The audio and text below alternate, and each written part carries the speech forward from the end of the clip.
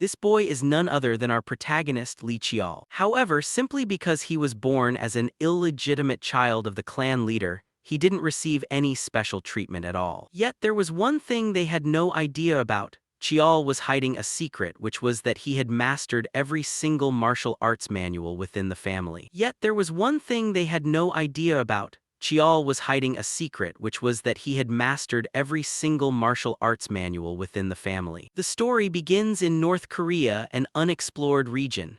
At this moment, a group of martial artists are gathered and chatting around. Amidst the crowd, a young man looks around with a blank and bewildered expression. Right at that moment, an uncle holding 2 cups of drinks walks over to greet him. "Hey kiddo, is this your first time joining?" Hearing that, the young man hesitates slightly before reaching out to take the drink, nodding in acknowledgement. "Yeah, I've been into gates and dungeons before, but this is my first time coming to this area, so I'm a bit nervous." Seeing this, the uncle bursts out laughing heartily. "Haha, then you better brace yourself. Places like this have been abandoned for hundreds of years, so they're definitely crawling with monsters. Who knows, there might even be ancient monsters roaming around." As he speaks, the uncle sits down next to the young man. Then, as if suddenly remembering something, the young guy turns to ask, "By the way, our expedition team leader belongs to the prestigious Lee martial arts clan, right? I heard he's the clan leader's brother, so he must be really strong." Hearing that, the uncle glances sideways at a man sitting nearby, then shakes his head with a mocking laugh.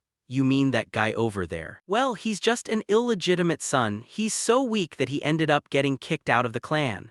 The person he's looking at is a man in his 40s with a depressed expression, looking no different from an unemployed loser. This is the 9th legitimate son of the prestigious Lee martial arts family, Li Qiao. Looking at Qiao's somewhat sloppy appearance, the uncle continues his judgment. Not only is he useless, but he probably lacks any kind of perseverance either. That's why at his age, he's still stuck at level 7 in martial arts. How on earth can we rely on a guy like that? At the same time, a man dressed in black walks up in front of Qiao and reminds him, "Expedition team leader, let's keep moving." Hearing someone call him, Qiao barely lifts his gaze to look at him for a second, then lowers his head back down and murmurs, "All right." Following that, the group quickly packs up and continues moving forward. Yet, for some reason, Qiao feels a lingering sense of unease about this trip. As he walks, he thinks to himself, the Black Spear unit operates directly under the head of the Murim Lee family, so they're supposed to protect me, but looking at this, it doesn't feel right at all. I've got a bad feeling about this, Qiao silently reminds himself. In his mind, he begins to reminisce about his background. "I used to carry hopes and dreams. The moment I realized the pressure of becoming a part of the Murim Lee family was also the time I was chosen by a supreme divine weapon during the divine weapon selection ritual. Back then, I thought that if I kept learning and working hard without stopping, one day I would finally gain everyone's recognition. However, that never happened." Everything started when Qiao was around 7 or 8 years old. At that time, a family doctor pointed to an ultrasound image on the wall and explained, "Look at this, I've never seen magical power quite like this. Magic power like this isn't suitable for learning spellcasting. And if he forces himself to train in martial arts, it'll be extremely hard to stabilize." With young Master Li Qiao's current condition, reaching Tier 9 is nothing short of a miracle. Hearing this, Qiao's father just lets out a heavy sigh and quietly looks out the window in deep disappointment. That was the moment everything changed. When people found out about my condition, they assumed that me getting chosen by a divine weapon during that ritual was just a coincidence, or simply a mistake. Even so, I gave it everything I had. I wanted to prove him wrong. I reached Tier 7 at the age of 25. Back then, I was genuinely overjoyed, even though my siblings had already hit that tier when they were kids. But that joy didn't last long because I was kicked out of the family the moment I turned 30. If it weren't for my eldest brother, I probably would have ended up as a corpse after leaving the family. Ever since then, I've always been running away. It's been 10 years since that time too. The era of chaos has arrived. Unexplored regions are expanding, and monsters are evolving rapidly. My father, who was known as the pinnacle of Murim, the leader of the Murim Lee family, passed away. Not long after this news spread in the newspapers, a group of people dressed head to toe in black came looking for me. Seeing them, I immediately frowned and challenged them. "Black Spear Unit, how did you guys find me?" Opposite me, the men in black don't answer. Instead, they hand me a letter and say in a low voice, this decree is for you. Returning to Chiol's perspective, seeing that these guys from the Black Spear unit completely ignored his question, he lets out a sigh and mocks himself. Haha, are they really just going to brush me off like that? Does that mean I can never escape this cursed bloodline? Thinking this, he quickly reads the letter and starts getting a grasp of the situation. Clan leader Lee Gunseong, third brother, has become the clan leader now. Then what about my eldest brother? Chiol wonders to himself. But before he can even figure anything out, the people opposite him speak up again. We'll meet in an hour. With that, they turn around and leave. Seeing this, Chiol tightly grips the letter in his hand and hastily asks, "Wait, what happened to my eldest brother?" The Black Spear unit members don't answer the question and just stay silent. Seeing that, Chiol continues, "For the past 10 years I haven't even used a sword, so why are you guys still dragging me in to investigate the unexplored region?" Hearing this, one of the men in black in the group seems to get a bit angry. He glares back and snaps at Chiol, "So, are you trying to refuse this assignment?" As he speaks, he instinctively reaches out to tightly grip the sword at his waist. This makes Chiol break out in a cold sweat, realizing that refusing without a valid reason only leads to death. Left with no other choice, Chiol is forced to accept his demand. "It's not like that. I'll do it." Hearing the reply, the Black Spear unit members look satisfied and instantly vanish from Chiol's sight like a gust of wind. Waiting for them to leave, Chiol angrily grips the piece of paper and grits his teeth. Those bastards. Returning to reality, right now Chiol's group, after traveling through the forest for a while, suddenly spots a massive, decaying building right in front of them. This leaves the young guy in utter shock. An abandoned building? This place is pretty well preserved. Beside him, the guy in black also suggests, "Let's head inside." Just like that, the whole group draws their weapons, grips them tightly, and slowly steps inside the house.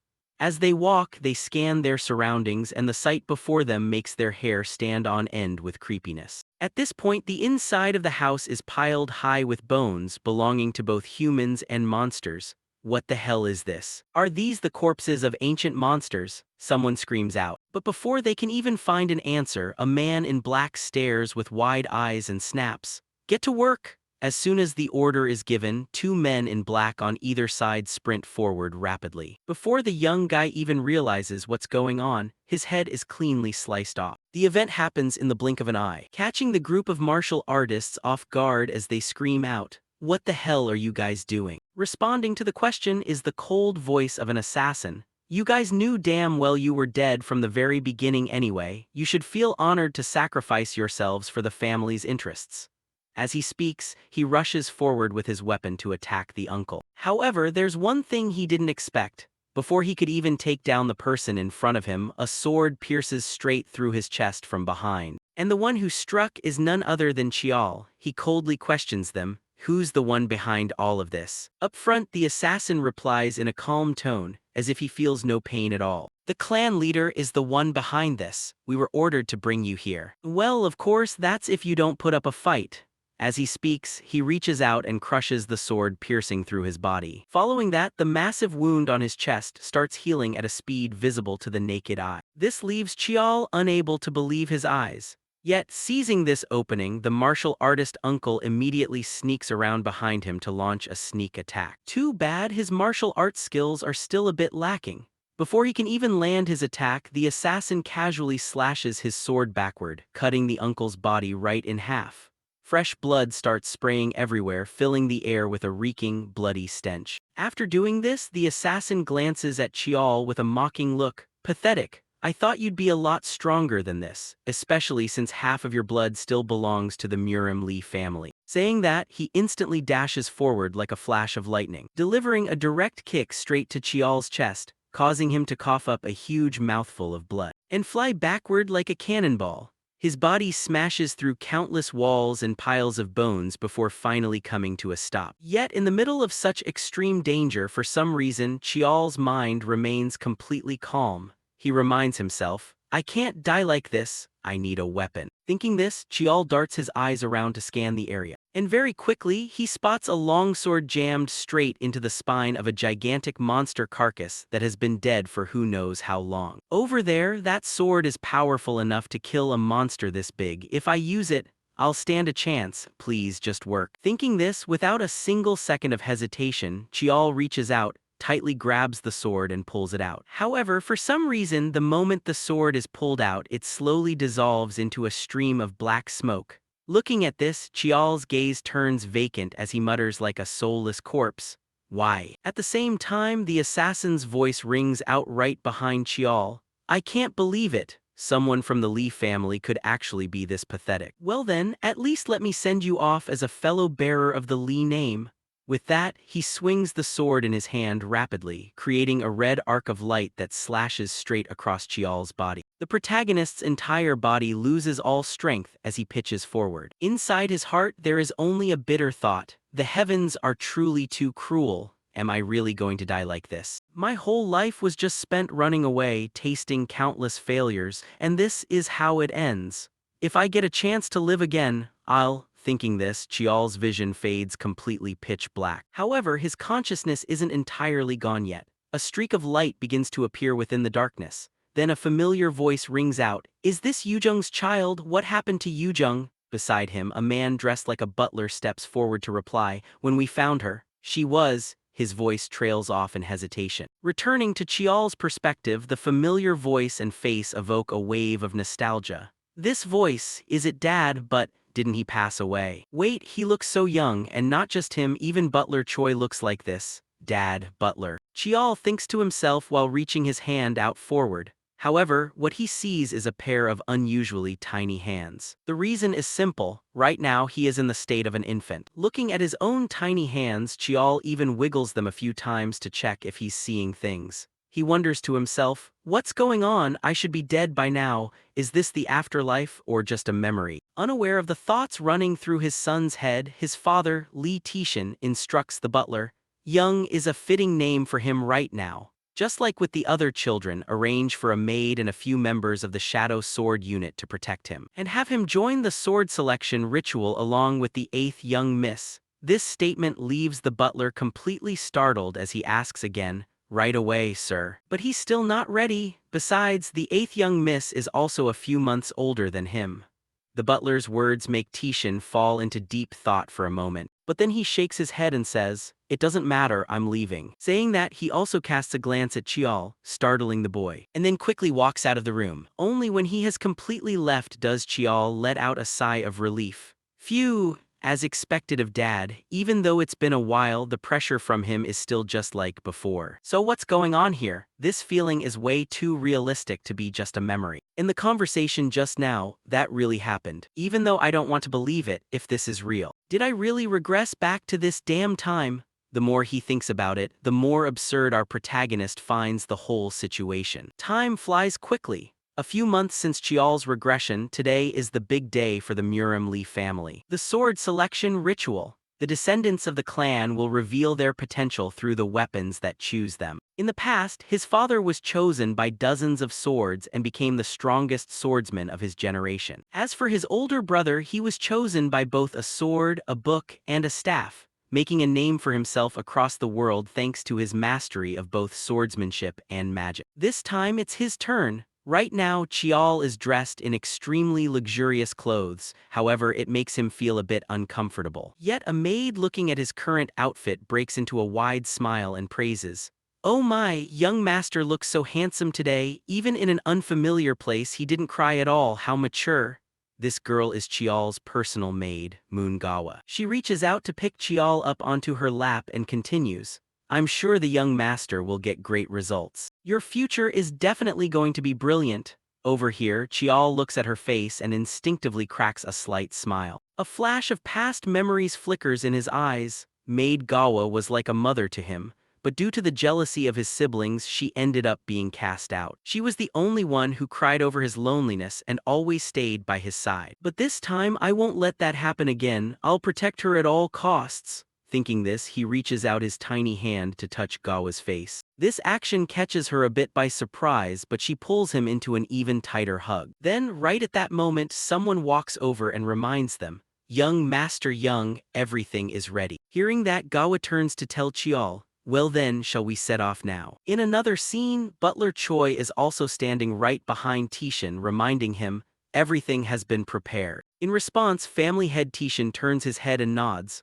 All right. Just like that, the entire group quickly moves to a certain area, which looks just like an arena. However, right now, lining the upper part of the arena are countless weapons standing upright, while all around the perimeter many guests have come to witness the ceremony. They look toward Chiol and whisper, "Is that the kid, the bastard child brought back from outside?" In another corner of the stands, important members of the family are also present. This beautiful young noblewoman is the family matriarch. Her name is Baekhyun. The long-haired guy next to her is Chief Steward Lee Yi-hung. Next is the family's eldest son, Lee Gun-seong. And finally, the family's third son, Lee Myeonjung. At this moment, while everyone is still quietly observing and judging Cheol, Myeonjung suddenly speaks up. "He's too young. Don't you remember us participating in this ritual when we were at that age, right, Gun-seong?"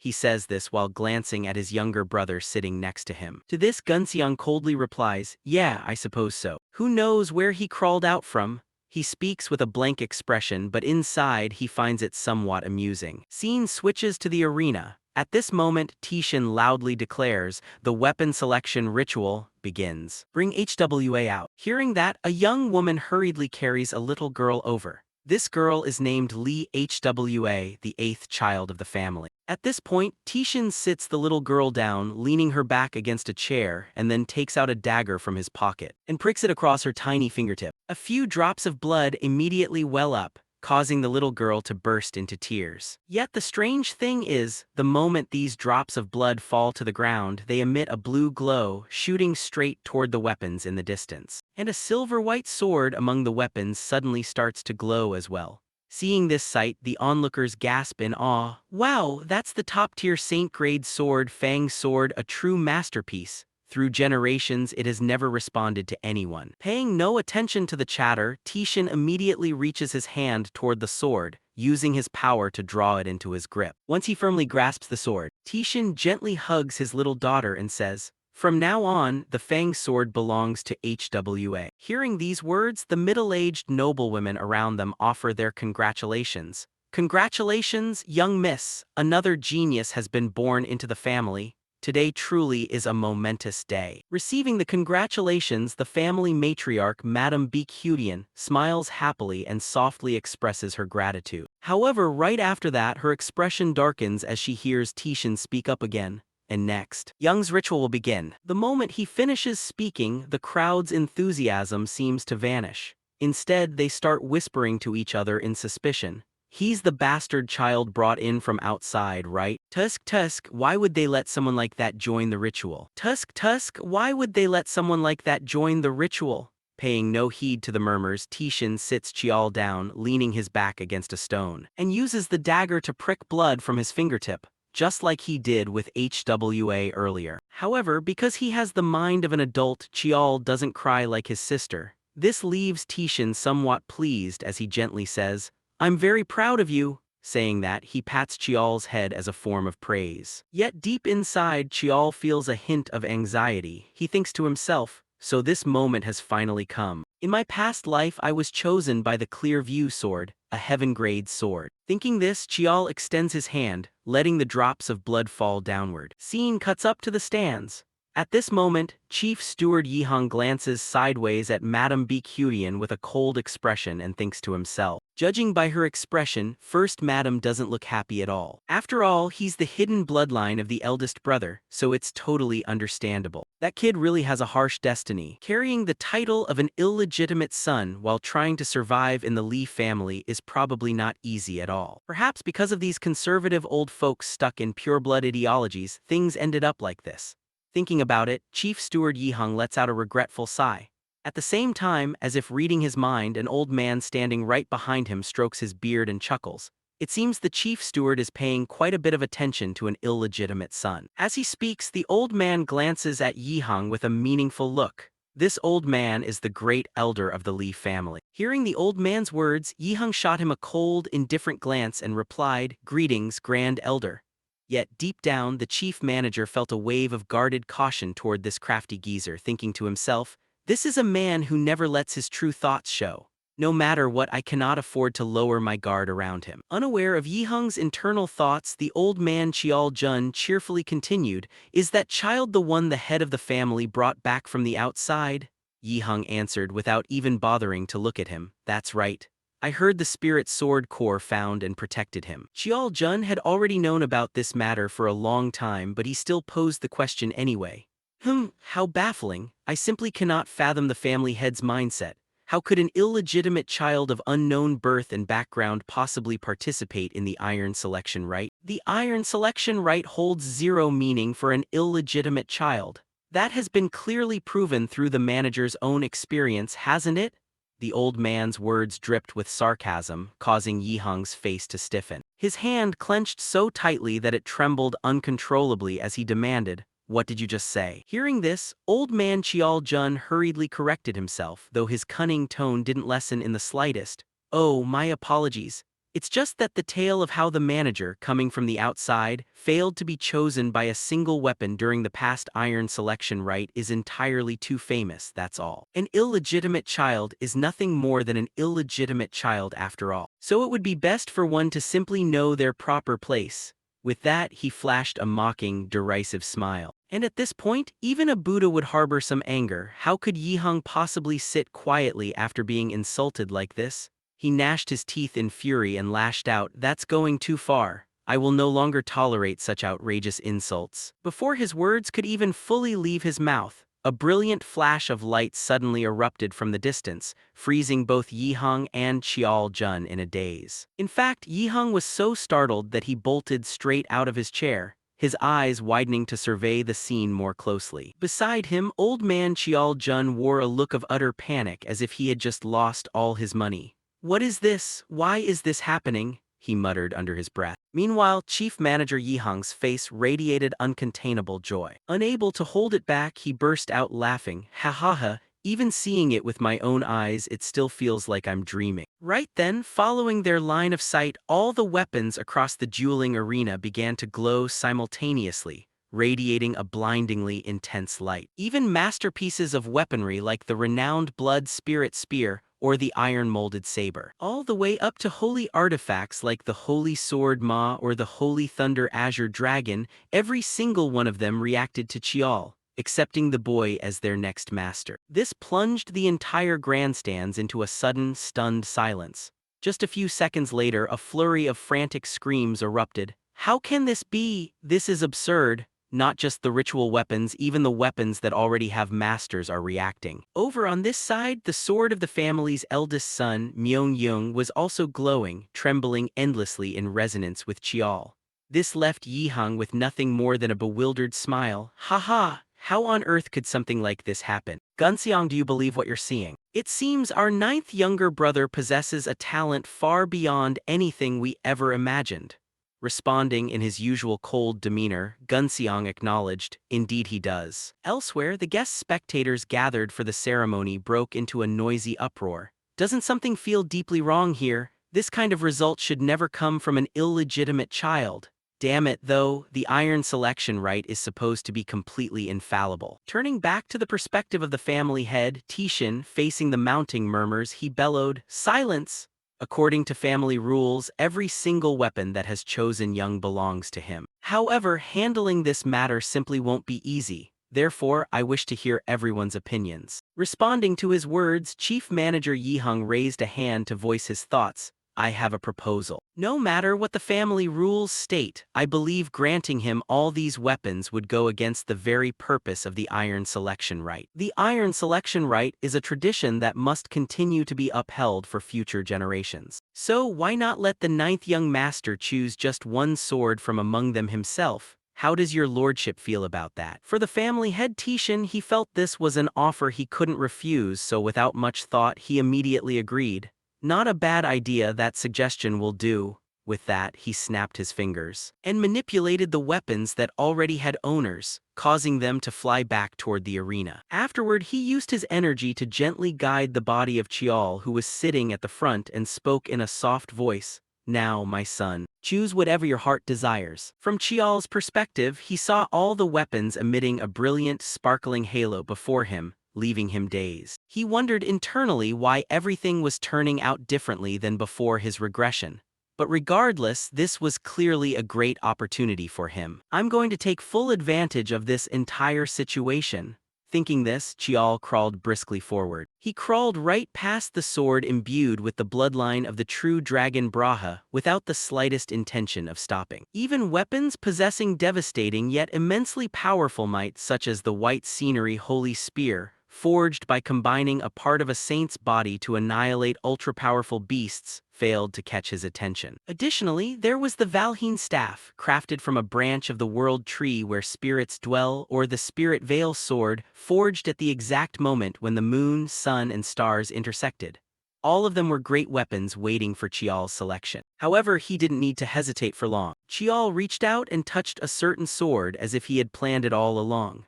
Behind him, family head Tishan couldn't hide the shock in his eyes upon seeing the sword the boy picked. That sword was none other than the one the founder of the Li family had discovered in an unexplored wasteland. For generations, no one had ever been able to unlock its hidden power. It had simply rested quietly in the darkness, covered in the dust of time. Its name was Dark Knight. Based on its known capabilities, this sword didn't qualify to be ranked among the heavenly tier. Yet, because of its connection to the family's founder, it had always been preserved alongside the heavenly tier weapons. Until now, not a single predecessor had ever been chosen by it. Was this merely the meaningless choice of an infant, or would it be a new, grand destiny brought to life? Tishan murmured, his voice so quiet that only he could hear. Then, after Chial made his choice, Tishan pulled both the boy and the sword flying toward him and declared, Li Young has chosen Dark Knight. The ceremony is officially concluded. At this moment, up in the stands, the matriarch of the family, Beek Huian, watched Chial choose that sword, a streak of murderous intent flashing in her eyes that sent a chill down anyone's spine. The illegitimate child Li Young, another troublesome nuisance, has entered the family. If he became an obstacle, there would be no choice but to eliminate him. Time flew by like an arrow, and in the blink of an eye, 9 years had passed. By this time, our protagonist, Chial, was 9 years old. Inside a certain private courtyard, he called out loudly, Nanny, I'm heading out for my afternoon training. Hearing those words, Gawa hurriedly ran after him. Oh, let me walk you out a bit. Just like that, the two of them walked together. Meanwhile, Chial felt a little awkward and scratched his cheek. I can go by myself, Gawa replied with a question. But young master, all the other training grounds are completely empty. Why are you so set on choosing the first one? That place is way too old and rundown, isn't it? To this question, Chial didn't offer much explanation, simply flashing a gentle smile as he leisurely answered, Someone is waiting for me there. Chial's explanation left Gawa staring in astonishment as she muttered, Someone is waiting. Right at that moment, a sudden shout rang out, drawing both of their attention. That's not how you do it. Gawa stopped in her tracks, shifting her gaze to the side in surprise. Oh, sounds like someone is using the 7th training ground. Inside the 7th training hall, a young girl was pushing herself hard in sword practice under the strict guidance of her master. Holding the sword too tightly will hurt your hands. Now, execute another vertical slash? Yes, sir, the girl shouted back. This youngster was none other than Li Hwa, the 8th young miss of the Li family who had participated in the sword selection right with Chial when they were little. Outside, seeing this, Chial shrugged and remarked, Turns out it's just the 8th young miss behind him. The maid Gawa hurriedly scolded in a panic. You must address her as elder sister, young master. If anyone hears you, it'll turn into a huge issue. Her voice was filled with anxiety. While Chial just found it amusing inside, we're only 5 months apart. What kind of elder sister is she? Ignoring the two of them, inside the training hall, the instructor's stern barking continued.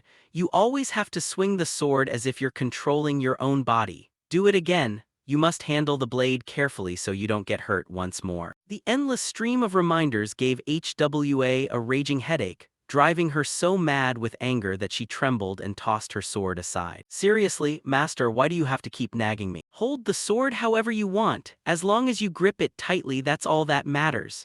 Across from her, seeing her so frustrated, the master hurriedly raised his hands in reassurance. Young miss, all of this is for your own good. First, calm down and try again. You'll definitely do better this time. As he spoke, he picked up the sword and handed it back to Hwa. Outside, watching an adult struggle so clumsily to handle a 9-year-old child, Chial asked with curiosity, Who is that struggling over there? Hearing the question, the maid Gawa looked slightly startled before quickly answering, Ah, that's Beek Hyun, captain of the Black Dan unit. Hearing this, Chial couldn't suppress the surprise in his eyes. a unit captain. For a 9-year-old child to have a master like that is simply too much. Behind him, sensing that Chial's mood had shifted and assuming the boy felt lonely because he had no one to guide him, Gawa tried to comfort him. Young master will soon find a great master who will recognize your talents. It's because I'm incompetent and unable to serve the young master properly. Young Miss HWA has been raised on medicinal herbal porridge since she was a baby.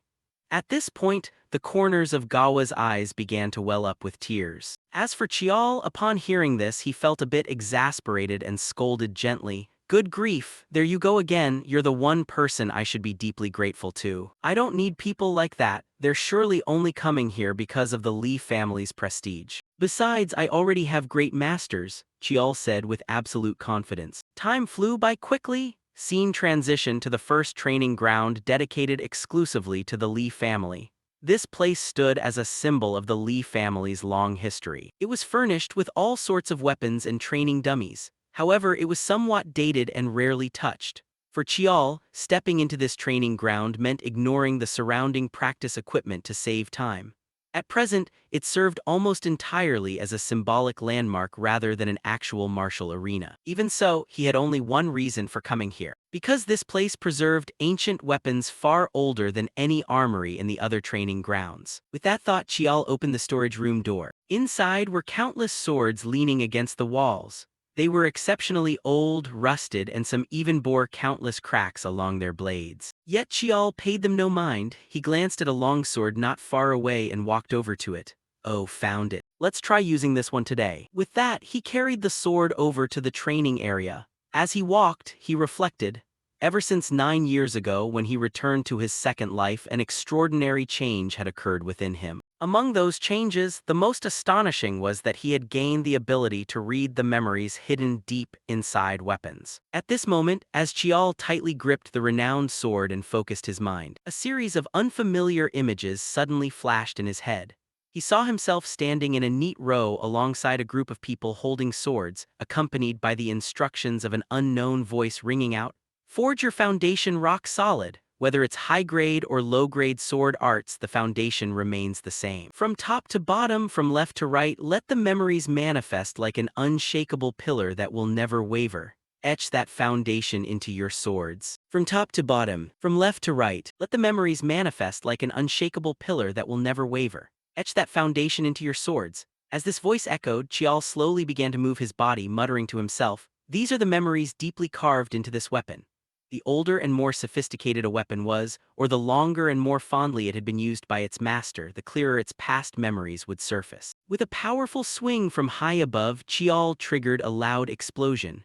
Shockwaves rippled outward, sending dust flying everywhere. This was none other than the first style of the 7 Stars sword arts, Scarlet Wind. Looking at the results of this attack, Chial couldn't hide the joy gleaming in his eyes. So the 7 Stars sword technique is done as well. Over the past 2 years, I've read through nearly all the memories of the weapons inside this martial arena. Right then, a round of applause suddenly sounded from behind his back. "Magnificent! It's been a long time since I've seen such a flawless 7 Stars sword technique." Hearing the familiar voice, Chial turned around and saw the visitor was none other than the chief manager Yihang. Bits of information regarding him flashed across Chial's mind. Li Yihang, the chief manager of the Li family, was a 4th-rank martial artist. Though born an illegitimate son, his strength earned him recognition and his current position as chief manager. From his past life down to the present, he was the only person in the family who genuinely cared for him. Thinking of this, Chial hurriedly bowed, "Greetings, uncle." Hearing this, Yihang cheerfully patted the boy's head and praised, "Haha, you can just call me uncle. You never skip your training day after day, truly admirable. Every time I leave for work and return, I always catch a glimpse of you. Facing discrimination compared to the other brothers must be so difficult. But despite that, I hope you can stand strong and push through it all." His voice was brimming with affection. As for Chial, having already experienced this kind of discrimination once before, he felt no sense of inferiority whatsoever. "I'm fine, uncle. No matter what, I still carry the blood of the Lee family. Proving it through the blade, that's the meaning our family name carries, and that is what I've been taught. So I will prove myself with my own strength." Chial spoke with a radiant face. This left Yihang dazed for a split second. Then he let out a regretful sigh, why must a child like this be born an illegitimate son? He muttered inwardly before clearing his throat, come to think of it, it won't be long before you reach the age for your naming ceremony. Although it's a bit late. Before that, I want to become your master, how about it, Happy? He pointed to himself as he spoke. It was unfortunate for the good uncle that he was daydreaming a bit too much because Chial awkwardly refused, I appreciate the thought but I cannot accept. Across from him, Yihang looked as if he had been struck by lightning. He hurriedly asked, what? Why is that? Are you unhappy with me as your master? Clarifying the question, Chial raised both hands in a placating gesture, it's not like that. Before the naming ceremony takes place, one must not serve a master, that's the rule and I don't want to put uncle in a difficult position. Chial's words filled Yihang with indignation on the boy's behalf. But the other brothers blatantly break those rules, training under renowned masters and nurturing themselves with all sorts of spiritual elixirs. Yihang spoke as he tightly grasped Chial's shoulders. Still, Chial calmly shook his head in refusal, just because it's a rule no one follows doesn't mean I shouldn't uphold it. And as I said before, I want to prove myself through my own strength. To Yihang, Chial's excessive maturity aroused a flicker of doubt in his heart. This child, is he really only 9 years old? Those eyes, it's as if I'm looking at the eldest brother. Realizing Chial's firm resolve, Yihang didn't push any further. Looks like you have no intention of dropping this stubborn streak, huh? Just like your father, such a stubborn bastard to the end, what a headache. He sighed and continued, so there's truly nothing this uncle can do, not being able to do anything for you leaves me feeling uneasy. Is there anything else you need? Yihang smiled, causing Chial's eyes to light up. Thank you, uncle, I'll gladly take you up on that offer. Chial murmured inwardly, then scratched his head and made his request. Actually, there is a favor I'd like to ask of you. I want to tour the basement of the secret vault. Time flew by. To fulfill his nephew's request, Yihang drove him in a car toward the place known as the secret vault. Outside, 2 security guards reached out to stop their vehicle and said in stern tones, please stop, pardon our intrusion. Please verify your identity and state the purpose of your visit. Hearing this, Yihang rolled down the car window and replied, I am Chief Manager Li Yihang, here for a routine inspection. With that, he presented his identification card for the guard to verify, then pointed at Chial sitting in the back seat. The person with me is Li Young, the youngest young master of the Li family. I'm bringing him along for a tour. Seeing this, the guard glanced over briefly and stepped aside to let them through. Identity verified, please proceed. Just like that, after a brief procedure, Yihang's vehicle rolled further inside. As for Chial, he had already visited this place in his past life. Even so, he still had to put on a bit of an act to avoid suspicion. He told himself, this is the time I need to act really childish. With that thought in mind, Chial's eyes widened brightly as he looked outside. Wow, is this the secret vault? Seeing his reaction, Uncle Yihang fell for it completely and chuckled. So excited, huh? Chial replied with an intensely enthusiastic expression. Of course, the secret vault holds the family's most precious treasures after all. Saying this, Chial wasn't really acting at all. His hands clenched tightly out of excitement. The thing he was searching for was also hidden inside. Legendary weapons, ancient artifacts that no one even knew truly existed. People who sought such mythical items usually received a single answer. Everything can be found within the Li family's secret vault. Inside the hexagonal building, the modern architecture gleamed brightly enough to mirror reflections everywhere. Along the walls, the Li family crest, an emblem of 2 crossed swords, was visible everywhere. Over here, Uncle Yihang pressed the elevator button and said, the basement of the secret vault is where weapons sealed away for various reasons are kept. Hearing this, Chial's eyes sparkled as he asked, among them are those monstrous weapons that swallow their own masters whole, right? This prompted a nod from Yihang. The uncle even teased his nephew, that's right, you know your stuff. If you carelessly touch those weapons, both your body and mind will get devoured. He flashed a creepy smile, making Chial's shoulders shudder as if in fear. This caused Yihang to burst into a hearty laugh. What's this? Scared? Chial replied with a tough expression, not at all. Next, the elevator doors opened. However, Yihang had no intention of stepping inside, simply turning to instruct Chial, don't worry, you couldn't get into dangerous places like that anyway. I have some business to take care of upstairs, so take your time looking around. Yes, thank you, uncle. Chial nodded and quickly stepped inside the elevator. The moment the elevator doors closed, his innocent and naive facade completely vanished. He let out a heavy sigh from having to act for so long. Pretending to be an innocent child was certainly no easy task. Waiting until the elevator doors opened. Before Chial lay a shining armory filled with countless different weapons. This was the basement of the secret vault, also known as the weapon graveyard, a place sealing away countless weapons and ancient artifacts. He had gone through the trouble of coming all this way for a single reason, to search for a special weapon. It was called Infinite. Originally taking the form of a short sword, once mana was channeled into it, Infinite could freely alter its length, shape, weight, and properties. Before his regression, Li Gunxiang was the one who found Infinite inside the secret vault. Thanks to the sword's infinite transformability and overwhelming versatility, he earned the title the Shapeshifter. Because of that title, it wasn't the eldest brother, once the leading candidate for the family head position, but rather the third brother Gunxiang who became the family head. And then he tracked down Chial, who was hiding in the shadows, and ruthlessly eliminated. That was all he knew up to this point. To prevent that tragedy from repeating itself, he had one thing he needed to do. Even if it took time, he had no other choice than to check them one by one.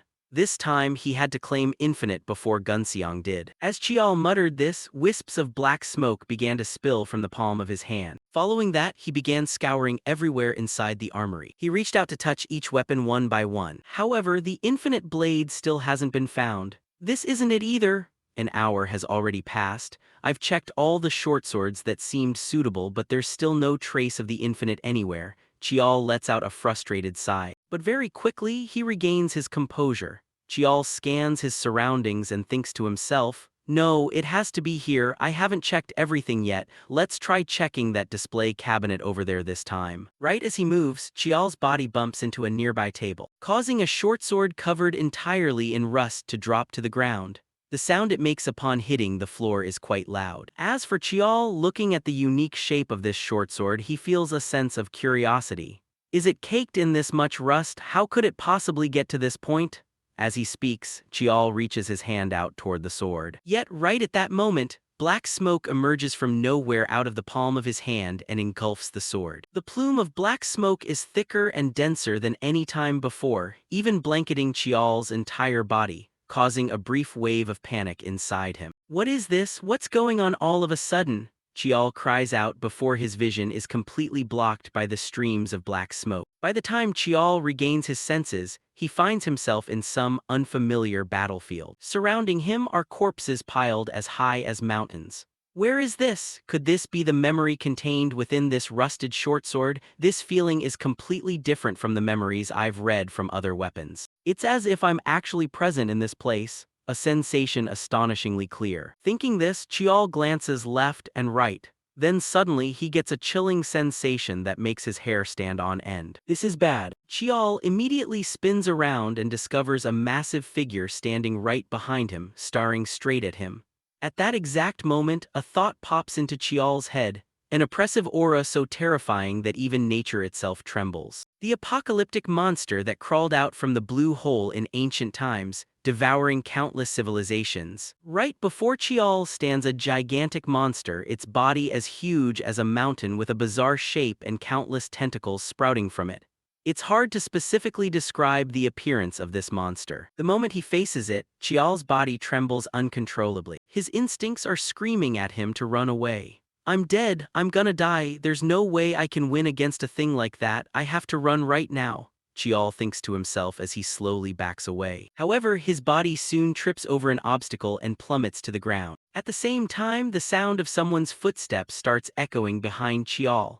It's an unfamiliar figure holding a long sword slowly approaching the giant monster. This leaves Chial utterly shocked. Since when was this person standing behind me? He wonders, yet right at that moment, the unfamiliar figure gathers strength and shoots forward like an arrow. He leaps high into the air and engages the giant monster in combat. With a heaven-shaking roar, he unleashes a single sword strike to pierce through the enemy. In the blink of an eye, the attack leaves a trail of light across the monster's body. And a second later, its body explodes into countless debris pieces, creating a rain of blood across the sky. Meanwhile, Chial is still dazed, failing to comprehend what just happened. He mutters blankly, "No way," he finished it off with just a single slash. That's right, where is that person now? Thinking this, Chial darts his eyes around searching for that figure. And right at that moment, the martial artist up ahead suddenly turns his head, stares right at Chial and asks coldly, "Who are you?" The question makes Chial's body shudder. He thinks to himself, can he see me? Up front, the unknown martial artist continues speaking.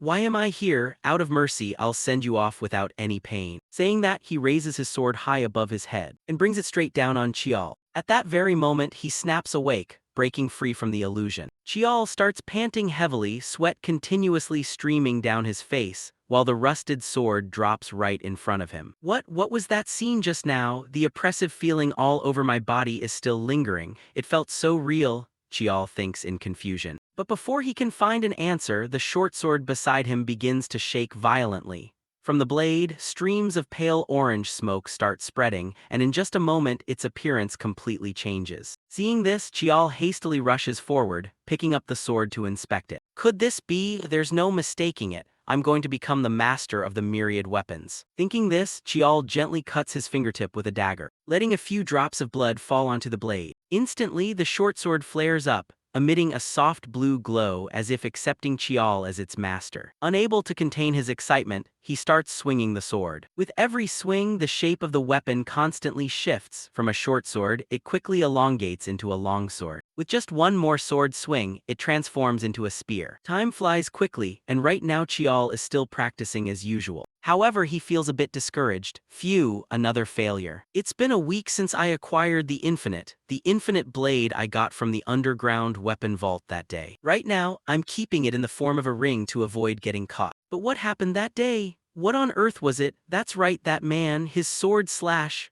felt like a reminder that I'm still not qualified yet. The black chi showed me that technique along with its name. Putting aside its sheer power, just the man's movements exuded elegance. Yet no matter how hard I try to mimic it, I still can't pull it off. But even so, I don't feel impatient. In my past life, I was just a despised nobody who wasn't even taught the family's basic martial arts. It's just a single technique, but this is the first time I've ever been exposed to high-tier martial arts. I can do it. I remember how that person moved in the memory very clearly, clearer than anyone else. Thinking about this, Chial's face suddenly turns blank as he realizes something. Wait, that man, I'm not an adult like him. I'm just a 9-year-old kid. If I try to completely mimic an adult's movements, naturally I won't be able to bring out its full power. I have to accept this body, take it slow, very naturally, and swing the sword in a way that suits myself. With that thought in mind, Chial slowly closes his eyes. He relaxes his body, raises the sword high above his head, then suddenly tightens his grip and channels all his strength to slash straight down. The moment the tip of the sword touches the ground, a shockwave echoes out. The ground splits apart into pieces and rock debris scatters everywhere like bullets. Chial looks at his handiwork with a satisfied expression. Great, it looks like I've got the hang of it. Now it's just a matter of applying magical power. At this, Chial's expression turns pensive again.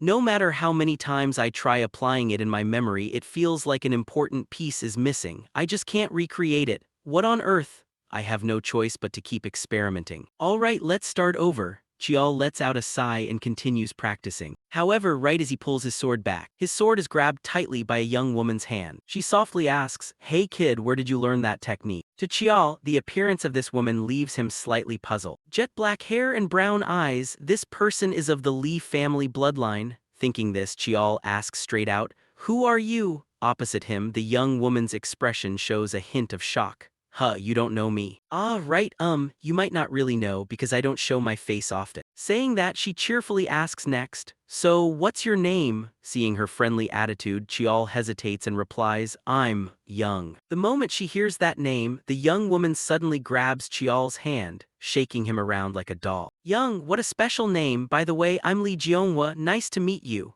Regarding Jeonghwa's introduction, Chial quickly figures out who she is. This is youngest Aunt Lee Jeonghwa. According to Yihang, she's a bit different from everyone else, so grandfather couldn't accept it. Uncle told me about that in my past life. But more than that, why isn't she factoring in her absurd strength when playing with her nephew like this? Chial thinks to himself, glaring at Jeonghwa without saying a word. Meanwhile, Jeonghwa casually remarks, "Your body is a bit weak, isn't it?" Saying that, she slowly walks toward Chial and gets straight to the point. "So kiddo, where did you learn that technique?" As for Chial, he isn't stupid enough to explain that, so he asks back instead, "Why are you asking?" Jeonghwa bursts out laughing, answering in a boastful tone, "That's ancient martial arts. Your youngest aunt here extremely loves ancient martial arts. That was the era when monsters ran rampant, right? Saying that, she pulls an old book out of her sleeve and hands it to Chiol. So, this is a gift for you. A gift? Chiol asks curiously. Jeonghwa nods and urges, yeah, open it and take a look. Seeing this, Chiol doesn't hesitate anymore. He quickly flips through the pages, skimming them. The handwriting is so messy so it's a bit hard to read, but is this magic? Not only magic, but it also records martial arts. The level is quite high, to the point where I don't understand any of it. Maybe the rumors about her aren't accurate. Thinking this, Chiol hesitates and asks, what is this? Beside him, seeing that her nephew doesn't understand anything, Jeonghwa walks over and explains right away.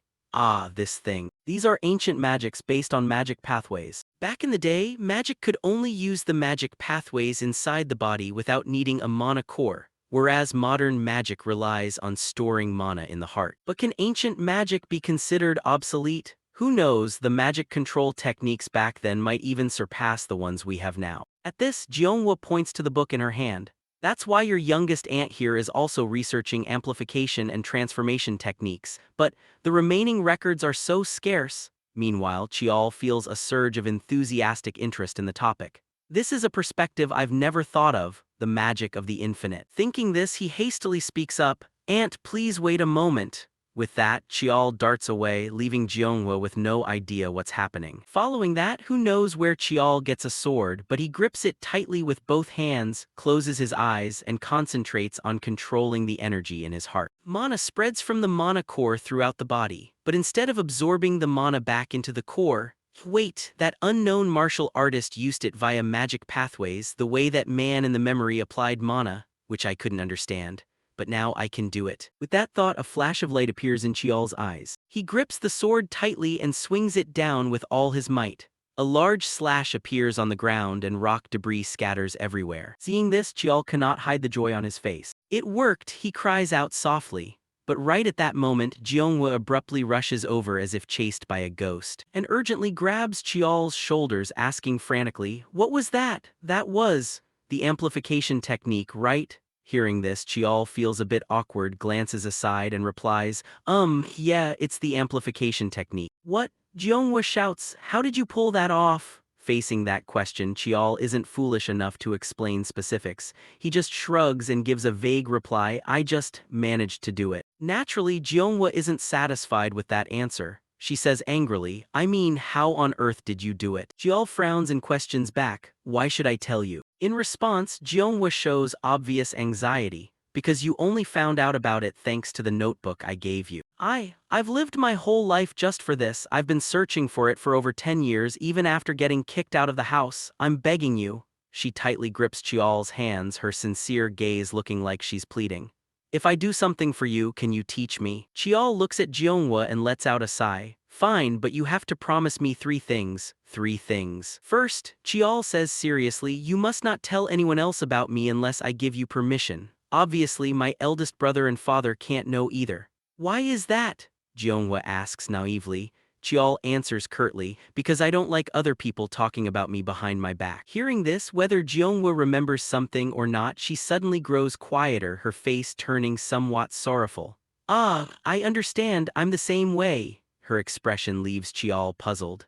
Why does she look so unhappy? However, putting that aside, Chiol states his second condition. The second thing is, you must not lie to me because we have to trust each other. I'll also tell you the truth as much as I can. Hearing this, Jeonghwa hesitates a bit, but just a few seconds later she agrees, fine, so what's the last thing? As for the last thing, the rest of the conversation is hidden by the author. Time flies quickly. 1 year later. At this moment, the maid Gawa runs over holding a letter, rushing to inform Chiol, young master, she cries out. Inside the training ground, Chiol sees her hurried appearance, stops his movements, and turns to ask, Wet nurse, what's wrong that made you run all the way to the training ground? Opposite him, Gawa is practically out of breath but manages to say, here, take a look at this. Saying that, she hands the letter to the protagonist, making Jeonghwa nearby a bit curious. However, Chiol, with his memories from his past life, already guesses what this is. He mutters to himself, it's finally here. Written inside the letter, summons, target, 9th Young Master Young, scheduled date, September 10th at 10:00. Content, those participating in the naming ceremony must gather at the central training arena before 10:00 on September 10th. Note: anyone bringing items outside the permitted list will face severe punishment. Representative Family Head Lee Myonjung, seeing his eldest brother's name written inside the letter. Cheol is slightly curious. The representative is Family Head Myonjung. Is dad not home? I haven't heard any news about him going on an expedition. Turning to Jeonghwa, for some reason she gets so furious she practically breathes fire. A naming ceremony. Seeing this, Cheol doesn't understand what she's flipping out about, so he turns and asks, "Why are you suddenly so agitated?" Explaining this, Jeonghwa tears at her hair and says, "Everything was just getting into the groove. Right now is the most crucial time. If you participate in the naming ceremony, you'll be trapped there. No way, don't participate." Her demeanor is no different from an angry child about to lose her toy. This makes Cheol shake his head in exasperation. It's been a year since the deal with my youngest aunt. Ever since then, I've been studying magic with her. Modern magic focuses on primary mana, while ancient magic focuses on magic pathways. Combining these two systems creates an entirely new kind of magic, the lifelong dream she wants to achieve. Primary mana is used to store and change mana attributes, while magic pathways help control and operate it. Thanks to that, my magic application capability has far surpassed kids my age. Beside him, Jeonghwa keeps muttering, giving Cheol a massive headache.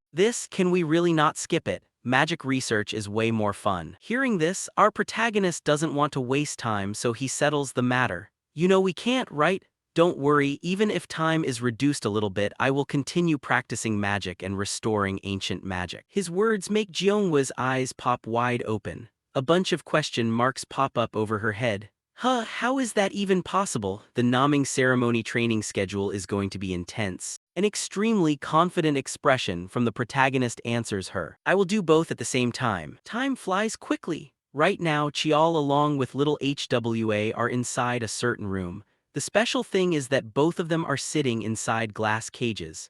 In front of them, a man speaks up with a reminder. Training starts today. First, endure the magic attack for 30 minutes. This man is the captain of the Blood Tiger unit, Trainer Jang Wook. Following that, countless stray electrical sparks begin spraying everywhere inside the glass cage. However, before it can even strike Cheol, it gets deflected aside by an invisible barrier surrounding his body. Seeing this, Jang Wook narrows his eyes in thought. Ordinarily, the ninth young master who has never undergone basic training should have collapsed from the electric shock right away, but he deflected everything with magic. Thinking this, Cheol feels as though Jang Wook is staring right at him, so he glances over at him. And with just that single glance, it startles and panics Jang Wook. That kid is testing me to evaluate his own level while forcing the trainers to teach at a higher tier. A 10th-year illegitimate son dares to pull this off? Damn it, call that an illegitimate son? No, with such capability, calling him that is an insult to a martial artist. I need to reflect on myself. This is no longer a mere training session to prepare for the naming ceremony, but an occasion to impart knowledge to him with all my might. Thinking about this, Jang Wook's hands instinctively clench tightly. Inside his heart, there is a thrill at Cheol's immense potential. Time flies quickly. At this point, Cheol tiredly stretches after this electric shock training session. Phew, it's finally over. This family is truly insane. To train magic resistance, they throw me straight into a magic generating device, but I didn't expect the other side to apologize first. At some point, the way people look at him has changed. Anyway, time to take a break, Cheol mutters and hurries away. However, things never go according to his plan. Right at this moment, a dark shadow suddenly appears beside Cheol and launches a sneak attack. Yet with the alertness and all the knowledge from his past life, Cheol easily swings his hand to block the attack. The attacker is none other than little HWA. Seeing her attack fail, she coldly orders Cheol, "Hey, you bastard son, come out here for a second." Saying that, she yanks her hand out of Cheol's grip. Meanwhile, Cheol has no intention of obeying and asks back, "What kind of games are you playing?" Cheol's blunt words instantly make HWA angry. She points right at him and snaps, "Watch your mouth, I'm the legitimate child and you're just an illegitimate son. Besides, I'm a year older than you." Returning to Cheol's perspective, he has no time to argue with a kid. Rather than wasting time on useless stuff like that, he'd rather go train or rest. So Cheol waves his hand in dismissal. "I don't have time to bicker with you." With that, he turns around as if to leave, driving HWA behind him absolutely crazy with anger. The little girl instantly focuses the mana inside her body into her fist and screams at the top of her lungs, "Hey, don't you ignore me." Up front, Chial senses the mana fluctuation and turns back in alarm. She actually dares to use mana. I intended to leave this alone, but I guess I have to teach her a lesson. Thinking this, he leans to the side to dodge the punch. At the same time, before HWA can pull her arm back, Chial's hand moves lightning fast, tightly grabbing Hwa's fair neck and lifting her body up into the air. Next, Chial pulls her close and warns her, "If you want to whine, go whine to your mother, don't bother me, I'm very busy." Finishing that, Chial lets out an annoyed sigh and drops Hwa's collar down. Meanwhile, HWA, realizing she can't beat Chial, starts cursing loudly. "It's all your fault. Because you caused such a huge commotion at the previous selection ceremony, I keep getting constantly compared to you. Do us all a favor and know your place as an illegitimate child and shut up. It's so unfair. I work hard day and night losing sleep while you were born with superior talent. I didn't want this either. But my mom," stopping there, HWA realizes she slipped up and hastily covers her mouth. As for Chial hearing this, he turns on his lecture mode. "Blaming others? Pretty convenient, huh? Like you said, I'm an illegitimate son. This status doesn't grant me the luxury of that. You lose sleep, then don't sleep, can't keep up even without snacking, then skip your main meals too. If I piss you off, use whatever means you have to beat me. And then, you'll be forced to apologize to me, that's just how the Lee family rolls."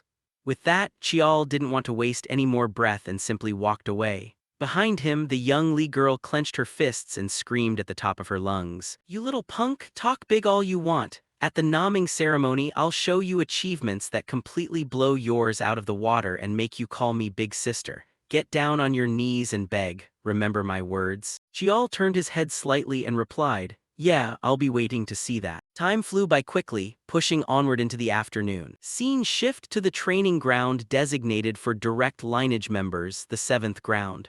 At this moment, the family matriarch Baekhyun had also arrived to check on her daughter. Seeing her, a nearby maid hurriedly bowed and said, "The madam has arrived." Baekhyun responded with an icy expression, "Step aside. I have something to discuss with my daughter." Finished speaking, she walked straight into the practice hall.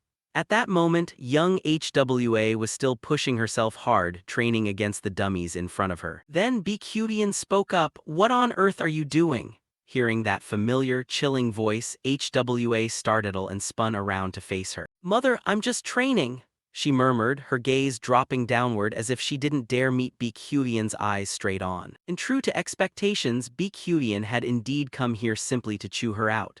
"I've heard the whole story. You actually let yourself get outperformed by him? I told you before, if you can't suppress him, crush him. How utterly disappointing. If you're only working yourself to the bone out of fear of punishment, then just stop right now." Across from her, HWA fell silent for a few seconds. Then she slowly raised her head, locked eyes with Baekhyun and shot back, "I know what you think of my training, but I'm doing this because I want to. I'm going to beat that guy not because you ordered me to, but because it's what I choose. I'll make my own decisions." Seeing this flash of fierce determination in her daughter, Madame Baekhyun quickly guessed what was going on and muttered under her breath, provoked by some nobody, "You belong to the direct lineage of the Lee family. You and someone like him were never on the same starting line to begin with. Beating him should be a given, yet you let yourself get riled up like this." With that, she pulled out a small glass vial, handed it to HWA and instructed, "This is beguiling dream. It's a deadly poison. If you can't surpass him, then trample him into the dirt. That is the Lee family way." Having said her piece, she turned and left the room, leaving young HWA standing there in a daze. Meanwhile, the maid Gawa wore a bewildered expression as she stared at the computer screen. This is impossible." Before her was a portal page belonging to the Lee family, used for evaluating and ranking disciples within the clan. At that moment, it displayed the 14th week score report. Lee Chial, gender, male, mana mastery, grade 1, weapon mastery, grade 1, theory, grade 1, overall ranking, grade 1. Beside her, Chial grinned and bragged, "Well, Nanny," feeling a little less worried now. Faced with these results, Gawa's worries instantly melted away. She excitedly pulled Chial into a hug and beamed, "I haven't been able to help you with a single thing, young master, yet you managed to do this well all on your own." Hearing that, Chial chuckled in response, "You've helped me plenty, Nanny, don't talk like that." Right at that moment, heavy footsteps suddenly echoed from outside, making both of them turn their heads in curiosity. Just a second later, Jeonghwa rushed in and hollered, "Hey kid, time for training." Seeing her enthusiastic energy, Chial let out an awkward sigh and reminded her, but I literally just finished practicing. That's exactly why we gotta keep going. Practicing your mana will actually help you feel less tired, Jeonghwa said as she flexed her biceps. But lines like that could only fool an ordinary kid. There was no way they were tricking someone who had lived for decades like Chial. I've literally never heard of it working that way. Chial looked at Jeonghwa with a deeply skeptical gaze, causing the woman to blush and look away, unable to meet his eyes directly. It's totally true, I'm pretty sure, Jeonghwa stammered in defense. Shaking that aside, Chial remembered something else and changed the subject. Sigh, whatever. Anyway, I actually have something I want to show you. Hearing this, Jeonghwa looked mildly curious at first, but a split second later a realization hit her as her eyes went wide. No way! Have you already reached the 1-star stage? At that, Chial just flashed a slight smile of quiet confirmation. The art of mana manipulation traditionally required progressing through 3 stages: body refinement, reaching the realm of physical enhancement; transformation of mana properties, reaching the realm of chi circulation; manifesting superhuman power through mana, reaching the realm of chi projection. But his mana mastery was different. Even in the first stage, it allowed for far greater utility and unlocked a wider array of capabilities. Because of this, the mana system Jeonghwa taught him was categorized into tiers known as stars. At that moment, Jeonghwa channeled her own energy into Chial's body to inspect his progress. Once she got the read, she cheered happily. Incredible, it really is 1 star. Don't you find it weird how fast you picked up the magic control? I figured it would take you at least another full year. Back to Chial, his whole body shivered just recalling the grueling hardships he had to endure beforehand. I figured it out while studying the theory. Looking back, that was honestly an insane style of training. If you fail to control your mana, the balance between your heart and your mana pathways can completely shatter. But in reality, you just have to let things flow naturally. Mana is just like water, it follows its own inherent laws. In the end, our bodies are just vessels meant to hold mana. Chial's calm explanation seemed to trigger a sudden epiphany in Jeonghwa. She muttered to herself, the body is a vessel. Wait a minute, kid, I think I can actually do this too. It'll take time, but I can pull it off, she exclaimed with a beaming expression. Seeing her reaction, Chial smiled softly, genuinely happy for his auntie. He thought to himself, did she seriously just have an enlightenment breakthrough right now? Before he could dwell on it, Jeonghwa lunged forward, grabbed him in a bear hug and chirped, thanks a bunch, little cutie, I hit the jackpot with you.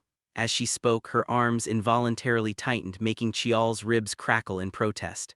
Hey, let go, you're gonna break my ribs, Chial yelled out. Realizing her grip, Jeonghwa reluctantly set Chial back down, though she immediately pressed on with high energy. Awesome. Now it's time to move on to the 2-star phase. You already knew your 1 star was different from the basic first stage from the start, right? So based on that, what do you think is the thing you use best? Up front, Chial stroked his chin in thought for a couple of seconds before answering, the thing I use best? I suppose it's the sword.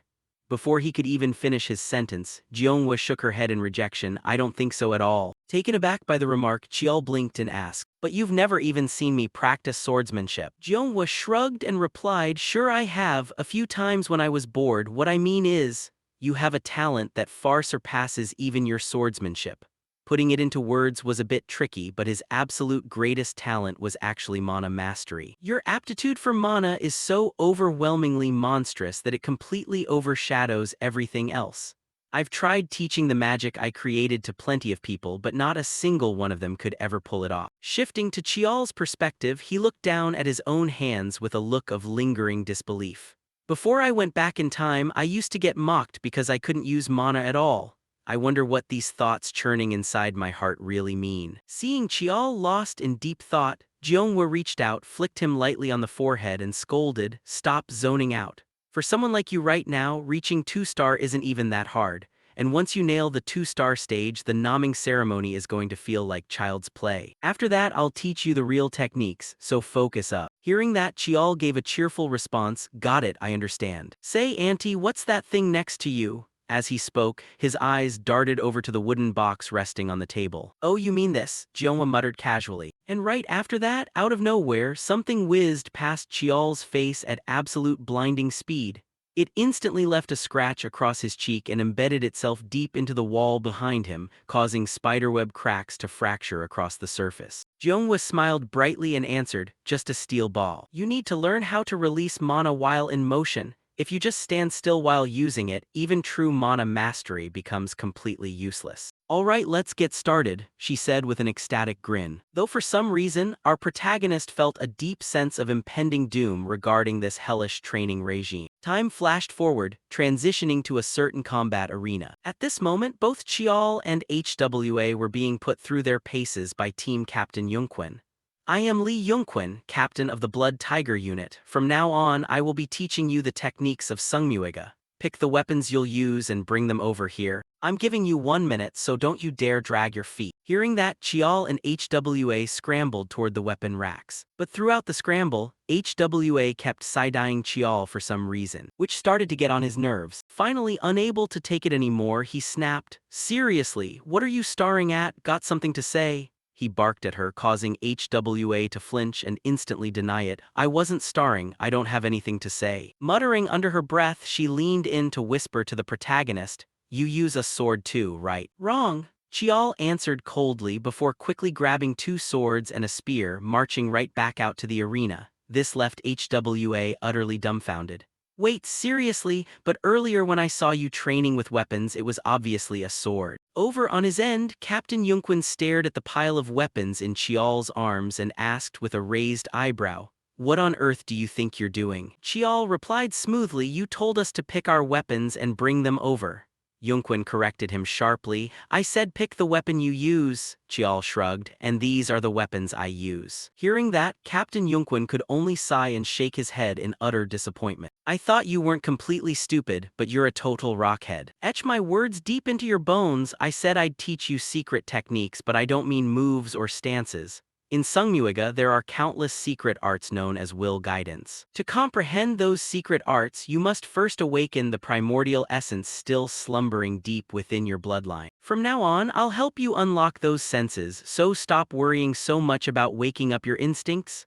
As he spoke, Yunquin twirled the spear in his hand, kicking up fierce gusts of wind as he slipped straight into a battle stance. Seeing his aggressive aura, HWA looked genuinely terrified and mumbled, "What on earth is he planning to do?" As for Chial, having already foreseen what came next, he warned, "If you don't want to get knocked out cold right off the bat, you better brace yourself." Before his voice even faded, Yunquin's figure blurred, instantly appearing right in front of Chial, and unleashing a devastating, formless blow that launched Chial's body flying straight up into the air. The only saving grace was that, in the split second before impact, he managed to use his sword to shield his body. This caught Yunquin slightly off guard as he let out a hearty laugh. "Ho! You actually blocked that." Landing softly on his feet, Chial gritted his teeth and thought angrily, "Damn it! I can't believe I have to go through this insane bullshit all over again. In my past life I couldn't even finish this training properly.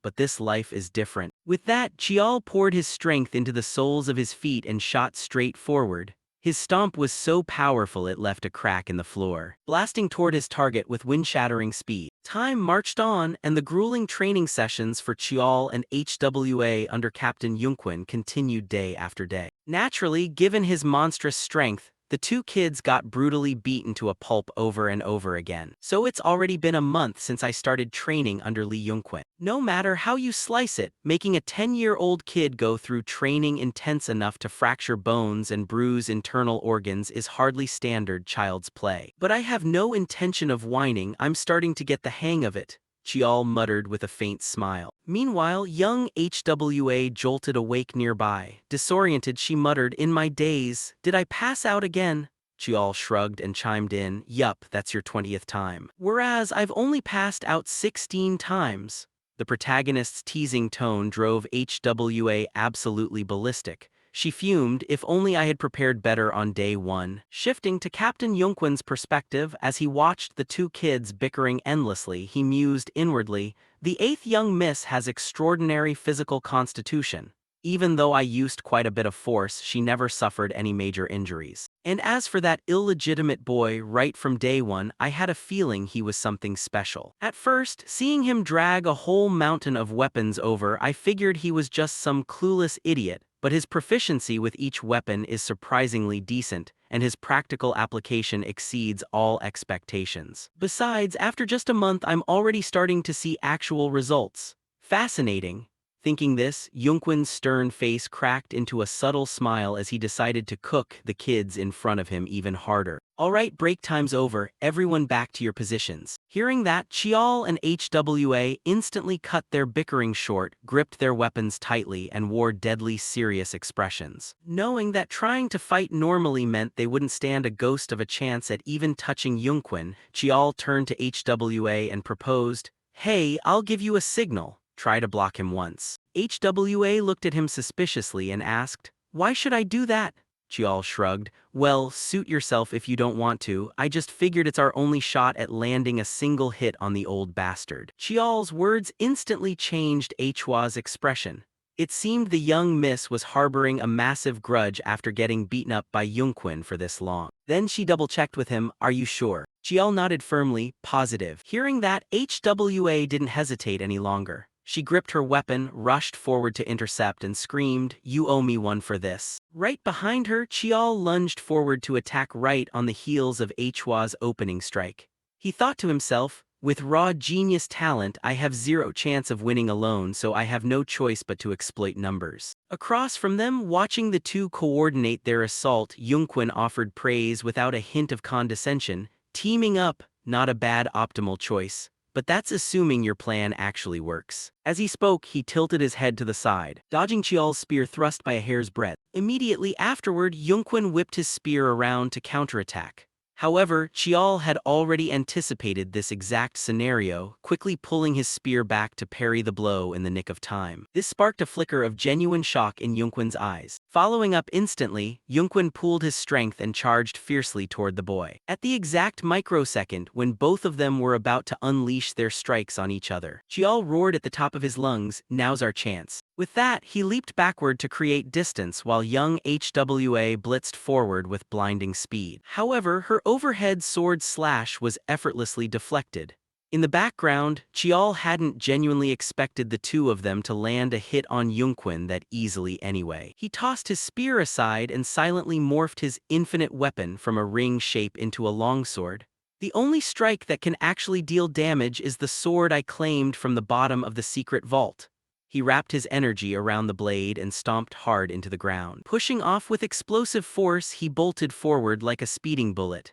At that moment, young HWA had already been batted away by the instructor, but Chial's timing was absolute perfection. Right at that instant, he suddenly let go of the sword in his hand, poured all his momentum into his fist, and threw a fierce punch straight ahead. Yet things were never going to be that easy. His fist was effortlessly caught and swallowed whole inside Captain Yunquin's palm. This forced a wry, awkward laugh out of Chial. "Haha, you actually caught that." The words barely left his mouth before the captain rewarded him with a punch that sent him flying backward like a cannonball. His body crashed heavily into the stone wall, forcing him to cough up a mouthful of blood. Even so, their coordinated combo left Yunquin thoroughly satisfied. His voice carried a tone of rare commendation. "So it took you 37 days, huh? Congratulations, kid, you've awakened your sixth sense." As for the young miss, she still has a long way to go. As he spoke, he sidestepped to effortlessly evade Hwa's incoming strike, while simultaneously sweeping her legs out from under her, sending her sprawling face first into the wall. Taking in the battered state of the two kids, Yunquin decided to grant them a brief reprieve and called it a day for their training. "We'll wrap it up here for today." Turning back to the young miss, HWA immediately spun around to chew out the protagonist. "Hey, you said we could land a single hit. I actually trusted you." The little punk completely ignored their bickering match. As Captain Yunquin walked away, he secretly glanced down at his slightly bruised and swollen palm, deep in thought. In the end, even after activating my mana, it still managed to pierce through a tiny bit. Even if it was just a fraction, I broke the taboo against using mana. Throwing away a technique like that, combined with such peerless combat instincts, he's going to become a monster that sends shivers down the spines of the family's core pillars. Time flew by rapidly. On the 47th day after HWA awakened her sixth sense, their training sessions with Captain Yunquin officially came to an end. The remaining time was designated for rest and reviewing everything they had learned. And right around then, the person who came looking for me was none other than my eldest brother, Lee Myung-young. Lee Myung-young was the eldest son of Lee Tishin. His title was Songseong, an elite master holding second-rank status in both magic and martial arts. Everyone admired and feared him, but to me, my eldest brother was the only real brother I had. Chiol reminded himself quietly in his heart. Returning to the present, after they sat down at the tea table, Myung-young offered an apologetic smile to his younger brother. "I'm sorry I haven't been able to pay much attention to you lately. Even if it's just an excuse, I've been terribly busy lately." Chiol replied gently, knowing full well how many millions of burdens weighed on his eldest brother's shoulders. "It's fine, big brother, I'm doing well." Across from him, seeing Chiol's easygoing attitude, Myung-young chuckled. "This is probably our first time officially meeting, yet you knew who I was right away." Addressing the remark, Chiol answered, "Of course. Even if I'm an illegitimate child as your younger brother, how could I possibly not recognize my own eldest brother's face?" Hearing those words, Myung-young's body visibly flinched for a moment. Then his expression grew somber as he corrected Chiol. "Illegitimate? Never use that word again. Even if we have different mothers, you and I are still brothers." Uttering those words, a bitter taste lingered in his heart on Chiol's behalf. A child who hadn't even undergone his naming ceremony yet already viewed himself as an outcast. Unaware of the older brother's inner thoughts, Chiol awkwardly scratched the back of his head. "I'm sorry." Seeing that awkward posture, Myung-young could only let out a heavy, world-weary sigh. "No need to apologize, just understand. Next time you don't need to greet me so formally. We're brothers, what's with all the stiff courtesy between us?" "Got it, I understand," Chiol nodded with a bright smile. In his memories from his past life, his eldest brother had always possessed this exact kind-hearted personality back when they were young. Shifting past the greetings, Myung-young handed Chiol a parting gift. "Consider this a welcoming gift. When I enrolled at the Eiffel Magic University in France, I acquired this, but I figured it would be much more useful to you." As he spoke, he pulled a small glass vial from his pocket. And for someone who had already lived a full lifetime in the past, Chiol instantly recognized what it was. It was a high-grade spiritual elixir crafted by the Magic Tower in France, yielding only 500 milliliters every 10 years.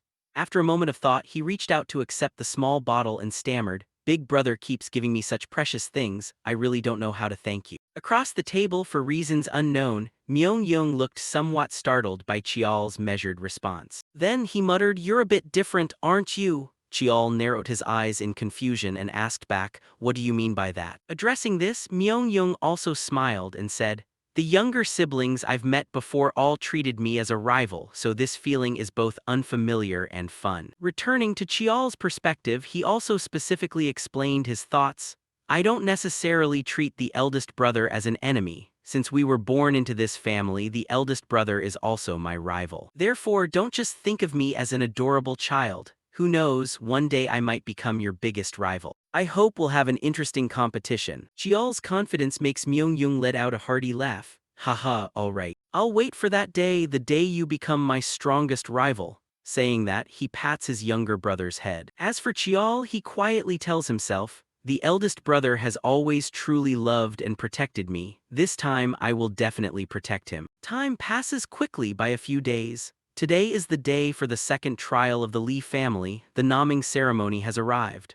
Right now, aboard a ship, Chiol and HWA are being transported to the location where the trial takes place. It's called Red Blue Island, an island where the color of the soil changes depending on the mana density in the air.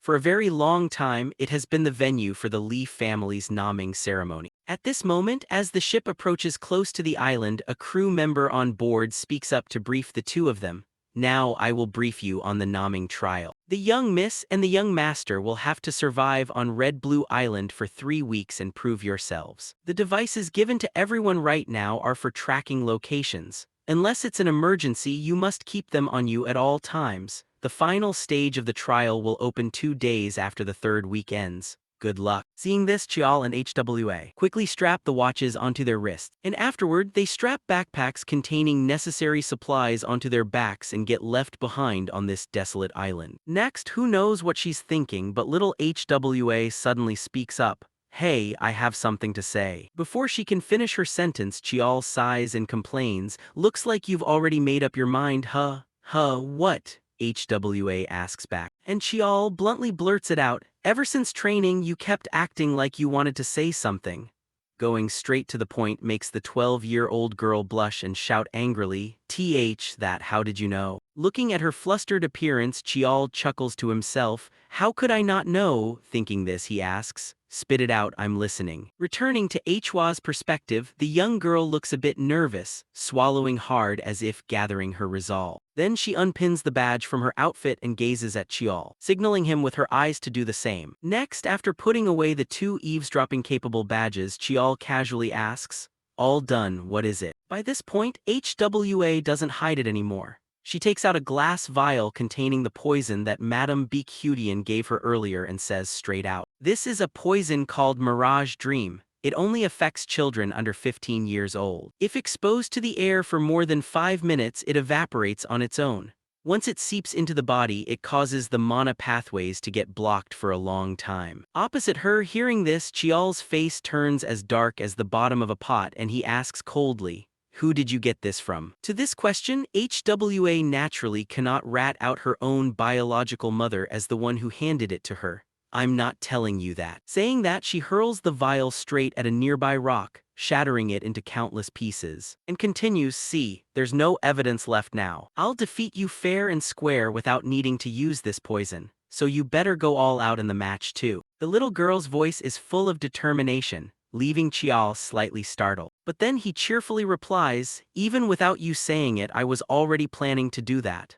Good, HWA nods in satisfaction. Next, the two of them put their badges back on their bodies. But before moving off, HWA doesn't forget to turn back and warn. Did you put your tracking device back on? Don't recklessly rush into the center of the island when you're not familiar with the terrain, it's really dangerous. Behind her, Chial finds her nagging so bothersome that he boredly says, yeah, I know, what are you worried about me? Up front, Chial's attitude instantly drives HWA crazy. Who's worried? I'm just afraid you'll drop dead somewhere before you even get to fight me. Before she can even finish her sentence, suddenly, terrifying roars of some monster echo from deep within the forest, abruptly cutting off their bickering. The two kids exchange uneasy glances, staring into the forest ahead of them. Then HWA softly warns, then don't die, I'm heading out first. Saying that, she quickly walks off to the side. Watching her retreating figure slowly shrink away, Chial murmurs, she's gone. Even so, my target isn't the outskirts of the island. All right, I should get moving too. Straight to the center of Red Blue Island, he says as he cracks his knuckles, his eyes flashing with endless excitement for the upcoming journey. At the same time, in the Lee family's observation room, core members of the clan along with others are watching Hwa's activities via monitoring screens. Someone speaks up with a comment. As expected of the 8th child of the Lee family, she's already completed her first hunting mission just like that. The number of monsters HWA has taken down isn't small either. After all, this must be Hwa's first actual combat. But that kind of instinct doesn't just come naturally, it took 47 days, right? The cunning old man Chial Jun chuckles while stroking his beard. Responding to his words, team leader Yunquin, leaning against the wall in the back, also speaks up. This kid normally isn't like this. I thought it would take her at least a full 2 months. Saying that, he thinks to himself, talented as she is, it's only to this extent. It's simply because someone provoked her. That's youngest Uncle Lee Young. Finishing his thought, he glances over at another screen in front of him which displays footage of Chial. Unlike little HWA, who is constantly fighting monsters, Chial seems to be exploring the island. This leaves the cunning old man Chial Jun curious enough to ask, anyway, what on earth is that brat doing? Looks like the kid is searching for a shelter, Yunquin voices his thoughts. Right after his words, several contemptuous remarks begin to ring out. Acting like a scurrying rat, what a coward, typical illegitimate child behavior. In another corner, Myeong-young is also present in the observation room.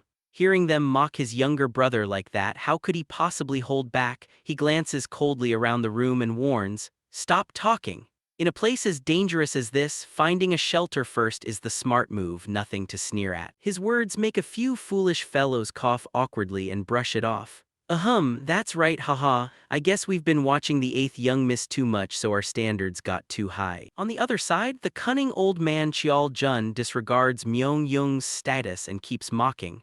Look, acting ordinary is practically a sin in the Lee family, isn't it?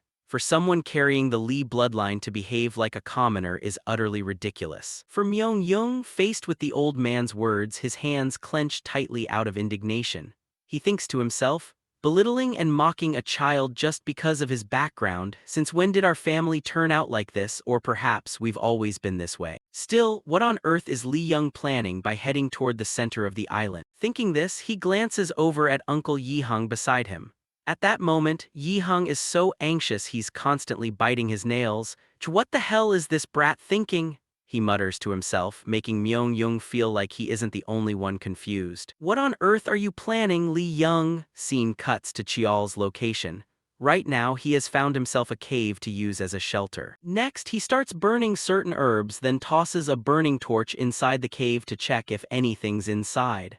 Afterward, he covers the entrance with leaves. His careful actions start drawing a few approving comments. His stealth skills aren't bad. Then suddenly, the cunning old man Cheol Jun's eyes pop wide open as he shouts, "Wait, hold on a second, what is that brat doing?" Following his gaze, Cheol has unstrapped the watch and the badge from his chest and set them aside. Next, he covers these two items with leaves, instantly cutting off the signal transmission and turning the screen pitch black. In the back, team leader Youngkwin can't help but laugh heartily. "Haha, you really can't predict him." As for Yi-hung and Myung-young, they can only hold their heads in exasperation at Cheol's actions. As for Cheol, he has too many secrets, so naturally he can't let the family members casually spy on him like that. After carefully hiding those two items, he mutters, "There's no need for others to see this. Now I can use the infinite. Since I'm on Red Blue Island, I've got to harvest as much as possible. All right, time to go." As he speaks, he transforms the ring on his finger into the shape of a short sword. Time flies quickly until evening. Right now, our protagonist is frowning as he looks at an earthen pot in front of him. Inside this pot is a dark blue liquid that looks extremely toxic. Cheol even vaguely sees a screaming face inside the sludge. Just looking at its appearance is enough to make one repulsed. Guess it's done, but it looks terrifying. Is this really mana tea? Nobody looking at this would ever think it's brewed from magical herbs, he thinks to himself. In my past life, I couldn't even afford cheap spiritual medicine, so I had to tag along with herb gatherers and apothecaries to find mana herbs. Red Blue Island is brimming with mana in the air, so I've got to make the most of it to boost my mana levels. That's what youngest aunt said anyway. Drinking brewed mana herbs will definitely yield better results. Phew, all right. Cheol grits his teeth and slowly lifts the earthen pot in front of his face. Not long after, the earthen pot is tossed aside clatteringly while Cheol's entire face is pale white, looking completely drained of life. That is literally a flavor straight from hell, he groans. Thus the lonely 3-week battle officially begins. Time passes quickly. Today is the 18th day of the naming ceremony. Scene cuts to Lee Myung-young's office. While he's working, someone suddenly enters the room and speaks up. "Captain, may I come in?" Hearing this, Myung-young stops working and replies, "Ah, come in." Opposite him, the stranger looks apologetic, seeing Myung-young still working. "Sorry to disturb you." Myung-young waves his hand. "No worries at all. Sounds like bad news, huh?" To this, the brown-haired man wears a grim expression and nods, explaining, "A large group of drifters seems to have infiltrated the northern region of Korea. I thought they would pass through the unexplored region, but they headed straight south. 2 days' travel away from them is the Lee family's Mana stone mine." The speaker is the vice captain of the Chungcheon sword unit under Lee Myung-young, named Yu Gunseong. Hearing this, Myung-young strokes his chin, recalling some intelligence reports he recently received. Drifters, they usually choose unexplored areas to pass through, committing countless crimes along the way. Thinking this, he mutters a guess. "Those hyenas definitely wouldn't dare trespass on my territory without some plot." Gunseong completely agrees and adds, "On the surface they look like drifters, but that might just be a front. We can't rule out the possibility that another faction is pulling the strings behind the scenes." Myung-young starts tapping his fingertips on the desk and adds, "Prior to this, there was intelligence about the 9 Dragons City mobilizing forces toward the northern border." Speaking of 9 Dragons City, it's a massive faction from the Central Plains. They share a border with the unexplored region, and they've repeatedly provoked the Lee family by infiltrating our territory. News of father's absence must have leaked out, so this timing couldn't be more convenient for the enemy to make a move. Thinking of this, Myung-young looks up and asks, "Did my intelligence branch pick this up?" The response is a shake of the head from Gunseong. I found out even before them since you told me to keep an eye on the situation. Hearing this, Myung-young stands up from his chair and says wearily, then coordinate with the intelligence division to investigate further. I have a bad feeling this isn't simple, let's just hope it's a false premonition. He speaks while gazing out the window. However, the sense of unease hasn't faded away at all. Scene cuts to somewhere inside Red Blue Island. At this moment, a red magic circle suddenly appears on the ground. Next, this magic circle glows brilliantly and creates a spatial rift hovering in midair. From within this rift, someone's figure steps out. He is dressed in white and holding a monk's staff. The stranger mutters with a mocking tone, 2 nights are more than enough to kill a bastard child. It seems his target is Chial. Time rolls around to the morning of the next day, somewhere on the island. A massive dragon with glowing red eyes is growling threateningly at someone in front of it. This is a Tier 7 dragon monster Draco.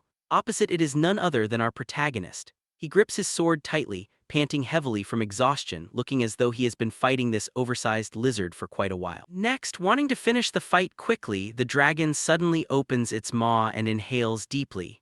Its throat balloons up like a bubble and an orange glow is clearly visible from the outside. A second later, it flings its mouth wide open, unleashing a gigantic pillar of fire that shoots forward at wind-shredding speed. Jial can feel a horrific wave of heat scorching straight at his face. His eyes widen to the max as he leans to the side, dodging it by the absolute skin of his teeth. Right after, without a moment of hesitation, Chial lunges straight toward the dragon. Taking advantage of the fact that it's still locked in place breathing fire, he leaps forward, channels mana into his sword, and executes a technique called Demon Slash. Utilizing the momentum of falling from above, Chial drives his sword deep into the exact center of the dragon's head. From his attack, bolts of lightning unleash, scorching the creature's head black. Finally, the gigantic monster lets out a muffled dying shriek and is sent straight to reincarnate. As for Chial, sensing that the monster has lost all vitality, he lets out a gentle sigh and acknowledges its danger. Phew, as expected of a dragon. It's in a completely different league compared to the rest. If I had fought it right when I first set foot here, I probably would have collapsed from the very first blow. Ever since I entered Red Blue Island, it took me 19 days to reach the dragon's territory. But staying here any longer is just a waste of time. There's still one reason why I had to come all the way here, he thinks to himself as he sheathes his sword. Before he can do anything else, a noisy commotion in the distance catches his attention. Unable to curb his curiosity, Chial carefully tiptoes toward the source of the sound. According to his sight, the things making these bizarre noises are a group of lizard men wielding weapons. They are 8th rank monsters. The fact that these green-skinned creatures are naturally gathering here and howling like madmen leaves Chial feeling suspicious. Something unusual has been happening since yesterday. Normally, lizard men should only appear on the outskirts of the island, yet now they're pushing deep into the center, constantly attacking and running away. These guys aren't smart and their rank is low. Could they be influenced by something coming from outside? If that's true, I've got to check it out. Thinking this, he draws his sword from its scabbard, leaps out of the bushes, and charges straight toward the group of lizard men. The moment they spot his figure, they scream in panic and scurry away. The monsters have no intention of fighting whatsoever. This confirms Chial's suspicion. Just as I thought, once could be a coincidence, but if it happens a second time, something is definitely wrong. It's better for me to tail them. He swings his sword swiftly, slicing off the heads of these monsters while quietly deducing. A strange phenomenon is happening on the island, just as I thought. Returning to the wizard who infiltrated the island the day before. Right now, his entire body is radiating purple mana and he keeps muttering like he's possessed. Face to face, martial artist, combat, everyone set up the formation. Such a young kid can fight off so many monsters all by himself. The descendants of the Lee family really are different. Still, nothing to worry about. After all, he's just a child, one who will definitely fall into this obvious trap. I doubt I'll even need to use Plan B, the young wizard says while stroking an egg in his hand. He is the beast tamer Nishiyama Shogo. Just as he predicted, Chial, following the trail of the lizard men, has made his way here right into his trap. Perched atop a bush, Chial has already realized his situation. I had some suspicions because it was too obvious, but it actually turned out to be a real trap. Monster control ability, is he a beast tamer? But how on earth did an outsider manage to sneak all the way in here? Chial wonders to himself. Yet very quickly he answers his own question. Wait, it's not impossible. If a teleportation array was set up inside, it could happen. That means the one behind this must be a member of the Lee family. Should I report back to the family and wait for reinforcements? No way, by the time they arrive it'll be too late. By then I won't be able to find out who's behind this. So there's only one option left. I'll mask my presence with stealth and take him out myself. Thinking this, Chial rips the badge off his chest and tucks it into his pocket. Next, he casts stealth, wrapping himself in a blue energy that masks his breathing and presence. Right after, Chial leaps off the tree branch and dashes toward Nishiyama at top speed. Without a second thought, he swings his sword, aiming straight for the back of the guy's neck. But things never go easily for Chial. At that exact moment, the egg in Wizard Nishiyama's hand suddenly lets out an alarm sound. Turns out, it's not an egg at all, but a bird curled up into a ball, shaped just like an egg. Its shrill screech startles Nishiyama, making him spin around. He cries out, "Since when?" Behind him, Chial curses inwardly. Damn it, does he have a magic artifact that senses danger? Thinking this, Chial increases the speed of his strike. Unfortunately, Nishiyama reacts in time. He immediately swings his staff backward and pushes Chial back, causing him to skid a long trace across the ground. Next, the two pause for a beat. Wizard Nishiyama praises, "Bastard child of the Lee family, you're better than I thought." To this compliment, Chial fires back with sarcasm, "Maybe you're just way too weak instead." The sarcastic remark from a kid infuriates Nishiyama. Focusing on his mission to eliminate the protagonist, he immediately orders the surrounding lizardmen, "Shut up! Attack him!" Obeying their master's command, the mindless lizardmen charge forward fearlessly to spill some blood. Seeing this, Chial channels his mana into the sword. He employs his ultimate technique, heaven-piercing slash, shooting forward rapidly. His sword weaves through the air like a ribbon, effortlessly taking the heads of 3 lizardmen before they even realize it. However, this doesn't panic the wizard. From the very beginning, he used these lizardmen to stall Chial for a moment, creating an opening for him to cast his magic. Right at that moment, a magic circle suddenly appears beneath Chial's feet. From within the circle, countless glowing red chains shoot out, binding his body and sword tightly. This leaves Chial's face blank in surprise. "I can't move my body." Up front, Nishiyama laughs loudly as if seeing his victory. "Haha, you fell for the trap." This is a top-tier barrier array capable of sealing a martial artist's mana vortex. Without mana, you're just a weak, useless kid, die in helplessness. He bursts out laughing, unaware that these exact words are the most idiotic remarks of the day. They unintentionally give Chial a hint on how to resolve the situation. "Sealing my ability? Then I just need to use my mana pathways as a substitute," Chial thinks as he starts circulating mana throughout his entire body via his meridian pathways. Then his body slowly steps forward. Pushed by Chial's pressure, the chains can no longer hold him back. They start creaking loudly, looking like they could snap at any second. With a forward leap, Chial shatters the binding chains and lunges straight at Nishiyama, cutting off his escape route. In Nishiyama's terrified gaze, Chial points his sword right at his face and asks coldly, "Aren't you going to run?" Over there, Nishiyama panics slightly, taking a few steps back as he asks, "How on earth did you manage to break out?"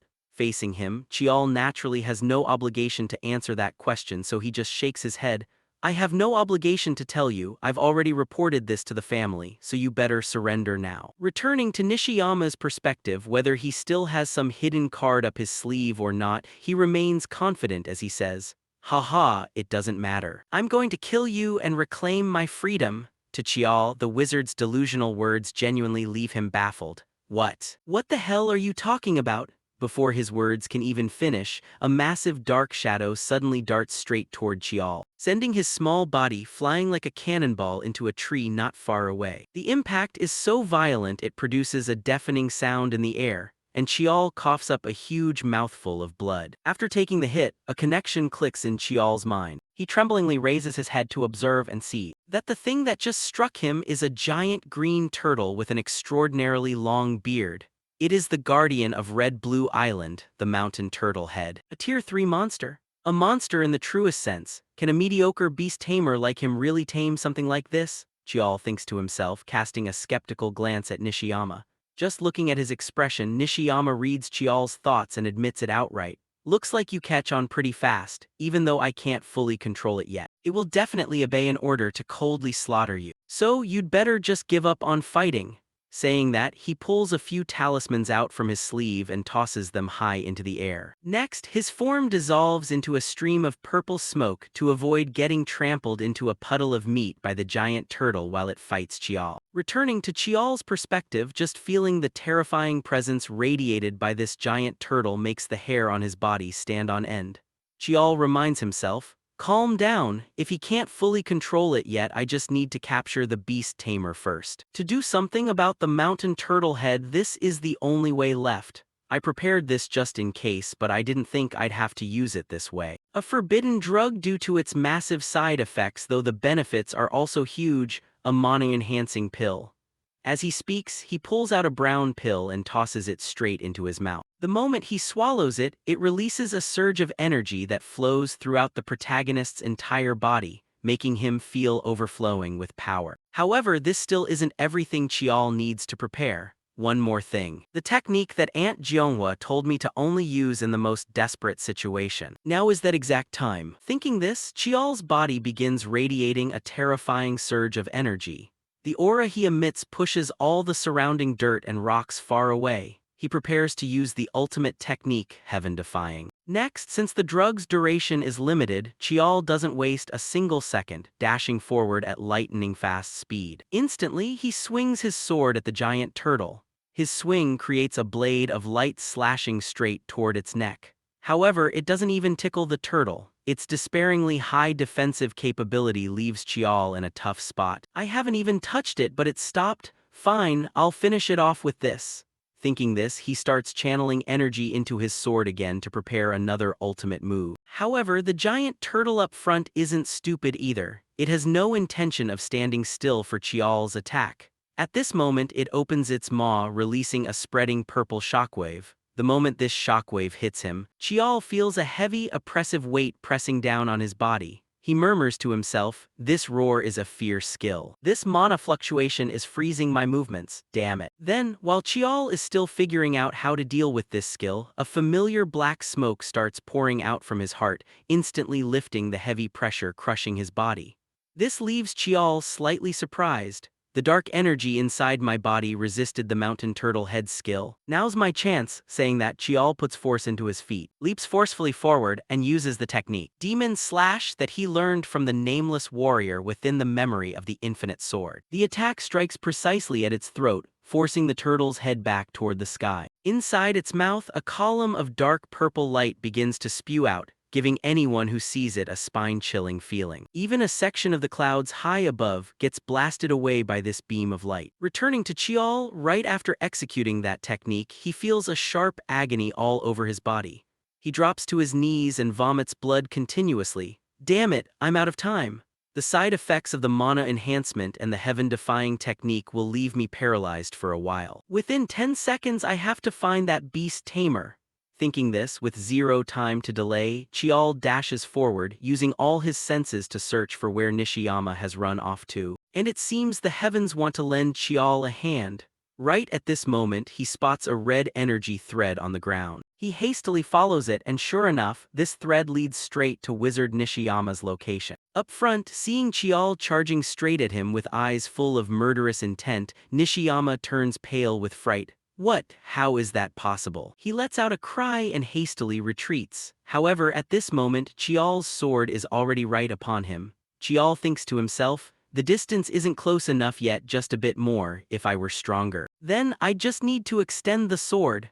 Chial shouts loudly and starts channeling the transformation ability of the infinite to make the sword stretch further. Right after, he swings the sword at lightning speed, slashing straight through Wizard Nishiyama's chest and sending him to meet the King of Hell instantly. Right after doing it, Chial is too exhausted to even hold his sword. "I've got to take care of myself first. If I pass out now, my life is over. Aunt Jeonghwa told me to drink this if I use that technique. Good thing I brought the nectar. Now, before any monsters wander over here, I need to deal with this guy."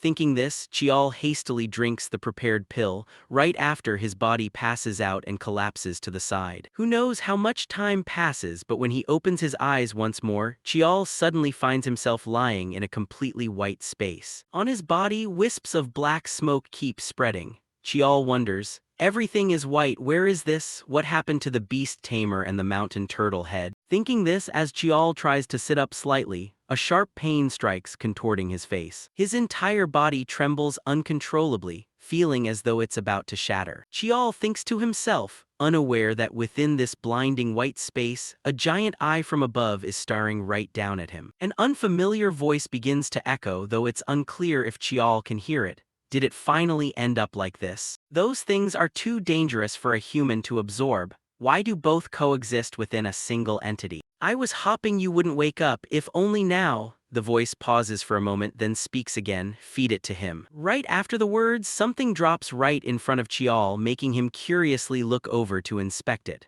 A thought pops into his head as he looks at its shape. This is a purple honeycomb. Could this be the Purple River clear stone? The unfamiliar voice continues. Not you, it needs to eat this. The times have shifted. Grow stronger, child of humanity, don't let yourself be swallowed by the era. Returning to Chial's perspective, in his days he seems to see the silhouette of the giant turtle speaking to him, then it turns around and slowly walks away. At this point, Chial's vision gradually fades to pitch black. Returning to reality, who knows how much time has passed, Chial opens his eyes once more.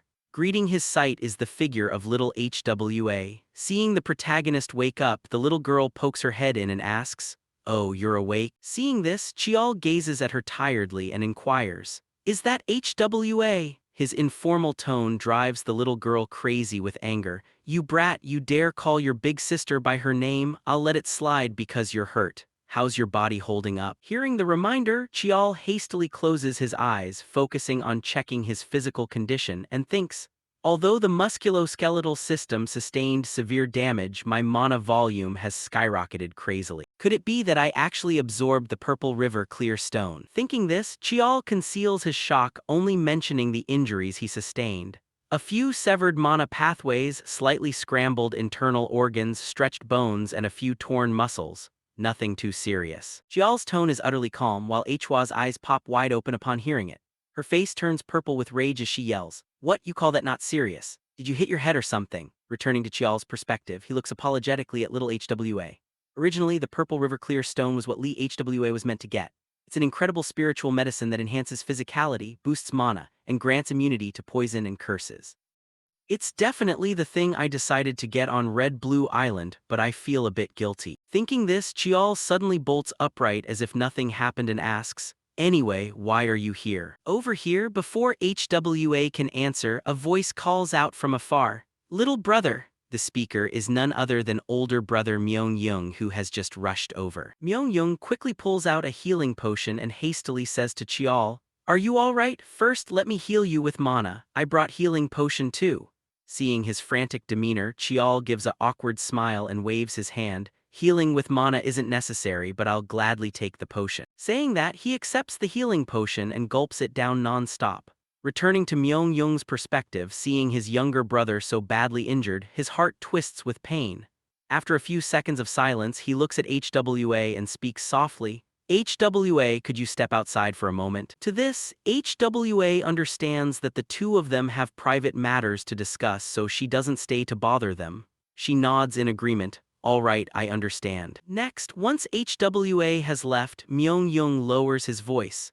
"If you had died, I would have wiped out every organization connected to that beast tamer from this world, no matter how large their faction is. As a member of the Lee family, what you showed truly embodies a martial artist, but as an older brother, I can't view it positively. It was reckless." His tone is full of reproach, yet lacking no care. This touches Chial slightly. His face flushes as he scratches his head. "I didn't foresee the mountain turtle head showing up. Sorry, big brother, if I had known it was there, I definitely would have waited." Seeing his repentant demeanor, Myung-young sighs, "You know how to tell the difference between recklessness and confidence, so that's good." Putting this aside, Chial speaks up, "Big brother, since I dealt with the beast tamer, the information on him belongs to me." Chial says this while extending his hand forward, an action that gives Myung-young an endless headache. "I knew you were going to say that. That beast tamer used to be a quasi-5-rank spellcaster of Japan's ONMYO Chinese letter. It seems he was exiled for trying to master forbidden arts. The mastermind provided him with talismans and high-grade magical artifacts, then activated them while the mountain turtle head was sleeping. They wanted to make it look like a monster attack. Returning to Chiol, hearing this, he frowns in thought for a moment and asks, "So you still haven't found the mastermind?" In response, Myung-Young shakes his head. He's in a near-death state, so we can't extract information right away. For Chiol, an idea suddenly flashes in his mind and he hastily speaks up. Then this wasn't their primary objective targeting you. They wanted to damage your reputation by making people believe you failed to detect the intruder and reacted too slowly. Chiol's explanation startles Myung-Young into realization. Ah, exactly. Myung-Young lets out a sigh while Chiol, feeling a bit worried for his older brother, asks, "Are you all right?" Addressing Chiol's concern, Myung-Young gives him a head pat and reassures him, "I'm fine. My reputation takes a slight hit, but it's negligible. I can't be absent for long, so I'll head back right now." Saying that, just as Myung-Young is about to leave, Chiol suddenly reaches out, grabs his hand, and says with a dead serious face, "Big brother, do you want to make a deal with me? Tell everyone you anticipated the beast tamer's infiltration and ordered me to handle it in advance so I can testify accordingly. That way, it'll look like you prepared even before family intelligence found out." Regarding this request, Myung-Young quickly deduces Chiol's real motive and asks back, "You'd better testify to the truth, right?"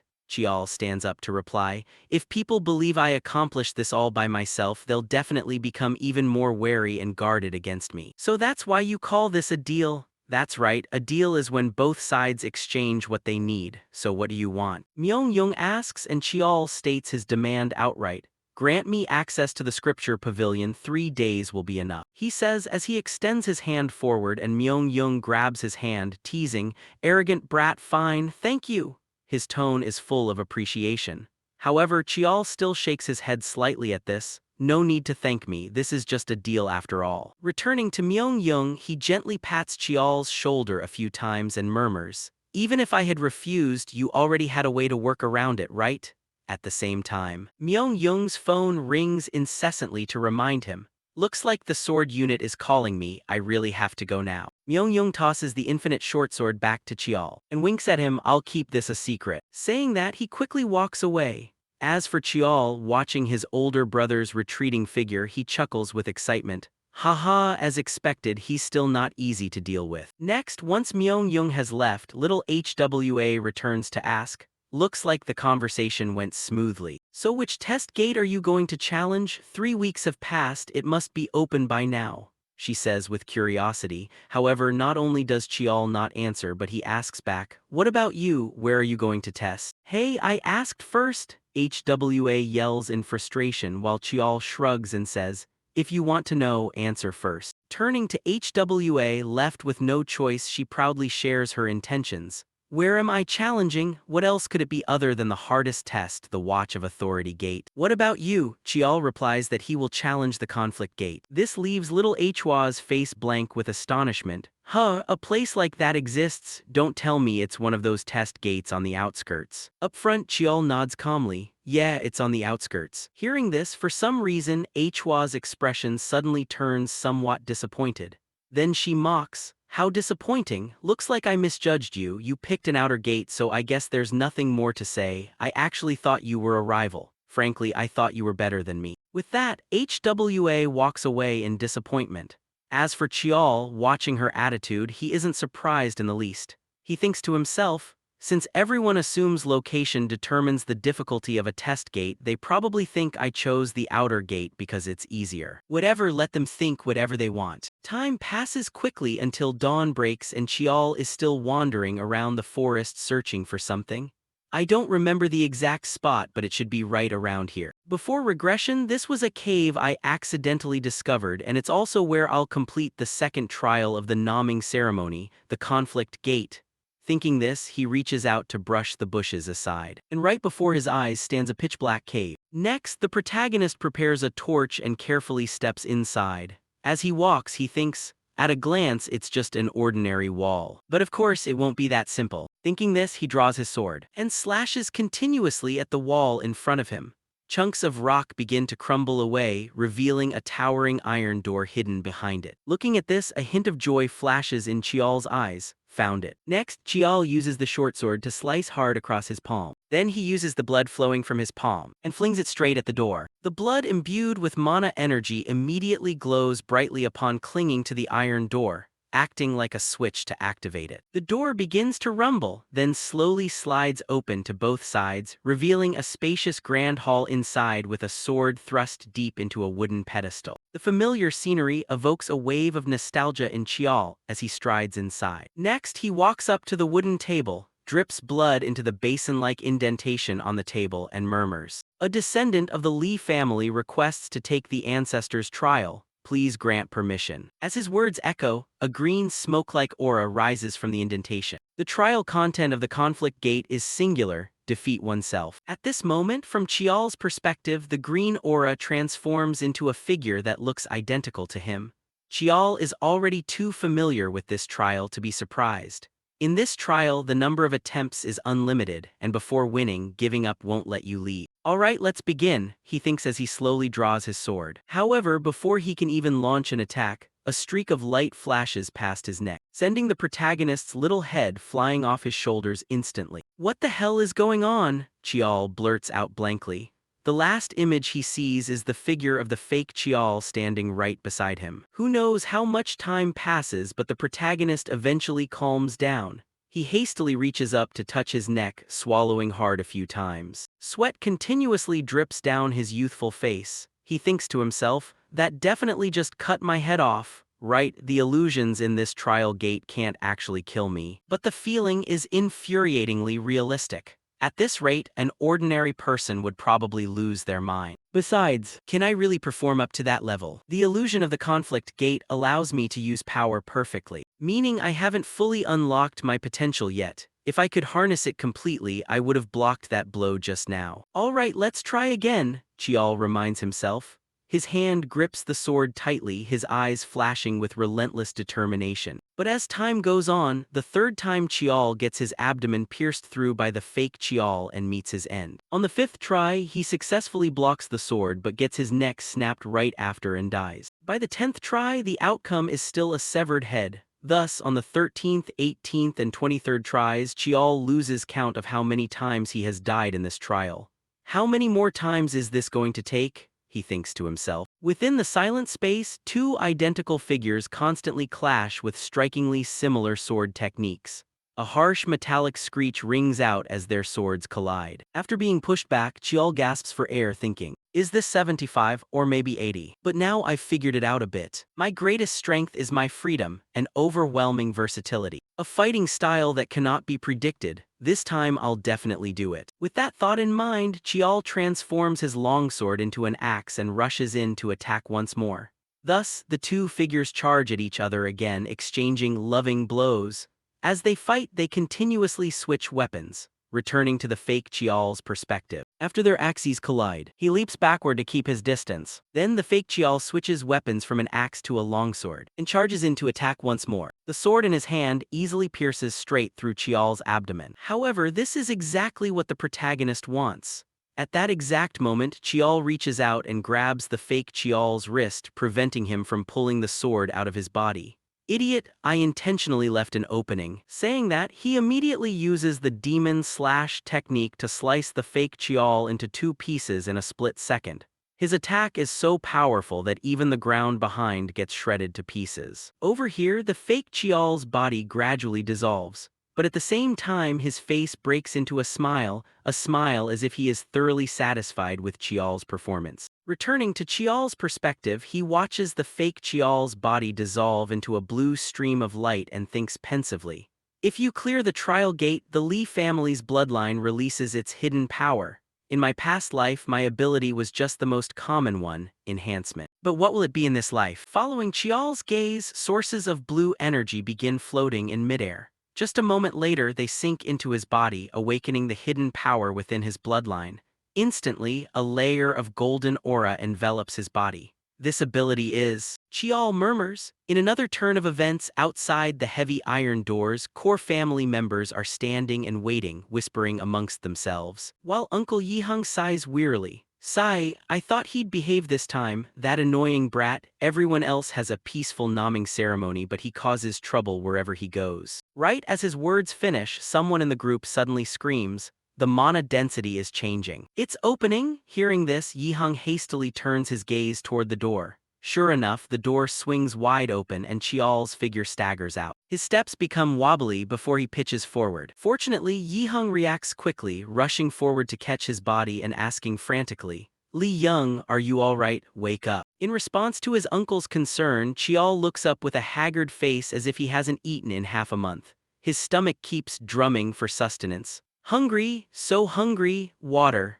He murmurs a few words before his eyes roll back and he passes out. Witnessing this, Yihang is shaking with anger. That damn brat, the uncle yells loudly. Time flies quickly and the scene shifts to Chial's manor. Right now, the protagonist has returned home. Maid Gawa bursts into tears of joy upon seeing that he's still in one piece. Young master, do you have any idea how worried I was? First the beast tamer, then the mountain turtle head, and even the ancient trial set by the ancestors, she cries while tightly hugging Chial. Seeing this, Chial can only offer an awkward smile. Wet nurse, I'm filthy. I've been outdoors for nearly a month. Paying no heed to his words, Gawa refuses to let go yet, thoroughly checking him over to make sure he has no injuries before nodding. At first, I planned to chew you out big time, but whatever. Welcome home, young master. I've prepared bathwater. After your bath, I'll serve you dinner. Chial nods but then remembers his youngest aunt Jeonghwa and asks, Wet nurse, what about my aunt? I thought she'd be the first one running over here. Hearing this, Gawa's steps suddenly halt. Her voice stutters, unsure of how to explain. This leaves Chial curious, wondering what happened while he was away. Time flies quickly, shifting to a certain cell block. Right now, Jeonghwa is cheerfully greeting her nephew through the iron bar door. He has my darling nephew arrived. Seeing her carefree demeanor despite being locked up, Chial can only rub his face in agony and ask, what on earth did you do? Up front, Jeonghwa doesn't explain and cheerfully asks instead, sorry about that, but it's good to see you safe and sound. But what on earth did you do to skyrocket your mana like that? You still haven't digested all the chi inside your body yet. Sit down right now. Let me help you. Before she can finish, Chial's expression turns serious. Yet Jeonghwa just scratches her head and laughs it off. Haha, it's fine, it's fine. Returning to Jeonghwa's perspective, her heart feels touched seeing Chial worry about her so much. I never thought you'd go this far for me. The reason I'm locked up here is because I threw a fit in the control room with the elders and the eldest brother. Thinking this, she twirls her fingertips together and stutters, sorry, darling nephew, because I thought they did something weird to you. I couldn't help losing my temper. I just felt utterly furious at the thought of never being able to see you again. Reaching this point, her throat chokes up. She speaks while starting to grip her own neck to illustrate. While Chial himself can't help feeling surprised. To be honest, previously he hadn't completely trusted his youngest aunt, but at some point he had come to view her as part of the family. Now I've accepted that. Thinking this, Chial's heart grows lighter. He reassures his youngest aunt, I'll get you out of here soon, please wait just a little longer. Seeing this, Jeonghwa inside the cell blurts out, how could you possibly do that? It's fine, don't push yourself. Hearing this, Chial shakes his head and explains, I won't have to do anything, you'll be released soon anyway. See you next time then. With that, he quickly walks away from the cell. Time flies quickly, shifting to a certain airfield. Right now, all the core members of the Lee family are gathered here waiting in advance. It's all because the person stepping down from this aircraft is none other than the current head of the family, Lee Tishin. Seeing him appear, Madame Baekhyun hastily speaks up. You've arrived? Tishin responds with a nod. Sorry to keep you waiting. Madame Baekhyun bows respectfully. It's fine, the hot springs have been prepared, please enjoy a relaxing bath before having your meal. Amidst the crowd, Chial and little HWA are also present. He glances sideways at his father and thinks to himself, after the events at the naming ceremony, I thought I'd matured quite a bit, but the gap between my father and me, just how far is it? I still can't measure it. Thinking this, Tishin notices his gaze. For a split second, their eyes lock. However, right after, Tishin looks away and murmurs, I've always said those who don't know how to struggle aren't needed by the family, but among them, there is only a single child who carries the burning desire to surpass me. His casual words startle the surrounding crowd into whispering, who is he talking to? Is it the eldest brother? For Chial, he naturally understands these words are meant for him. The old man's sharpness makes him let out a weary sigh. Even after trying this hard to suppress my emotions, he still read right through me. He wonders to himself. Time rolls on, shifting to the banquet hall of the Lee family. To celebrate Tishan's return from a long journey, a party like this is naturally indispensable. For Chial, because of his status as an illegitimate son, even if he attends, he just quietly stands in a corner and assesses everyone around him.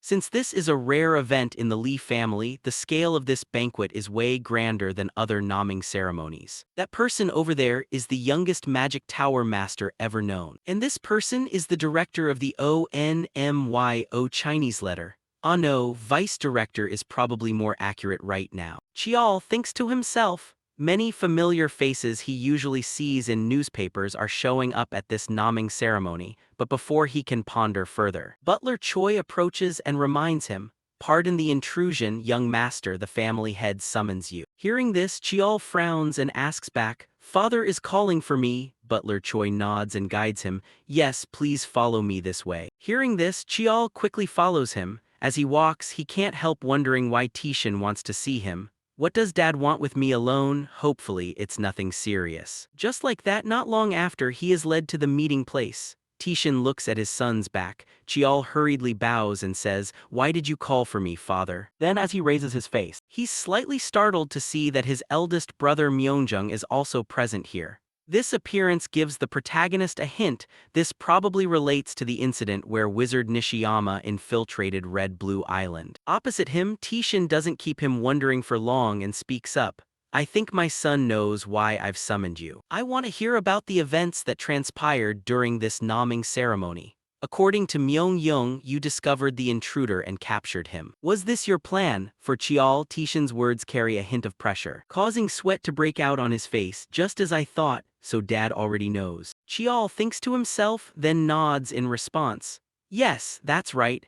I was the one who proposed the deal to the eldest brother. The conditions were that I get access to the scripture pavilion for 3 days and help the eldest brother dodge this recent storm of public opinion." Responding to Chial is Tishan's stern voice. "Considering your contribution this time, I will overlook your false reporting. But there won't be a next time." "Yes, I understand," the protagonist bows and says. Next, Tishan glances at his eldest son and warns, "Myeong-young, you will receive an appropriate punishment later. Organizing this banquet is your duty. Return to your work." To his words, Myeong-young shows no resentment and accepts. "Yes, I will do so." Saying that, he smiles at Chial and quickly walks away. While Chial wonders whether his eldest brother will be okay after receiving punishment from their father, he sets that matter aside. Once everyone has left, Tishan speaks to Chial again. "The false reporting aside, the credit this time belongs to you. You will receive the reward Myeong-young promised. Lastly, since you discovered the trial of the arena, I will grant you a reward." Hearing this, a flash of astonishment lights up Chial's eyes. Afterward, he states his request, a request intentionally concealed by the author. Time rolls on until the naming ceremony reaches its main phase, where Tishan moves toward the most important goal of today's ceremony. He speaks to everyone. "Thank you to all the guests who made the effort to come here. I hope our 2 children, the main characters of today's banquet, will be blessed on the path ahead. Now I will proceed with the naming ritual. HWA, step forward. You were chosen by the holy sword and always shine like the sun around you. May you always hold fast to this brilliant path. I bestow upon you the name Seoyeon, meaning shining forever." The moment his words echo, a scroll suddenly unfurls before Seoyeon. Written inside is her new name. This makes the little girl overjoyed. Her eyes beam with radiance as she hurriedly replies, "Thank you." Next, Tishan casts his gaze toward Chial. Next, Young, step forward. When he's called up, the atmosphere in the banquet hall seems to quiet down. Everyone remains silent, saying nothing, unlike the attitude they gave Seoyeon earlier. For Chial, this isn't very surprising. Their reaction is no different from the previous selection ritual. But it doesn't matter. He reminds himself. Meanwhile, Tishan's voice continues to echo, "You are tough and sharp, yet also flexible and unbreakable. Like a blacksmith gathering steel from all directions to forge a single mass, you have forged yourself. I cannot find a more fitting word to describe you. So I bestow upon you the name Chial." He speaks as he snaps his fingers in signal. Right after, the scroll bearing the name Chial unfurls before him. Looking at this name, a thought pops into Chial's mind. In the past, I was given a name meaning live strong as steel. But now that meaning has changed. Until I reach the peak of the Li family, I will not stop. My name is Li Qiao. Thinking this, he excitedly says aloud, "Thank you." Time passes until the next day, shifting to the isolation ward of the Li family. Right now, Jeonghwa inside the room has practically gone crazy. She tears at her hair, grabs the iron bars tightly with both hands, and keeps howling like a wild beast wanting to get out. So suffocating, so annoying, I couldn't even witness the kid getting his name. He said he'd let me out. Why is it taking so long? Outside, the two guards hear her complaints and their faces turn purple with headaches.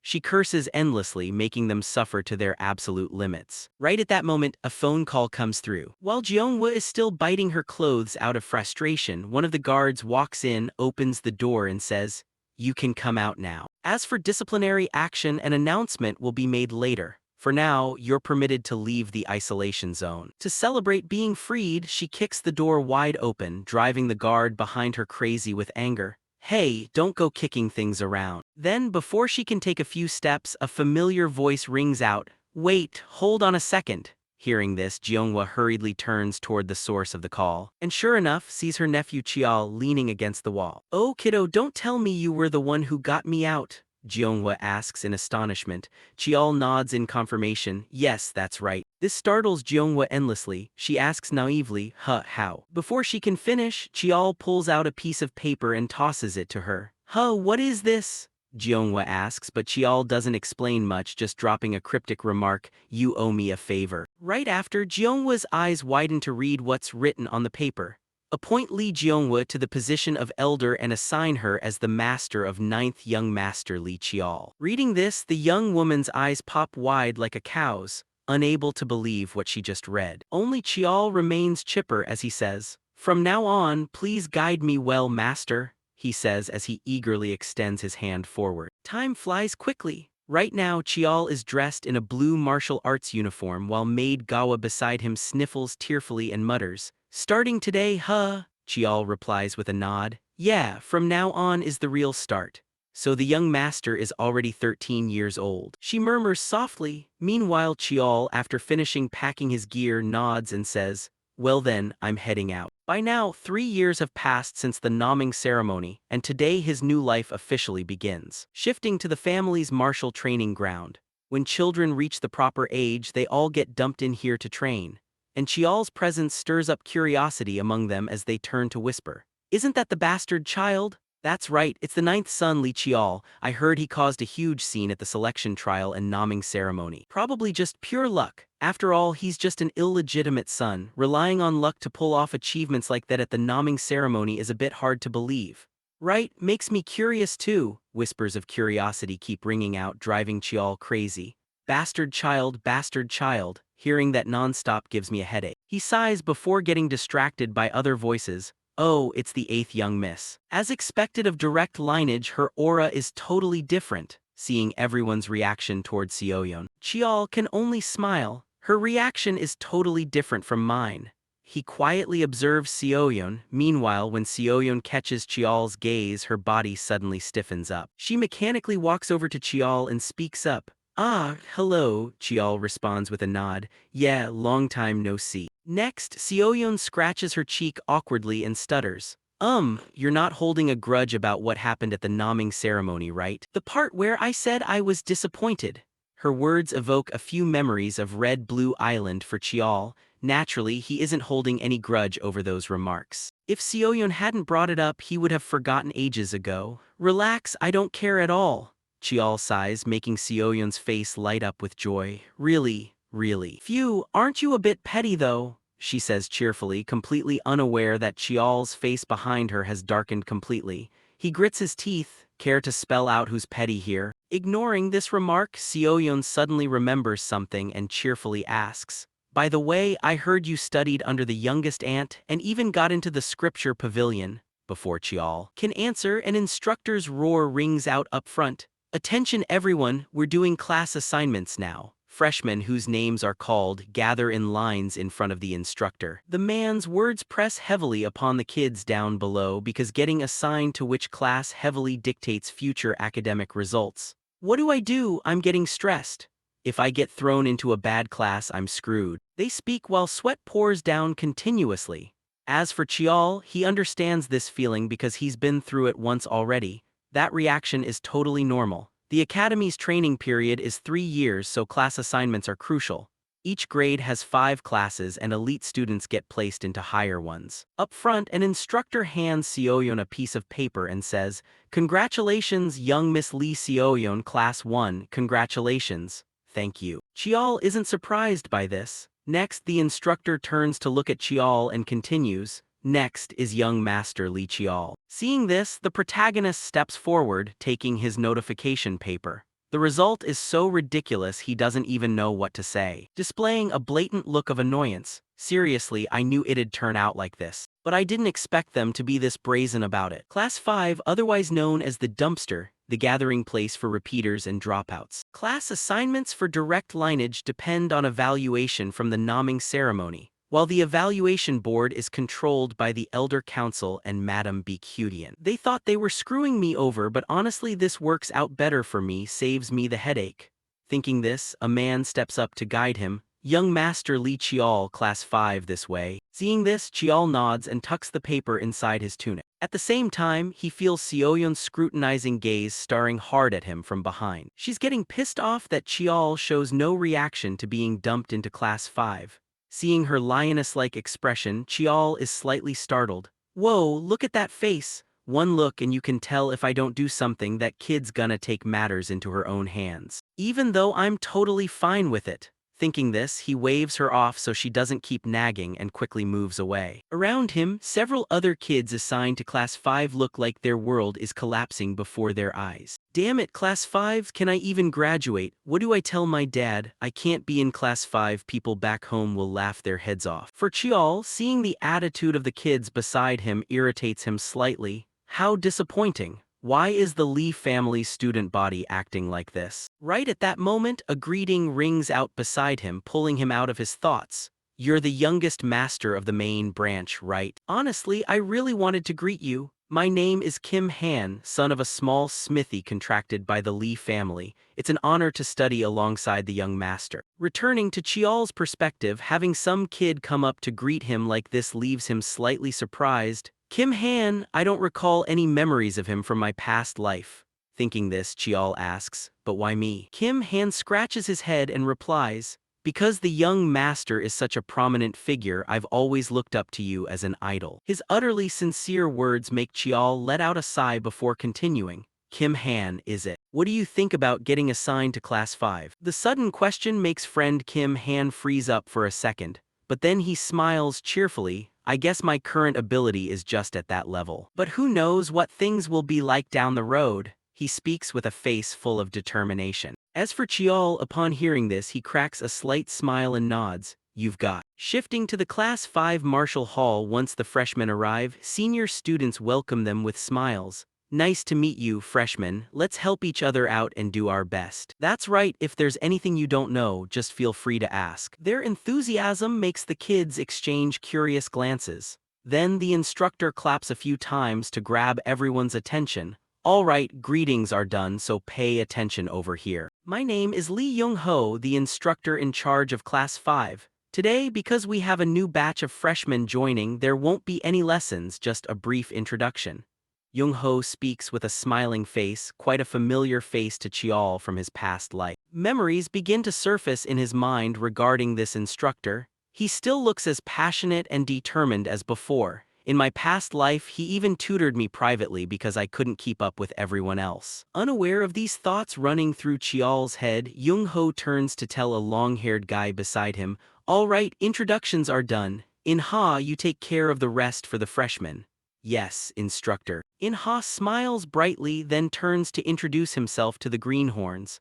"Hello everyone, freshmen. Though it's a bit embarrassing since I've been held back for 2 years straight, I'm still serving as your second-year class president. You guys have been standing for a while, must be tired, right? Whoever wants to sit can sit. Now we'll hold a vote for class president. Even though you're students, you still get thrown into actual combat sometimes, so the class president acts sort of like a mercenary squad captain. Unlike instructors who are only responsible for training and teaching according to the curriculum, The class president wields authority over everything else in the class. Hearing this, a kid in the crowd raises his hand to ask, "So how is the class president chosen?" The question startles Inha for a second before he turns to explain. "Ah, I forgot to explain. I don't know how other classes do it, but here we hold a light sparring match and then vote for the president." Alright, so now we'll start sparring with each other. Since this is just a friendly match, mana usage is prohibited. There will be rest periods after each match. Before he can finish, Chial's cold voice suddenly cuts in, seriously. His tone carries a hint of challenge, leaving Inha panicked enough to ask, "Young Master Li Chial, do you have any complaints?" Explaining this, Chial walks over to the weapon rack, grabs a wooden sword and lectures them one by one. "Snap out of it, this is the Li family. If you want to play school kid games, don't enter this academy, go to a regular school in the safe zone." Behind him, Inha hastily retorts, "Your words are way out of line, we just wanted to resolve this peacefully." Returning to Chial's perspective, hearing this, he doesn't want to waste words with these socially sheltered kids anymore. He jams the wooden sword deep into the stone floor and challenges all of them. "Talking to you guys is pointless. Come at me one by one. From now on, I'll take on all of you." Time passes quickly, and right now Chial is panting like an ox from exhaustion.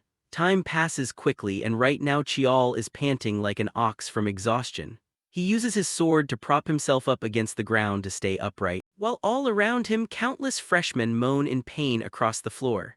Meanwhile, Inha, who watched from start to finish, can barely believe his eyes. Unbelievable, how many people has he taken down by himself? Inha wonders before Chial turns to look at him and says, "Choi Inha, call the next person."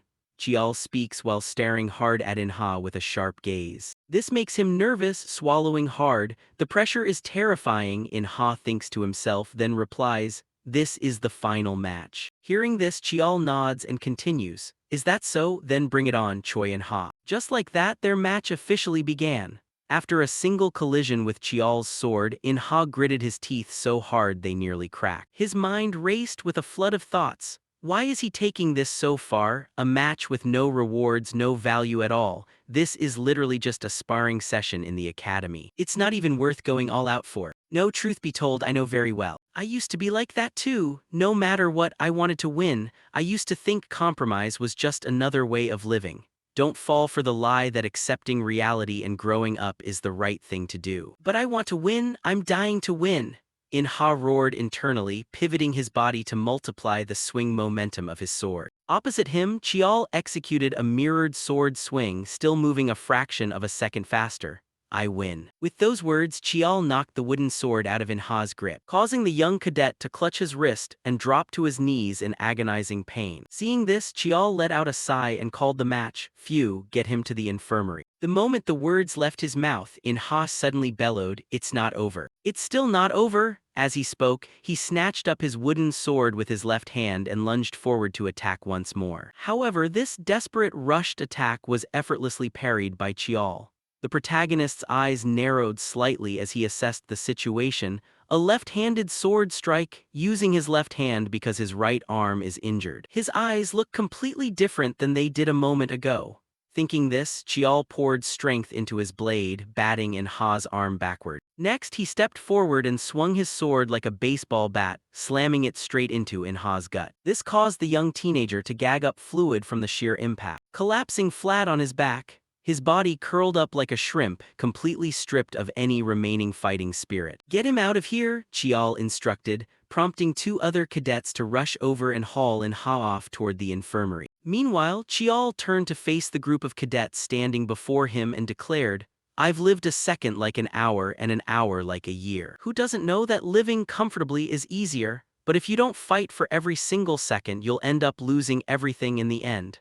That's why, even when I breathe, I fighting against myself and everything around me. Have any of you ever lived like that? That is what a real struggle looks like." Chial spoke while clenching his fist, his gaze hardening into a terrifying glare. Time rolled on to the next day. Back with the instructor Jung Ho, having caught wind of everything that happened, he couldn't help chastising Chial. "You went way too far. 4 people ended up with fractured bones and 3 with internal organ damage. Over on his side, Chial sat resting without a single ounce of remorse, firing back instead. If you want to survive in the Lee family, you at least have to know how to smile through those kinds of injuries.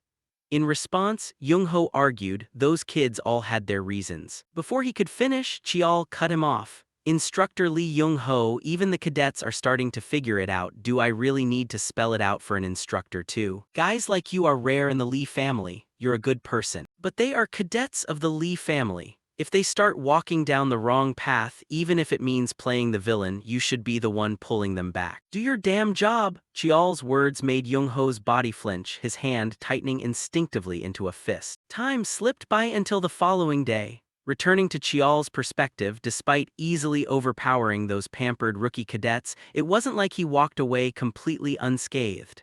As he walked, he rotated his sore shoulders and grumbled, "Geez, my whole body aches. I pushed myself a bit too hard yesterday." At that point, he cast his eyes over the group of bruised cadets standing neatly in formation ahead of him, as if they had arrived extra early.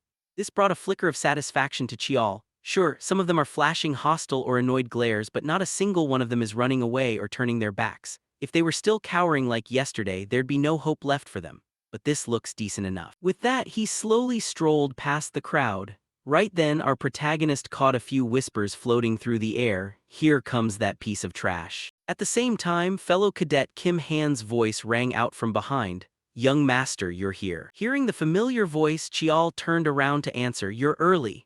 Kim Han rubbed the back of his neck and said, "Yes, I was worried I performed too poorly in front of everyone yesterday."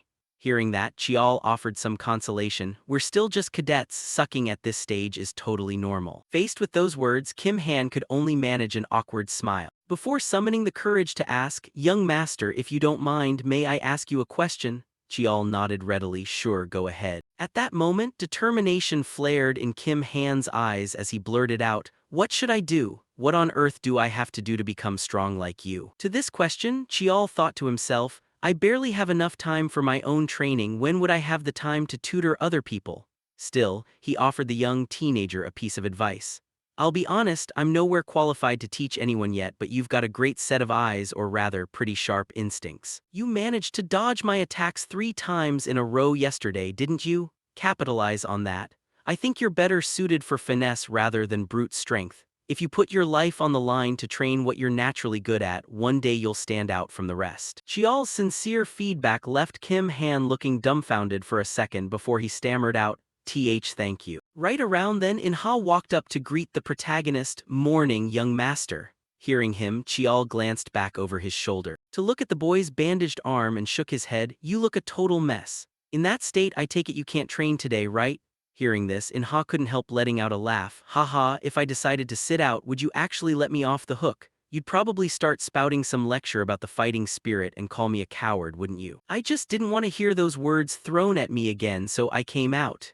He grumbled under his breath and brushed past Chial. Yet despite Inha's prickly attitude, Chial smiled inwardly at the sight. He thought to himself, "Looks like he's finally changing." Shortly after, Instructor Jung-ho sauntered over to round everyone up into a formation. "Listen up, we've got 4 on sick leave and 5 unexcused absences today, leaving a total of 11 people present, huh?" Surveying the line of cadets, every single one of them covered in bruises, Jung-ho couldn't help worrying about their state. They all look completely wiped out. On top of that, the atmosphere is entirely different. Just because of a single apex predator, these regular cadets are this tense. Thinking this, as if reaching a decision, he clenched his fist tightly. "We were supposed to do a basic physical fitness test today, but given the current situation, I'm changing the plan. We're starting the physical fitness exam right now." Time flashed forward as Jung-ho's voice rang out once more. "From now on, free training time will be managed directly by the class president." Who knows what kind of grueling test Jung-ho had put these kids through, but by the time it wrapped up, none of them had the strength left to stand straight. They were all panting like oxen fresh off a plowed field. Setting them aside, even Chial could feel a dull ache throbbing all over his body. He sighed inwardly. "Took a full 10 hours for a physical exam. I'm getting pretty beat myself. But I can't stop here," Chial reminded himself firmly. Behind him, taking a breather, the cadets huddled together to gossip. "Hey, didn't the instructor seem a bit unusual today?" one of them asked, prompting an immediate reply. "It's because of yesterday's matches. Too many people got hurt. Back in the old days, he definitely would have given us the day off. Ignoring their chatter, Chial stepped forward and announced, "Listen up, everyone, no need for introductions. I am Lee Chial, your class president." Just like Choi and Ha mentioned yesterday, the class president holds absolute authority over everything outside of direct instructor orders. My training regime is going to be brutally strict. Keep up if you can, but I have zero intention of dragging dead weight. If you're unhappy with me, feel free to challenge me anytime. Land just a single hit on me and I'll gladly hand over the class president position. Alright, enough talking, let's get started. Pair up and spar with the person next to you. Just like that, before the students even had a chance to catch their breath, they were forced right back into trading blows. After a while, Chial reviewed the results. Glancing at the few individuals still standing upright before him, he narrowed his eyes in thought. Ended up with 6 survivors, the rest quit halfway through. With that, he decided to let the weaklings off the hook and called out, "All right, that's it for today, class dismissed, good work." With that, he turned and strode away. The moment he vanished from sight, a few resentful students began venting their frustrations. "Damn bastard, we're suffering like this all because of him. I seriously can't stand that son of a bitch. What's the point of any of this? I have zero intention of playing along with his nonsense." Elsewhere, Kim Han overheard the bitter complaints and barked, "Shut your traps. To be completely real with you guys, I'm pissed off too.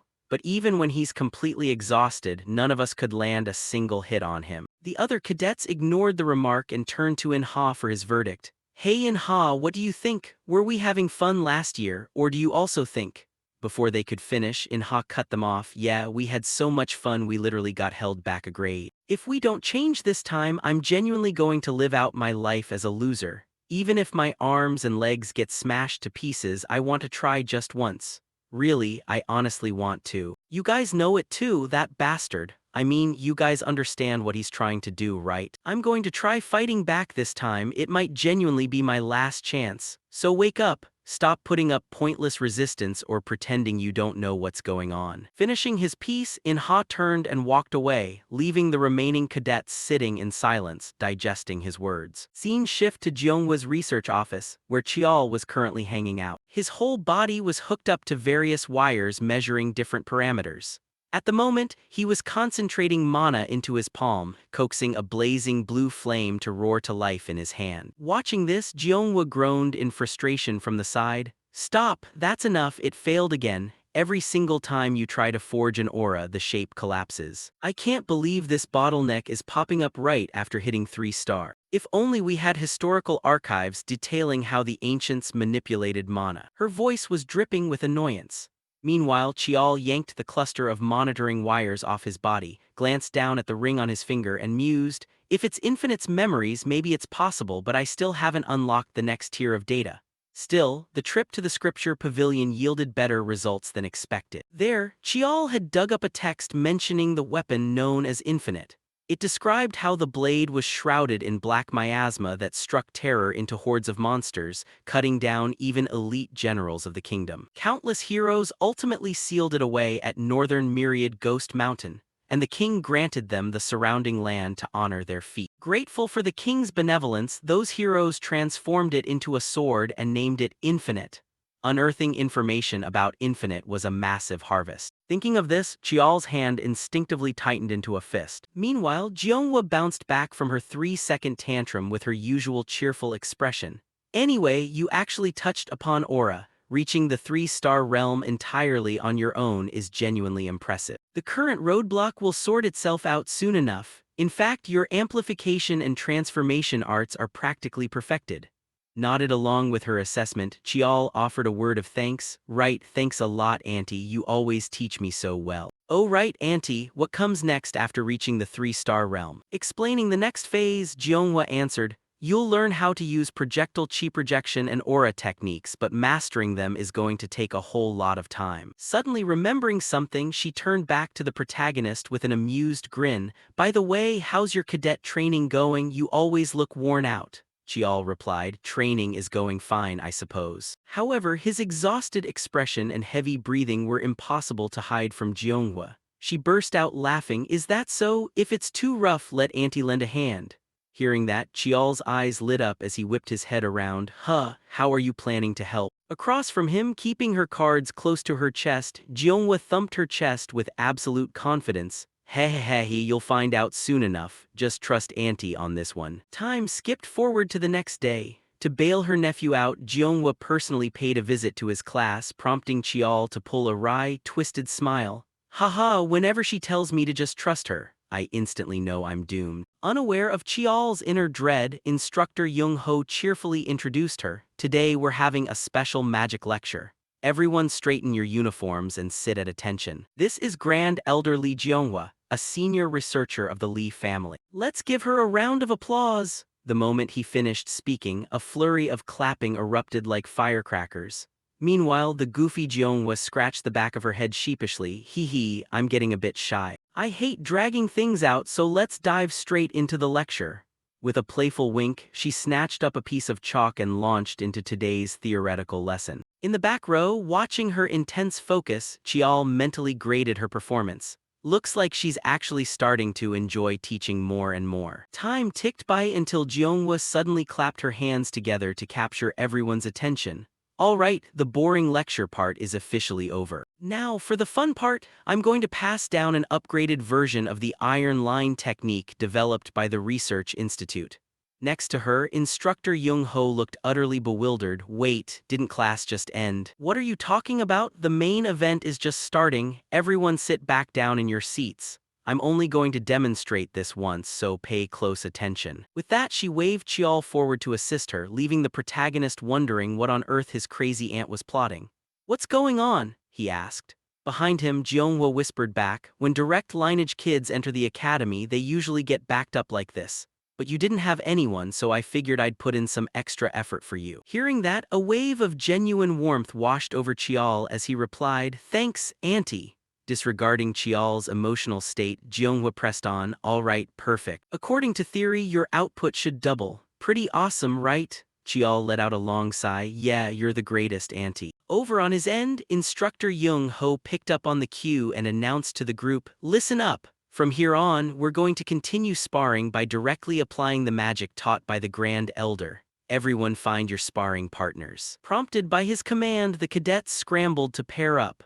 Eager to exact some payback, Inha immediately approached the protagonist and proposed, Young master, spar with me. I'm not holding back this time, he declared with absolute determination blazing in his eyes. Meanwhile, Chial, never one to back down from a challenge, agreed readily, happy to oblige, I'll let you make the first move. Right after, the two of them lunged at each other like rabid dogs, leaving Jeonghwa standing on the sidelines, beaming with wicked delight.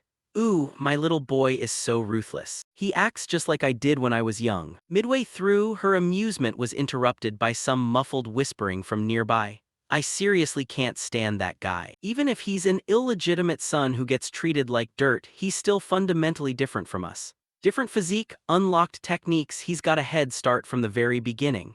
One kid grumbled and his buddy chimed right in, exactly, we've busted our asses just as hard, but what does he know? Shifting to Jeonghwa's perspective, there was no way in hell she was going to sit quietly while a couple of punks badmouthed her nephew. She immediately snapped, Hey, you kids! Hearing her voice, the two random cadets flinched and stammered, Gr Grand Elder, you're still here. Without answering their question, Jeonghwa locked eyes with them as if staring at walking corpses and asked coldly, were you just talking trash about about my pupil? Across from her, the two cadets turned pale as ghosts and frantically bowed in apology. We're sorry, we spoke out of line. Still letting her anger simmer, Jeonghwa grilled them further, what do you punks think you know to say stuff like that to him? Please forgive us. The two squealed in terror. Right then, before Jeonghwa could terrorize them any further, a cadet named Kim Boseong stepped forward to challenge her logic. Doesn't the young master have it easy too? We've been working our asses off just as hard, but every time we get treated like garbage.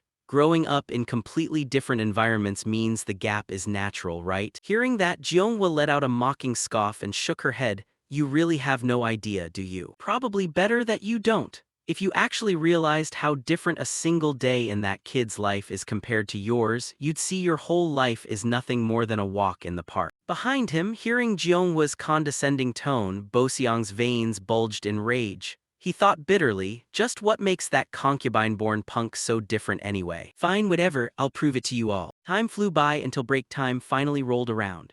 Instructor Young-ho's voice echoed across the field, "We'll wrap up training here for today." Hearing that, the cadets let out collective sighs of relief.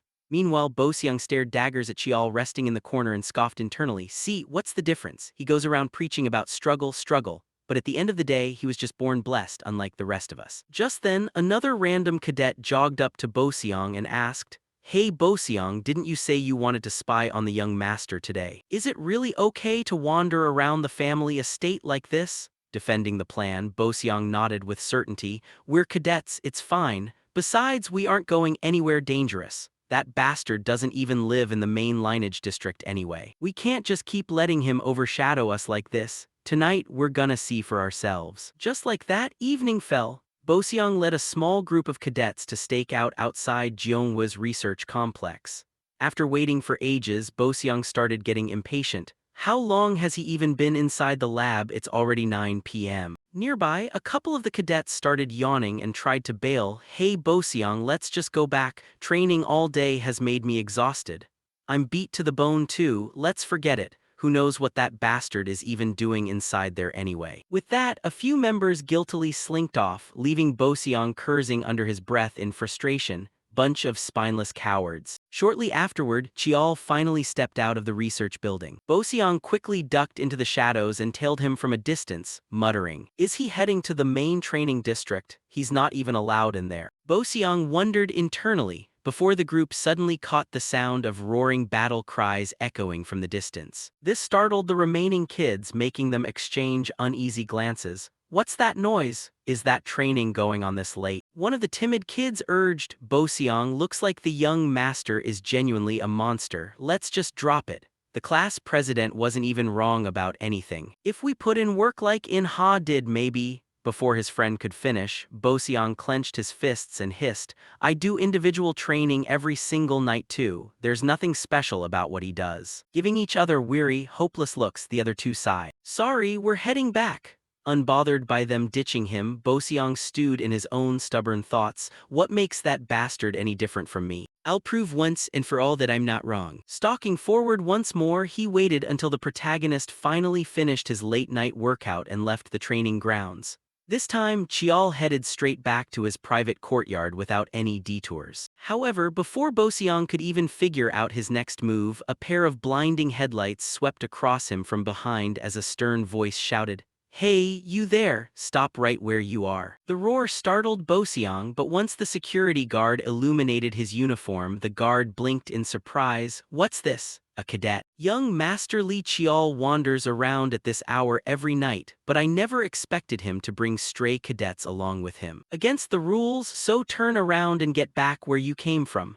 Facing the guard, seeing as he wasn't looking to press charges, Boseong nodded frantically. Before turning away, he glanced back at Chial's courtyard and noticed, the lights are still on, it's already 2 a.m. This left Boseong utterly speechless. He quietly offered the guard a polite nod, "Have a good night, sir," and scurried off. Time flashed forward to dawn the next day. At 5 a.m., inside the private training grounds assigned to Class 5. Because he had stayed out so late the night before, Boseong was struggling to keep his eyelids open. "Figures, I got way too little sleep last night," the exhausted cadet muttered to himself, right before his eyes flew wide open in absolute shock. At this moment, Chial was already standing right in front of him.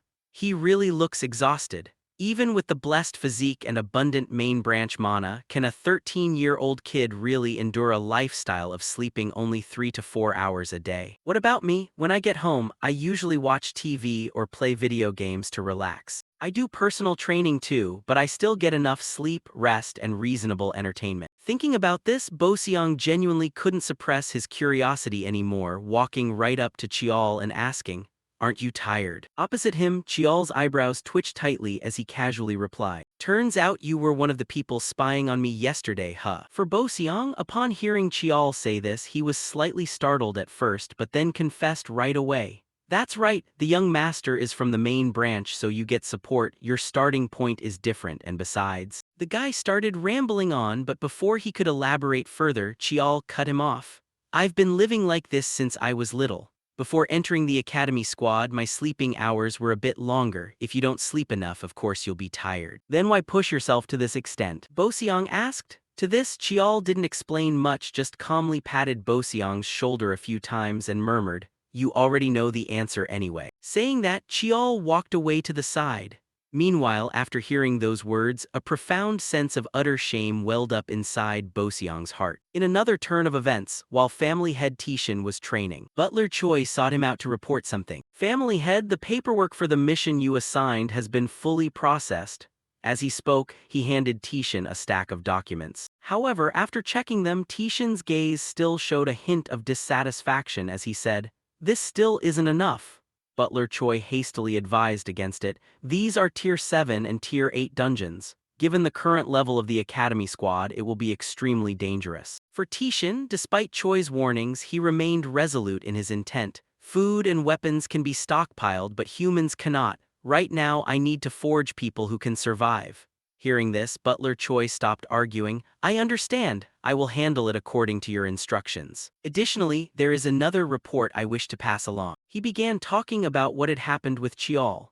This brought a glimmer of genuine satisfaction into family head Tishan's eyes. "The youngest did that? That brat has had a different look in his eyes since he was little, the look of someone who has been stripped of everything and plunged down to the absolute bottom." But leading people and changing them are entirely different matters. Adjust the test parameters slightly. Coincidentally, the 8th child is in the same cohort. Raise the difficulty bar for the entire academy squad to see if he truly has what it takes to lead people. This time I'll observe closely. He spoke with a hint of anticipation regarding this trial for the kids. Pity for the other trainees who had no idea that solely because of Chiol, the test difficulty for the whole squad had been bumped up several notches. Returning to the Class 5 training ground when instructor Jung Ho arrived, he couldn't help being startled as the sounds of rigorous training echoed everywhere. "You're down, surrender. Damn it, it's not over yet." Following his gaze, the trainees were split into two groups, one group running laps for physical conditioning while the other sparred with each other.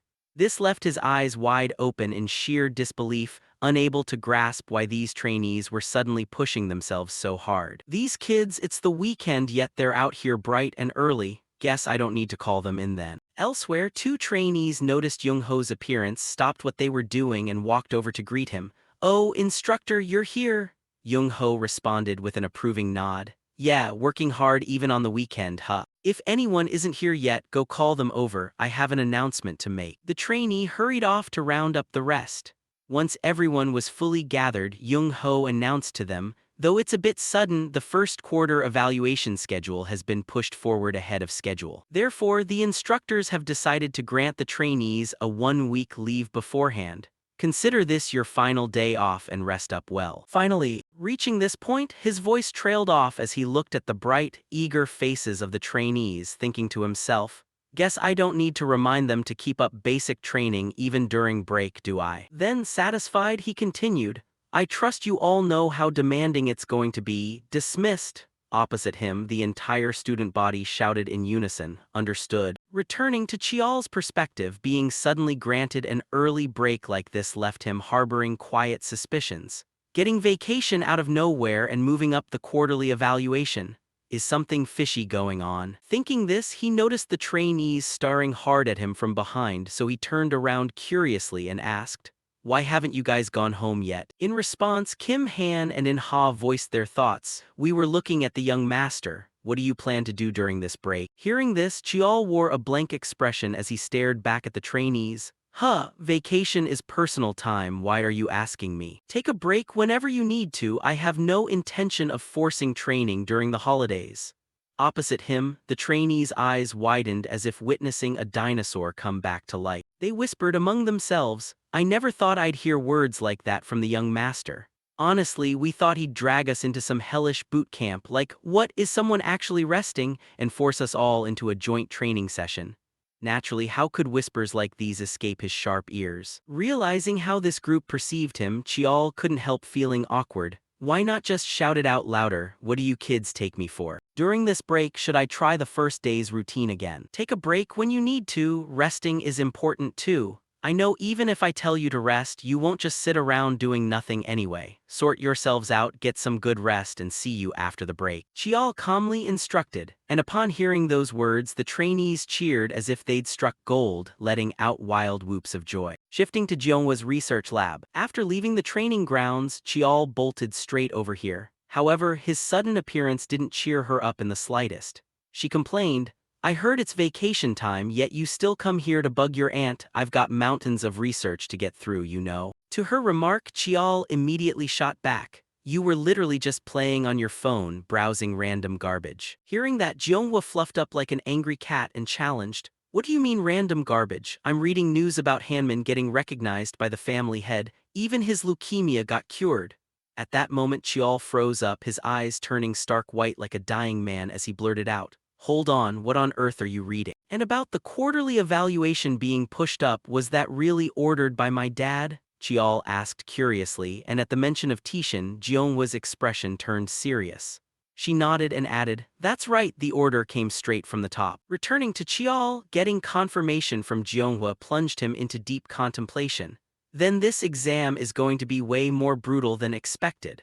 I'm currently hitting a wall with my mana limits. To break through, I probably need to unlock the next memory of the infinite. If the memory still won't unlock, it means something is missing. I've tried tweaking things to trigger the next memory, but it's still not working. Guess I'll just have to keep searching for a way. Thinking this, he leaned back and in his carelessness, Chial knocked a stack of documents beside him, spilling all over the floor. Seeing this, Jeonhwa's eyes widened. Oh, for goodness sake, what are you doing? Be careful. Ignoring his youngest aunt's nagging, while Chial picked up the scattered reports, his eyes caught on a page printed with images of monsters he had previously encountered on Red Blue Island.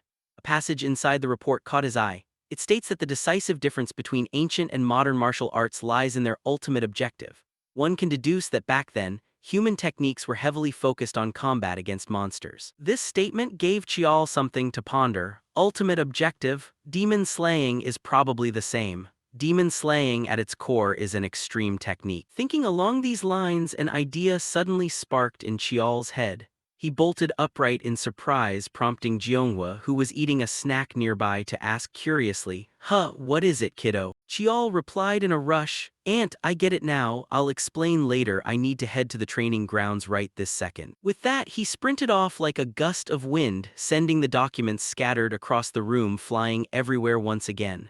You wretched brat, Jeonhwa shrieked. Shifting to the training grounds, Chial transformed his ring into a longsword form and thought, all right, now let's picture the opponent. Something bigger than myself. A monster completely different from humans, a gigantic beast. A technique that disregards combo efficiency, stamina preservation, dodging, or defense. Flashy moves with no destructive power or tricks meant merely to deceive an opponent are entirely useless. The clear goal of demon slaying is simply to slaughter monsters. Thinking this, he pictured the giant monster that had fought the nameless warrior previously.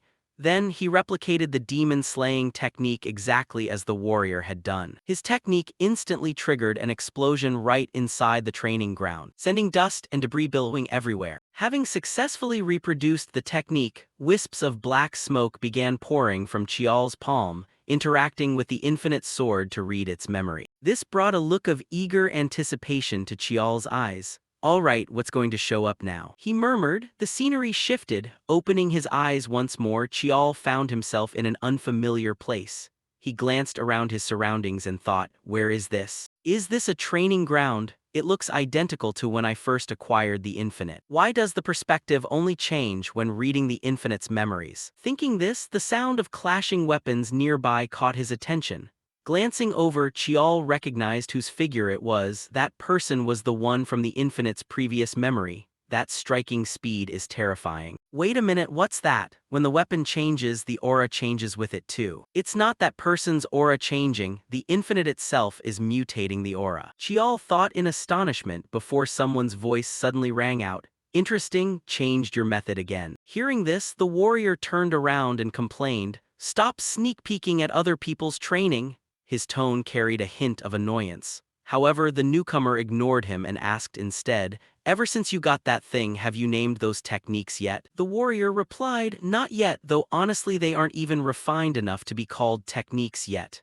Hearing that, the newcomer suggested, "Then let me name it. How about myriad variations?" "Sounds decent," the nameless warrior nodded in agreement. Then, as if noticing something, he tilted his head sideways and asked, "By the way, did you drag someone else here again?" Seeing this, the newcomer said in surprise, "Me? No way, what are you talking about?" Their conversation startled Chial a bit. Then, without hesitation, the newcomer suddenly swung his sword to slash. However, the attack was blocked by the warrior. The newcomer shouted, "Wanna spar? What reason would I have to drag anyone here?" Returning to Chial's perspective, taking advantage of the two of them bickering, he cautiously poked his head out to examine the warrior's appearance. "Those eyes and that hair color. Traits of the main branch of the Lee family," he murmured. Time flew by quickly, the 1 week break came to an end, and today, Chial and his group were shoved onto a vehicle to be taken to the location of the quarterly evaluation test. Inside the carriage, Chial gazed outside, then drifted into thought. This scenery is no different from the future or the past. The wall divides the safe zone from the dangerous zone. Back in the day, a giant fissure appeared near the Pacific Ocean, known as the Blue Hole, a mysterious space that humanity had never officially explored. And from within that place, unprecedented monsters poured out. Humanity fought against the monsters for a long time to reclaim territory. But there are still unexplored regions. Places like this are called unexplored areas, or also known as danger zones. He muttered softly to himself. Meanwhile, whether out of excitement for the upcoming test or not, his friend Kim Han also chimed in with a laugh. Lately, people have been saying that the walls draw the boundary between the safe zone and the danger zone, right? The closer you get to the danger zone, the more desolate it becomes. In response to this, Chial started educating him with the new knowledge he gained from his past life. But after all, we are still inside the wall, so the devastation only goes this far. The reclaimed villages near the danger zone have a very primitive level of civilization. Speaking of this, a slight wave of painful memories flickered in Chial's mind. In his past life, he had lived there for a while to go into hiding, and that period was truly not pleasant at all. Then, very quickly, the small vehicle began passing through the wall. Everyone should stay alert, because from now on, the place we are entering is a completely unexplored dungeon. The scenery on this side is genuinely gloomy and vastly different from inside the wall. Inside, a pale blue smoke drifts all around the atmosphere. Everyone gather, we will set up camp here, check the necessary supplies, and begin the test. The escort guards only have the duty of protecting this base, so from now on, you must handle everything yourselves. But don't worry, I will support you as much as possible as the instructor at this base. Everyone, show everything you have prepared up until now. Yes, sir, the entire group of trainees shouted back with high spirits. Next, Chial turned to the rest and said, "From now on, I will take command. But before that, this test is definitely going to be harder because of me. This is the last chance. Whoever wants to leave should go right now." Chial's voice was filled with seriousness. Then he cast his gaze into the distance. Deep inside the forest, countless spider webs were tangled everywhere.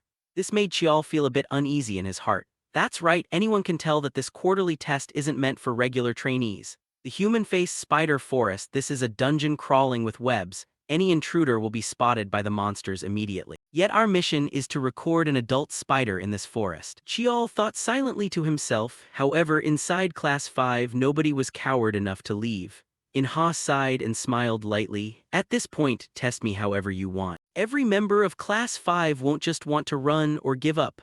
Beside him, his friend Kim Han also nodded, saying, "That's right, young master. We all trust in you." As they spoke, the whole group looked at Chial with immensely trusting eyes. This took Chial slightly by surprise. In his past life, he had never experienced this feeling before. Then, Chial broke into a smile and teased, "You guys drop these cheesy lines so naturally, huh?" Chial's words made Bo Xiang's face turn bright red. "That's because the young master creates this kind of atmosphere." Over here, Chial continued, "All right, I understand, so nobody is giving up. Then let's do a final communication check, review our supplies, and head into the forest together." "Yes, sir," the group of trainees shouted in unison. Speaking of the forest of human-faced spiders, they operate based on social behaviors like ants or bees, making them very difficult to deal with. At this moment, our main character was leading the group. As they walked, he reminded them, "I'm sure everyone is clear on this, right? Our mission is to capture the behavior of the spiders that have lived in this forest for at least 10 years using recording equipment. So from now on, the commander will be Choi In-ha. In-ha startled, hurriedly asking back, "Wait a minute, what do you mean by that?" Answering this, Chiol frankly shared his intention, "I will act alone, I'll become bait for the spiders." Hearing this, the group, including In-ha, went blank. Question marks seemed to float above their heads. Before they screamed as if the house was on fire. Wait, what? Time passed quickly, and by now Chiol had separated from Class 5's formation and was operating alone. After casually stabbing a giant spider to death, he cast his gaze around, then panted heavily from exhaustion, following his line of sight. All around him, countless giant spiders were glaring at him with their crimson eyes. But this was exactly what Chiol expected. They're finally all gathered. Looks like it was worth killing a few to lure them with pheromone. Human-faced spiders bring prey with high nutritional value back to the nest as food for the larvae. The easiest way to make them view you as nutritious prey is to prove that the prey possesses terrifying strength. As he thought this, he transformed the sword in his hand into a longsword and executed a demon slicing technique, instantly cleaving the spider lunging at him in two. This action of his seemed to anger the remaining spiders. They began to hiss with deep growls, then simultaneously lunged to gang up on him from all directions. Seeing this, Chiol smiled faintly, let his weapon drop down, and completely gave up resisting. Next, after opening his eyes once more, Chiol found himself lying on a pile of soft silk. He wondered, is this inside a human-faced spider's cocoon? If so, then it's going according to plan. My stomach feels a bit upset from the poison, but this isn't too bad. First, I need to use the stealth technique to erase my presence. Thinking this, he used the stealth technique to shroud his body in a blue energy screen, while transforming his weapon into a short sword format. Next, using this short sword, Chiol cut away all the threads entangling his body and calculated his next steps. If this is their nest, the larvae must be concentrated here. Saying that, he used the short sword to cut a large tear on top of the cocoon. Chiol gazed outside, unable to help feeling dazed by the sight before him. Wait, why are there so many food cocoons? No way, are these just what they caught today? They should have eaten this pile long ago, why? Chiol frowned in thought. To solve his confusion, he looked all around and his face turned pale when not far away. There was a massive cocoon suspended in the air by countless threads. Beneath it, there were also countless giant spiders, as if guarding this cocoon. Next, the cocoon began to vibrate non-stop, as if something inside wanted to break out. At the same time, Chiol suddenly felt a vibration inside his body, thinking, is the dark energy resonating with it? Not giving Chiol much time to think, this giant cocoon began to be torn apart. From within, a giant leg stuck out, followed by a human-like hand. Finally, this thing's form was completely revealed. It was a giant spider with the lower body of a spider and the upper body of an alluring woman with 6 eyes on her face. This was the rank 5 monster, the human-faced spider queen. "My children, you're hungry, aren't you?" she spoke up. Meanwhile, upon witnessing this monster, Chiol instantly held his breath and silently analyzed. A rank 5 monster in a dungeon that can use human language? No, she hasn't opened her mouth. Then, could the dark energy be reading this monster's consciousness? Ahead, as if discovering something, the Spider Queen suddenly launched an attack. She dashed forward and used her sharp leg to strike straight at Chiol's cocoon, sending his body flying down to the ground. There's no time to maintain the stealth technique anymore. Meanwhile, the Spider Queen looked at him with murderous intent and asked, "What are you?" "The thing waking me up is inside you. Why do humans have that thing?" "That thing is my Allura, give it to me." As she spoke, she unleashed a skill, firing a wave of purple sound from her mouth.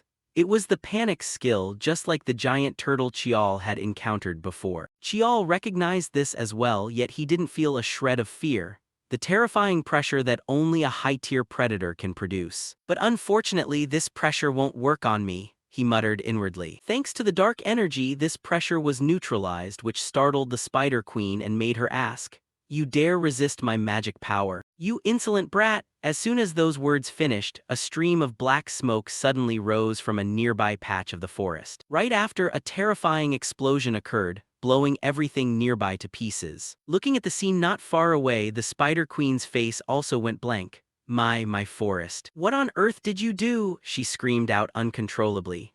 Meanwhile, Chial smiled seeing the plan unfolding just as predicted. He explained, "It's a weapon called explosive magic bullets. Luckily, this damn forest has plenty of things that burn. I simply detonated them on my signal." Not far away, the group led by Kim Han also contacted Chial through their earpieces. "It has begun. Team 1, move out. We'll reach their nest in 30 minutes at most." At the same time, Instructor Young Ho hurriedly reported through the surveillance screens, "This is base camp, young master. I've detected a rank 5 magic power source inside the nest." But seemingly not letting him finish his sentence, Chial cut him off. "I'm fine, make sure to support the trainees first." Returning to the spider cave, by now the Spider Queen was losing her mind. She gnashed her teeth loudly and ordered her underlings, "Children, hurry, protect my forest." Saying that, she turned to glare at the male lead, gritting out, "I will personally crush you. Arrogant brat, do you think you can defeat me alone? Do you believe the teammates rushing to my nest can actually make it here? There's nothing you can do to me." Responding to this was a sneer from the protagonist, "You're the one underestimating me." As he spoke, Chial enveloped his body in a layer of golden aura. Cutting to the group of trainees while moving, Inha instructed everyone, "Everyone, keep firing explosive bullets to draw the human-faced spiders. Team 1, head straight into the nest to support the young master and clear an escape route." Hearing this, Bo Seong running beside him turned to ask, "Wait, there's a variable in the nest and we're just going to act like this?" Inha replied, "This is the young master's order, we just follow the plan." Saying so, Inha couldn't hide his worried expression as he silently prayed, "Young master, please hang on just a little longer." Returning to the spider cave, the cave began to shake incessantly. Debris constantly fell down from the impact of the Spider Queen's attacks, yet her attitude showed not a shred of joy. "Why? Why are you still not dead? How are you still standing there? Those eyes, what on earth are you looking at?" she screamed as she witnessed all her attacks failing to do anything to Chial. And all of this was thanks to a skill called the demon eyes of the protagonist. He muttered to himself, "Hidden things, invisible currents of power, eyes that can see through those things are called demon eyes. Thanks to the demon eyes, I can read the flow of magic power and dodge fatal blows. But the power gap is too huge, so I can't dodge completely." Chial used a recovery potion on his wounds. Luckily, this newly hatched Spider Queen couldn't control her body perfectly yet. "I only have one chance." Afterwards, he switched his sword to longsword form. Next, he began using the martial art chi internal force, thunder, causing his entire sword to be enveloped in a bolt of black lightning. Then, without a moment's hesitation, Chial lunged forward and swung his sword directly, releasing a crescent-shaped blade wave straight at the Spider Queen. Just like that, a heaven-shaking explosion echoed inside this massive cavern. The Spider Queen herself, failing to dodge in time, took a heavy wound on her body. One of her front legs was blown completely off. Even so, this still wasn't quite what the protagonist intended. Damn it, the wound is still too shallow. Just as expected, cutting through that thick hide with a single blow is too difficult. Thinking this, Chial stared intently at the massive spider before him while it screamed endlessly in agony. It hurts so much. I'll turn you into my subordinate, drag what's inside you out and restore myself. After that, you will endure endless pain." Saying that, she raised both hands forward and unleashed bursts of light. Not knowing what kind of skill this was, Chial tried his best to dodge. It was just that the sheer volume of these threads was too much. Well off guard, Chial got caught by a thread. Right after, a voice echoed in his head, "Submit." Accompanying this voice, a terrifying headache began to strike him, causing Chial to scream out in agony. Watching this, the Spider Queen laughed heartily. "Haha, that arrogant face." Before her words finished, she suddenly coughed up a mouthful of blood. What is this, you?" The Spider Queen stammered and tried to lunge forward, as if wanting to attack Chial. Seeing this, instead of running away, Chial stood still in place and muttered, "You should be careful. Spiders and insects are inherently weak to fire." As soon as those words finished, a massive explosion occurred right beside the Spider Queen, officially sending her off to the netherworld. And the one who had just helped Chial was naturally the group of trainees who had just arrived. Seeing that their young master was still safe, they let out a sigh of relief.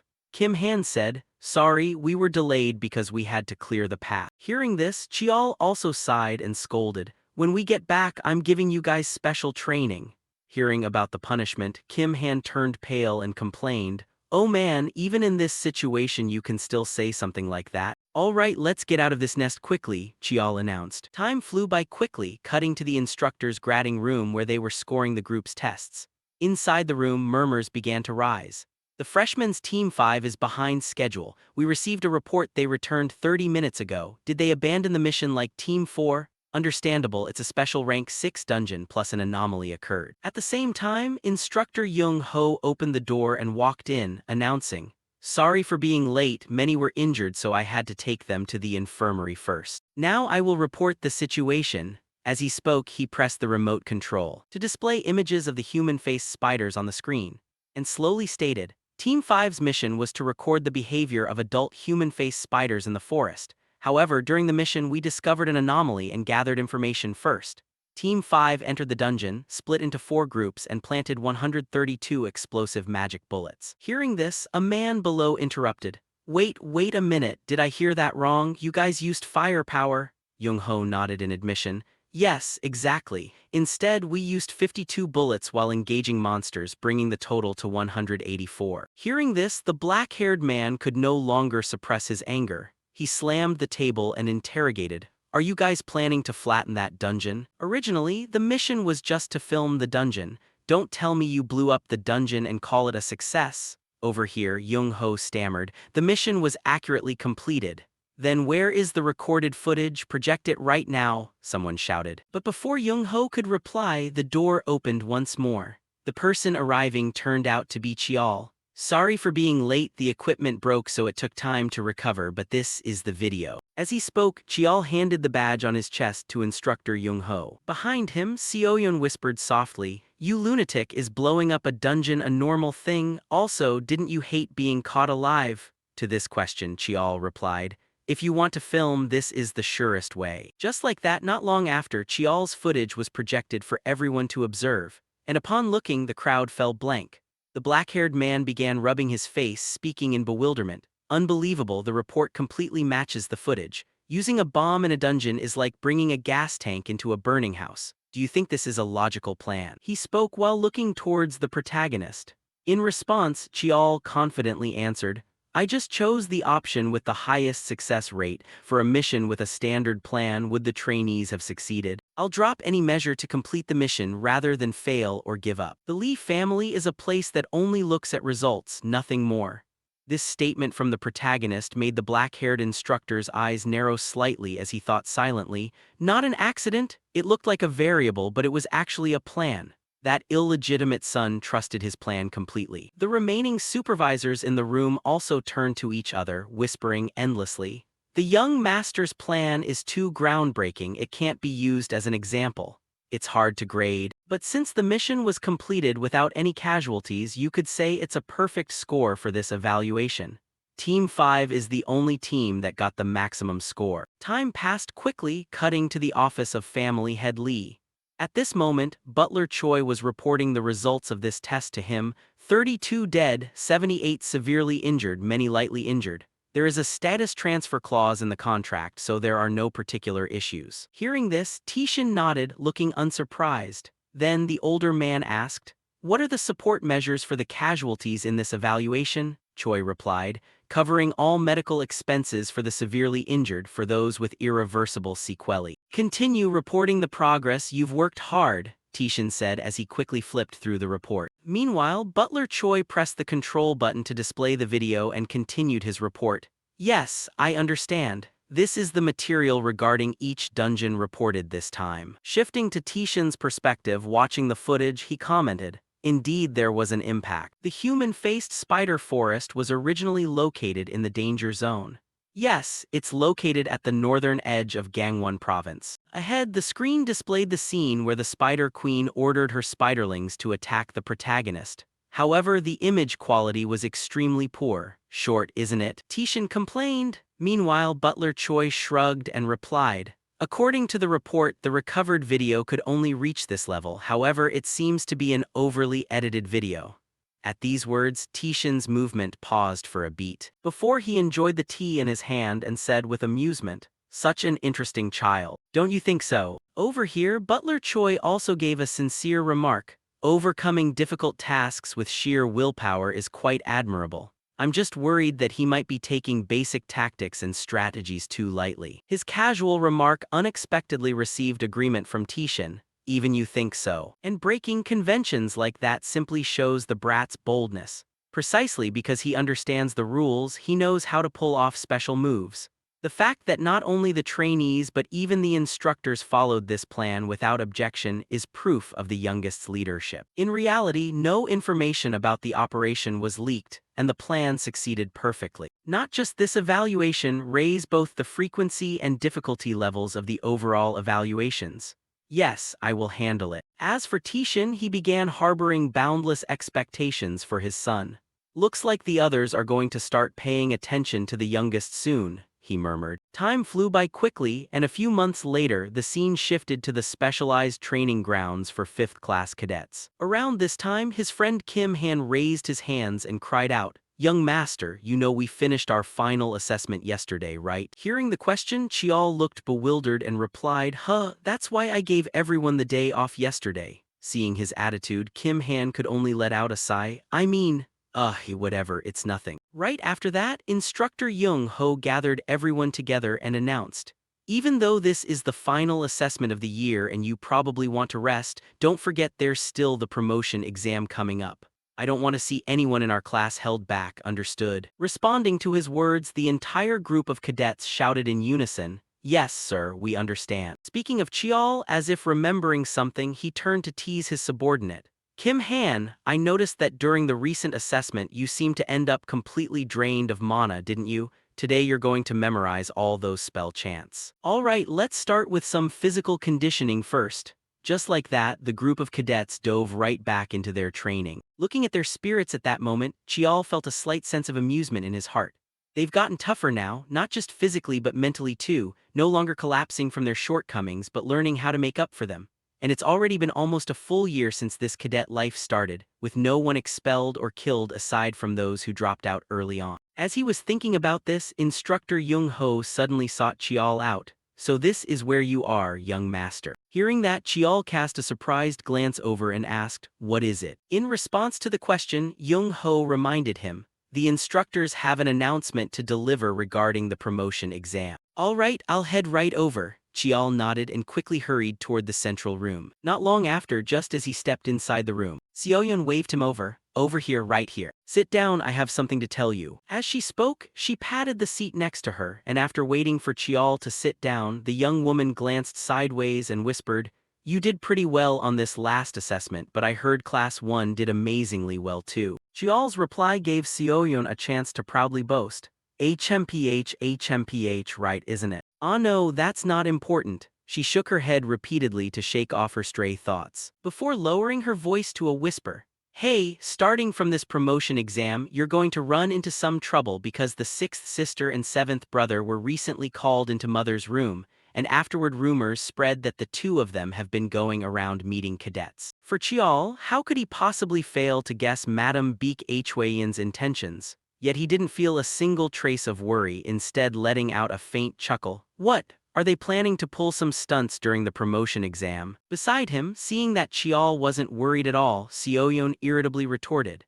"Getting disqualified is one thing, but the scary part is what kind of tricks they'll pull, since you probably don't feel anything because you're too weird to be scared of anything. But both the 6th sister and 7th brother are genuinely terrifying people." Chial crossed his arms and offered a mild reproach to the girl. "If you meant to warn me, you're way too late, since annoying stuff like that has been going on ever since the midterm assessments anyway." Saying that, Chial rubbed his chin, pondering the current situation. Every single evaluation has had shitty equipment handed out or training contents deliberately omitted for discriminatory treatment, and lately I've even heard that someone's been trying to approach Boseon. Unaware of these thoughts running through Chial's mind, Seoyeon clenched her fists and asserted, "I've already warned the kids in my class, and this time I'll definitely compete with you fair and square and win, taking first place just to make you call me Unny no matter what." She spoke with a blazing spirit, leaving Chial wondering why the girl was so obsessed with competing with him like that. "Why are you so obsessed with that title anyway?" Chial muttered. Shortly after, the instructor walked into the classroom and called out, Is everyone gathered? Starting today, this year's quarterly evaluation exam is officially concluded, and now I will announce the content and schedule regarding this batch's promotion exam. As everyone knows, promotion results will be determined by combining your scores from a full year of evaluations and the promotion exam results, and this time the promotion exam will be held at Gate Y7, located about 3 km north of Kiseong City. Hearing the test location, Chial let out a flicker of surprise. A gate. I figured this promotion exam would be unusual, but I never expected it to be inside an otherworldly gate. Up front, the instructor continued his presentation, pulling out a token and statting. Inside the gate, nameplates inscribed with the word Sungmu will be placed, and every cadet will possess their own nameplate, so if it gets stolen you'll be treated as disqualified and forced to leave. But aside from that, there are no rules, meaning you should collect as many nameplates as possible. This promotion exam isn't simply a test of combat power, but rather what you should call a scramble. Returning to Chial's perspective with his big brain, he quickly figured out the true nature of the exam. So that's how they want to play it, huh? Collect nameplates, plunder, and survive, where getting your nameplate stolen counts as disqualification and the quantity determines your promotion exam score, so the rules are simple. The so-called treatment of a combat casualty is actually a trap, because even if someone's nameplate is stolen, outsiders can't tell what happened, so as long as you steal someone's nameplate or find the hidden ones, there won't be any issues. On top of that, this is an individual match where even second-year cadets are participating, so it's obvious some faction has meddled in this. The promotion exam is held inside an otherworldly gate completely isolated from the outside world. So for a despised, illegitimate child, no matter what happens, it won't leave any evidence behind, making it an opportunity too good to miss, right? But the same goes for this side too.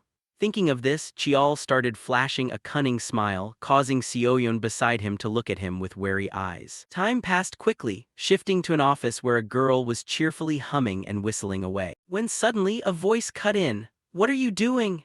This speech belonged to the Lee family's seventh young master, Lee Yi-hak, to which the girl replied, "Just admiring my cute little brother working himself to the bone over paperwork." This girl was none other than the Lee family's sixth young miss, Lee Seol-ah, and seeing this, Yi-hak cursed at her. "You're crazy," which prompted a bit of complaint from his older sister. "Hey brat, is that how you talk to your older sister without any honorifics? Anyway, compared to you, the eighth younger sister is truly much more lovable with her rabbit-like personality and behavior. To the point where I just want to choke her to death," she said while pulling out a dagger and frighteningly licking her lips. Then pausing for a beat, she asked Yi-hak, "So what do you think?" "About what?" Yi-hak spoke while keeping his eyes glued to his personal computer. "What else could it be? Mother's orders," Seol-ah reminded him. And Yi-hak replied with a weary sigh, "I just think it's time to get a clear grasp of the situation for once." Up front, Seol-ah began juggling her dagger and voicing her thoughts. "It really annoys me that an illegitimate brat dares to wear the main family's nameplate, and on top of that struts around everywhere without knowing his place. So as his elder, I'll personally teach him a lesson. Especially since he drags that soft and mushy eldest brother type behind him, so I have to teach that bastard his proper place."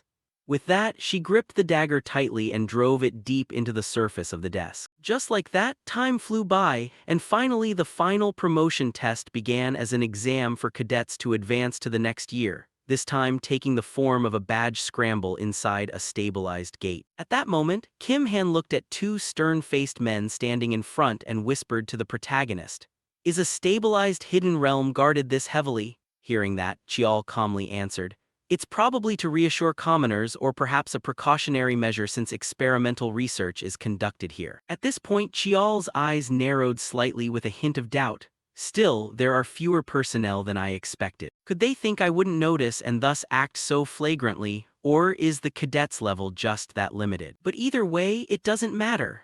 Thinking this, Chial turned around and reminded the group of cadets behind him, "So everyone's all set, right?" Behind him, the group shouted in unison, "Of course." Hearing that, Chial nodded, "All right then, let's go." Saying so, Chial took the lead and briskly walked into the gate with his group of cadets. Turning back to the Lee sibling pair, Seol-ah and Yi-hak, Seol-ah was happily enjoying some pastries and praising, "Yi-hak, this office has really good snacks." Behind her, Yi-hak sighed reproachfully while focusing on his work. "Those are for guests, eat in moderation." Xiao Ah shrugged nonchalantly. No way, hey, is there still no contact yet considering how busy I am and yet I still came here in person. Hearing that, Yi Hak lifted his head and answered, the instructor just reported that the second-year cadets have entered as well. Upon hearing this, Xiao Ah's face lit up with endless delight and anticipation. Just thinking about those bastards and trash crawling around makes me excited, and Mom said if we do a good job with this we'll get a reward, right? I should write down what I want beforehand. Returning to Yi Hak's perspective, unlike his confident sister, a sense of unease began to form in his heart. Will everything really go smoothly even though I believe it will go according to plan? At that moment, Yi Hak's mind recalled what his eldest brother Myung Young had said before. Be careful, little brother, the youngest isn't someone you can deal with easily, so watch out. His eldest brother had told him that when they met recently, and though he had laughed it off at the time, those words still lingered inside his head. Thinking about this, Yi Hak's phone suddenly started ringing. Hearing it, Xiao Ah, who had been lying on the couch, quickly leaped up and asked, what is it? Are they done? Without answering, Yi Hak simply narrowed his eyes tightly at the screen without saying a word. This irritated Xiao Ah enough to snatch the phone away and check it herself. Just a few seconds later, her voice turned frantic as if she couldn't believe her own eyes. 21 killed, 15 retreated. Did the entire first-year class 5 survive? That's absurd. Are you telling me all of them teamed up and still couldn't beat a single bastard? At this point, Xiao Ah grew so angry she clenched her fist, crushing the phone right in her palm. As for Yi Hak, he finally understood the warning his eldest brother had given him, muttering to himself, we lost completely to our youngest brother, Li Qiao. Shifting the scene inside the gate, two cadets were running for their lives with the brown-haired guy cursing incessantly along the way. Damn it, he's clearly just a bastard studying in class 5. Responding to that, the black-haired guy next to him yelled, shut your mouth and run, if we hide in that cave even that bastard won't be able to find us. Pushing themselves to full speed, the two dashed forward until they successfully hid inside a rock cave where they finally paused to catch their breath and peek outside. Did we shake him off? The black-haired guy asked, and as if in response, a sword came hurtling from afar with wind-splitting speed, piercing deep into the ground and creating multiple large cracks. While the two of them were still panicked, Chial suddenly appeared, grabbing the black-haired guy's arm and twisting it backward, causing him to scream miserably in pain. Turning to the other side, Chial smiled at the brown-haired cadet and taunted, it's me, Li Chial. You guys are great at hiding, it took me a long time to find you. Opposite him, the brown-haired guy was so terrified he tumbled to the ground, backing away and trembling as he spoke. Stay away, I said stay away. Do you think everything is fine just because you belong to the main family? Why are you torturing us? In response, Chial stepped forward, grabbed him by the collar and enlightened him. Some people might think I attacked you first if they heard that. If you point a sword at someone from the main family, shouldn't you pay the price for it? Chial slowly raised his sword as he spoke. Immediately after, a gruesome scream echoed from inside the cave. Time passed quickly and soon Inha ran up to Chial to report the situation. Young master, this side is done too. Hearing that, Chial nodded and replied, good, if it's done let's move right away because we still haven't dealt with all the guys chasing us yet. Understood, I'll rendezvous with Kim Han's group right away, Inha replied. Next, Chial stated that he would move alone and instructed Inha, make sure you completely deal with everyone on your list and keep collecting tags. Hearing the order, Inha quickly departed, and watching his back disappear. Chial uncomfortably stretched his limbs and thought about the situation with his group, realizing the most important thing in this promotion exam was the number of tags they could gather. Stealing nameplates from other cadets has very low efficiency, which is why I came up with a hypothesis. Can badges be found using demon eyes? Activating his demon eyes, countless strips of yellow energy instantly filled his field of vision. One of those energy strips stretched toward a nearby cliff, and seeing this, Chial smirked. Found it. Thinking this, Chial swiftly rushed up the cliff. And sure enough, he found a badge there, leaving him unable to hide the joy on his face. Doing it this way works. This is definitely worth doing. Great. I can even train my control skills while I'm at it. Time passed quickly and Chial stared blankly at his pouch filled with countless badges. Phew, this is. I didn't think I'd collect this many, no wonder the pouch felt so light. As Chial pondered, numerous loud explosions echoed from afar. But more importantly, he couldn't practice his demon eyes any further. This left him feeling somewhat disappointed. Since the exam is almost over, battles have been happening constantly since sunrise. Honestly, if I keep avoiding her, she'll just become even more annoying. Chial let out a sigh. At the same time, Sioyon descended from above right in front of Chial. I finally found you. Li Chial, her voice was filled with delight. Yet looking at the protagonist's face, she curiously asked, "What's with that look, not surprised?" Chial shrugged and said, "I knew you'd chase after me." "Then why didn't you stop?" Sioyon asked. "Well, I've stopped now, haven't I?" Chial chuckled. Without wasting time on meaningless talk, Sioyon jumped straight to the point. "Think you're great, huh? No more talking, let's have a match." She tied up her hair as she spoke, and reached out to provoke the protagonist. "A fair fight to see who takes first place deal. If I win, you have to call me Unny, got it?" Hearing that, Chial seemed somewhat amused and asked, "What if I win?" Across from him, Sioyon spoke in an excessively sweet tone. If you win, I'll call you Oppa." To Chial, Sioyon's unusually sweet tone genuinely made his hair stand on end. Unconsciously wrapping his arms around himself, Chial looked at Sioyon with wary eyes. "If you're trying to deal psychic damage, that's pretty effective." Chial's remark made the female swordsman feel embarrassed and shout, "Shut up, talk too much, let's go, Li Chial." With that, both of them gripped their swords tightly and lunged at each other as the battle officially began. Time flew by quickly and the promotion exam finally ended, with an increasingly strict evaluation system featuring not just one, but two members of the direct main family participating simultaneously, making it a major topic of discussion for everyone. In a corner of the martial training grounds, some nameless cadets whispered among themselves. "Of course the 8th young miss took first place, right?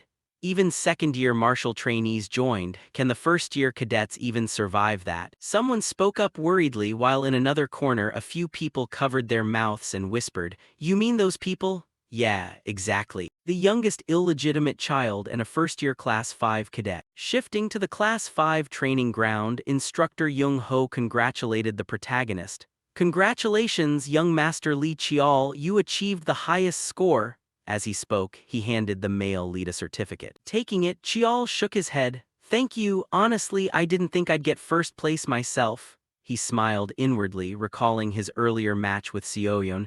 They couldn't show blatant favoritism after all. Li Sioyon probably did better during the exam, but I ended up taking all her nameplates. Unaware of Chial's thoughts, Jung Ho continued praising him. "So calm, you became the top scorer among all the cadets, that's something to be proud of." Hearing that, Chial nodded in response. "My nanny will probably be really happy too, thanks for the congratulations." With that, Chial walked down to the training ground while the remaining cadets rushed to congratulate him. "Congratulations, young master. Congratulations." Up front, without missing a beat, Jung Ho called out the next cadet. "All right, next, Cadet Choi In-ha stepped forward." Hearing this, In-ha, who had been held back for 2 years in the first year, hurriedly stepped forward. "Congratulations on your promotion." Jung Ho smiled as he handed him the certificate, and finally In-ha was promoted, ranking 13th in this exam. Looking at the certificate in his hand, In-ha trembled all over. Thank you." His voice was filled with deep emotion. While Chial chimed in from behind with some playful teasing, "Don't let it make you complacent, Choi In-ha. While it's something to be proud of, resting on your laurels won't change anything." Hearing the tease, In-ha let out a sigh. Right, young master." Ignoring them, Instructor Jung Ho called the next name. "Next, Cadet Kim Boseong, congratulations on your promotion." Boseong ranked 24th in this exam. "Kim Han, promoted in your very first year, that's a good effort. Congratulations." Jung Ho smiled, but looking at his ranking, Kim Han didn't look happy at all. He muttered to himself inwardly, "Such an unimpressive rank, honestly I'm disappointed. Alright, this is just the beginning. I'll become strong just like the young master. I still need to try harder." I decided to change myself so I wouldn't become a burden to him or live a half-assed life again. From now on I won't lose. Reflecting the thoughts of the entire student group, they all looked at Chial's retreating back with resolute eyes. Returning to Chial's perspective, the fact that no one in his class had to repeat a grade was enough to bring a satisfied smile to his face. So it's over, huh? But now I don't have to worry anymore. Thinking of this, Chial turned to his group of cadets. "You all worked very hard, everyone passed. I was actually planning to personally retrain anyone who failed. What a pity. The second year will be even harsher. There will be plenty of people dying to tear you apart. But I believe you guys can handle yourselves, right?" Responding, the group of cadets shouted in unison, "Yes." Seeing that spirit, Chial suddenly smiled, clenched his fist and shouted, "Keep it up, you guys can do it." Time passed quickly and Chial and Seoyeon dressed up nicely to meet their father after being summoned for some matter, during which Seoyeon's face soured as she thought about losing to Chial. "Hey, I don't accept this." Replying with a weary sigh from the male lead, "What are you refusing to accept this time?" Hearing that, Seoyeon bristled like a little cat.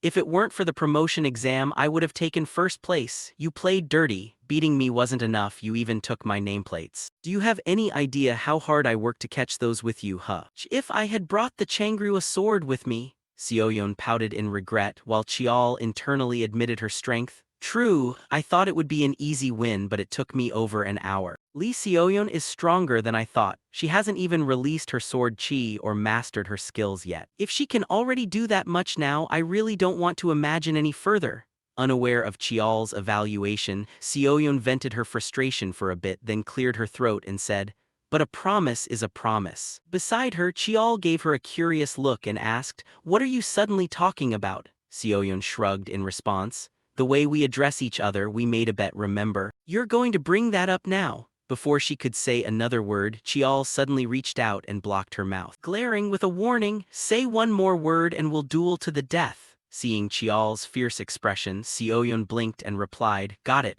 Is it really that annoying?" "All right, stop talking nonsense. Let's go, we're going to be late," Chial urged, startling the female swordsman, who quickly said, "Oh right, let's hurry up." Just like that, the two of them sped up their movement, until they reached the head of the family's study. As soon as they stepped inside, both of them bowed and said, "We greet you, father." Hearing this, Tishin ahead turned around and nodded, responding, "Come on in." Next, family head Tishin poured a cup of tea for each of his two children and began to speak. "I heard you both have completed the freshman cadet training. What did each of you see and experience?" Hearing the question, Seoyeon started hesitating and turned to look at Chial, making him feel tense and think to himself, "What? Why is she looking at me?" Shifting to Seoyeon's perspective, seeing that Chial had no intention of answering first, she blurted out, "I saw the true face of the family." Her answer made Chial cough violently, spraying his tea all over the place. Meanwhile, family head Tishin looked amused and asked back, "What do you mean, what is that true face?"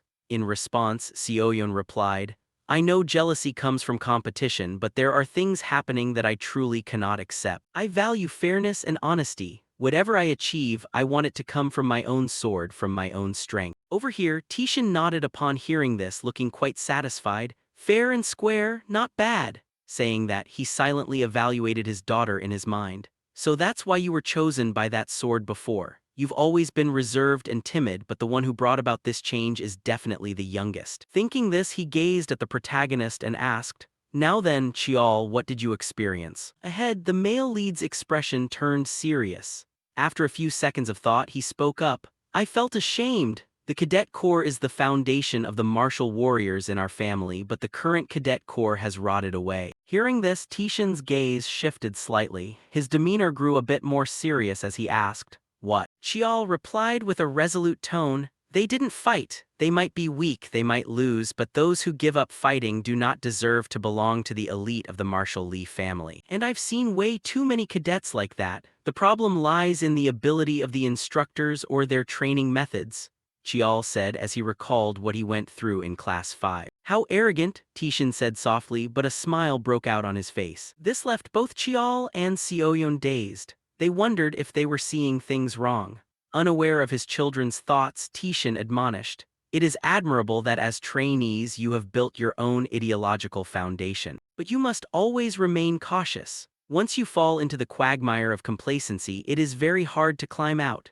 The family head's words made Seoyeon's face light up, while Chial couldn't help being surprised inwardly. "I didn't expect father to personally give us advice," he muttered to himself, then hurriedly replied, "Thank you, father, I will keep that in mind." Shifting to Tishin, he now got down to the main point of calling his two children here. Naturally, the older man wouldn't just give some meaningless praise. "I've heard about what you did over the past year. The exams this past year might differ in scale from a regular warrior's duties, but in essence, they are the same. You realized those were tests arranged by me and you diligently completed your missions. The reason I summoned you today is to reward you for completing your missions." For Chial, the reward suddenly dropping from the sky made him somewhat suspicious. Father is always strict with rewards and punishments. Yet he's rewarding us for this, there must be a reason. Unlike him, Seoyeon didn't overthink it. Right away, she raised her hand and said, "If that's the case, I want a supreme-grade chest armor, dragon-scale armor, please, father." Responding to her request, family head Tishin agreed, "Very well, I'll notify the armory beforehand, so go pick it up tomorrow." "Yes, thank you, father," Seoyeon happily replied. Then Tishin turned his gaze to Chiol and asked, "Now then, my son, what do you want?" As for his request, Chiol, as if having made up his mind, spoke right away, "I want permission to enter Mount Chinwi." It was unclear what kind of place this mountain truly was. However, upon hearing this, even family head Tishin and his daughter couldn't hide their surprise. They stared wide-eyed at Chiol. Time flew by quickly, cutting to Chiol's private room. It seemed he had been approved by his father to go to Mount Chinwi, so right now, he was checking his gear before setting out. Herbal encyclopedia, iron pot, and medical kit too. Excellent, looks like I've brought everything necessary. Because Mount Chinwi is a sacred mountain, not only herbs but spiritual medicines thrive there. In Jiaxiodo, his potion making was left unfinished, but this time I'll do it properly. Thinking about it, Chiol couldn't help feeling amazed by his father's decision. "I never thought father would actually let me go to Mount Chinwi. Thanks to that, I can participate in the warrior trial even earlier." Speaking of the warrior trial, it was the final exam for the children of the Lee family to be recognized as warriors. And Mount Chinwi was the place they were required to visit before participating in this trial. Besides, I've always wanted to go to Mount Chinwi one day. Thinking this, Chiol glanced at the black sword placed beside him.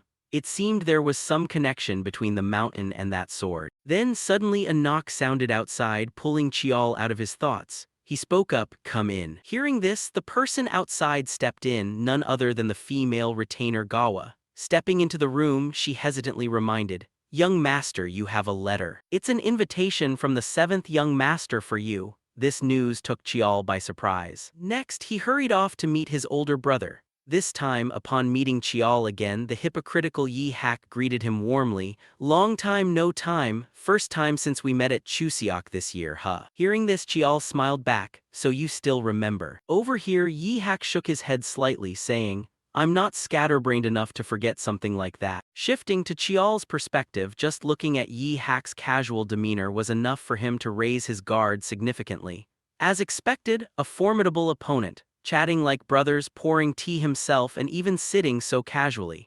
Hating someone openly is easier to deal with than hidden kindness, he thought inwardly. Meanwhile, Yi Hak, after finishing pouring the tea, invited him, "Try it, my only hobby is tea ceremony, the flavor isn't bad at all." Chiol hurriedly took the cup and nodded, "Thank you. Do you always pour tea for guests yourself like this?" Yi Hak replied with a bright smile, "Depends on who it is. This tea is from an overseas plantation I visited 2 years ago." For Chiol, as he sipped the tea, he concentrated, guessing why this obnoxious guy had called him here. The tea is poured, but he's not rushing to talk business. Being this leisurely doesn't suit his status at all. He really knows how to control the situation. This guy isn't some pathetic loser with just a little talent. Enough beating around the bush. Thinking up to here, as if reading Chiol's mind, Yi Hak went straight to the point. "The reason I called you here is because of the recent promotion exam. You know it was arranged by me and Seol, right?" Chiol nodded slightly, admitting, "Yes, I know." Chiol's words didn't surprise Yi Hak very much. He began explaining his motive. "What happened wasn't decided by me alone. Blah blah." Ignoring these words, our protagonist had already guessed his purpose, so he smiled faintly. "So that's what you wanted." Lee Yi Hak, famous for his talent in politics, management, and commerce rather than martial arts, was a shrewd person. He was very good at avoiding making enemies. People often called him the Yellow Sword. Did he mean he didn't want to become his enemy? Unaware of these thoughts, the bespectacled guy kept flapping his mouth. "Even so, I am at fault. If you want, I will apologize." Before he could finish, our male lead waved his hand and smiled as if nothing happened. "No need for that. Things like that happen often in future competitions anyway. You surely aren't going to say you were forced to do it because of Madame Beek Hwayan, right?" At this point, Chiol's gaze turned sharp. Before his words, Yi Hak's tone changed slightly. He asked, "Competition, do you consider me your enemy?" Chiol answered bluntly, Laying a hand on my people and publicly plotting against me makes you nothing less than an enemy. Shifting to Yi Hak's perspective, seeing the protagonist take such a firm stance, he began brainstorming countless plans. What should I do? Should I eliminate him right now to prevent future trouble, or? Then, as if weighing the future fallout, Yi Hak let out a sigh of defeat and asked, "What do you want me to do?" Chial told him, "Show some sincerity. But it's not like you suffered this time, I'm the one who suffered." His voice was extremely confident, as if he had Yi Hak in the palm of his hand, making the latter feel quite annoyed. Arrogant brat, refusing an apology and demanding compensation, but I like it. Thinking this, he reached out and offered the male lead a proposal. "Fine, I'll bring the best spiritual medicine to the trainees of Class 5. I'll also give you a proper reward." Only upon hearing this did Chial look satisfied, taking his hand and nodding. "All right, since you've decided, I won't bring this up anymore." Yi Hak smiled back. "You're surely the brother I understand best, haha. Really, I'm not so sure about that." Chial muttered. Then, just as he was about to leave the room, the bespectacled guy offered him some advice. "Ah, let me give you a piece of advice. Watch out for Cial. Ah, she really doesn't like you, unlike me." Regarding this warning, Chial didn't care at all. "That doesn't matter. Besides, next year I won't even be here." With that, Chial briskly left the room. Meanwhile, in a different turn of events, the crazy bitch Cial was taking a resounding slap from Madame Beek Hwayan. Before being yelled at, "Stop calling me mother, I didn't raise a failure like you." Her voice and gaze were filled with coldness, which terrified Cial, making her hurriedly grab the hem of her skirt and explain, "Mother, please listen to me first. I didn't use the mission as an excuse to run away." Before she could finish, Yi Hong shouted, "Shut your mouth." Accompanying his words, a fierce wave of pressure crushed down on Cial, knocking her to the floor. Not stopping there, the scolding continued. "What you did was running away, truly a disgrace to the Li lineage. If you were truly my child, I would never let you do such a thing." The madame's words made Cial tremble violently with agitation, her hands clenching so hard they left marks on the wooden floor. She screamed, "Even now can't I make up for my sins? That mongrel, can't I deal with him right now?" Opposite her, Beek Hwayan was utterly disappointed in Cial. She calmly enlightened her daughter, "You truly know nothing. If it were possible, I wouldn't have been so harsh on you. That vermin is going to Mount Chinwi for a year. Even if you could make up for today's failure, you can't even do that anymore. You have smeared mud on our direct lineage. If you pull that pathetic face again, next time it won't just be a slap." With that, Madame Beek Hwayan coldly left the room, leaving Cial behind crying out in despair. Outside, seeing her come out, Yi Hak bowed slightly as a greeting. Then he glanced into the room, where Cial was practically going crazy. "That vermin, I will do whatever it takes to take him down." Witnessing this, Yi Hak could only shake his head in disgust inwardly. Mother is truly ruthless. Doing this will only make Li Cial crave revenge. But now, Li Cial and Li Chial, I wonder who will be more valuable. I'm really looking forward to the future. The day that kid comes back after a year. Returning to Chial, by now he was in a vehicle preparing to move to Mount Chinwi. However, Chial's expression wasn't very good, because the one driving him was Butler Choi, the person closest to the family head.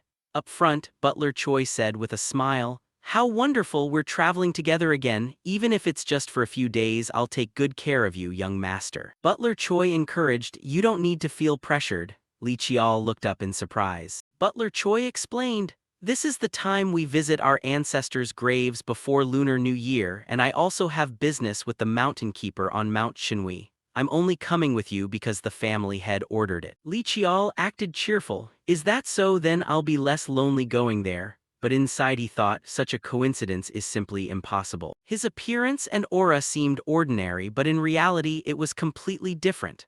A core figure of the family, holding a more important position than most elders, he couldn't accurately gauge the gap between himself and Butler Choi. Suddenly Butler Choi spoke up, reflecting on it. "Come to think of it, I heard you're stopping by Siangwu Mountain before entering Mount Chinwi. May I ask the reason for visiting the ancestral mountain?" Li Chial scratched his head and replied, "I plan to visit the family head's grave since I'm leaving the family soon. I think paying respects to the ancestors is only proper."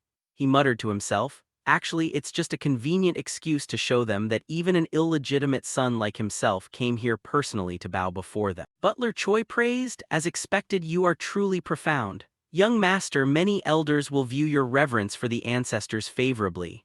Li Chial gave a polite smile. thank you for saying so.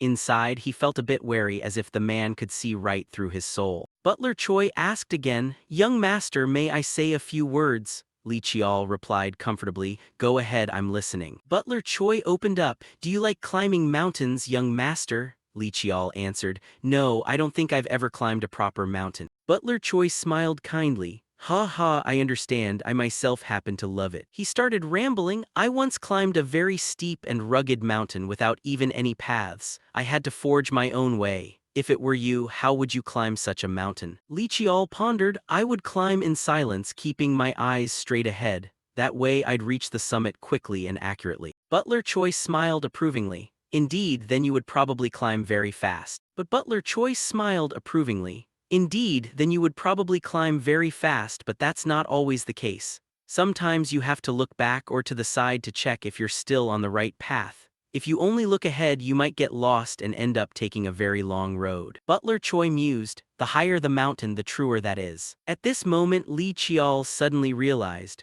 was he talking about the path of martial arts? After reviving, he had been too busy accepting new things before digesting the power he had already acquired. But he never thought that would be a problem. If things kept going like this, even with time, he would just keep chasing new things. Thinking of this, Li Chial bowed sincerely, thank you for your wise advice. Butler Choi smiled and waved it off. Ha ha, think nothing of it, just consider it an old man's nagging. Afterward, Butler Choi reminded, more importantly, it looks like we've arrived. When the car stopped, he introduced, this is Siangwoo Mountain. Li Chial quickly stepped out of the car and called out Butler Choi. He asked with concern, I heard that only those carrying the bloodline of the Lai family or those permitted can pass through this gate. Butler Choi, can you enter? Butler Choi replied, I was granted the honor by the previous family head. He opened up, I plan to tend to the late family head's grave. Where is the young master heading? Li Chial replied, the memorial tablet of the family's first founder. As Li Chial stepped inside, it felt as though he walked through a transparent protective layer. Li Chial thought to himself, a strange feeling, am I passing through the ancestral mountain's barrier? He tried moving his hand, feeling as if he had just entered a new world. Butler Choi bowed, then I will take my leave now. I hope you achieve what you desire, young master. Li Chial walked ahead, thank you. He steadily climbed the stone steps, seeing the pavilion in the distance. Li Chial thought, I've arrived. The grave of the first family head, the founder of the Lai family, respecting the family founder. Li Chial opened the door, looking at the majestic ancestral altar before him. He spoke up, even if I commit the offense of unsheathing my sword inside the ancestor's tomb. Li Chial unsheathed his sword and said, please forgive me, because I am doing this to fulfill what you arranged. Afterward, he placed the sword before the altar. Li Chial poured wine while thinking, the night blade is a sword, but that's not all of it. A family secret was revealed by his older brother before he obtained his rebirth. There are 9 seals on the night blade. Li Chial knew 4 of them, including, first, prove that you are the master of the sword. Next, prove you belong to the bloodline of the Lai martial family. Third, overcome the founder's first trial, the naming ceremony. So I've unlocked 3 seals. Li Chial pondered, what will the hint for the next seal be? Right at this moment, a stream of spiritual energy from a nearby mirror appeared. On that mirror, the words Chinwei, meaning heavenly, will appeared.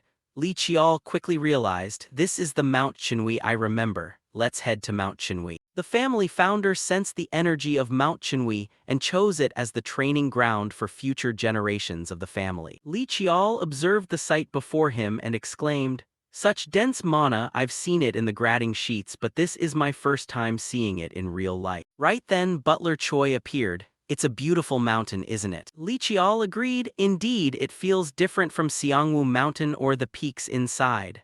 Butler Choi offered his wishes.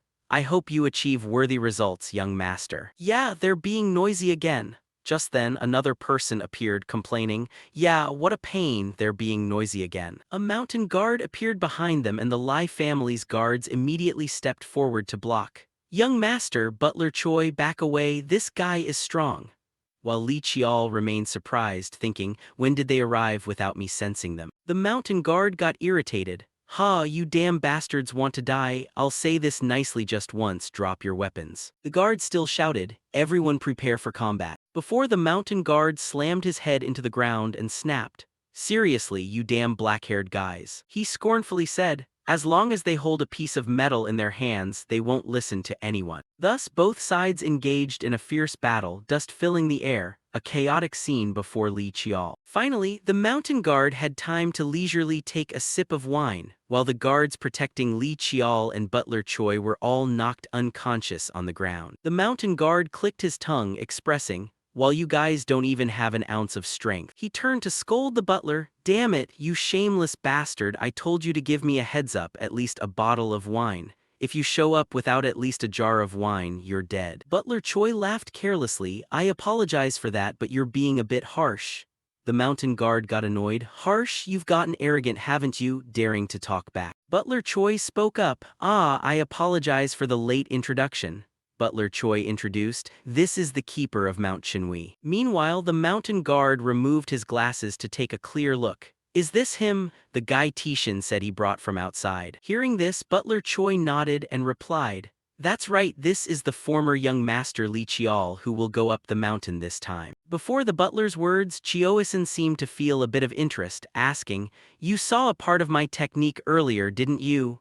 The sudden question caught Chial slightly off guard. He didn't expect Chioisin to notice, but very quickly Chial nodded in admission. "Yes, I saw it." Over on his side, Chioisin stroked his chin and said, "Let's see, you carry a bit of the same vibe as Tishan, but your aura has something a bit strange to it." Just as those words left his mouth, a sudden, sharp pain flared up in Chial's left eye, causing him to let out a soft gasp and reach up to clutch his eye. Noticing this, Chioisin quickly caught on to the issue and muttered, "Ho, this little brat has a weird eye too." Following Chial's line of sight right then and there, countless strips of golden energy were floating and swirling all around him. Time flew by quickly as the scene shifted to Chioisin's home, where the bulky uncle was cheerfully drinking alcohol without any stopping. "Haha, Western liquor really is different. The wood scent is bizarre, but it brings an indescribable deliciousness to the tip of the tongue. I'm glad it suits your palate," Butler Choi replied with a smile. Meanwhile, looking at the number of liquor bottles piled on the table, Chial felt a slight shudder in his heart. "I'm not very familiar with alcohol, but I can tell just by looking that these aren't anything cheap, haha." Brushing that matter aside, once Chioisin had filled his quota of alcohol for himself, he dived straight into the conversation. "All right then, let's hear your story. Sending a scrawny kid like you here for training, they must really hate you, don't they?" Responding to his words, Chial explained, "I came here entirely of my own accord." His tone was completely calm, causing the bulky uncle to burst out into a laugh. "Oh, is that so? Fitting for a child entangled with death and destiny." As he spoke, he cast a subtle glance to the side while Chial silently evaluated Chioisin before him. "Based on the illusion my demonic eye just saw and the reputation of the mountain keeper I heard about before my regression, he is a Dakibai." Dakibai possess the ability to foresee the future using eyes filled with stars, and reading fate means seeing things that are preordained and unchangeable. Unaware of these thoughts hidden within the protagonist's heart, Chioisin let out a heavy alcoholic breath and asked him with interest, "So what now? You've been given a whole year, what do you plan to do with it?" Before Chial could reply, Butler Choi secretly reminded him using a sound transmission technique. "Let me tell you, he can hear everything you're saying right now." Faced with the reminder, Chial stated his calculations for the upcoming year, though his exact words were concealed by the author. Time passed quickly until evening, at which point Butler Choi and Chioisin were holding a private meeting, accompanied by Chioisin's continuous complaints. "Damn it, I've seen some weird freaks before, but the moment I mentioned the training ground, that kid sprinted straight there. And you too, once I'm done dealing with those weaklings, you're heading out with them?" Hearing that, Butler Choi gave a slight nod in agreement. "Thank you for allowing me to use the spirit water." Returning to Chioisin's perspective, naturally, he wouldn't believe that someone as important as Choi was merely escorting Chial here without some other motive. So he casually tossed the empty liquor bottle backward and asked bluntly, "So why did you come here? You didn't just show up to deliver booze, did you?" "I don't like beating around the bush, so I'll ask straight to the point." At this, Butler Choi dropped his concealment of purpose and asked in a cold tone, "Could it be that the mountain keeper read the celestial phenomena, prompting the head of the family to send me here to ask?" Immediately after those words, Chioisin's hand instinctively tightened around his wine cup, and he spoke in a slightly drunken tone, "Celestial phenomena, I've read them, but there isn't much I can say." Before the chubby uncle could finish speaking, Butler Choi offered a gentle reminder. Surely a dakibai who was just treated to liquor wouldn't refuse to lend a hand, right? In response to those words came an angry slam on the table from the uncle. Old man, that was an apology gift. Hee hee, I brought over 10 bottles of liquor already, Choi chuckled, leaving Chioasin to complain in frustration without being able to do a thing about it. Good grief, damn it, I knew this was going to happen. Following that, he let out a long sigh, his face turning more serious than ever as he said, there's still a long way ahead. The true gate opened long ago and human strength has reached its peak, meaning chaos will follow. Tell him not to rush but simply go with the natural flow. Opposite him, upon receiving the answer, Butler Choi cheerfully replied, understood, I will convey this message to the head of the family. For some reason, Chioasin grew slightly annoyed and gritted out, if I had won that damned wrestling match back then, I wouldn't be tangled up in this mess. But anyway, it seems you really like that kid wrapped in beast skin, aren't you worried? Hearing that, the old butler's expression turned subdued as he looked at the wine glass in his hand and shook his head. As a servant, I simply serve the bloodline of the Lee family. Over here, Chioasin shrugged and reminded him, you heard him say he wants to go there, right? He's still just a rookie. As he spoke, Chioasin poured himself another glass, almost as if wishing to grant Chial some health insurance. Butler Choi requested, Chioasin, just keep an eye on him once, and you'll find it interesting too. Time flew by quickly, shifting to some general training room. Right at that moment, ripples suddenly appeared in space, and soon Chial's figure emerged from the void. Haha, every time I see this, it blows my mind. A tree hole leading straight to a training ground. And even yesterday's Root Village had a cave entrance, so is this Dakibai magic. To be honest, I still feel lacking right now. I have 1 year ahead and I must make the secret magic styles learned from Mu Gi and Mu Jin, the Evil Eye, Intuition, and Black Chi entirely my own. My target is 1,000 times, and if that's still not enough, I'll keep going until it is. Chial muttered as he summoned his weapon to begin training. However, there was one thing he didn't know, all of his actions were being observed by the Uncle Chioasin through a series of spells, and watching the protagonist's enthusiastic demeanor, the uncle couldn't help scratching his belly and praising, that kid is truly relentless. I've never seen anyone like him. He trains until his body is completely wrecked, then recovers using spirit water, repeating the cycle over and over again. It sounds easy, but that's nothing short of self-torture. No wonder his fate is so bleak. As Chioasin flicked his finger to dispel the tracking spell, he lay back and sighed, lamenting Chial's destiny. He was destined for an early death or a miserable end, yet now he's overturning that unchangeable fate and even suppressing his innate energy. A creature with no destiny. When was the last time I met someone like that? Truly, bloodlines don't lie. Your family is so freakish that even the heavens are sick of it, Chioasin exclaimed excitedly. Time passed quickly. 3 months later, spring arrived and Chioasin's complaints echoed all around.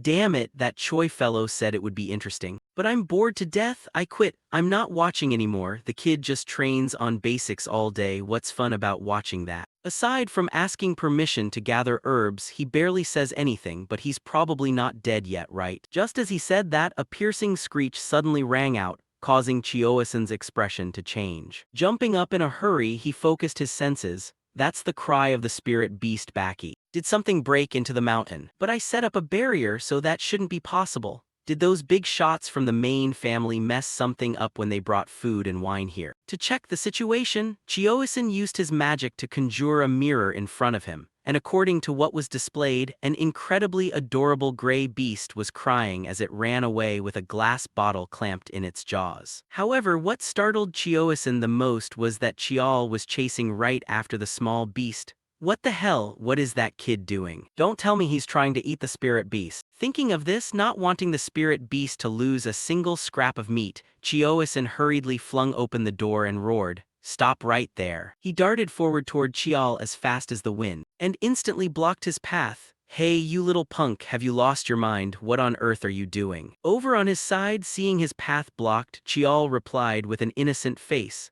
"Mountain Keeper, long time no see. But could you please step aside?" Before Chial could say another word, the pot-bellied uncle cursed straight at him and raved, "How dare you target the spirit beast right in front of me? In all my years, I've never seen anyone like you." Hearing that, Chial looked at the uncle with a puzzled gaze and asked, "Huh, what are you talking about?" Wisin yelled. The thing you're chasing with killing intent is the spirit beast named Baki. The more he heard, the more bewildered Chial's head became. Why would I kill a spirit beast? At that moment, the uncle's face turned stunned. As he looked at the protagonist's hoe and basket, asking that hoe and basket. Before he could finish his sentence, seeing the small beast ahead trying to run away, Chial moved to give chase, but Wissen grabbed him back. Hey, hold on a minute. Why on earth are you chasing Baki? Lacking time to explain much, Chial snapped back. That little punk stole my secret medicinal brew. Sorry, but I'll explain later. With that, he swiftly dashed past the pot-bellied uncle like a gale, leaving him with barely any time to react.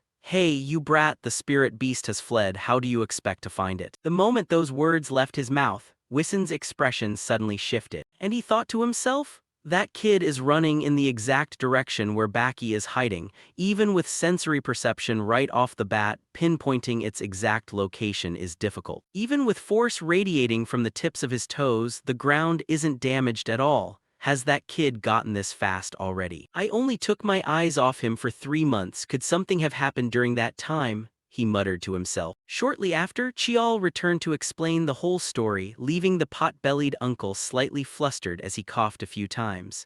You mean while you were out finding the final ingredient for the medicinal brew, Baki stole the jar and ran off, is that it? Ah, yeah, sorry. Chial replied with a darkened complexion, slowly listing out each ingredient that had been stolen. At least 40 to 50-year-old mountain ginseng, fleeciflower root, white forest grass, dragon scale flower, matsutake mushrooms, and cordyceps grown from the carcass of a demonic insect. I went through so much trouble to gather all of them. That's a medicine I painstakingly brewed through 100 days without sleep, and now all my hard work has gone down the drain. The more he spoke, the more desperate Chial's tone became, leaving Wissen wanting to comfort him yet unable to find the right words to say. Over on his end, Chial let out another despondent sigh and continued. So one of the reasons I came to Chinwi Mountain has failed. That medicine was one of my most crucial objectives. Up front, hearing this, Wissen couldn't suppress his anger and shouted, Hey, I allowed you to harvest them in the first place, so what does it matter if they got stolen? Chial clapped his hands as if suddenly remembering something. Ah, that's true. You gave permission, but I still got it taken from me. Failing to manage things within your territory is my fault. His sharp words struck the uncle's heart like a dagger, stirring up an extreme sense of guilt. All right, fine, I'll compensate you. Anything you want, I'll accept it. The uncle patted his chest and shouted. Meanwhile, hearing that, Chial broke into a cunning smile, as if he had achieved his goal. You just said anything goes, right? As it happens, Mountain Keeper, there are 2 things I need your help with. Time flew by quickly, shifting to the inside of the training room. At this moment, the figure of the Spider Queen appeared before the protagonist. Seeing this, he took a deep breath to steady himself, then slowly enveloped his sword in his aura. Inwardly, Chial muttered to himself, Remember, the power of the aura skill when used continuously won't change compared to when it's first used. With that, he swung his sword hard toward the front, executing a skill called Yama's Aura Slash, which unleashed countless red energy strips shooting forward at wind-splitting speed, instantly binding the Spider Queen's legs and causing her to shriek in frustration. Seizing the opportunity, Chial switched to using Earthwind Aura, wrapping his sword in a green glow, and slashed directly across the Spider Queen's torso, sending green fluid splattering everywhere. However, despite successfully inflicting a wound, Chial's expression remained slightly scowling as if unsatisfied. Still not enough power to kill her, he muttered. Following his gaze, the Spider Queen's body was nearly cut in half. Nevertheless, possessing immense vitality, she managed to launch a counterattack as her sharp legs thrust straight toward Chial. But before they could even touch the protagonist, the Spider Queen's body suddenly transformed into a talisman and fell to the ground. Meanwhile, the Uncle Wissen, standing nearby, picked up the talisman and complained, Damn it, why did I end up serving a kid? I don't even know why I agreed to do this kind of stuff. Hey kid, do you want to take a break? Hearing that, Chial raised a hand to wipe the sweat from his face and whispered, I have to try one more time. Seeing this, the uncle could only let out a sigh. Suit yourself then, focus and visualize the target from your memory. Following those instructions, Chial closed his eyes and concentrated his mind. Meanwhile, Baki tossed the talisman high into the air, causing it to dissolve and materialize into an illusory swordsman in front of Chial. Just like that, the two of them clashed repeatedly, while Lord Li, watching from the side, grew so angry his entire body felt like it was on fire.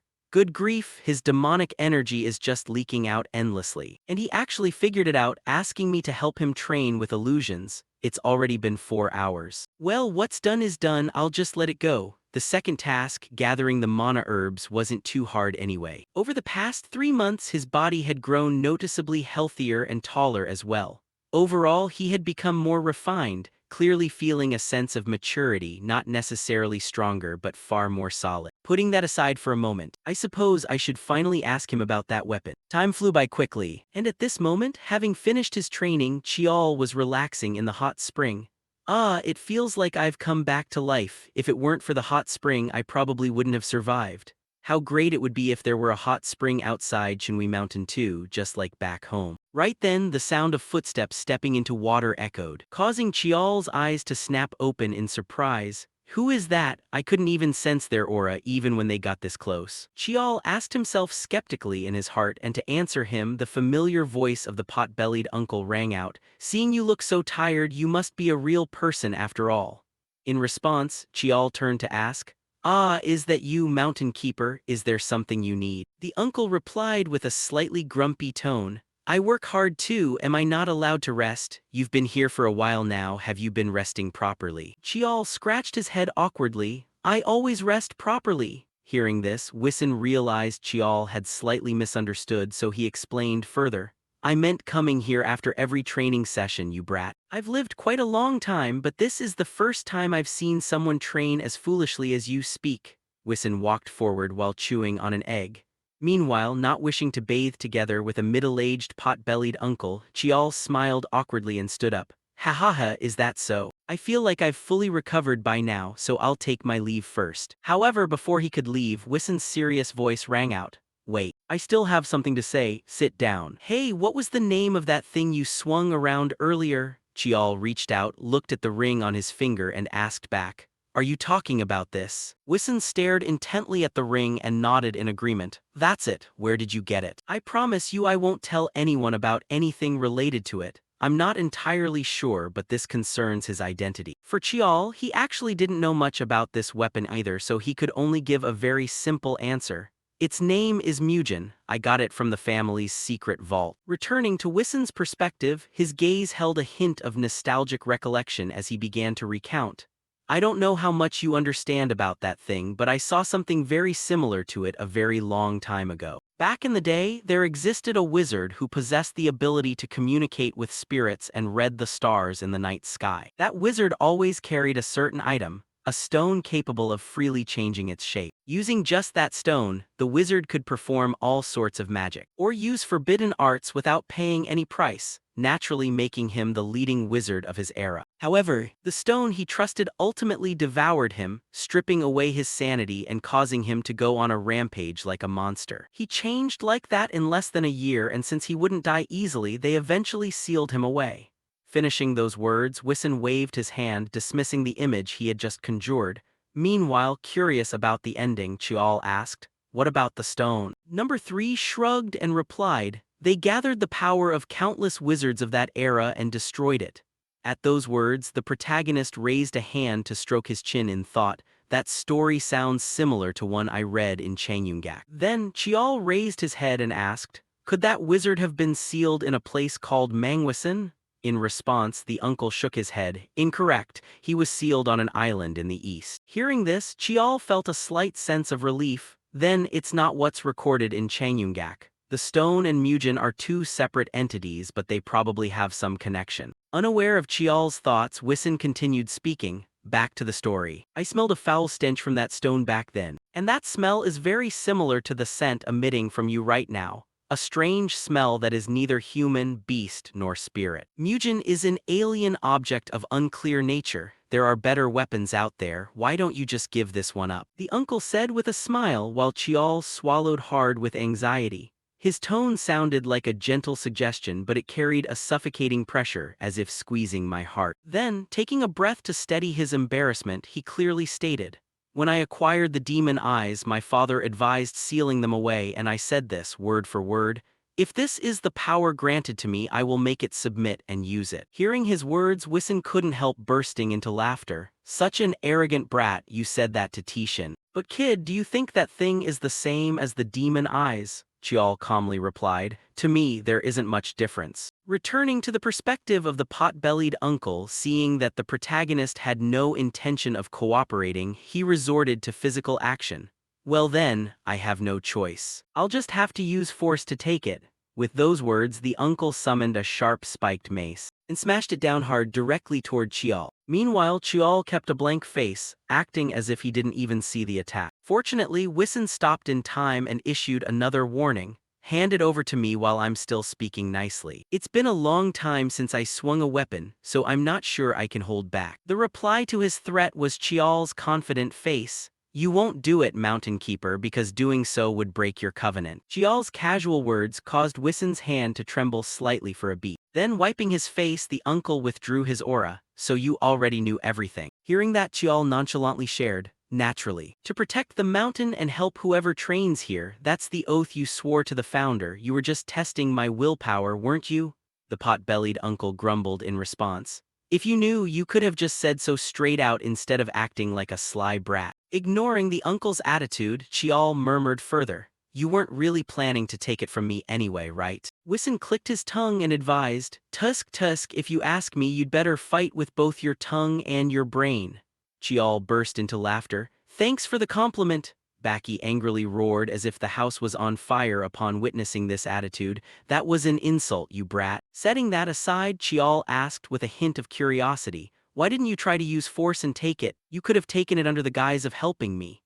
Hearing this, Wissen's expression turned a bit serious as he told him, "That thing doesn't carry the bizarre aura like the wizard's item, so it's probably not the type of monster that devours its user." Chiol nodded, looking at the black ring on his finger. "I understand, thank you for telling me." "Putting that aside, Mr. Mountain Guard, you just threatened a trainee with a weapon, didn't you?" "I'm quite meticulous when it comes to keeping score. Who knows, right?" Chiol said with a smile as serene as a Buddha, and Wissen couldn't suppress his irritation anymore as he shouted, Hey, you stinky exploitative brat." Time passed quickly, shifting scenes to Chiol's temporary quarters on Mount Chinwi. Right at that moment, the sword in his hand radiated a black aura and slowly faded away. Meanwhile, Chiol was somewhat pleased with this. "Finally, I can't believe it took me 3 months to complete Judo's memory." Inwardly, Chiol muttered to himself, "Before leaving Mount Chinwi, I received 2 swords from 7th older brother Yi Hak, the masterpiece short blade Judo and the acute grade sword Effenberg. Effenberg possesses innate yin energy, allowing it to emit chilling chi.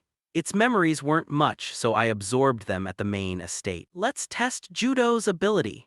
The second memory of Mugen that he saw before the Academy Division's quarterly evaluation and the new strength he gained from Mugen. The ability to use the power of copied weapons. Right then, an energy thread shot out from the protagonist's fingertips, wrapping tightly around the hilt of the black sword and pulling it toward Chiol's hand. Judo's ability is the power to transfer attributes from one item to another. Just copying the shape doesn't manifest the ability. Perhaps I can only use power from weapons absorbed through the dark energy. Since I also broke the seal at Mount Sungmu, well then, I should also check the black sword's memory. Next, his consciousness was pulled into an unfamiliar setting. Before breaking the seal at Mount Sungmu, I could only see up to this point. The important part starts now. At this moment, a young man spoke up. "I intend to seal this sword. I won't let my children be swayed by this sword's power." Hearing this, a figure in white robes standing behind him replied, "Sealing it isn't difficult, but are you sure? If so, no one will easily be chosen by it anymore." To this, the young man in front only shook his head calmly. "If they aren't worthy, it's better they don't use it."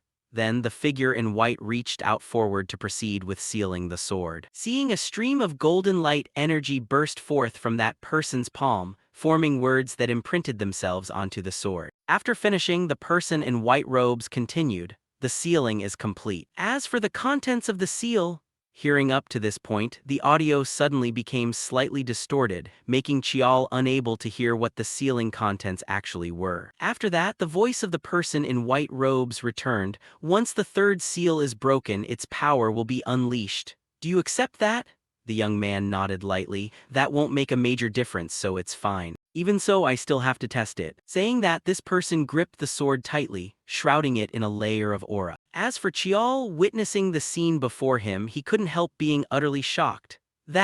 Could there be a mana circuit running inside the black sword? In terms of complexity, it's no different from a human's mana system. Right at that moment, the young man swung the sword fiercely in a single stroke. However, the mana was not only blocked, but it was also scattering apart. The young man whispered, "I'll have to reinforce the seal a bit more." Seeing this part, Chial was kicked out of the sword's memory. His head felt a slight pain. However, Chial was extremely satisfied with it. Haha, a power that can erase mana, who would have expected such a weapon to exist? In the following days, Chial continued his routine of practicing combat against the Spider Queen. Right at this moment, the protagonist dashed forward rapidly. As soon as he closed the distance, he used Iron Chi Strike Thunder, unleashing a lightning-fast slash that cut the Spider Queen's body in two with a single blow. Seeing this, the plump Uncle Wissen smiled and walked over to congratulate him. "Not bad, kid, you actually pulled it off. Do you know this is your first victory after a streak of failures? It took you a whole 7 months. Hearing this, Chial smiled and teased back, "I know, now I can beat you anytime I want, right?"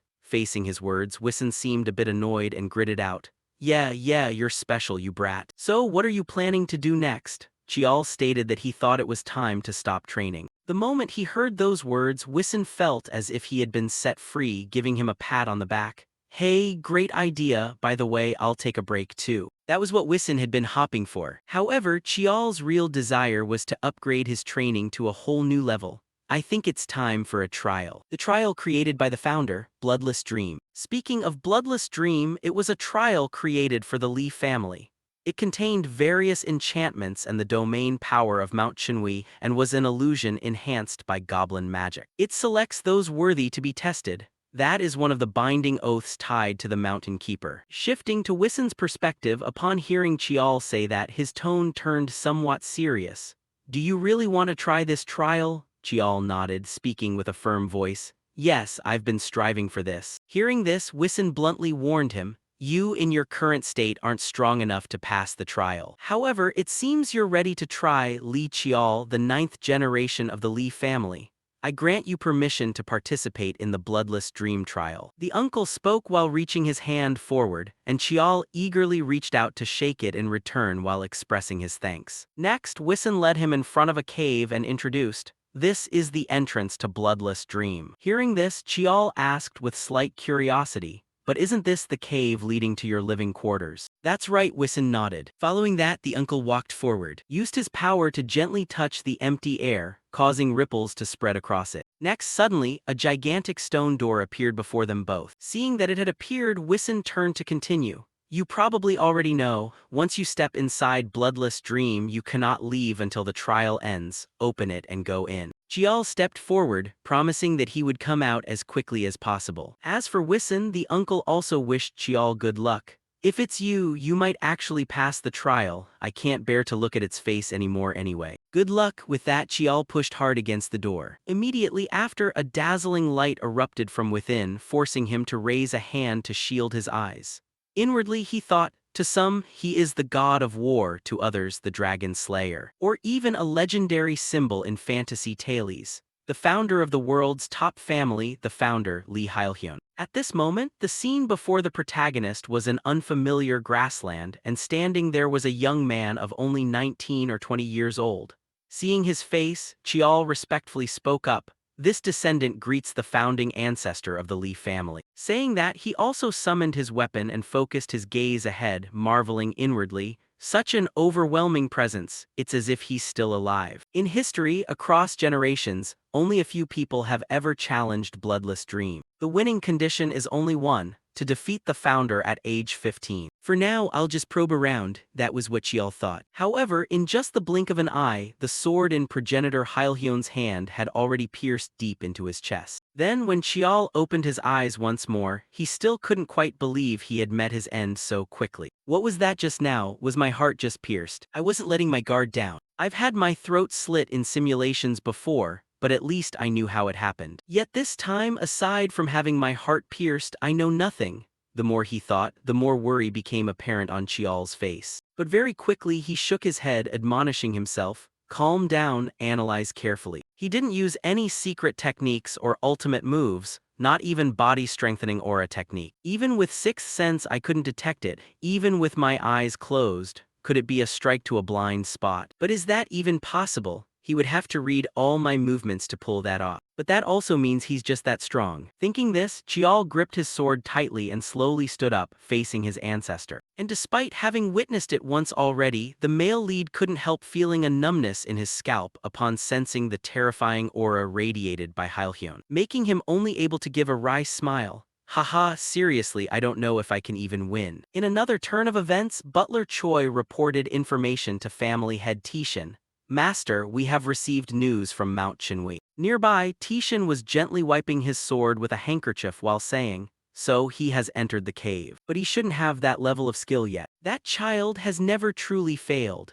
From the Naming trial on Mount Sungmu to the trials of the Blood Tiger and the Faceless Curse Queen. In terms of track record, he hasn't won everything, but he has never truly failed either. In other words, he has never experienced a wall. Do you know why the survival rate in Bloodless Dream is below 50%? It's because they suffer mental breakdowns upon crashing into the wall named Lee Hyun. So what happens to someone who has never encountered such a wall when they stand before it?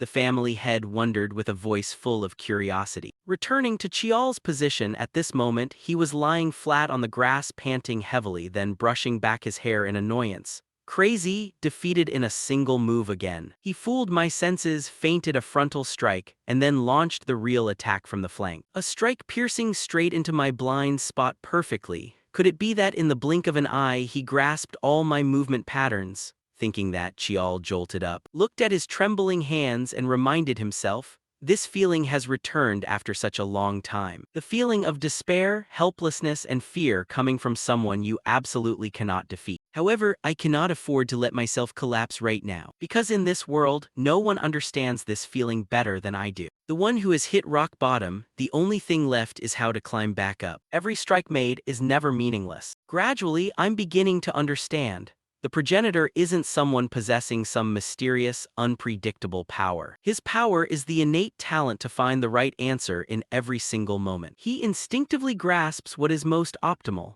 The essence of martial arts is just that.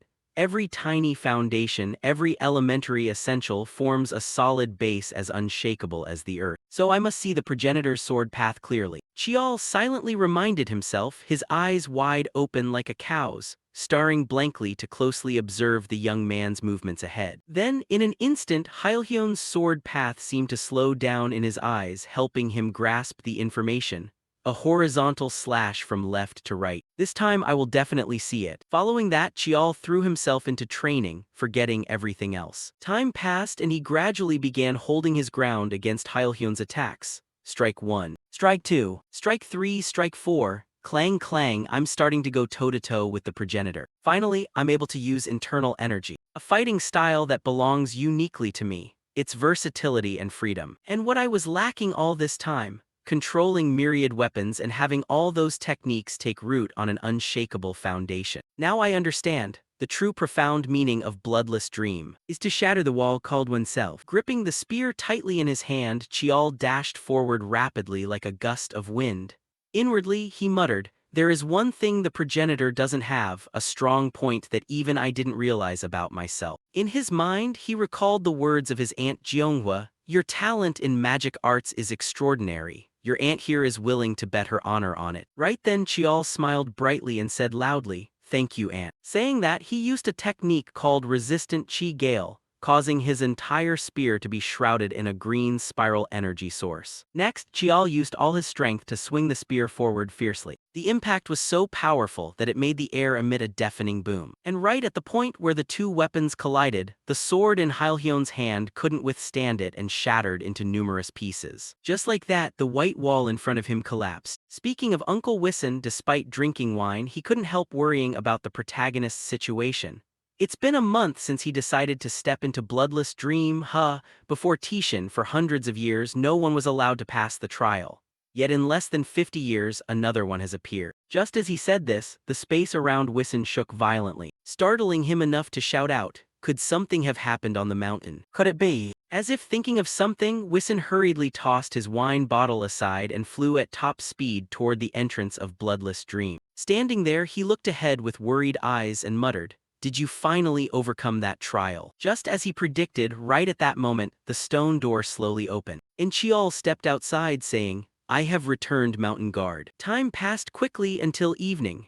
At this time, Chiol was resting in the hot springs while Wison found him and asked with a smile, "Well, how does it feel?" Hearing this, Chiol began reflecting on what he had been through and shook his head lightly. "I absolutely do not want to go through that again." Seeing his expression, the uncle couldn't help bursting into laughter as if striking gold. "Yet you don't look like you've changed at all. Usually those who walk out have dead fish eyes because their inner temperament has changed."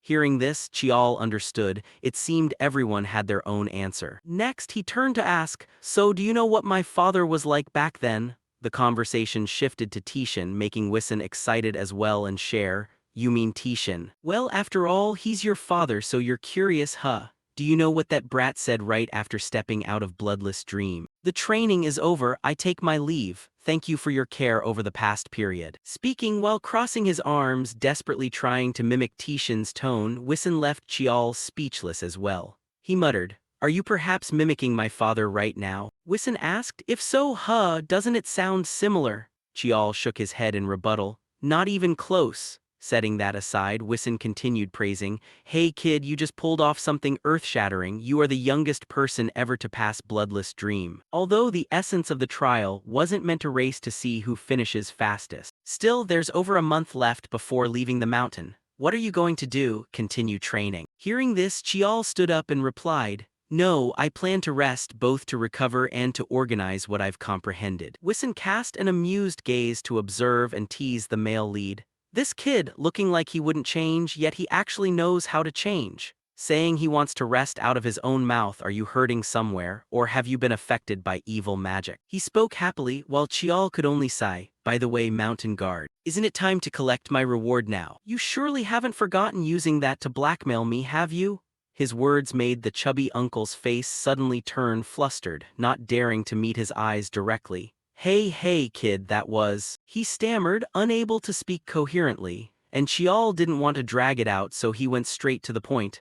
"I'm not planning to ask for anything too difficult. I just want to borrow your yakai mace." At this request, Wison first widened his eyes in shock, but right after he glared at Chiol and criticized, "You brat, that's not something a normal person can hold. You might not even be able to use it."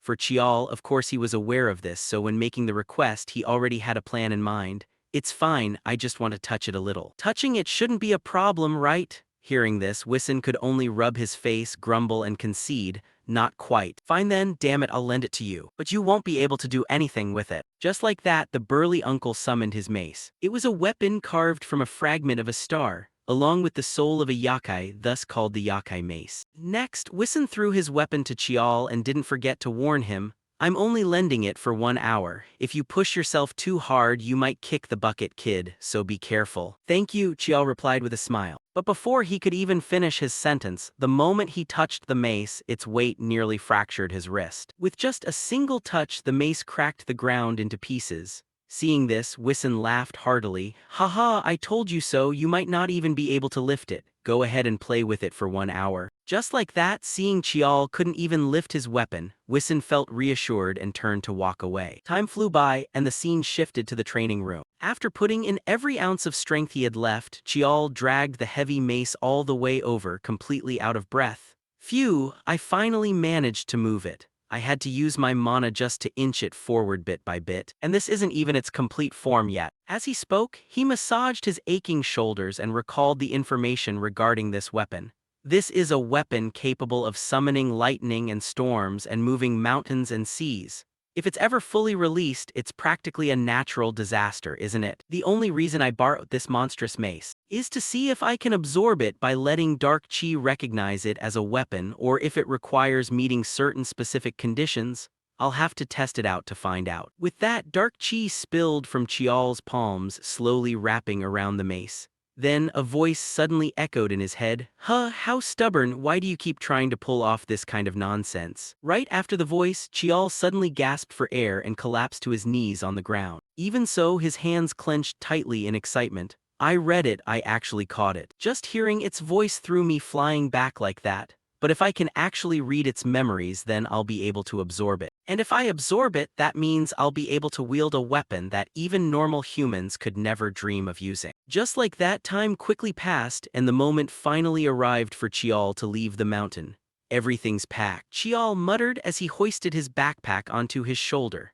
At the same moment, Old Man Wissen's voice echoed from behind. No wonder I felt this uneasy feeling all the way down at the foot of the mountain. Heading back today, are you? Hearing this, Chial turned around and nodded with a smile. Yes, today marks exactly 1 year. Oh, is that really so? Wissen said as he pulled a pouch out of thin air, prompting Chial to ask with mild curiosity. What is that? Wissen answered with a grin. Salt. I'm going to use it to exorcise any bad luck when you leave. His words caused Chial's face to twitch awkwardly, making the protagonist feel like some kind of evil spirit that needed driving away. But Chial quickly adjusted his mood. Thank you for everything. I'll come visit you again next time. Wissen smiled faintly and reminded him, don't you dare show up empty-handed next time. Bring me plenty of fine wine. His cheerful banter made it hard for Chial to believe that just a few seconds ago, this man had intended to throw salt at him for exorcism. Suddenly, Chial asked a completely out-of-the-blue question. Guardian of the mountain, are you actually happy living here on this peak? Faced with that question, Wissen's expression turned slightly annoyed as he bluntly replied. Happy or not, what does that matter? This place is mine and I stay here because it belongs to me, plain and simple. You might think I'm trapped here, but I still go out every now and then, you know. Where do you think all these snacks and wine fall from? The sky? All right, stop bothering me, now get lost already. As he spoke, he turned around. Meanwhile, Chial promised, not right now, but one day I'll take your name back for you. Those words made Wissen's footsteps come to a sudden halt. He slowly glanced back over his shoulder and asked, how on earth do you know about that? Without missing a beat, Chial offered a soft smile. By the time that happens, I'm going to need your help. Back in another scene, Wissen watched Chial's departing vehicle drive away, letting out a somewhat forced chuckle. How the hell did that kid figure it out? What a bizarre brat. To explain this, in the distant past, there was a monster that wreaked havoc everywhere. A certain man captured it. It was defeated and let go by him, but refusing to accept defeat, the monster challenged the man once again.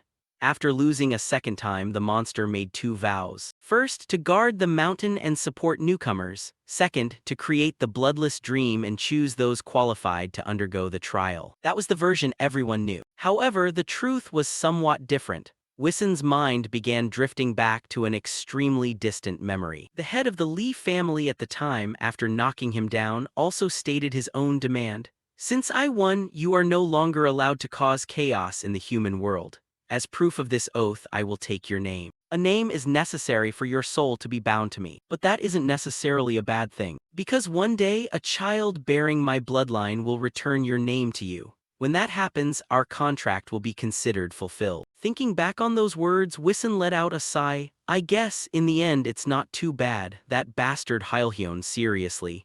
Is that brat really going to be the one to finish it? Whatever, he said he'd take my name back for me. But then he just up and leaves me hanging like this, leaving me with all this hope, damn it. I'm going to need to use way more salt. Wissen grumbled angrily as he walked back into the mountains. Meanwhile, Chial had already returned to his family estate. By this time, the sky had grown pitch dark. Stopping by Mount Sungmu to handle the ceiling took up quite a bit of time, he thought to himself. When Chial arrived, Butler Choi had already received prior notice and came out to greet him. Long time no see, young master. Trust you've been well. Seeing him appear, Chial guessed that Tishin likely wanted to see him, so he asked straight away, did my father call for me? Old Choi nodded slightly and cleared the path for him. Indeed. I'll have someone bring your luggage inside, so please head straight to the main hall to see the family head. With that, Butler Choi began leading the way for Chial. However, just as Chial moved to step toward the family head's study, the old man abruptly stopped him. Not that way, young master, this way instead. As they walked, Chial began to realize where they were heading. This path definitely leads to the family head's private training grounds. Sure enough, inside the training room, Tishin was busy practicing his swordsmanship. Hearing footsteps, the older man turned his head and said, "You're finally back." Stepping inside, Chial could feel his father's overwhelming presence even more clearly than before. Inwardly, he muttered, I shouldn't even be surprised anymore, I still can't read my old man's level at all. Thinking that, he bowed slightly and greeted him. Father, have you been well? Tishin gave a cold nod and said, It looks like you've made quite a few achievements while you were away. Hearing this, the protagonist modestly replied, Yes, but seeing you now, father, I realize I still have a long way to go. Those words caused Tishin's stern expression to soften just a fraction as he smiled faintly. Did you pick up flattery out there in the world? If so, I'm deeply disappointed. Catching his expression, Chiol was somewhat surprised, thinking to himself, Wait, I was just making a joke, is my dad actually smiling? At that moment, Butler Choi spoke up, The tea has been brewed, family head. Tishin calmly thanked Butler Choi, and then instructed Chiol to follow right behind him. Next, once both of them were seated at the tea table, Tishin asked with a serious tone, How have things been lately? I didn't call you here just to look over a performance report. I want to hear your personal thoughts, which is why I brought you here alone. Facing his father's question, Chiol's hands unconsciously clenched together. If he wants to hear what I genuinely think, then. Blah blah blah. Just like that, the protagonist began spilling out everything he had experienced and felt. Meanwhile, old man Tishin had his own thoughts running through his mind. This strange feeling. Summoning this kid wasn't about hearing a list of his merits but hearing his perspective on this training. This is a first. Then, after listening quietly, he took a calm sip of his tea and murmured, Is that so? You certainly didn't waste your time. Chiol answered with a bright smile, I had no intention of wasting the time you granted me, father. Before he could bask in that brief moment of joy, Tishin's voice turned chillingly cold as he interrogated him. Is that why you came back late today? In response, Chiol claimed that he had simply stopped by Mount Sungmu to pay his respects to the ancestors. That was all there was to it. Is that really all? The older man furrowed his brows, his tone laden with disbelief that his son would stop by for anything so mundane. Knowing that this secret would have to come out sooner or later, Chiol decided to come clean. I wanted the elders to witness that moment with their own eyes. Across from him, a terrifying wave of pressure suddenly radiated from the family head. His expression turned pitch black as he growled, You achieved just a tiny bit of success and you're already acting arrogant. You dare say something like that right in front of me? You went to the mountain to pay respects to the ancestors just to boost your own reputation. Under the crushing pressure released by his father, Chiol's body bent double like a boiled shrimp, his teeth grinding tightly against the terrifying force.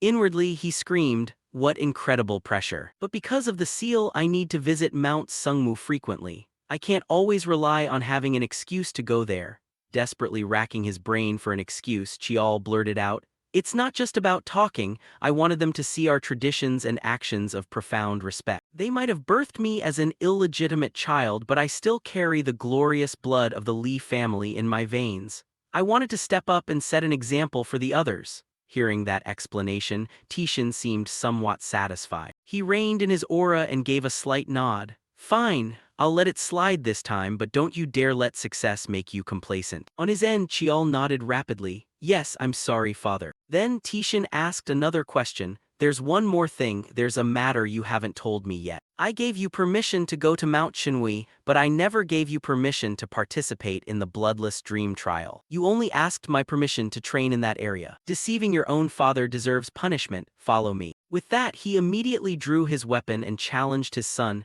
Draw your weapon, let's see what you've actually managed to learn out there. On the sidelines, Butler Choi seemed to have anticipated this all along, as he hurriedly rushed over carrying the black sword so Chiol could prepare to take a beating from his old man. By this point, Chiol finally understood why he had been dragged straight to the training ground. So this was the real reason for bringing me here? It looks like Dad planned this from the very beginning. He figured it all out, didn't he? Thinking of this, he suddenly decided not to pick up the black sword. Instead, Chiol willed his inner medium to manifest into a longsword. And sure enough, upon seeing that sword materialize out of thin air, old Choi didn't look particularly surprised at all. Instead, he simply stated calmly, Go on and attack. Hearing that, the protagonist didn't hesitate to immediately trigger his demonic eyes skill to probe Tishin. However, a split second later, his eyes widened in shock as he stared straight ahead. No way, I can't see a single thing, not even his mana or the flow of his aura.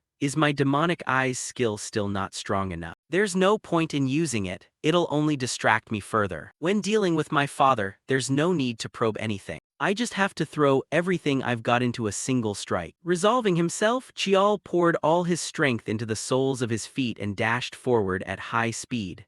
At the same time, he unleashed the first form of the Mugen style. Ghost-breaking, wrapping his sword in a fierce blue aura and shooting forward like a laser beam. To top it off, Chial even channeled both wind and ice aura into the attack. Even so, I bet I can't even scratch him. This is Tishin we're talking about, he's at least gotta cause some kind of shockwave. That was what Chial expected. However, in response, Tishin casually waved his sword with supreme lightness, effortlessly shattering his son's powerful attack. The shockwave generated from the collision of their attacks tore the training grounds into countless splintered pieces. Once it was over, Tishin asked in a low voice, "Is this the answer you found after meeting him?" Chial answered with an unwavering voice, "Yes. An ability that belongs to no one else but myself. Constantly breaking and hunting that power with the goal of forging an unbreakable foundation. That is the answer I found." Tishin stared fixedly into Chial's determined gaze, thinking to himself that the boy had truly chosen a difficult path. He furrowed his brows, harboring his own thoughts, but knowing his son would neither break nor bow. Tishin then gave a flick of his wrist and spoke up.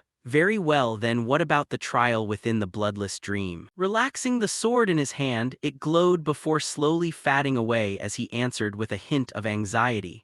"I can't quite put it into words." Standing atop the cracked flagstones ruined by their recent clash, Tishin said sternly, "If you can't articulate it, it means it hasn't truly become yours yet." Handing his sword to the butler standing nearby, Tishin continued, "Be honest, that attack just now wasn't your strongest move, was it?" Clenching his fists, Chial hesitated before answering, "Yes, I know." Faced with his reply, the older man grew pensive and unreadable. Then, with his hands clasped behind his back, Tishin turned and walked away. "You entered the bloodless dream without permission, and if you ever put on such a mediocre display again, I will punish you severely." Chial immediately bowed deep and shouted, "I am sorry, father." His next question caught the boy slightly off guard. "What do you plan to do from here on out?" With a serious expression, Chial stepped up behind Tishin and slowly spoke. "Regarding that, I have something I'd like to request of you." Closing his eyes, the older man replied, "Go ahead." Granted permission, he began explaining. "I'm supposed to go through the third-year academy curriculum starting now, but as you know, father, I've outgrown that level a long time ago." Before he could finish, Tishin's cold voice cut in, causing the boy to swallow hard. "Get to the point." Taking a step forward, Chial declared, "I want to experience the world." Placing a hand over his chest with utmost sincerity, he added, "Please grant me permission to begin my martial journey." Tilting his head, Tishin glanced sideways at Chial. "So the moment you asked to go to the heavenly mountain, you were aiming for this all along?" The boy nodded decisively. "Yes, that's right." Hesitating for a brief second, Chial added, "However, an even bigger reason is because I want to elevate my own capabilities." Lowering his head with a thoughtful gaze, Tishin warned, "Trying to achieve multiple goals all at once. That habit might just become a noose around your neck one day." Standing straight with his feet together and head bowed low, Chial replied respectfully, "I will keep that in mind." Narrowing his eyes, Chial fell into deep thought.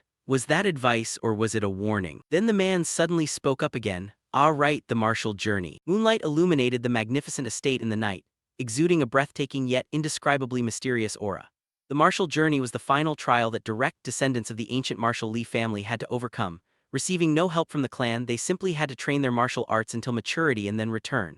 Though there was no fixed test, they were required to achieve accomplishments that everyone else had to acknowledge. Standing alone with his hands clasped behind his back in the spacious courtyard, Chial pondered. However, at 15 he was still too young, as the typical age to begin the martial journey was around 17 or 18. A brilliant beam of sunlight cast down upon him, but this child wasn't the type to be confined within the mold of conventional norms. As his recent feats already proved, he possessed strength comparable to a Tier 5 martial artist. Seeing this child, the other youngsters would likely become a lot more guarded. Slowly turning back toward Chial, Tishin offered rare praise. "All right, very well, I grant you permission to begin your martial journey." Hearing that, the boy tightly clenched his fists behind his back, celebrating inwardly. It worked. But his father's voice rang out once more, catching Chial completely off guard. However, with a fiercely serious expression on his face, Tishan continued, there are two conditions. Scene shift to a large, expansive building, the administrative headquarters of the ancient Marshall Lee family. Yi-hung appeared out of nowhere, waving cheerfully with a bright smile. You've worked hard, my nephew. Chial's cheeks were mercilessly squeezed by his uncle as he struggled to speak. Hello, uncle, are you doing well? Meanwhile, Yi-hung continued pinching his cheeks, his smile widening further. When am I ever not doing well? Only after a good while did his uncle finally release Chial, standing with his hands on his hips and looking the boy up and down as he rubbed his face. You've really grown quite tall, haven't you? Suddenly realizing, Yi-hung quickly pulled him toward a chair. Ah, right, we shouldn't just stand here talking forever, sit down, Chial politely complied. Yes, thank you, uncle. Once the boy was seated, his uncle sat down next to him and asked in a friendly tone, do you want anything to drink? Chial gently shook his head. No, I'm fine, thank you. That immediately reminded him of the lavish meal he had just endured at home. Eat a bit more, young master. Oh dear, what's wrong? Does the food not suit your taste? Ah, no thanks, please stop. Just thinking about it gave Chial slight trauma. Actually, I just finished eating with my nanny, he said, rubbing his stomach. I'm so full I feel like my stomach's going to burst. Yi-hung burst into laughter. Haha, well, I suppose that's true. Looking up at his uncle with slight surprise, Chial spoke up. You look awfully tired, uncle. Yi-hung rubbed the back of his neck with an awkward chuckle. Dark circles were clearly visible beneath his eyes and replied, well, work's just been a bit overwhelming lately. Is it really that obvious? Regaining his seriousness, Chial turned to the main purpose of his visit. Actually, I have a gift I'd like to give you, uncle. With that, he placed a small wooden box that fit in the palm of his hand onto the table, pushed it forward and said sheepishly, it's nothing special, just an elixir I brewed myself. Looking at Yi-hung, Chial explained, it's nothing crazy, but it should significantly boost your stamina and mana control over the next few weeks. Overjoyed, his uncle eagerly reached out to pull the wooden box toward himself, smiling as he replied, you're the only nephew who actually thinks about his uncle. Let's see here. With that, Yi-hung opened the box, releasing a strange fragrance from the pill. What kind of scent is this? It smells just like a pine forest after a rainstorm. He smiled as he looked at the pill, and the mountain keeper even admitted it was a fine medicine. The older man took the box and looked up at Chial with considerable surprise, the mountain keeper himself. Without answering the question, Chial offered some advice. Try taking it, uncle. Yi-hung nodded, reached into the box to take out the pill and muttered, oh, all right. The older man picked up the pill, stared at it and thought to himself, if even a goblin praised it, the effectiveness must be incredible. Then Yi-hung closed his eyes and opened his mouth wide, before taking it right before Chial's eyes. The older man closed his eyes to quietly savor the taste and the pleasant sensation it brought. Ah, this is definitely the real deal. A surging wave of energy poured into Yi-hung's body. Practicing magic power while taking this kind of medicine would undoubtedly yield results several times normal. And the older man slowly opened his eyes in surprise, truly amazing. Yi-hung looked at him and remarked, besides acting fast, it's no different from a spiritual medicine. Did you really make this yourself, kid? Chial smiled slightly and nodded in response, yes, that's right. The older man rubbed his chin, lowered his head slightly and cast an upward glance at him. Do you still remember how to make medicine? Chial answered with a naive smile, of course. Rare ingredients can also be substituted with other things. Yi-hung snapped the box shut and said, if that's the case. The older man's face turned serious as he looked at him. Don't tell anyone, just keep it to yourself. When you grow up, you'll be able to use it in many ways. Chial smiled brightly, thinking to himself, you've always looked out for me first as usual. Then he nodded politely and replied, yes, I'll be counting on your help then. With that, Yi-hung reached out, patted Chial's head firmly and laughed loudly. Haha, is this brat trying to take advantage of his old uncle? Very well, I'd be more than happy to let you take advantage of me when the time comes. Suddenly remembering something, the older man pulled his hand back. All right, I heard you're planning to participate in the warrior's journey this time. And Chial blinked, smoothing down his hair as he answered, oh, you knew. Yi-hung lowered his head slightly with a thoughtful, pensive expression. There's going to be a lot of controversy. The older man thought of the eyes that would be watching and scrutinizing him, whispering to himself, the kid definitely won't be able to avoid accusations of favoritism. Since they can't touch the eldest brother, all the nasty stares will just fall on Chial. Yiheng gently placed the wooden box on the table and said, wanting to join the warrior's journey requires not only the patriarch's permission but also the approval of the elders. The older man frowned slightly, glanced at Chial and said seriously, and the elders don't like you. Maybe you should just give it up this time. But he just smiled gently and replied, the things you're worried about, I've already anticipated to some extent, which is why my father set a condition. Yiheng tilted his head in confusion and asked, a condition? Chial nodded lightly and said yes. Then he looked up at the older man with complete sincerity, and because of that, I need your help. Chial threw open the door and said excitedly, it's been a while since I last came back here. He stepped inside, started stretching and muttered, should I warm up a bit? Suddenly, rapid footsteps echoed, and Chial's eyes showed clear helplessness. You're here. Jiowa excitedly threw open the door, broke into a wide smile and shouted, my dear nephew. In an instant, the excitement turned into a blazing fire of anger as she gritted out each word, you little brat. Then Jiowa rushed over, grabbed him by the neck and shook him wildly, shouting, you should have come to see me first, you ungrateful wretch. Chial panicked, patted her arm frantically, and yelled, I had business to take care of, how could I come? Only then did Jiowa let him go, pouting jealously, I know you went to see the eldest brother first. Chial despairingly rubbed his poor neck and said with difficulty, I thought I was gonna die, it was just work. She crossed her arms, looked away and pouted petulantly, you just love arguing with your aunt, don't you? And you went off to train to become a warrior, when were you even planning to come back? Suddenly Jiowa's tone turned serious, catching his attention even so. She reached out and patted his head proudly, showering him with praise, my nephew has grown up. Your magic power has practically doubled and your energy pathways are much sturdier. Chial didn't hesitate to show off the fruits of his training. I've mastered all the aura skills I learned before. Upon hearing this, Jiowa became even more overjoyed. Really? Then you've reached the 3-star magic level. With a smile, she turned to walk away, though you still need to polish your skills a bit more. Well then, I have a gift for you, darling. I've finished the chants for the other aura skills, let's try them right now. Chial hurriedly spoke up, aunt, I'm sorry, but I probably can't do it right now. His words caused Jiowa to freeze for a second. Feeling a bit guilty, he hesitated and explained. Right at that moment the door opened again. Well, I'm going to be quite busy today. A familiar voice rang out, causing both of them to turn around at the same time, still as close with her as ever, I see. Footsteps landed lightly on the floor. Myeonjung smiled warmly as he walked up, interrupting Chial's words, older brother. Inside the training room filled with combat equipment, Jiowa's determined voice rang out, you said you were busy. She angrily poked his arm repeatedly and scolded, making Myeonjung chuckle helplessly, so how come you're suddenly training the youngest? Liar. He rubbed the back of his neck and hurriedly explained, I am busy, but I also tried helping you sort out those chants, right? Seeing this, Chial felt a bit sad inside, thinking to himself, I even had to ask my busy older brother for help. Then Myeonjung turned to him with praise, oh but anyway your notes were great, they helped me a lot during my training. Chial forced a smile and replied, is that so? Well that's good, haha. His eyes lit up as he smiled and asked, but are you doing well, brother? He leaned in close and answered with a mysterious air that left Chial completely confused. Yeah, I'm doing fine, however. Then Myeonjung threw an arm around Chial's neck, pulled him close and ruffled his hair vigorously. You left for Chinwison without even telling me.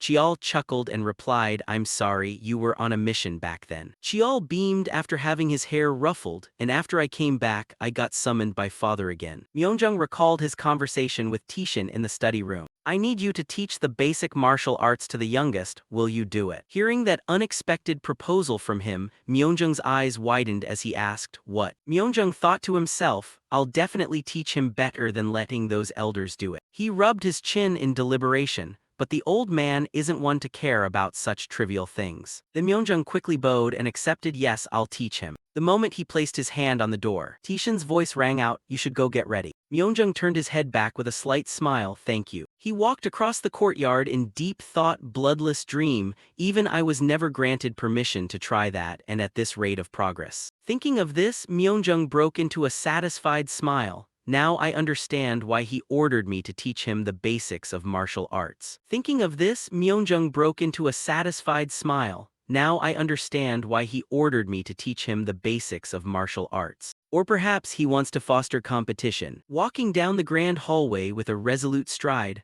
"All right, I need to see for myself just how far you've come." At that moment, he reached out and gently ruffled Chial's head. 20 years, no, maybe just 10 years, or maybe he'll catch up even faster than that. Chial looked up at Myeonjung with sincerity and spoke, "Sorry for bothering you while you're so busy." Then he pulled his hand away from Chial's head and replied generously, "It's fine, right now I'm the only one with free time holding the Menhieo Gijian." A rich source of energy flowed continuously through their bodies. All the basic techniques, secret arts, and ultimate skills of the Sungmu family.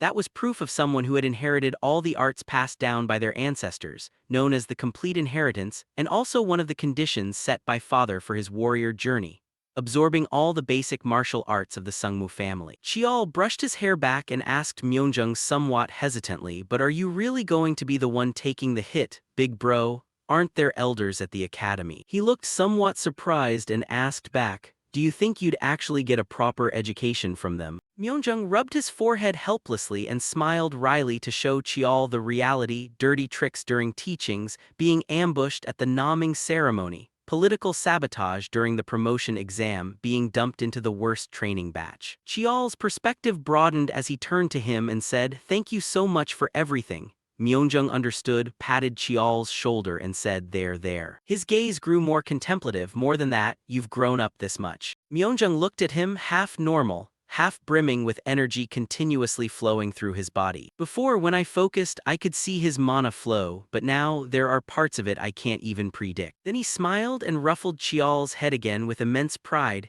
"Even so, I wouldn't even mind if he catches up. I'm so proud of you." Chial helplessly called out, "Big bro." While Myeonjung didn't seem to pay much attention to Chial at that moment, "I still want to be the big brother you've always looked up to, but..." Joa suddenly appeared between the two of them with a gloomy face and a terrifyingly low voice. "You two." She unhappily shouted, "Are you chatting away while the adults are talking?" The older man beside her hurriedly tried to soothe her. "Auntie, please calm down." Joa put on a sulky act and turned to leave. "Fine then, I'm leaving. You two aren't going to stop me, are you?" Chial suddenly remembered and spoke up, "We're having dinner together tonight anyway, right?" She pouted, throwing a huff. "You said you were going to train, right? You're going to practice late into the night, aren't you?" He replied, which instantly improved Joa's mood significantly. "Practicing is one thing, but researching with you is another." Hearing those words from Chial made her involuntarily break into a smile. "How could I pass up the chance to study with someone world famous in the field of mana? I'm sorry, Aunt, but please wait just a little longer." Joa broke into a radiant, extremely smug smile. "Oh well, who can blame me for being world famous? I'll let you off the hook this time." With that, she walked toward the door with her smile still lingering, waving goodbye. "All right, since I'm so magnanimous, I'll be off. And definitely not because a movie is about to start, you know." Chial politely waved back, "Yes, off you go, Aunt." He wiped his brow and let out a sigh. "She's finally gone."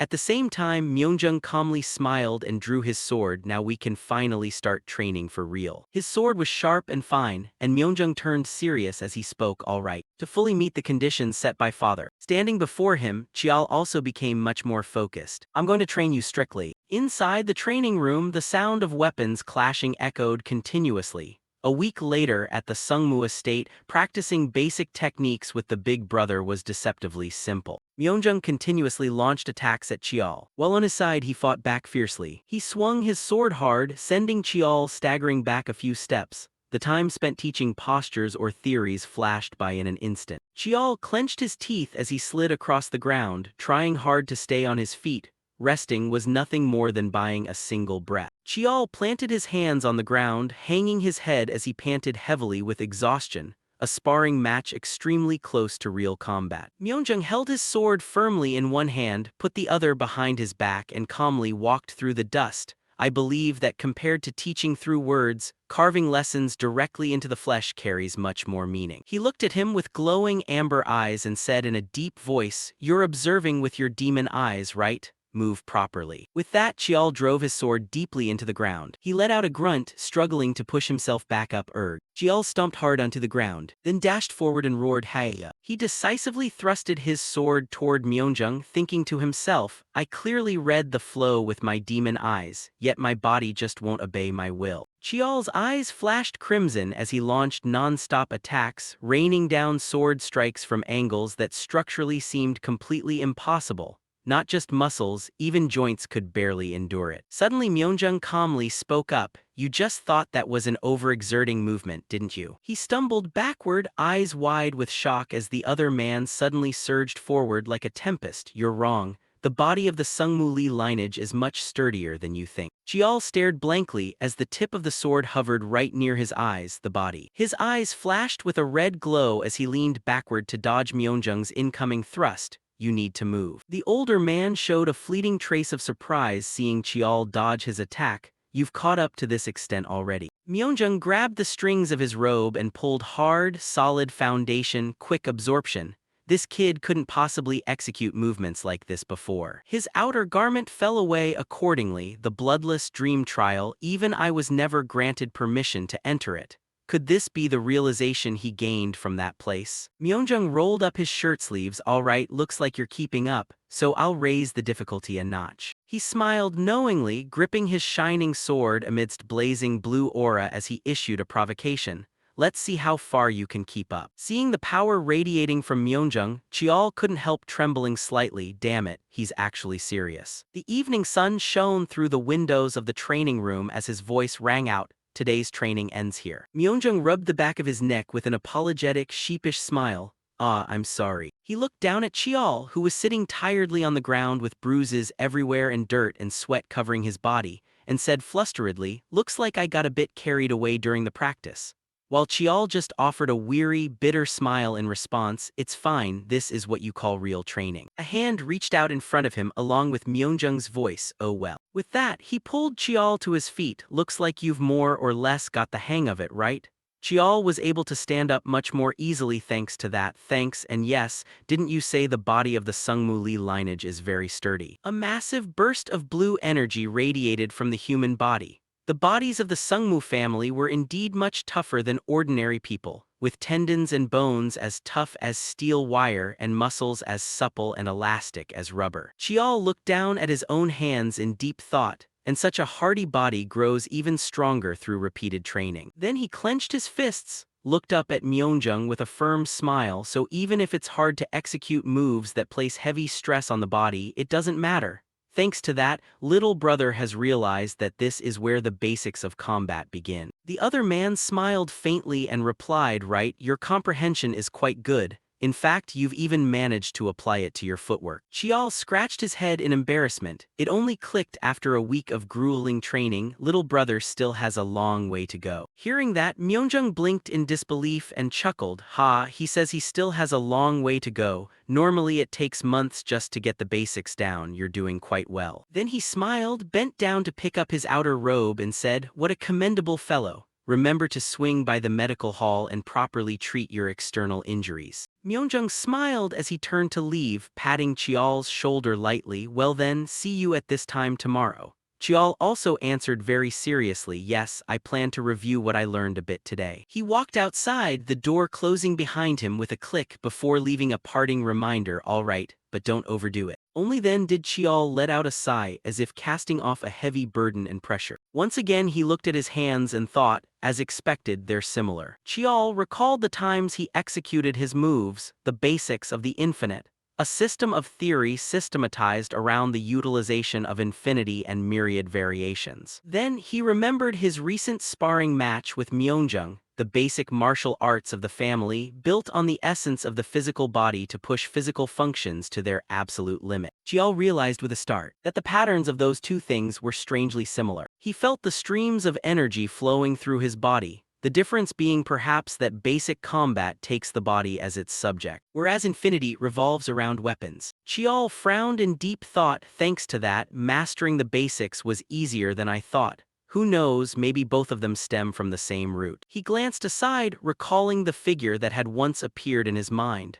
Back then, within the memories of infinity, I saw someone bearing the traits of the Sungmu lineage. Sure enough, infinity seems to have a very close connection to our family. Chial clenched his hands into fists and thought to himself, it feels like I've uncovered a secret that no one could have ever expected. A smile curved upon his lips as he spoke. Looks like time is going to fly by very quickly. A little later, everyone gathered around the long table in the council hall of the Sungmu family's elder council. The door of the room opened with a soft creak. Chialjung walked in slowly leaning on his cane, smiling gently as he spoke. Apologies for being late. He looked toward Yihang, who was sitting quietly with his arms crossed. Oh my, a busy general manager with 100 things on his mind. What brings you the grace of attending this meeting? The older man coldly replied, it's just that I often use being busy as an excuse to miss regular attendance, so I thought I'd drop by for once this time. Chialjung raised an eyebrow, picked up the teacup on the table and said, is that so? Then he leisurely took a sip.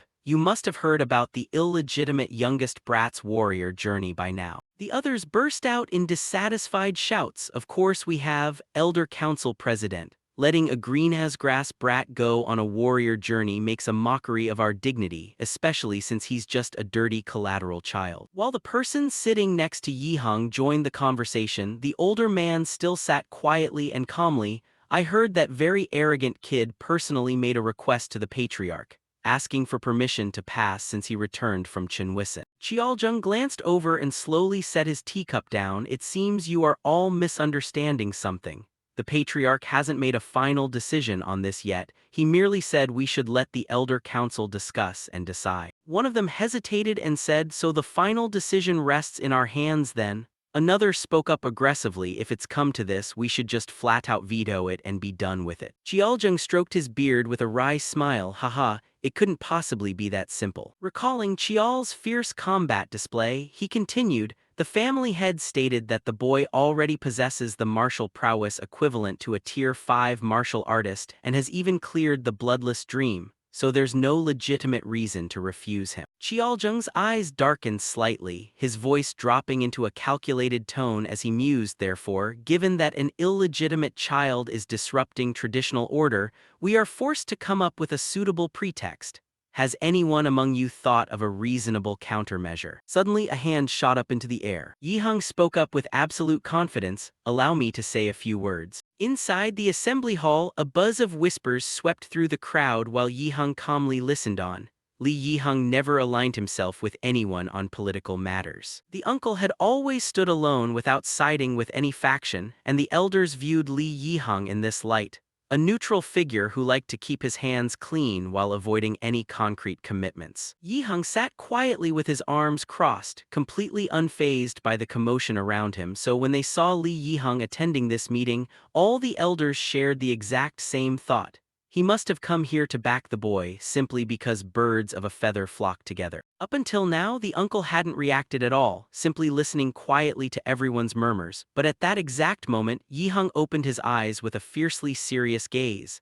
And of course, Li Yihang knew that very well, thinking to himself as he looked at them, their intentions are as clear as day, a bunch of old snakes. And the topic they were debating revolved around the next trial. The 3 trials that direct descendants of the Sungmu family must undergo: the choice, the naming right, and the martial journey. Anyone who managed to pass all 3 would be recognized as high-ranking members of the clan. Documents rained down from above, granting them numerous rights and approvals, including the authority to attend and voice their opinions in major council meetings. Frankly speaking, it was treatment no different from that given to a former elder. Yihang quietly slipped his hand into his opposite sleeve, knowing damn well that these narrow-minded elders, obsessed with pure bloodlines, would never accept such a thing. The uncle suddenly thought to himself, wait a minute, don't tell me this brat brought that miraculous elixir over just to ask for this. Yihang let out a soft sigh, feeling a twinge of hesitation as he thought, Chial,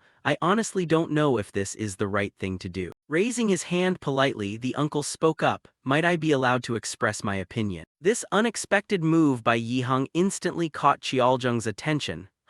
What is it that the chief manager wishes to say? Sporting an enigmatic smile, the elder remarked, I hear the chief manager has a rather close relationship with that kid. Hearing that, the uncle felt a wave of disgust and thought to himself, your tone is certainly venomous. but outwardly Yi Hung maintained an enthusiastic and friendly demeanor without showing a single flaw. With how hard the boy works, how could I possibly hate him? Qiaojung rested his elbows on the table and propped his chin on his hands, looking as though he were probing the uncle. However, I think things are going a bit too far this time, to which the other replied, you call this a bit too far? Unflustered, Yi Hung maintained his calm composure and answered, that's right, the boy has plenty of proof, but we cannot simply ignore tradition and protocol. Surely the youngest master realizes there are things one cannot simply do as they please. Qiaojung let out a smug chuckle, failing to notice the corner of Yi Hung's mouth curling upward. Ho ho, I thought the chief manager was someone who disliked dealing with traditions and protocols. The uncle felt a surge of annoyance and thought to himself, what a meddlesome old fogey, but outwardly he had to maintain his proper image and standard attitude. It's not that I don't understand their importance. I simply wish to avoid them because, as a man focused on development, handling issues in such a rigid manner is bound to cause trouble. Seeing this, the other gave a slight nod. I understand your point, chief manager. Tilting his head slightly, Qiaojung asked, so then, what course of action do you propose? In the assembly room, Yi Hung's calm voice echoed clearly, if the council has no valid reason to refuse, we simply need to create one. Frankly speaking, this issue isn't as complicated as it seems. Placing his hands neatly on the table with a confident tone, the uncle concluded, ultimately, the only remaining issue is that the youngest master has yet to prove himself to everyone. Qiaojung shot Yi Hung a meaningful, sideways glance. Didn't the head of the family already acknowledge that the boy possesses the strength of a Tier 5 warrior? However, the uncle refused to back down and immediately countered, but can the family head publicly announce that? Narrowing his eyes with a cunning and calculating expression, Qiaojung let out a low hoo. Clenching his hands tightly on the table, Yi Hung pressed on. In that case, the uncle bit down hard on his teeth and thought, you malicious little brat, just do whatever you want. Straightening his back and looking directly at everyone present, Yi Hung declared in a ringing voice, I think we simply need to create an opportunity for the boy to prove himself. Hearing this, Qiaojung looked quite surprised and hastily asked, you say create an opportunity, you don't mean a duel, do you? The uncle nodded, confidently confirming his stance as the other clan leaders broke into a murmur of discussion. Precisely that, considering what the youngest master has accomplished, we won't turn a blind eye. Raising an eyebrow, Qiaojung fixed a deep, meaningful gaze ahead and slowly asked, then who should he fight?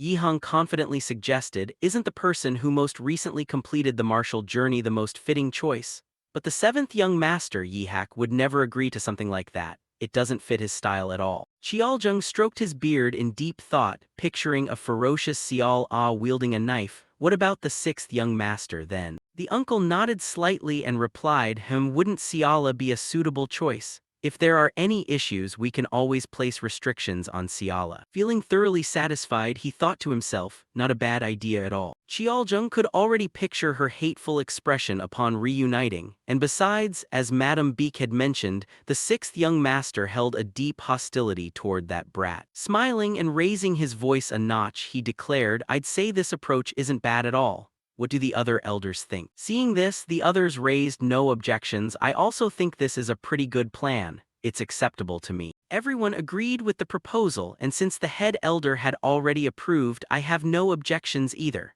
I feel the same way, followed by Qiaojung's resounding voice, then let us bring this meeting to a close. Beneath the evening glow, a voice of praise suddenly rang out, you did a great job today, Lord Manager, causing Yi Hung to halt his steps and turn around. Head elder. Walking against the backlight and stepping across the threshold, Qiaojung approached with a hunched posture, leaning on his cane. Smiling benevolently, he probed the uncle, it seems I misjudged you. What on earth made you change your perspective so quickly? Maintaining his calm composure, Yi Hung replied, just as I said earlier. Qiaojung tapped his cane with a nod of understanding. I am already well aware of your loyalty to the clan. Suddenly, he struck the wooden floor hard with his cane, but listen to me, chief manager. Qiaojung's eyes turned sharp, his voice carrying a hint of warning. In acting, even the smallest details matter. Yet Yi Hung merely let out a foolish laugh and rubbed the back of his neck. Acting? I have no idea what you're talking about. Every single word he uttered caused the uncle to momentarily freeze,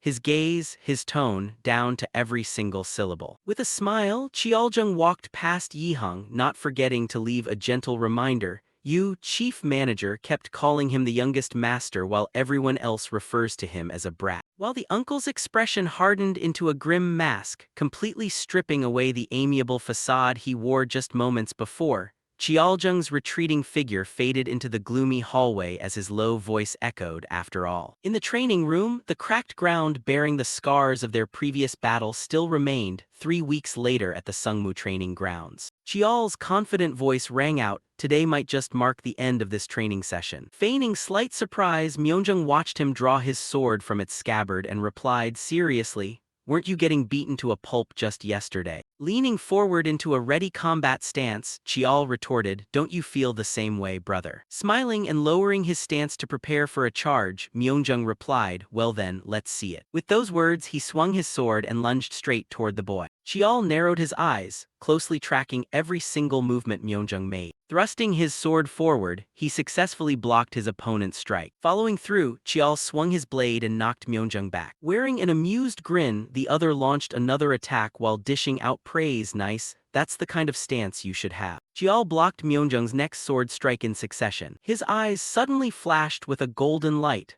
Through relentless training, his sixth sense and mystic vision allowed him to read every single trajectory of the incoming blade. Seizing the moment, Chial lunged forward and swung his sword, taking the initiative. "I can block all of them." His eyes turned completely blank and lifeless. He brought his blade down in a clean arc toward Myeonjung. The latter managed to intercept the blow, the violent collision generating a minor shockwave that whipped up a cloud of dust and sent tiny pebbles flying in all directions. Clinging tightly to his sword, Myeonjung was knocked back by Chial, sliding a long distance across the ground, while Chial himself couldn't avoid being thrown backward by the recoil. Seeing this, the older man couldn't help but burst into laughter. Sitting amidst the dirt and gravel while clutching his head, Myeonjung laughed out loud, "You've actually mastered all the basics. It took me a full 3 months to get them down. You really are a monster of a genius." Letting out a long breath and rubbing his dizzy head, Chial thought to himself, 1 week to grasp them, 2 weeks to internalize them, and just 33 days to apply mana and perfect them.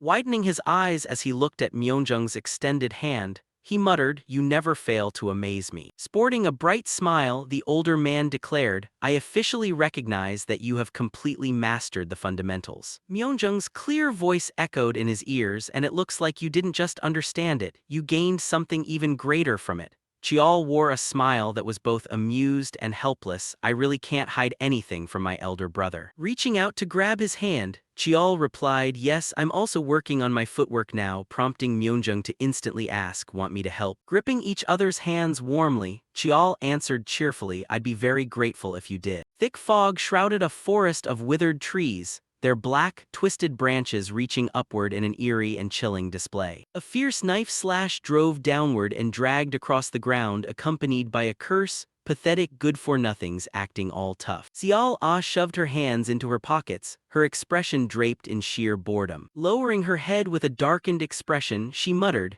"It's all that bastard's fault I'm stuck with these annoying-ass chores." As Xiao Ah's footsteps squelched against the muddy ground, Mother is still furious. She stepped over numerous monster corpses, muttering under her breath, "It's all because of him, every bit of it." Suddenly, one of the monster corpses twitched, letting out a deafening roar. It snapped its jaws wide open, baring rows of sharp teeth as it lunged toward Xiao Ah like it wanted to swallow her whole.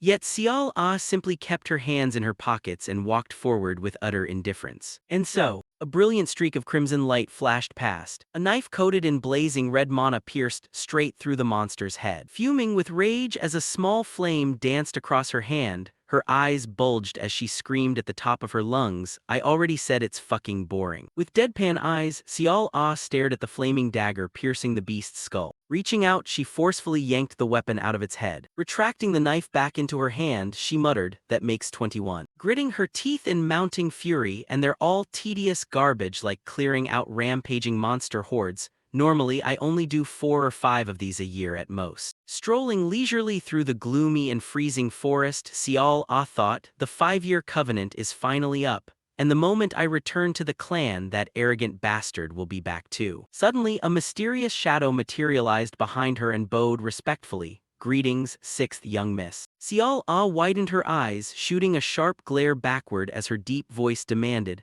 identify yourself. The figure answered honestly, I am Gaguk from the 12th Squad of the Black Sword Unit, causing her to freeze in shock, spin around, and ask in disbelief, the Black Sword Unit. Gazing at the masked stranger who respectfully placed a hand over his chest, she asked perplexedly, what is the Patriarch's personal guard doing all the way out here? Concealed behind a mask that hid his true face, only his voice came through, I bear a message from the Patriarch. Whispering something so faintly it was hard to make out, the moment Xiao Ah heard it, she let out a cold laugh, oh, that arrogant bastard is back. Following that came a terrifying, spine-chilling burst of laughter from her, as she repeatedly stabbed her knife into a nearby tree trunk. With her head lowered so her expression remained hidden, she muttered, perfect timing, he just dug his own grave with my bare hands. Sporting a twisted, sarcastic grin with wide eyes and a shrill cackle, she added, the old man is ruthless, isn't he? Glancing back down at the operative, she instructed, tell him I've received the message, to which his respectful voice replied before vanishing in the blink of an eye, yes, young miss. Squeezing the hilt of her blade until sparks flew, she felt a surge of ecstatic thrill, I'm really looking forward to this. Driving the knife even deeper into the tree trunk, causing the mana radiating from it to flare brilliantly, I'm going to grind you into the dirt, Li Qiao. On a bright, beautifully clear morning, Qiao walked up, gently pushed the door open, and peeked inside with a slight lean, sorry I'm late, aunt. My training ran a bit long. Seeing that he had finally appeared, Yiheng turned around with a beaming smile, you're here.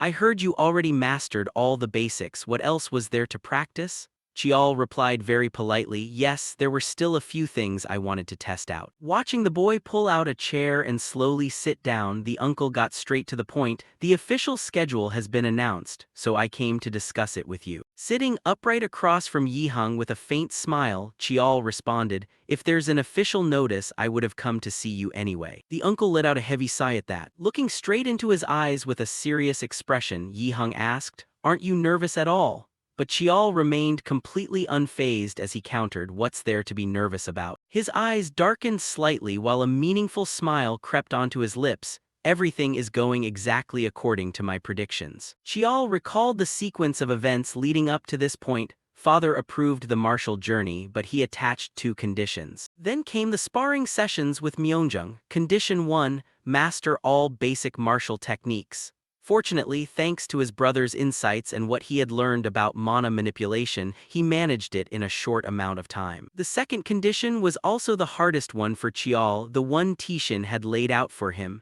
And then, the second condition, the hardest part of all, persuading the Council of Elders. Qiao had stared blankly at his words, asking, excuse me, to which Tishin replied with a serious gaze, you can use any means necessary if you can't persuade them. His subsequent warning had left Qiao slightly uneasy. The martial journey won't be authorized. Left by himself afterward, he had racked his brain trying to find a way, given my current standing. It's hard to interfere with the elders' affairs. Suddenly, Qiao let out a realization-filled exclamation. Resting his chin in his hand with a confident smile, so I decided to set up the most favorable stage for myself. Following that, Qiao had sought out Yiheng for a favor. Using the qualification as a pretext, I'm arranging a duel with the 6th senior sister. If you guide things in that direction, the Council of Elders won't have any reason to refuse. At that moment, he officially made his next tactical move. I wanted to create a situation that granted me the right to travel.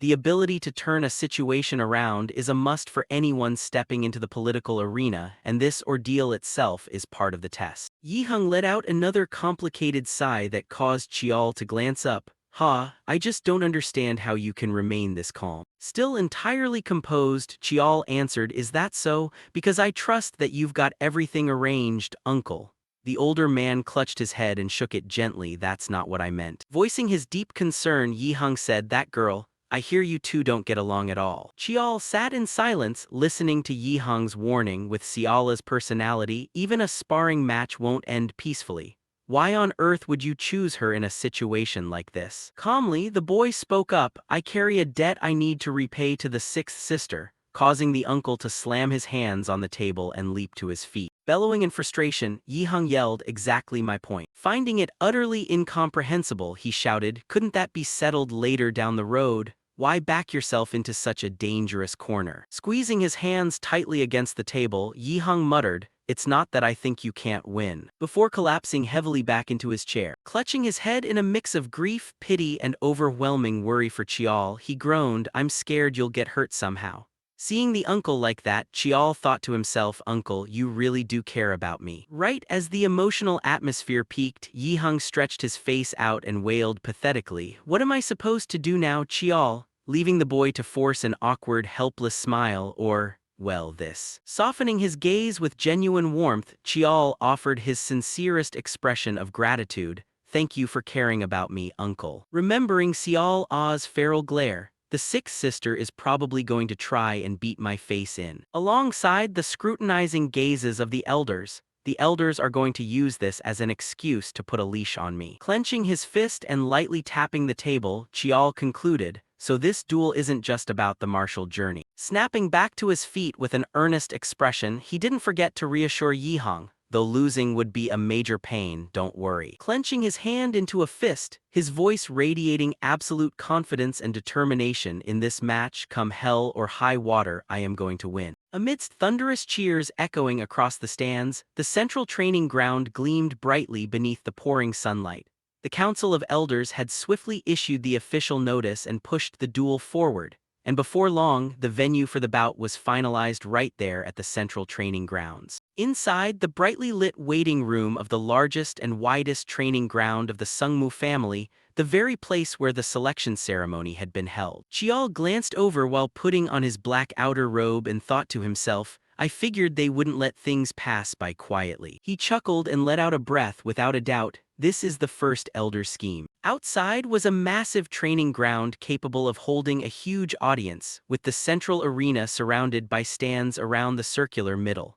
Clearly, they wanted to publicly humiliate me and crush my morale. Chial closed his eyes, took a deep breath and let it out, but that's not an issue for me. Suddenly someone approached, pulling the room's door open, and more importantly, Jiowa appeared with a beautifully anxious face, stammering without finishing her sentence, you. He looked at her restless appearance, twisting her hands, as she had worn that expression all day long. Chial walked up to Jiowa in confusion and spoke up, Why are you looking at me like that? It's really making me uncomfortable. She sighed and brushed it off. Never mind, it's nothing. His voice came out a bit loud, startling Jiowa slightly. You've been like that all day, how can you say it's nothing? Lowering her head, she angrily snapped. All these things the family arbitrates on a whim. I hate these whispering rumors behind the scenes. Jiowa's hands clutched tightly at the white dress she was wearing, bowing her head low with deep anxiety and restlessness. She's a rank 4 female warrior and you just reached rank 5. The gap between rank 4 and rank 5 is worlds apart. Chial looked at her and calmly said, That's why the sixth sister will have her magic restricted, not allowed to use secret techniques or ultimate moves, right? Lowering her head, Jiowa hesitated and replied, Yes, I know. She held out her hands, seeing them tremble uncontrollably with a frightened, anxious voice.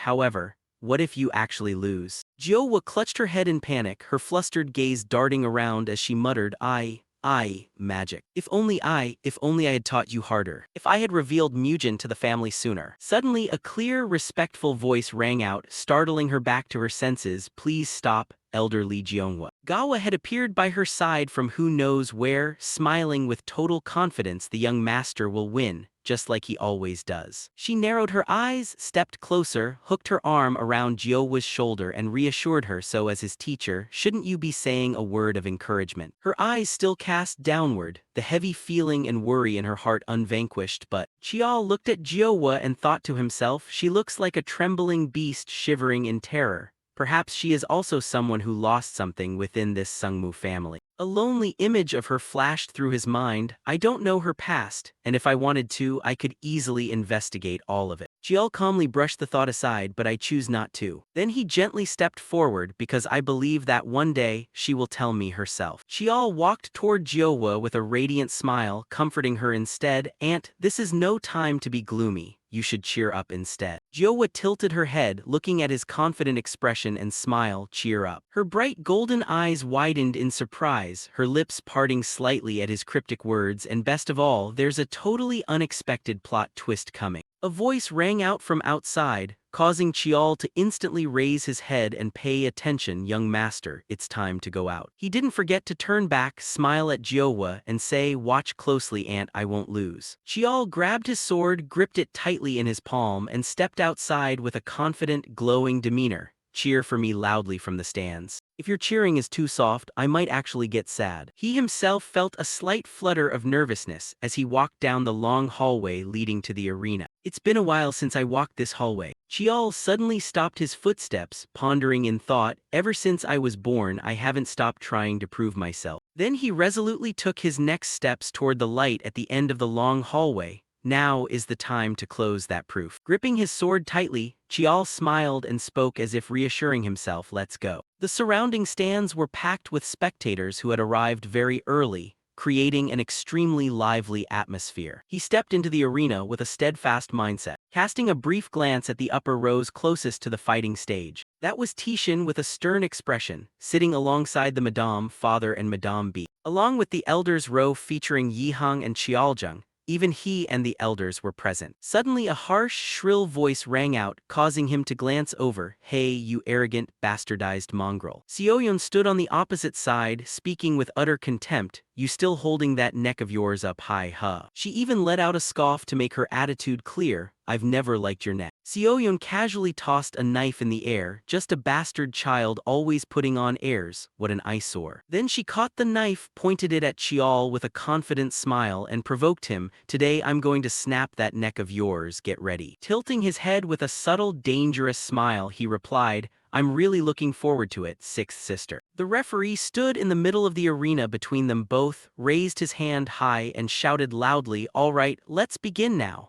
The match between the sixth young lady and the ninth young master starts. With the referee's permission, both simultaneously placed their hands on their weapons, taking their combat stances ready. Chiol quietly closed his eyes to sense the surrounding atmosphere. The moment the referee yelled, start, he opened his eyes. Chiol's eyes became intensely bright, surrounded by numerous pulses of energy, demon eyes. But in a flash, Xiaoyun appeared right behind his back, holding a ready knife blazing with fire. Chiol felt immense surprise at her speed, glancing back at where Xiaoyun's knives were lunging, since when did she get behind me? He stood silently rooted to the spot while 3 throwing knives flew in from behind. And in front of Chiol came 2 more fiery knives hurtling forward, 2 more blades in front. I didn't even have time to see when she threw them. Xiaoyun saw him being cornered from both sides and broke into a smug smile, flying dagger art. Her knife blazed, burning fiercely with mana-fueled flames, a technique where she channeled mana and chi into the blades before throwing them,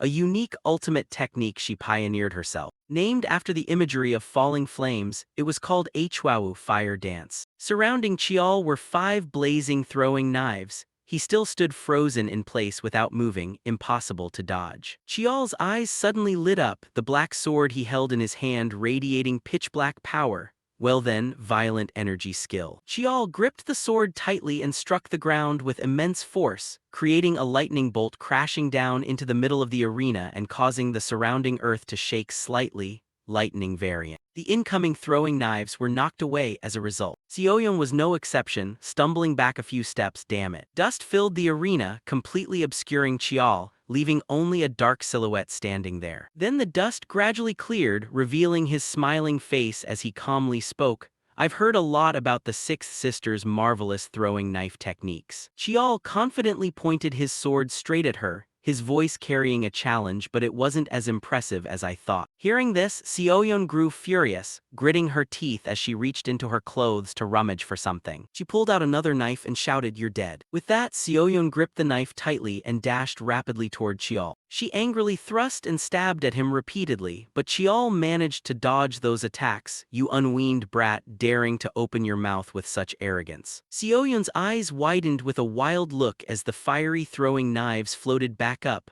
I'm going to crush you head on. Instantly they zoomed straight toward Chiol again. Yet facing the blades, he calmly observed her movements and gestures, silently evaluating. The sixth sister's movements are like an acrobat's.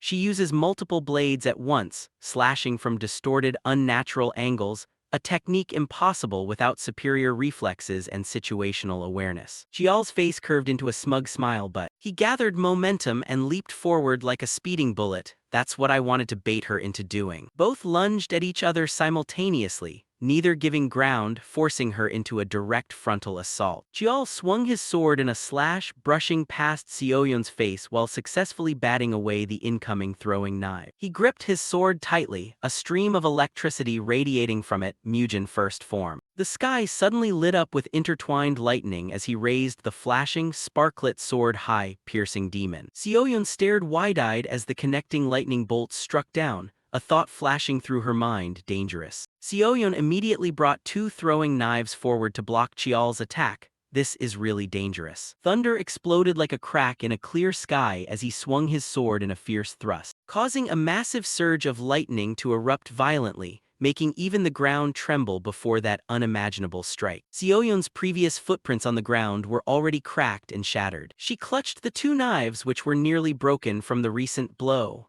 Kneeling on the ground, she gritted her teeth and looked up. Did he reduce his momentum at the last second by stepping back right as the swords collided? She looked down at the pitiful knife in her hand, that bastard, using swordplay like family secret arts. Sioyon tossed the broken knife aside, her sharp gaze locking onto Chial. I must not get hit by that attack. She picked up another knife instead, stood up to face him and spoke. Turns out you actually have some tricks up your sleeve, but too bad that move. Then Sioyon gripped her two burning knives, charged fiercely forward, and yelled at the top of her lungs, you should have saved it for a more important moment to use. Chial carefully observed her speed, assessing silently, faster than before, but charging right at me again. He swung his sword up in tandem, but Sioyon spun a few times in midair to dodge Chial's attack. In a flash, she appeared right behind his back, turning defense into offense. What cat got your tongue? Hey, talk back to me. Chial nimbly swung his sword up to parry Sioyon's sudden attack. Afterward, both lunged at each other, unleashing strikes at a relentless frequency with the clanging sound of weapons echoing across the arena in fast, unpredictable combination strikes. He frowned, raising his sword to block Sioyon's knife. I blocked it, but that speed makes it hard to counterattack. Chial's eyes suddenly flashed with a golden glow. Sixth sister. He could see her every move and make a judgment. I can see everything. Chial tilted his head to dodge the knife Sioyon thrust forward. My instincts sense the blades, and my demon eyes pinpoint every direction they're coming from. He curved his lips into a slight, smug smile. The reason I kept insisting on sparring with the sixth sister. Chial's eyes burned with fire as he smiled confidently amidst the thunder-filled battlefield, thinking to himself, is because my ability is her ultimate counter. Sioyon shuddered in shock upon seeing that gaze, that monster of an eye. She quickly composed herself, lowering her body back into a combat stance. Short blades have the advantage of stealth and agility, but once they're completely seen through, your fighting style gets restricted. Sioyon recalled Chial's heaven-shaking attack and thought, yet he dared to try and suppress me with close-quarters strength, then counterattacked like before. Then she glanced down at the mana-suppressing shackles on her ankles and wrists and cursed inwardly, damn this mana limit. If I could just unlock 10% more, I could use high-level aura skills. Sioyon remembered the time she spent slaughtering monsters everywhere. Over the past year, all I thought about was how to take revenge on that bastard, crush him, and destroy his pride. Sioyon stood amidst piles of monster carcasses, throwing her head back to pant heavily with exhaustion. I was going to torture him until he begged for mercy. Along with a savage, satisfied smile, I never expected it to turn out like this. Sioyon blissfully lost herself in thought until Chial's voice snapped her back to reality. You still have the spare capacity to daydream. He appeared right in front of Sioyon out of nowhere, smiling as he reminded her, you better focus, you know. Chial swung his sword in a slash, and she agilely brought her two throwing knives forward to block. But compared to his strength, hers was still somewhat weaker. Sioyon shook as she blocked, clicking her tongue in annoyance. Tusk. Suddenly her entire body blazed with red flames. I wasn't planning on using this. This caught Chial off guard as well. A wave of electricity spread outward, surging into his body. It traveled straight toward Chial's heart, wrapping around it and successfully locking it down. He looked down in shock, thinking to himself, my mana pathways are sealed. Feeling that something was wrong, Chial instantly leaped backward a few steps. Sioyon saw him retreat and mocked mockingly, turns out you know how to think after all. She roared with a mad expression, without mana, you're just a useless bug. Chial remained very calm as he looked at Sioyeon, silently deducing she used a spiritual ability. A type of energy slithering deep into the body, reaching the human heart, the spiritual ability of the sixth young lady Lee Sioyeon. The power to bend an opponent's mana pathways and misdirect their control, known as mana sealing. If your opponent's mana is overwhelmingly stronger, you can still resist, but otherwise, even if you know it's coming, you remain bound. Sioyeon saw him frozen in place and gloated triumphantly, "You're done for." But there was one thing Chial kept hidden deep in his heart, but there's one thing the sixth sister doesn't know. The next second her eyes widened in shock. No way. Seeing the swirling blue mana flowing around him, Sioyeon gasped in surprise. Why is he still able to use mana? While Chial smiled inwardly with utter confidence, my mana technique isn't like anyone else's. Amidst the deafening cheers of thousands of spectators, right in the middle of that surging crowd, a girl couldn't help trembling as she prayed, "Everything's going to be fine, everything's going to be fine. Because my grandchild is so amazing." At that moment, Jiowa's face clearly betrayed the deep anxiety in her heart. She clasped her hands together, shaking as she prayed, subconsciously trying to reassure herself. Yes, this time won't be like last time. But what if he ends up in that situation again? Jiowa was so terrified that Gawa kept calling out beside her, "Elderly Jiowa," but she didn't hear a single word. Then what on earth should I do? She didn't dare face reality, and because of that, the black-haired woman's eyes remained tightly shut. Suddenly, the commentator's voice rang out, cutting through Jiowa's train of thought. "Wait, he's still okay." Hearing that, she snapped her eyes wide open. A young male spectator nearby couldn't help blurting out in surprise, "I never expected him to progress this far. His foundation is terrifyingly solid." Suddenly, a spectator standing right behind the black-haired woman curiously spoke up. "What kind of aura skill is that?" The guy next to him replied instantly, "Isn't that one of the Sumuiga's mana techniques? Did they say that illegitimate brat is 15 years old this year?" Hearing their discussion about her grandchild, Jiowa stared down at the arena in sheer astonishment. Down in the arena, Chial's dark gold eyes glowed brightly as he lunged forward, gripping his sword. Aura technique Thunder. With a single blow, his strike shattered the ground, though Chial nimbly dodged the attack. While she was still off balance from avoiding that strike, Chial didn't hesitate and swung his sword hard backward. Right after that, he used Aura technique Yama to keep pressing the attack against Chial. This time, she was still leaning backward, making it incredibly difficult to dodge the blow. The brilliant red threads from the black-haired young man's technique wrapped tightly around her body. Completely restrained, Xiao immediately tumbled to the ground. She quickly followed up by using Aura technique Gale. This powerful move directly slashed through the red threads created by Yama. Having taken several hits straight on from the black-haired guy, Xiao was looking ragged, her eyes blazing with fury as her hand clenched tightly around a small dagger. Seeing Xiao break free on her own, Chial couldn't help a surge of excitement rising in his chest. He cut right through Yama with Gale. Up in the stands, Jiowa couldn't believe her eyes, thinking to herself, "Thunder, Yama, Gale, they're all aura skills that my grandchild and I created together, all those tangled emotions. As if they're being thoroughly washed clean." At that thought, she clenched her hands into fists. Jiowa's eyes shone brightly as she looked at her grandchild. "That's right, you have to win. Because you're a genius." A bright smile blossomed across her face, filled with fierce faith in Chial. Down in the arena, as the dust slowly cleared, Xiao stood frozen for a moment. No way. His mana source was definitely sealed by my skill, so how can he still use mana? She simply couldn't accept what had just happened, her eyes wide with shock. Chial and Xiao stood facing each other in a standoff. The black-haired young man thought to himself, "There's one thing my sixth sister doesn't know. My mana method is different from ordinary people. It can operate using just the mana pathways."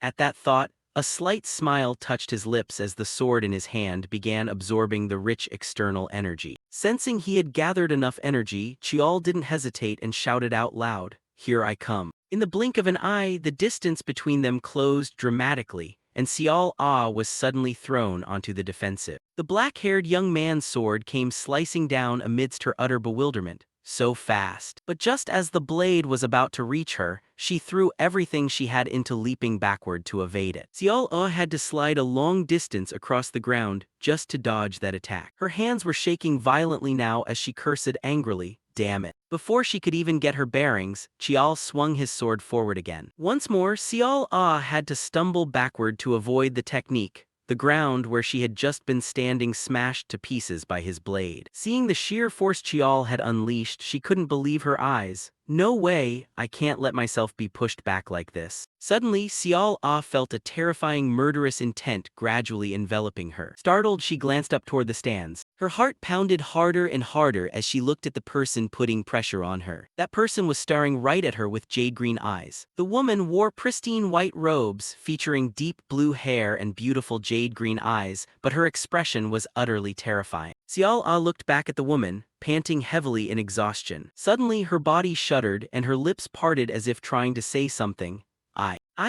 Unable to control her emotions under the woman's icy gaze, Xiao Ah's hands subtly twitched around her dagger. A scorching wave of fiery energy burst out from within her as Xiao Ah roared. It's all because of that damn illegitimate brat. Xiao quickly noticed something unusual about her. Such a massive amount of mana. She's forcibly pulling in mana. Does she not care about her injuries at all? The two small daggers in Xiao Ah's hands were now enveloped by a colossal amount of mana. Right after that, the other daggers scattered across the ground slowly began to rise. Xiao Ah poured all her might into controlling those blades, a blazing red energy swirling frantically around her. She raised her hand high, sending the daggers soaring into the air. This was her secret meteor technique. I'll kill you. With those words, Xiao Ah abruptly brought her arm down, a flicker of madness dancing in her eyes. Up in the stands, the moment Yihang saw this technique, he leaped straight to his feet and shouted, "That's a violation of the match rules. Stop right now!" But the old man's warning came too late as the daggers surged forward under Xiao Ah's control to attack Chiao. He didn't panic or try to dodge, simply standing completely calm as the sword in his hand began absorbing mana. Once the blade had absorbed enough mana, intricate patterns began to appear across its surface. Chiao let out a soft sigh. Immediately after, he dropped into a defensive stance as the daggers drew closer and closer to him. The black-haired young man abruptly swung his sword in a powerful arc. Seeing Chiao slashing at empty air, Xiao Ah couldn't help bursting into laughter. "What on earth are you swinging at?" But she barely had time to enjoy it before the sight that followed froze her in her tracks. One of the daggers came flying backward, plunging straight into the ground right beside her foot. While using his sword to counter Xiao Ah's meteor attack, the black-haired young man thought to himself, there is an immutable truth. Mana doesn't disappear when it disperses into the air, it returns to nature. Mana is infinite and never truly vanishes. Thanks to that truth, Chial was able to easily absorb the mana and knock the daggers off their trajectory. With just a few masterly sword strokes, he successfully shattered Xiao Ah's technique. But Chial himself possessed a reality that ran counter to that truth. The ancestral sword Hugia, the Dark Knight. It is a sword that can slash and erase mana. Having executed a flawless defense, the black-haired young man curled his lips into a confident smirk. Chial stared intently at the vibrating sword in his hand, murmuring to himself, "I didn't think she'd resort to the meteor technique, but even so, I pulled it off." The black-haired youth recalled when Xiao Ah summoned those colossal meteor spheres. Lacking the current capacity to block them entirely, he had no choice but to use his darkened power to defeat her.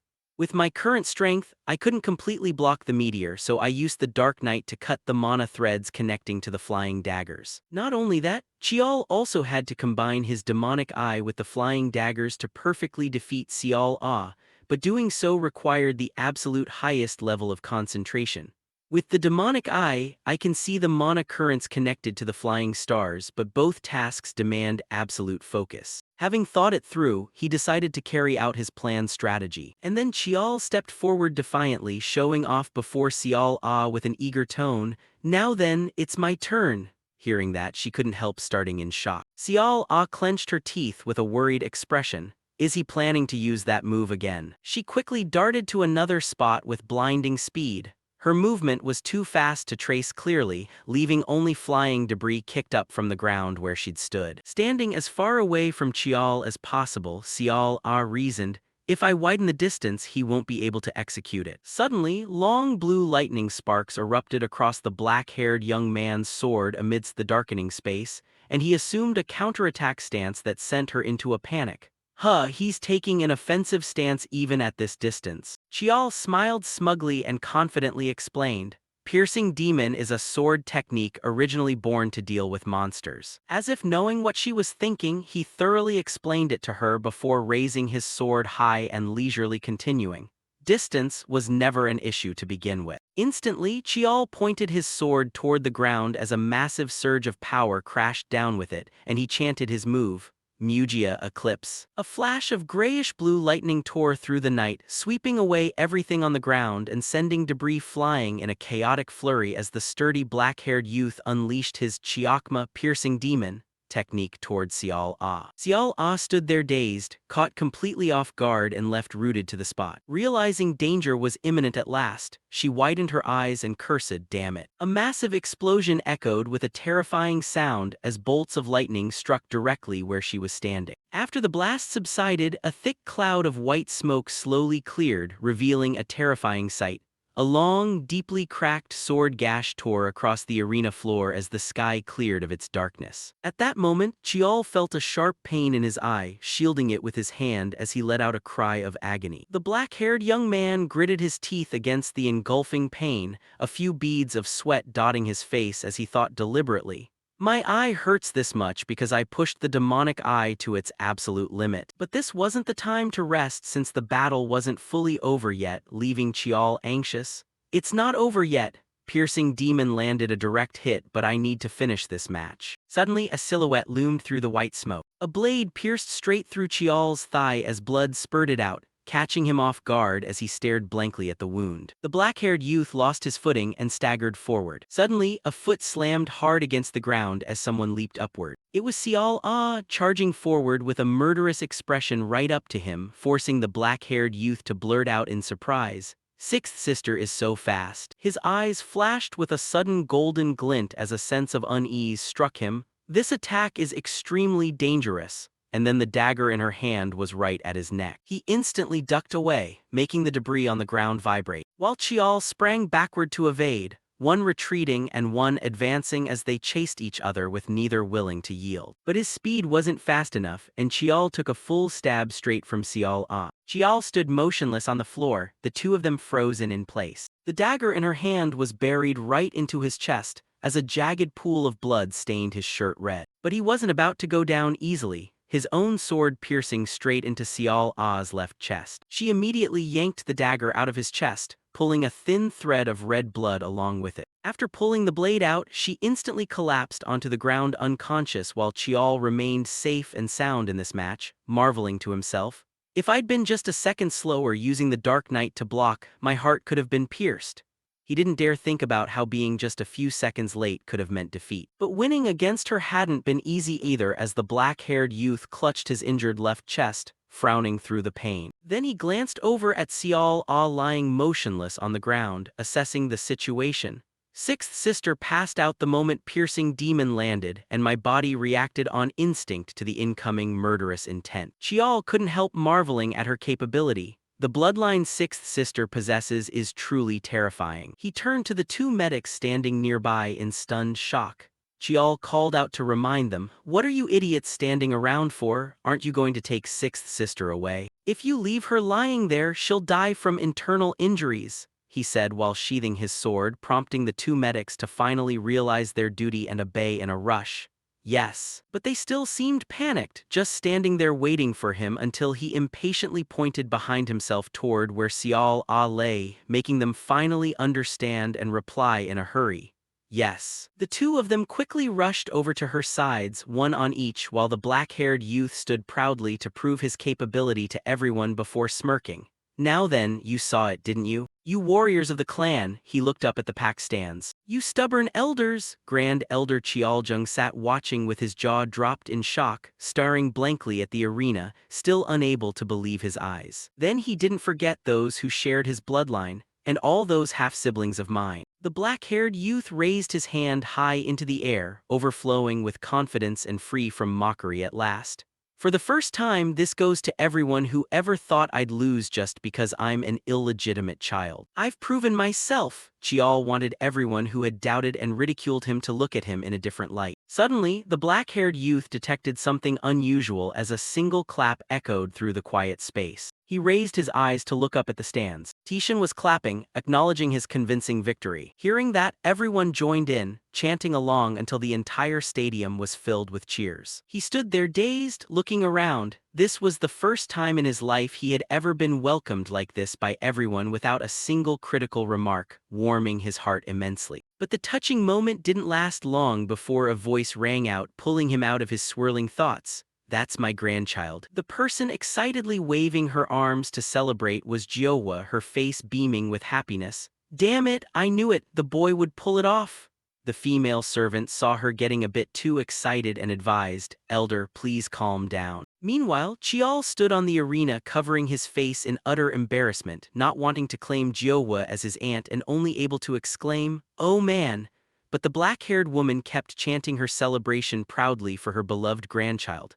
"That's my grandchild, that's my grandchild." At that moment, several people stepped down onto the arena and approached the black-haired youth. Leading them was Patriarch Li, who didn't forget to offer praise to Chial. "Well done." Meanwhile, the Grand Elder looked somewhat ashamed, not daring to meet his eyes. Chial was very surprised by Tishan's praise. Father doesn't seem very happy, but he's never praised a son in front of others before. Seeing him standing in silence, the patriarch stared at the black-haired youth, evaluating him internally.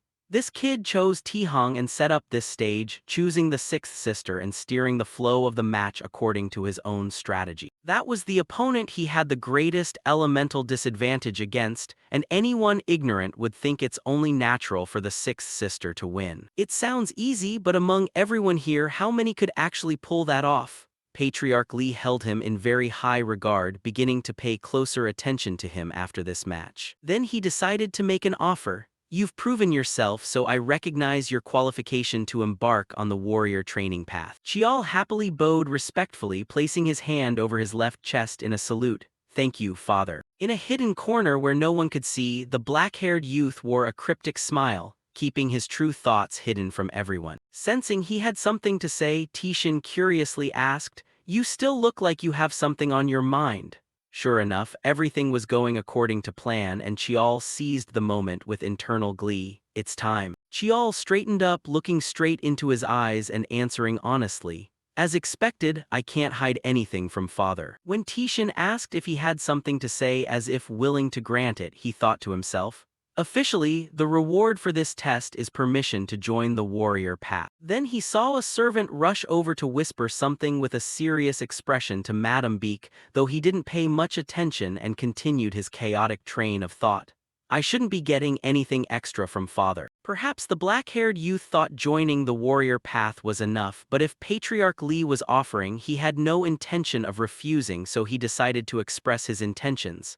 "Then, please allow me to say one thing." Suddenly, Grand Elder Chialjung glanced over to see what he was up to, while Chial told himself, "It's like that with father," hopping to show more before Tishan as well. The black-haired youth brought his hand to his chest and continued, "I have reached a level sufficient to graduate early from military training, and father witnessed it with his own eyes. I also went to Chinwisin and passed the bloodless dream test." Chial decided to voice all his inner desires and expectations since he had passed every required test. "Since he decides on the Council of Elders, I must announce the reward in front of them as well," wanting to ensure he got everything he possibly could. Then he continued his narrative with a thoughtful, worried expression. "I've proven everything and met all conditions. Could it be that the Council of Elders doesn't trust me and insists on testing me without reason?"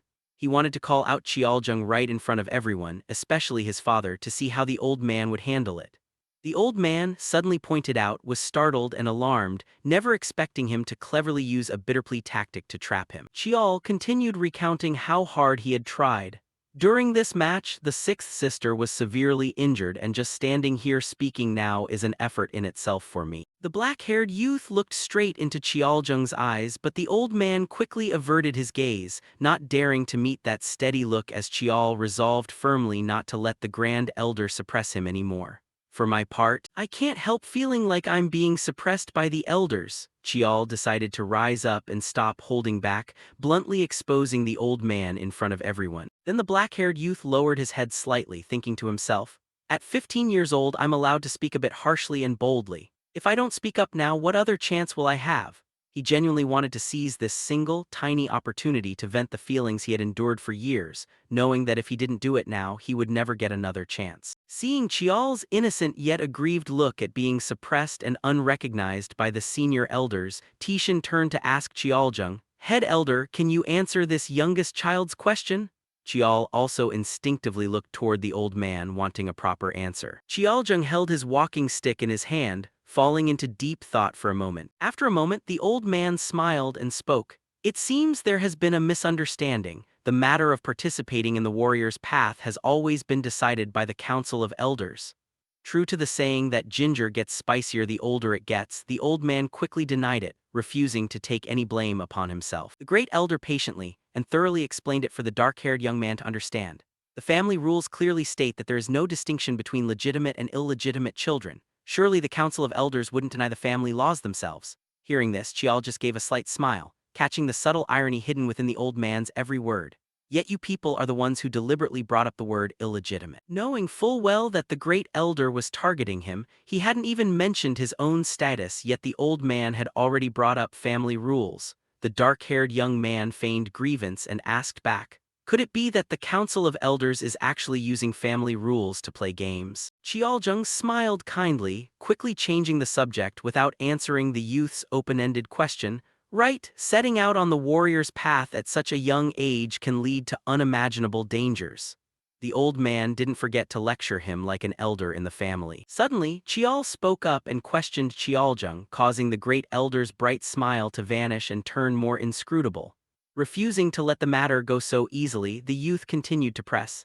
"Then why did it have to be the sixth sister? Anyone with eyes can see she's much stronger than me and older too." At this point, Chialjung began to fumble, not knowing how to reply as he stammered, "That's..." But before the old man could finish, the dark-haired youth pursued his questioning with absolute clarity. "I read the official notice and it stated that the person testing me would be someone who just returned from the warrior's path." Chial let out a resentful shout demanding that the old man clear everything up. "Then shouldn't it have been the seventh brother instead? If not him, there are still plenty of other warriors who could have been chosen." He had a mountain of deeply confusing questions about this whole ordeal. Hearing his inquisitive remarks, family head Lee's jaw dropped in speechlessness. The words he had prepared to say had to be swallowed back because Chial's logic was simply too razor-sharp. Meanwhile, Yiheng turned his back to everyone to hide his flushing face, which was red from trying to hold back his explosive laughter, and couldn't help praising the dark-haired youth. "You cheeky bastard, you set the stage and now you've backed the head elder right into a corner. I can't stop laughing." The uncle deeply appreciated the boy's top-tier acting that left no one an opening to speak, and the chief manager had to acknowledge his cleverness in rendering the great elder completely speechless. "Nicely done, truly shrewd." Suddenly realizing something, the manager turned back to look at Chial with curiosity. "Don't tell me you chose the sixth sister right from the start just to lead up to this exact moment?" Chialjung tried to smooth things over and explain to him, "We just thought the sixth sister was more suited for the test." The dark-haired youth responded with a puzzled tone, "If that's the case, there was no need to make it so public. You should have held the match in some secretive, private place instead." Clenching his fists tightly, Chial straightforwardly stated his viewpoint. "That's why I want a clear answer. Why did the Council of Elders carry out a test like this?" He looked straight into the great elder's eyes, delivering a metaphorical slap to the scheming old man's face. Seeing the dark expression on Chialjung's face as the old man furrowed his brows, the dark-haired youth grew even more thrilled. Checkmate. "It really looks like the elders are just out here bullying a kid." He was going to expose the old man's true colors to everyone. But family head Lee spoke up to cut in, not wanting the two sides to keep bickering back and forth. Enough. He wanted to maintain proper hierarchy and order. "The head elder is a senior member of the clan." Tishin spoke up to reprimand the youth for his excessively reckless behavior. "I understand you might be agitated after the match, but acting like this is disrespectful." Immediately, Chial bowed respectfully, placing his hand across his chest as he faced Chialjung. "Understood, I apologize." Then family head Lee turned to ask the great elder for his opinion. However, just letting it end like this wouldn't be right either. He observed the old man's expression. Head elder, what do you think? Xiaojung felt deeply displeased inside, bitterly mocking himself. An illegitimate child has completely defeated me. Yet the old man maintained his calm composure, stepping forward and smiling harmoniously. I must admit, there are parts of this test that are hard to justify. The Council of Elders should reward him. The dark-haired youth straightened up and sincerely confessed. I also apologize for being impudent. Yiheng watched as Chial sincerely apologized in front of everyone, admitting he had been a bit unruly, though he didn't regret his actions one bit. I just did what needed to be done. So I won't expect any absurd rewards, the blue-haired aunt thought to herself as she watched the drama unfold. When the great elder heard the apology from the dark-haired youth, he was momentarily startled, but it was all just a facade. Chial remained resolute in his choice to get what he rightfully deserved. However, I still want to receive what I am owed. He deserved better things rather than being branded an illegitimate child while having his abilities completely denied. A few days after the duel, inside Chial's room, warm rays of sunlight streamed through the window of the dark-haired youth's room. He was still lying lazily on his bed with both hands clasped behind his head, feeling somewhat bored. I never expected I'd actually miss Chinwison. Because he needed to recover from his injuries, he was forced to stay home, making him feel terribly cooped up. They're keeping me locked up until I'm fully healed. The dark-haired youth recalled the endless nagging he'd endured over the past few days from people warning him not to wander around. Hey, do you really think you're all healed up? Yiheng had scolded him angrily. Where do you think you're going, brat? Even wet nurse Gawa, with tears welling up in her eyes, had blocked him from leaving. You're not going anywhere until you've completely recovered. Chial wished he could heal faster so he could move around freely, otherwise he felt like he'd turn into a cripple, muttering to himself, if I had a recovery potion, I'd probably heal a lot faster. Suddenly, a knock echoed from the door. The dark-haired youth instantly bolted upright and told the person waiting outside to come in. Come in. Surprised to hear a familiar voice he hadn't heard in a long time, he looked up. Long time no see, young master. Three people walked in sequentially, Kim Han, Bo Seong, and Inha, and Kim Han cheerfully spoke up first. How have you been lately? Inha quickly apologized for being delayed in visiting after hearing the news that he was injured. I meant to come visit as soon as you returned to the clan, but I heard you were busy with a lot of things, so I'm late.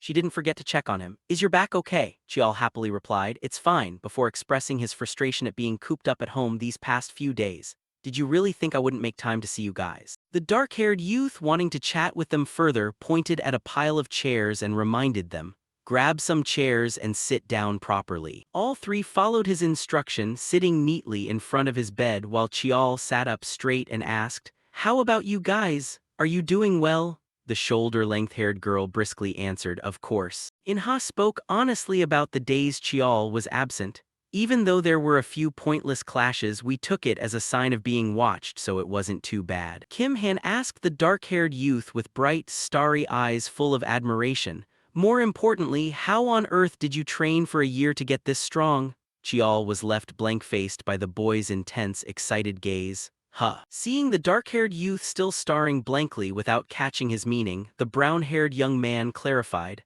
I mean that duel, I watched it. Suddenly, Chial's eyes glowed fiercely, an invisible flame burning around him that terrified Kim Han. We're heading into our third year soon, so I suppose the young master has a lot of free time on his hands. Just that single question scared the boy into frantically waving his hands in a placating gesture as he spoke warily. No way, nobody would ever want to miss such an important moment for you, young master. Finding the situation critical, the brown-haired youth turned to the other two for rescue. I bet the others watched the whole thing too, right? But his words were met with silence. Both Bo Seong and Inha closed their eyes and pretended not to hear him, leaving Kim Han bewildered. Huh. Amidst the brown-haired youth's embarrassment, Bo Seong chimed in to bail him out. Sorry, young master, I meant to come over after training, but I ended up late. Inha awkwardly followed up. Since Bo Seong participated in the duels too, he was busy. Chial returned to his usual cheerful, amiable self. No need to apologize, it's fine. Then the dark-haired youth didn't forget to remind Kim Han. Kim Han, you haven't been slacking off just because I wasn't around, have you? Hearing this, the boy nervously denied it. No way, prompting the green-haired young man beside him to giggle and tease him. Seeing them right in front of him, Chial let out a relieved sigh. you guys have grown up a lot. In-ha and Bo-seong had been recruited as trainees for the Blood Tiger team and the Sky Bow team, two of Sungmu Academy's strongest units.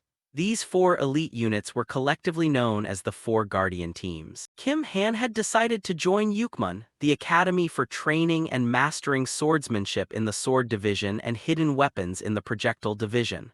Learning both at the same time was no easy feat. Feeling immensely proud of them, Chiol added, "And I heard half of the S-class students got recruited too. That's impressive." The dark-haired youth then encouraged them to keep pushing forward. "Keep up the effort. I'm going to need a lot of help from you guys in the future." They all followed his command, placing their hands over their chests to express a sincere vow. "Leave it to us. We'll get strong enough so we never bring shame to the young master." It was a rock-solid promise not to let Chiol's goodwill go to waste. In-ha put her chair away and bid him farewell. "Well, we'll take our leave now." The dark-haired youth stood up to politely see them out. "Yeah, see you guys, glad you came." Suddenly remembering something, Kim Han asked the dark-haired youth, "Oh right, almost forgot you're going to pick up your reward today, aren't you?" Amused by the boy's excitement, Chiol wondered aloud. "I'm the one receiving the reward, so why are you guys so hyped?" The brown-haired young man gestured with his hands to explain. "Because it's a great thing for you, young master." He continued, curious about what the youth intended to choose. "So, have you decided what you're going to take?" Chiol merely gave a faint smile. Smiling with excitement and fully satisfied with the reward he had chosen this time, the dark-haired youth answered indifferently, "Of course." Early the next morning, outside the gates of the Sungmu secret vault, two guards stood watch. A car pulled up and braked to a stop in front of the gates. A pair of feet stepped out through the car door. It was Chiol. Today he wore only a simple white dress shirt, a leisurely expression on his face as he looked at the scenery before him. "It's been 6 years since I last came to the secret vault, huh?" Suddenly a voice rang out, looking at him with curious surprise. "Huh, isn't that the youngest young master?" A young man guarding the gate saw him and asked, "If I may ask, what is the purpose of this visit?" The dark-haired youth handed over his permit for inspection. "I've received authorization to withdraw equipment from the secret vault." The guard checked the paper in his hands and replied, "Yes, I've verified the official document." The gates swung wide open as he gave the order, "You may pass." Suddenly the guard called out after him, causing Chiol to turn around in surprise. "Young master." The two guards expressed their deep admiration for him. "During this duel, we were profoundly moved. We'll work hard to train just like the young master." They had taken him as a role model to learn from. The two men bowed deeply in greeting, leaving Chiol blinking in sheer astonishment. The dark-haired youth stood there dumbfounded, watching them. He felt deeply moved and happy. "This is the first time in my life I've ever received such a greeting. Before, most people just despised and looked down on me because of my secondary spouse status." No longer facing contempt, he was now looked up to by people who genuinely admired his talent and cared for him, giving the dark-haired youth the motivation to keep striving to grow even stronger. "Thank you for thinking that way. To avoid letting down that belief, I'll work even harder." Chiol didn't want to disappoint those who placed their faith in him. He slowly approached the secret vault, which was jointly managed by the Administrative Bureau and the Elder Bureau. If the Administrative Bureau handles maintenance and upkeep, then research as well as equipment import and export fall under the jurisdiction of the Elder Bureau. As Chiol stepped inside, a guard standing watch used a specialized mana detector to thoroughly check if he was carrying any dangerous items. Chiol smiled, remembering the reward he had requested right after the match concluded. "That's why I demanded compensation from the head of the Elder Bureau." Back in the arena that day, the dark-haired youth had laid out his proposal. "I only did what I had to do, so I wouldn't dare ask for an unreasonable reward. I only asked to reclaim the items that were chosen back during the equipment selection ceremony." Chiol wanted back what he had lost. The great elder had questioned him. "Didn't you already choose a weapon back then and wear it at your waist?" The old man was baffled by his choice at the time. "You accepted a single weapon then, and now you want ownership of all of them." The dark-haired youth remained completely calm as he explained. "According to the rules, weapons chosen during the equipment selection ceremony can all be claimed eventually, or so I've heard." To ensure the rule's validity, he turned and asked Yihong directly to verify his words. "Am I misunderstanding anything here, Chief Manager?" The uncle hadn't expected the youth to dump the responsibility right onto him, and he silently sighed. "What a sly kid." But without making everyone wait long, the chief manager declared firmly, "All right, that is correct." According to tradition, people eventually receive the remaining weapons as well, and the family head has stated he will follow that precedent. Cheoljung glanced over at family head Lee and honestly agreed. Now that I think about it, that is indeed true. The old man fell into deep thought, locked in an internal debate. Just picking a couple of items suitable for his status and handing them over should be fine. Giving away a few pieces won't cost the Elder Bureau anything. The old man figured that plan sounded solid. Seeming to read the great elder's thoughts, the dark-haired youth smiled with certainty. They'd probably think that. If the head of the Elder Bureau approves my request in front of guests, the weapons in the secret vault will legally and legitimately become mine. He turned to Tishin and asked, "Can you make that happen?" Tishin only stared at him in deep thought without giving an answer. After a long moment, family head Lee finally spoke. "I'll allow it. Those things were bound to end up in your hands anyway." Chial respectfully raised a hand to his chest and bowed. "Thank you, father." The man treated it as a matter of course. "Of course. As long as you show the qualifications worthy of a master, the elders will always hand over the weapons to you." He didn't forget to remind the youth to prove himself worthy of these items. Chial was inwardly flustered. Tishin obviously knew his scheme but didn't expose it outright, offering only a gentle reminder. "Father truly saw right through my plotting. Even the head of the Elder Bureau didn't realize it, yet father saw right through it. Furthermore, you skillfully stood on the Elder Bureau's side to wrap the whole thing up." Then family head Lee ordered his subordinates, "Decide which weapons will be cleared from inventory and hand them over to the youngest young master." With his negotiations successfully concluded, Chial smoothly obtained the weapons he wanted. "Just like that, I was granted 4 masterwork-grade weapons." The dark-haired youth stepped into the secret vault's elevator and mused. "Usually, there's no such thing as such a generous reward, but with father backing me up, they didn't dare pull any tricks." They respected his father's face too much to pull anything behind his back. The elevator reached the 2nd floor with a ding. The elevator doors slowly opened, light spilling in and illuminating Chial's smiling face. Access is restricted strictly from the 1st to the 3rd floor. The 1st floor houses common-grade weapons which aren't worth paying attention to. I need to pick things that are actually useful for this journey. Before him lay a room overflowing with advanced, modern weaponry. Dazzled by the weapons, a black orb materialized in Chial's hand as he grew excited, preparing to pick his favorites.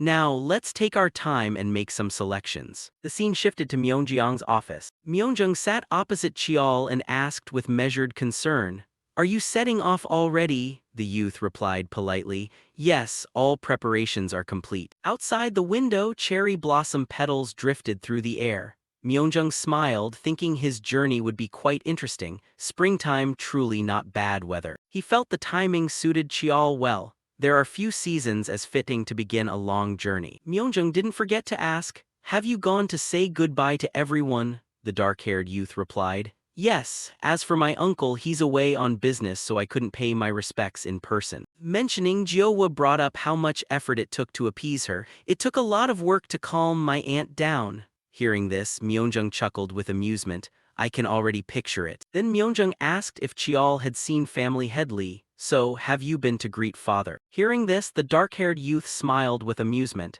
"Yes, he threatened me as usual." Myeongjang looked surprised. "Threatened you?" Chial recounted. "He told me that since I've made such a big fuss, if I don't achieve results that satisfy him, I'll be punished." Myeongjang laughed awkwardly. Hearing that sounds genuinely terrifying. Suddenly Myeongjang grew quiet and turned serious. After a long moment, he finally spoke. "Have you heard the news about the 6th sister?" Hearing Seol Ah's name, Chial showed a slightly weary expression. "Yes, I heard she entered seclusion for closed-door training." The 6th sister threw a rampage even while recovering after she woke up. She had smashed everything in her room and 2 burly men couldn't stop her. After recovering, Lady Beak sent her into secluded training. Myeongjang fell silent, seeing that Seol Ah's unstable condition meant nothing could be done about her right now, so he offered some reassuring parting words to Chial.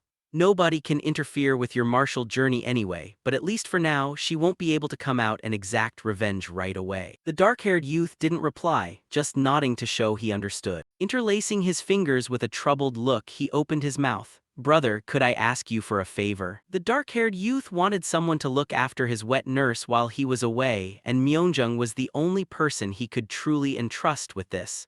"During my travels, please take care of my wet nurse for me." Remembering the sight of Gawa crying and banging relentlessly on the door in the pouring rain while no one came to help, Chial grew deeply anxious that they might target his loved ones. "They might not dare target me directly, but going after those close to me is easy. In my past life, I lost my wet nurse that way." This time, he had to be extremely careful not to let them lay a single finger on his maid. Myeongjung quickly accepted the request, guaranteeing Gawa's absolute safety. "Understood, I've got it. Your wet nurse will stay right here where I live." He promised firmly that no one would harm her, not a single soul will dare lay a hand on her. Hearing that, Chial was deeply moved. The dark-haired youth stood up, bowed respectfully, and expressed his sincere gratitude. "I will definitely repay this debt." Myeongjung smiled politely. What kind of older brother wouldn't do a small favor like that? He looked forward to seeing how Chial would change upon his return. "I'll be waiting for the day you return after finishing this journey." Chial stood up straight with eager enthusiasm. Yes, 15 years since the day he returned. The places he needed to visit, the things he needed to acquire, and the people he needed to meet were all packed into his heart. For the first time, he was leaving the clan to act freely and claim a period of time that belonged solely to him. The dark-haired youth raised his ring-bearing hand to block the blazing sunlight, preparing to embark on a brand new journey. "Everything starts here?" He picked up his backpack and stepped onto the warrior's path, countless new experiences awaiting him ahead. Meanwhile, Lady Beak was leisurely enjoying tea in the garden. She lifted her teacup and took a small sip. Afterward, the lady gently set the teacup back down on the table. Then she slowly spoke up. "Report." Lady Beak's subordinate emerged from the dense foliage. He quickly dropped to one knee and reported respectfully. "I apologize." Subordinate lost track of him. Hearing this, Lady Beak cast a sideways glance. "Details." He then recounted the entire event. "Your subordinate lost him the moment he entered a crowded street. It seems he knew he was being followed right from the start." Calmly reaching out to touch her teacup, she slowly opened her mouth to scold him. Such foolish thinking. Even if his appearance changed, his distinct mana aura should have remained. Hearing this, the subordinate hurriedly explained. "Among the equipment he received from the duel, it seems there was an item capable of altering both appearance and mana aura. At this point, tracking him is impossible." After hearing the details, Lady Beak stared him down. Just a 15-year-old illegitimate brat, and yet he shook off the shadow swords I personally trained. She picked up her teacup, swirled it gently, and let out a cold snort. If he couldn't even manage that much, he would have been weeded out long ago. I wanted to anticipate his plans, yet I lost track of him in less than a day. "Monitor all news." Lady Beak glared at the shadow sword and raised her voice in command. "If anything suspicious comes up, tail him immediately." The subordinate quickly acknowledged the order. That same evening at a certain tavern, a young man roared in anger. "Damn it, are you cheating? You clearly hid a card in your sleeve first." Seeing a brawl about to break out, others eagerly stoked the flames. "What a fight! I'll bet 100,000 won on the bald guy." Another young man joined in on the fun. "I'll bet 150,000 won on the cross-eyed bastard." Just then, a hooded man walked in. He walked straight to the bar and ordered a drink. "Give me a beer." Seeing him, the bartender stared with curiosity. "You look unfamiliar, never seen you before." Hearing him, the man slowly lowered his hood while explaining. "I just came down from the north. Things are pretty chaotic up around Kowloon City in China." As the hood was completely removed, it revealed a face marred by a huge scar. After learning the scarred man's reasoning, the bartender grew slightly suspicious. "But your voice sounds like someone from Seoul. If you're Korean, why are you coming from the north?" He placed the mug of beer down as he spoke. The scarred man calmly replied, "I ran away, didn't know anything back then." Hearing that, the bartender didn't want to dig any deeper and changed the subject. "What's your name?" But the answer, "Do people in this rat's nest even use names?" left the bartender slightly startled. He awkwardly rubbed the back of his neck. "You really do look like a true drifter." The scarred man looked at his own reflection in the beer glass and muttered to himself. "The more I look, the more perfect it seems." The masterpiece-grade mask, thousand-face iron skin, creates illusions when infused with mana. It consumes mana, but it's extremely versatile. Behind that mask was Chial's immensely joyful face. Using the thousand-face iron skin can alter my appearance, and channeling mana into my voice changes the tone, helping to hide my identity. It's been a while since I've been here and I was afraid I wouldn't remember the way. Thinking to himself, he cast a subtle glance around the tavern. This place, located in Jiagang Province, one of the dangerous northern areas where monsters had been cleared out yet no one developed the land, always beckoned the darkness back. Spanning across hazardous regions worldwide, a village formed by criminals wielding martial arts, secret techniques, and magic, also known as the Drifter's Nest. Some had once tried to wipe out this nest, but doing so caused a series of riots led by displaced vagrants. For that reason, even governments and major factions intentionally turned a blind eye to the nest. Chial sat quietly at the bar counter, lost in thought. This is the largest drifter's nest in South Korea, and wherever criminals gather, secrets follow. In my past life, I hid here to avoid my family's gaze, though I was eventually found out anyway. The reason I chose this place as my first stop on the path of no return. Suddenly, Chial raised his head to look at the bartender and slowly opened his mouth. Let me ask you something. I used to be in Kowloon City, but whose organization controls this place now? Hearing this question, the bartender wondered, why do you want to know? Seeing that, Chial answered honestly, I don't want to die just from being clueless here. I need to get a feel for the local vibe to know how to behave. The bartender hesitated for a moment before letting out a sigh. It's easy enough to tell you, but a single glass of beer isn't enough. This condition of his made the protagonist frown slightly. Without hesitation, Chial slammed money onto the table. Here, 100,000 won. Bring me some snacks and more beer. Seeing his straightforward personality, the bartender couldn't help bursting into laughter. You really know how to play ball. Afterwards, the bartender went to grab some snacks and provided the information Chial needed. This nest has been run by boss Baek Chial-soo for the past 10 years. Even if you're from China, you must have heard his name, right? This answer seemed to be within the protagonist's expectations, and he replied flatly, of course, who wouldn't know? The butcher Baek Chial-soo, formerly a formal martial disciple, became a drifter after killing his master. Before regressing, Baek Chial-soo was the boss who dominated the South Korean underworld. In his early 30s, he seized control of the Baekgal gang and began operating the black market. Chial tapped his fingers on the table, thinking to himself, right now is when the most valuable goods start appearing, but the person I want to meet isn't Baek Chial-soo. An item once recovered by the prestigious Lee Marshall clan, this time I'll be the one to get it. At that thought, the corner of his lips curled upward. At the same time, at Baek Chial-soo's mansion, Chial-soo held a stack of papers in his hand and waved it lightly. He let out a calculating smile. As expected, the black market brings in more profit than the medicine trade. That man was none other than the boss of the Baekgal gang. Chial-soo laughed heartily before turning to the man standing in front of him. Director Jeong, you've worked hard. I knew right away that dragging you back was the right decision. The man standing before him was none other than director Jeong Jin-soo. With those words, Baek Chial-soo broke into a loud grin. He chuckled bitterly as he raised his voice. Director Jeong, or should I call you Jeong Jin-soo? Then Chial-soo slowly stood up. Watch that expression of yours. I told you I didn't force you to stay. Saying this, he stepped right up in front of Jin-soo. Crime Lord Baek placed a hand on director Jeong's shoulder and leaned in close to threaten him. If you can handle it, you can leave anytime. This voice carrying a heavy intent of killing chilled Jin-soo to the bone with trembling fear. Not knowing how to respond, he forced an awkward smile onto his lips. Afterwards, Director Jeong turned to Chial-soo and replied, I will be careful. Satisfied with the answer, Crime Lord Baek turned away cheerfully. Good, you look much better when you smile. You know I genuinely care about you, Director Jeong. As he walked away laughing and talking, Jin-soo finally relaxed a fraction. Then Chial-soo cast a glance back at him. You went to a good school, you make good money, all thanks to me, right? Director Jeong quickly answered, yes sir. After a difficult stalemate, Crime Lord Baek finally let Jin-soo off. Anyway, back to the main point. I was a bit worried because we issued so few tickets for the black market event this time, but who would have thought the upper crust would love it like this? However, why not try increasing the number of tickets a bit? He asked with a sinister smile. Director Jeong calmly offered his explanation.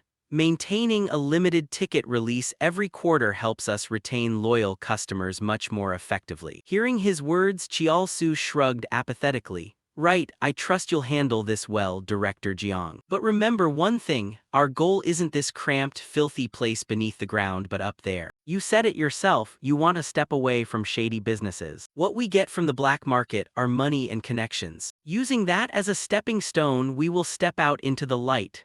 Uttering those words, his face was filled with extreme malice and plotting. The sky remained clear over at that spacious house. Jinsu continued presenting to Chiaosu. The black market is currently open only to a select few and has become a discreet community. It's most effective for entertainment and money laundering. He slowly explained. Thanks to anonymity, it's easy to acquire things that are hard to find in the legal world, which makes it quite attractive. Chiaosu himself was perusing the documents in his hand. From drugs and spiritual herbs to high-value art pieces. A smirk escaped the mouth of the Beakgal gang boss. Even human beings if anyone wants them. Director Jiang silently listened to these remarks. The tastes of the upper class have never changed. Tossing the documents heavily onto the table, Chiaosu spoke up again. The money-making is proceeding smoothly. He propped his chin on his hand and remarked, it's only a matter of time before our Beakgal gang steps out of the shadows into the light. And then he added a warning, so at such a sensitive time like this, if we get exposed, before the room door suddenly swung open and an announcement burst out. We're in big trouble, boss. The Beakgal gang boss uncomfortably clenched his fists and growled in question. What are you doing? You want to die? Realizing his mistake, the man hurriedly bowed to explain.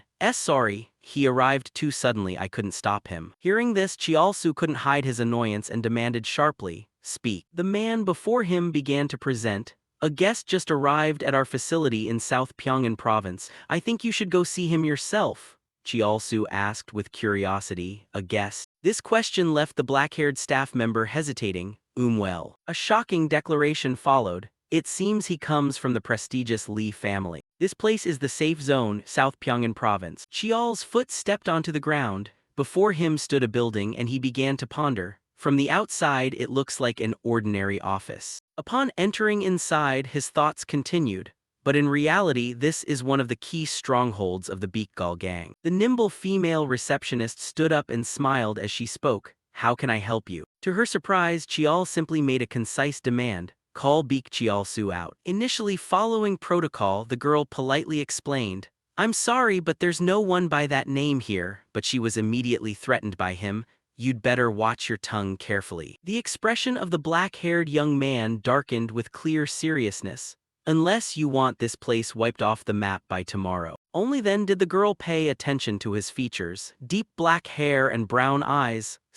Could he be from the prestigious Li family? Having no other choice, she changed her tune. B-Boss is currently not available, and Chial immediately demanded. Then call him here now. Naturally, the receptionist was still extremely flustered and hesitated to move. WL. Hearing this, Chial kindly added, I can leave right now without any loss. His words carried deep subtext, though I wonder if Beak Chialsu can bear the consequences. Left with no choice, the female employee shut her eyes and yielded. I will contact the boss. She led Chial to an elevator before announcing, I will guide you to the VIP lounge first, to which he coldly agreed. Do it. The elevator doors quickly closed. The professional receptionist pulled out her verification card and swiped it. Meanwhile, Chial caught a glance of himself in the mirror on the side and mused, good thing I didn't change my hair or eye color. I look about 30 or 40 now. He rubbed his chin and calculated. Beak Chialsu has the level of a tier 5 warrior, so he can't use mana to alter his voice. He quickly arrived at a conclusion.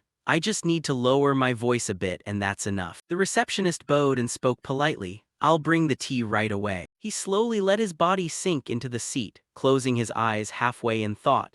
If it's at a drifter's nest, whatever happens doesn't matter, but for someone from the prestigious Li family to want to meet a drifter and personally step into the drifter's nest is an extremely unusual matter. He then resolved, therefore, I am compelled to make Beak Chialsu show up here himself. Just a moment later, the door opened again. The figure stepping inside was the boss of the Beakgal gang. Chial sipped his tea and remarked indifferently, you're late. In response, Chialsu scratched the back of his head. Sorry, it's not a short drive. He continuously made excuses, but hearing that you were waiting, I came as fast as I could. Then he dared to question Chial in return. More importantly, what brings you here? A fake smile still lingered on Chial-su's face as he kept talking, completely caught off guard as Chial closed the distance. Came to see. He threw a straight knee strike right into the stomach of the Beakgal gang boss, sending him flying hard against the opposite wall as a cry of pain escaped him. Chial warned him in a gloomy tone. You kept me waiting for 30 minutes. The moment you stepped into the room, you should have bowed in greeting. He posed a question, yet you dared to walk in with your head held high. The two lackeys panicked and bowed deeply, shouting in unison, sorry. Chial-su hadn't recovered yet, panting heavily with wide eyes as he thought. At first I thought he was just some lunatic pretending to be from the prestigious Lee family. His hand pressed tightly against his stomach, feeling the pain from the blow. But this is real. Observing the person before him, Chial-su continued to ponder. I lowered my guard and got taken down in a single blow, and that supreme, arrogant, murderous intent unique to that clan. He quickly took a cowardly stance, forcing a smile to reassure. You must be someone from the main line or a close branch of the clan. Meeting flesh and blood of the prestigious Lee family is my humble honor. His tone instantly turned extremely polite. I am Beak Chial-su, the manager of both the Drifter's Nest and this business. Seeing his attitude shift, Chial frowned with a meaningful remark. Looks like you're running a very interesting operation. Startled, he hesitated and asked back, what do you mean? Chial stated it directly, and upon hearing this accusation, Chial-su turned pale and horrified. I heard you're running a black market. Pretty bold of you, a thug from one of the 10 great sword sects. He looked down upon this man with contempt.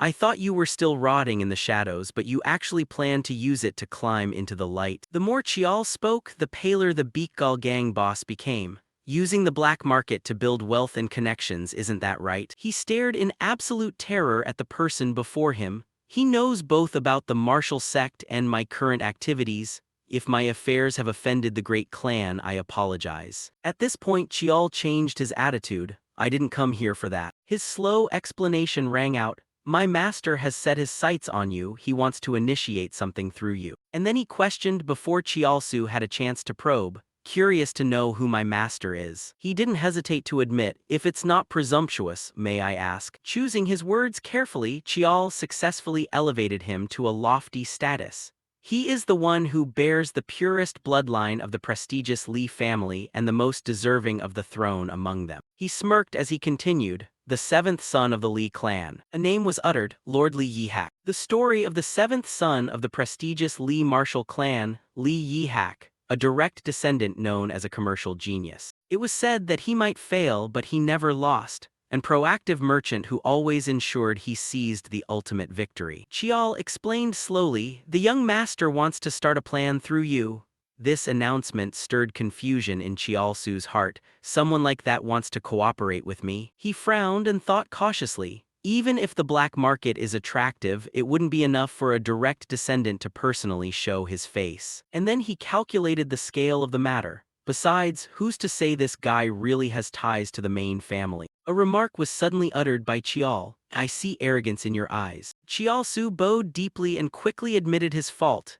Sorry. He turned his head away while replying, the young master is far too lenient with lowly scum like you. Sitting down, Chial continued with a hidden meaning. Leave this matter to me. His hand reached toward an object nearby. Relax. Chial-su's eyes followed his movements. If I wanted to kill you, I would have struck the moment I stepped into the room. The identity of the object was quickly revealed. That is. The Beakgal gang boss cried out in near terror. Ghost spear beachhull. Then he mentally evaluated the item. The spearhead is longer than the shaft, curved like ocean waves. Chial-su recalled, years ago when Lee Yi-hak went to North Sea on a mission, could this be the weapon retrieved from the Dragon King's sea realm? Chial raised the weapon high and asked, you know what this is, right? The man did not hesitate to admit, yes, I know it is the ghost spear beachhull. Then he scratched his head and wondered once more, but why can't I sense any aura? Chial glanced at the item in his hand and remarked gloomily, naturally, because it is sealed. His words continued,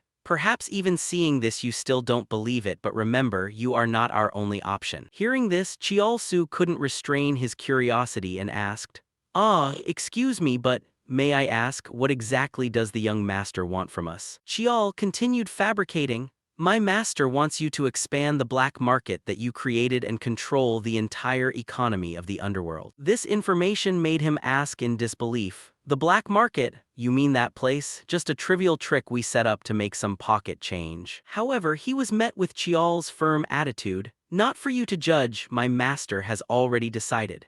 Chialsu's eyes widened upon receiving this information. A direct descendant of a prestigious martial clan is personally reaching his hand into the underworld. The Beekgal gang boss himself understood well. Still, money in the shadows is still money. With Li Yihak's business vision, this move isn't unreasonable. Chialsu's eyes suddenly widened as if realizing something. He hesitatingly spoke up, Do I have a choice in this matter? Chial's answer did not fall outside his expectations. No, you don't. Chialsu's hands clenched into fists as curses echoed in his heart. Damn it, if you refuse by tomorrow dawn. No, the direct warrior unit will arrive immediately. That person in his mind seemed truly formidable now. The moment that name was mentioned, your answer was already sealed. At this moment, the sword in Chial's hand was placed heavily onto the ground as he continued. However, if you agree to be my master's loyal dog, that's a different story. The perks were listed by him. You will become the chairman of a prestigious corporation. You could say it was like an untouchable kingdom beneath the shadow of the dark organization. Chial continued to persuade, making him lift his head and listen closely. And of course, my master will back it all up. By this point, Chialsu hesitatingly replied, The Beekgal gang boss quickly made up his mind. What must I do? Chial followed up on his words. Don't rush, we're going to test you right away. Followed by a long silence. Very quickly, only Chialsu and Director Jiang remained, and the boss sneered. A subordinate of Li Yihak, the seventh of the prestigious Li martial clan. And then he continued to mutter as he remembered what just happened. Beekxial Ghost Spear, a weapon once conquered by Li Yihak in Northern Sea. He frowned and came to a conclusion. Yet I still cannot fully bring myself to believe it. Then glancing at the person beside him, he demanded in a gloomy tone, So Director Jiang, go verify this. Frowning, the man asked cautiously, We've always deliberately avoided clashing with the renowned martial family of Li, haven't we? Hesitating for a moment, he continued, his underlying meaning carrying a hint of depth. If they are hiding some kind of scheme. Hearing this, Beekxialsu slowly replied while pulling a cigarette out of its case. If he really is a man of Li Yihak, then there's no issue. Lighting and smoking his cigarette, he continued arrogantly. And if he's an imposter, we'll simply consider it rendering a service to them. Exhaling a puff of white smoke, he haughtily added, If he turns out to be nothing special, we'll just have to figure out what to do with Beekxial at the upcoming black market event. Director Jiang did not reply for the first few moments. Then he closed his eyes and resignedly obeyed. Understood. The room once again plunged into silence. Elsewhere, Chial's eyes widened in silent admiration. A luxury suite. They actually know how to show some decency. The room before him was exquisitely decorated. Chial carefully sat down on the bed, a disdainful thought crossing his mind. They must be tearing their hair out right now. He recalled the conversation. I laid down 3 conditions. The first, sell Beekxial to see if they have the capability to handle such a difficult item. That's how I test their competence. He then let out a satisfied exhale. After all, the Beekxial I handed them is just a fake. Chial continued calculating. It's a version forged with Mugen. The real Beekxial, a spear that swallows its master, was sealed away by the 7th brother long ago. He gave a firm assurance. Even if Beekxialsu inspects it this thoroughly, he won't discover anything. Not even the clan's techniques can decipher Mugen. Chial's gaze turned toward his own hand as he kept pondering. Besides, that weapon can only be used by me alone. His train of thought developed further. Since I've infused my own blood into it, even if I lose the Mugen, I can still summon it back using my ability as its master. He recalled past events. Even from far away, I can call it back to my hand because I've deeply steeped my mana into it and can summon it at any time. Shifting to another matter, next, the second condition, checking the ledgers. Remembering the man's expression, he remarked, Beekxialsu hesitated, but in the end he had to bring them out. The final condition, the customer list. I need all 3 to wrap this matter up smoothly. Chial narrowed his eyes in speculation. He must be racking his brains over the conditions I set, and for someone as shrewd as Baek Cheol-soo, it only makes things more awkward. Clasping his hands together, anyway, his train of thoughts suddenly paused on Director Jeong. The man standing beside Baek Cheol-soo. I feel like I've seen that face somewhere before. At that moment Cheol gave a start. He thought seriously, no way. In broad daylight, the harsh sun beat down on a high-rise building. An older man wearing a bright floral shirt and slick-back hair walked with a wide, flattering smile, asking whether the lounge met his satisfaction, followed closely by a young assistant carrying a stack of documents. He hurried over to Lee Cheol, hoping he had rested well. Seeing him, Cheol didn't beat around the bush and went straight to the point. Have everything I asked for prepared? Rubbing his hands together with a fake, slightly timid smile, the man replied, yes, I've brought the documents you requested. Would you like to look at them right now? Cheol sat down on the sofa, crossed his arms and crossed his legs. Let's see them right now. Hearing that, the two men hurriedly took seats on the opposite couch. Settling down and moving swiftly, the older man gestured toward the person sitting beside him and introduced, this man handles all operations within my business system. It'll be easier if he presents the contents to you. No sooner had he finished speaking than the young man in a suit beside him picked up his folder of documents and quickly stood up. He stood up, holding the files with one hand while keeping the other relaxed, bowed respectfully in greeting and reintroduced himself. Please excuse the late introduction, I am Director Jeong Jin-soo. Having introduced himself without any beating around the bush, he handed over the folder he had prepared and said, this is the summary of last year's revenue. And this is, while Jin-soo focused on delivering his report, Cheol stared intently at his face with a skeptical gaze. Jeong Jin-soo, could it really be that Jeong Jin-soo? Rummaging through his memories, Cheol recalled, Jeong Jin-soo, I clearly remember him from my pre-regression memories. He was renowned as a man who wielded his intellect and tongue like a sword. The slashing sword, he remembered the image of the young man with one eye covered and a face that seemed half-ruined.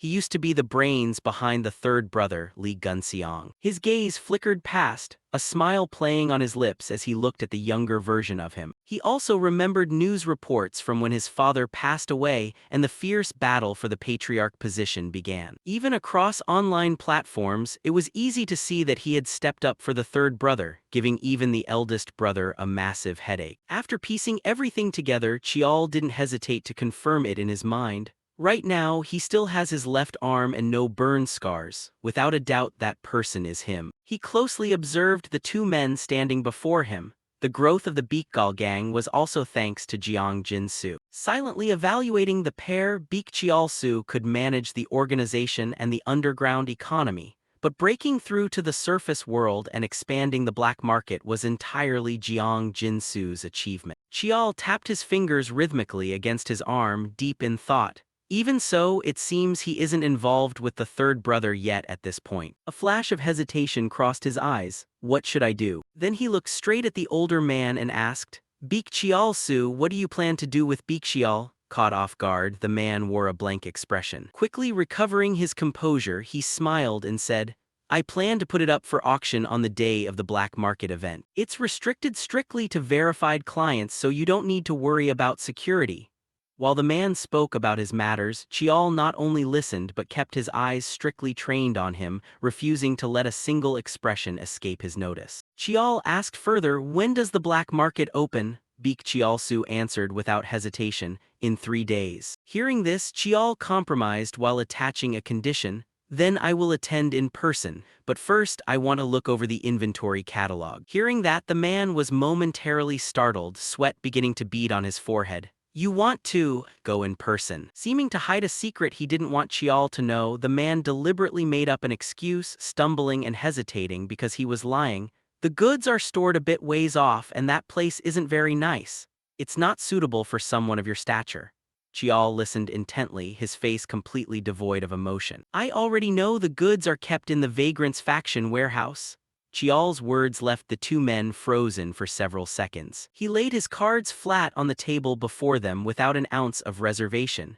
Do you really think I wouldn't even know that much? The man's hand beneath his thigh had clenched into a fist at some point. Then allow me to escort you myself. Baek Cheol-soo immediately stood up. Shall we go right now? Chial stood up as well and upon hearing the question tossed him a single-word reply, yeah. The young man let Chial go first before stepping forward to retrieve his folder of documents, an action that caught Chial's sideways glance. Feeling that everything seemed normal, he turned around and walked away. Every item brought into the black market was stored here. According to the introduction, this was the warehouse where he kept his goods. Arriving in front of the building, the man politely gestured for Chial to enter first. Please go in, Your Excellency. Walking into the building behind the two men, Chial thought to himself, a gigantic warehouse with security so tight that even the best thieves wouldn't dare touch it, fully equipped with protective arrays and security formations. Pretty impressive? As he silently made a preliminary assessment of the place, the man spoke up.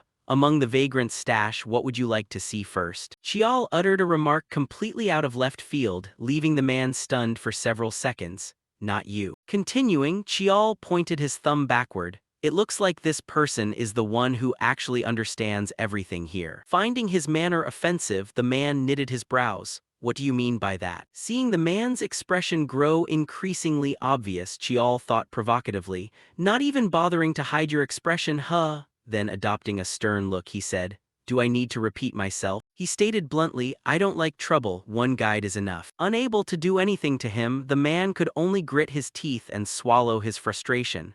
Yes, understood. Prompted by Chial, the young man smartly chimed in, then I'll introduce the items stored in the warehouse. This way first. At that moment, the older man clenched his fists, trembling with rage yet unable to do a thing. Deeper inside, crates were neatly stacked on shelves. Moving first, the young man acted as both guide and explainer, detailing what each crate contained. The first floor primarily houses herbs, artworks, and magical artifacts, while those shelves over there. Suddenly, a scent caught Chial's senses, drifting past and brushing lightly against his nose. It didn't take long for him to recognize it. I never expected to find this kind of thing here. Looking deeper inside, the scent drifted everywhere and occasional crates on the shelves emitted a faint glow.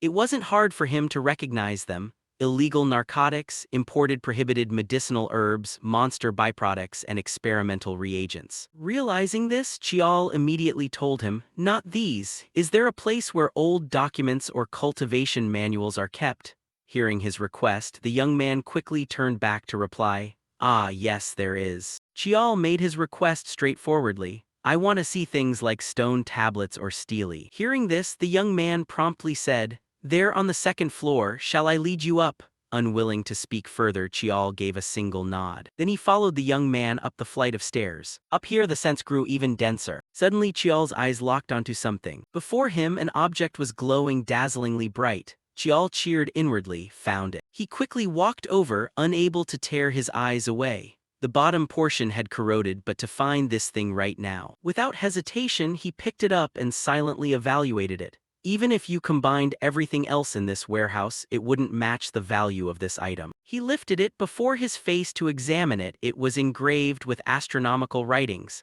a stela mapping the movement of the stars, along with symbols of the sun and moon. Realizing he was being too careless, he put it back in its place. I want to take it right now, but now isn't the time. Moving to another section, his eyes were drawn to yet another object. Approaching closer, Chial was startled. That is, no way, a spirit beast? Inside an iron cage, a little fox with snow-white fur lay curled up, its body trembling continuously as if terrified of something. Seeing his displeased expression, the young man quickly explained, it's a snowfur baby fox caught personally in the north by the boss. Chial's face darkened with intense fury, his gaze glaring as if wanting to burn them to ashes, and he roared, are they out of their minds? In lush grassland forests, spirit beasts were creatures possessing spiritual power.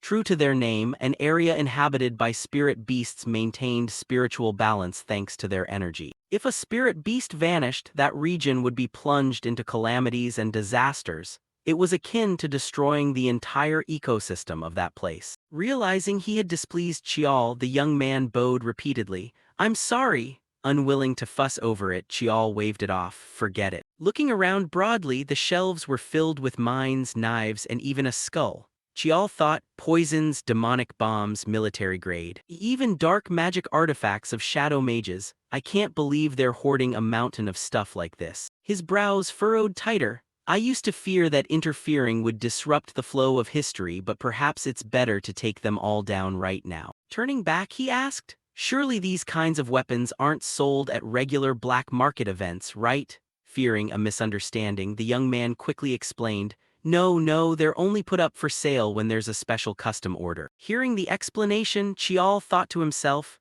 "Naturally, if weapons like these were openly put up for sale, neither the noble families nor the government would have just stood by." Feeling that enough had been seen, the young man hesitantly spoke, "Well then, let's head back." Turning around, Chial said, "Before we go, I have a few final questions for you." His words brought a trace of unease to the young man's face. With a deadpan expression, Chial looked at the person opposite him. "I have a few things to ask you." Though a flicker of anxiety crossed his eyes because he didn't know what Chial would ask, the young man still nodded. "Yes, please go ahead." Chial hesitated, observing the other's expression as he spoke. Are you left-handed?" The question caught the person on the other side completely off guard, prompting a startled counter-question. "Pardon." The surprise didn't last long before the young man nodded, looking somewhat awkward. "Yes, that's right." Chial dropped his next sentence. "While working with the vagrants, it seems you never learned any martial arts to protect yourself."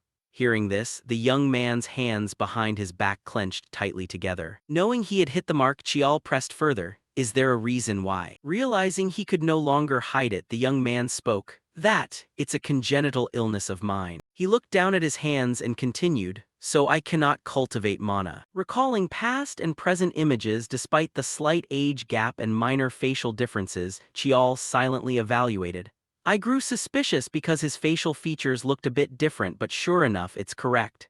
That really is the Jiang Jinsu I knew." Hearing everything, Chial looked at the cowering, bow-headed figure before him and wondered, "Then why end up under Beak Chial-su's thumb? You don't fit in a place like this. Is there some special reason you follow him?"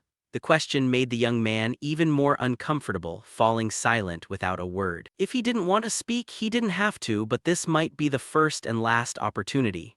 The young man's brows knitted tightly as he could no longer bear it. Bowing his head low and stammering as if the words were agonizing to force out, I have a daughter." The words carried crushing weight, striking Chial like a blow to the head, an answer that far exceeded his imagination. The young man continued, his face filled with sorrow. "My illness was passed down to her in a severe form. Because it's a rare disease, treatment is extremely difficult, and the only medicine that has any real effect is classified as a prohibited item domestically, making it impossible to acquire." Every single word Chial heard from the person opposite him made him fall silent, listening in deep contemplation. "Back then, through the chairman of the company I used to serve, I learned of him." The young man poured out the secrets he had buried in his heart. "And so I made a deal with Chairman Beak. I'd help him work, and in return I'd receive medicine and money. Trading everything for a child, a little girl carrying a short-lived fate." Chial thought, at first it was just things like money laundering or speculation. Using his daughter and his own career as excuses, Jiang Jinsu got his neck locked in a leash. Sympathizing with them as he did, his skepticism didn't wane. Even so, how could Jiang Jinsu have been careless enough to let himself get exposed to this extent? He asked another question, "So you were preparing to betray him?" The inquiry caught Jiang Jinsu off guard for a second time, prompting a startled, "Pardon? You were getting ready to betray Beak Chial-su, weren't you?" The statement was repeated. Realizing he hadn't misheard, the young man jolted, his expression growing even more tense. Raising his voice slightly, he stammered, What does that mean?" Facing Jiang Jinsu's tension, Chial remained entirely calm. The ledgers and the lists, they were far more detailed and specific than necessary. His words carried increasing weight. No matter how much of an old fox Beak Chial-su is, he wouldn't order something like that. Jiang Jinsu bowed as if to apologize, stammering an explanation. That's just me trying to be thorough with the task you assigned, sir. Don't make excuses." The three words were uttered with absolute decisiveness and directness. Jiang Jinsu could no longer mask his anxiety and fear. Reading the other's psychology, Chial continued, "Without preparing beforehand, you couldn't possibly have such records on hand." Chial recalled the moment Jiang Jinsu handed the folder over. Then why go out of your way to compile and keep records of matters that were already settled beforehand? He remembered his father's meticulous teachings, which was why he was so sharp with numbers. Before his regression, he had primarily handled administrative work, allowing him to read standard ledgers just by looking at the figures. The documents he had seen earlier were nothing special to him. The problem was that the materials Jiang Jinsu had brought exceeded that level: blunt, nakedly blatant, and excruciatingly detailed. Before his regression, due to a certain incident, the White Bone sect had developed a conflict with Sung Mu and was dismantled overnight. Perhaps that was when the betrayal happened, sealing the cooperation with a handshake. Yet Sung Mu hadn't completely wiped out the White Bone sect because they needed an organization to manage their dens. Naturally, Jiang Jinsu must have suffered retaliation. It wasn't hard for Chial to imagine how cruelly Beek Chialsu had tortured him. Driven to extremes, perhaps out of resentment or through some underground deal, he had ended up joining hands with the third brother. Realizing he could no longer hide it, Jiang Jinsu dropped to his knees. I'm sorry. Jiang Jinsu kowtowed repeatedly, begging for forgiveness. Please don't tell Chairman Beek, my daughter. Looking at the man kneeling at his feet, Chial thought, he's the guy once known as the third brother's brain. If the flow of history had continued as before, this was someone who had to be dealt with, and the punishment Chial would have envisioned for Jiang Jinsu would have been losing a hand, rather than kneeling here with his body intact. He thought to himself, if that's the case, and said aloud, very well. Instead, I'll make you an offer. Hearing those words, Jiang Jinsu immediately raised his head to look at him, confusion written across his face. Still inside the same building, in another room, a small lamp remained steadily lit while wisps of smoke drifted lazily through the air. The older man sat quietly, smoking one cigarette after another while waiting for the two of them to come out. Staring at the door the pair had entered without any movement following, he began to suspect. Did he really only take Director Jiang with him? Clenching his cigarette tightly and grinding his teeth, he thought, he's already dared to set foot in my warehouse. Even for a warrior of Sung Mu, this is really. Sitting around led to wild imaginations. He suddenly conjured up another scenario. Could it be that he intends to take care of Jiang Jinsu and abandon me? But he immediately brushed the thought aside.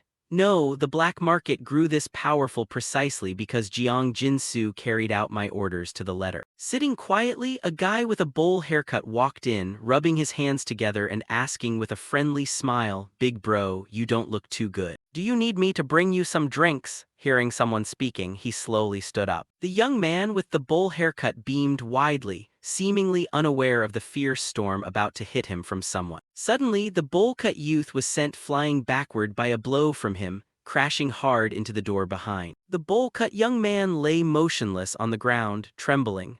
After hitting him, he slowly pulled out a handkerchief to wipe his hands clean, not forgetting to add, "I told you to change how you address me." He cast a glance, feeling as though his eyes were dirtied, and said, "Take that bastard away." Yes. He tossed the blood-stained handkerchief aside and spoke, "Let me know when Director Jiang and that guest come out." Then he turned and walked away, thinking to himself, I am not satisfied at all. Standing in front of the glass window, he looked out into the distance, both Sungmu's sudden visit and that lifeline thrown to Li Yihak. He frowned, gradually calculating in his mind, the fact that I even have to pay attention to a wretch like Jiang Jinsu. Night gradually fell upon a magnificent castle. A sound came from inside the door. Someone stepped in and spoke, "You called for me, Chairman." The person sitting behind the chair spoke, "Have you finished looking into what I asked you to investigate?" Jiang Jinsu didn't hesitate to reply, "Because the demonic spear is sealed, the appraisal hasn't been smooth. But according to the appraiser, if the seal is that strong, it's definitely the real deal."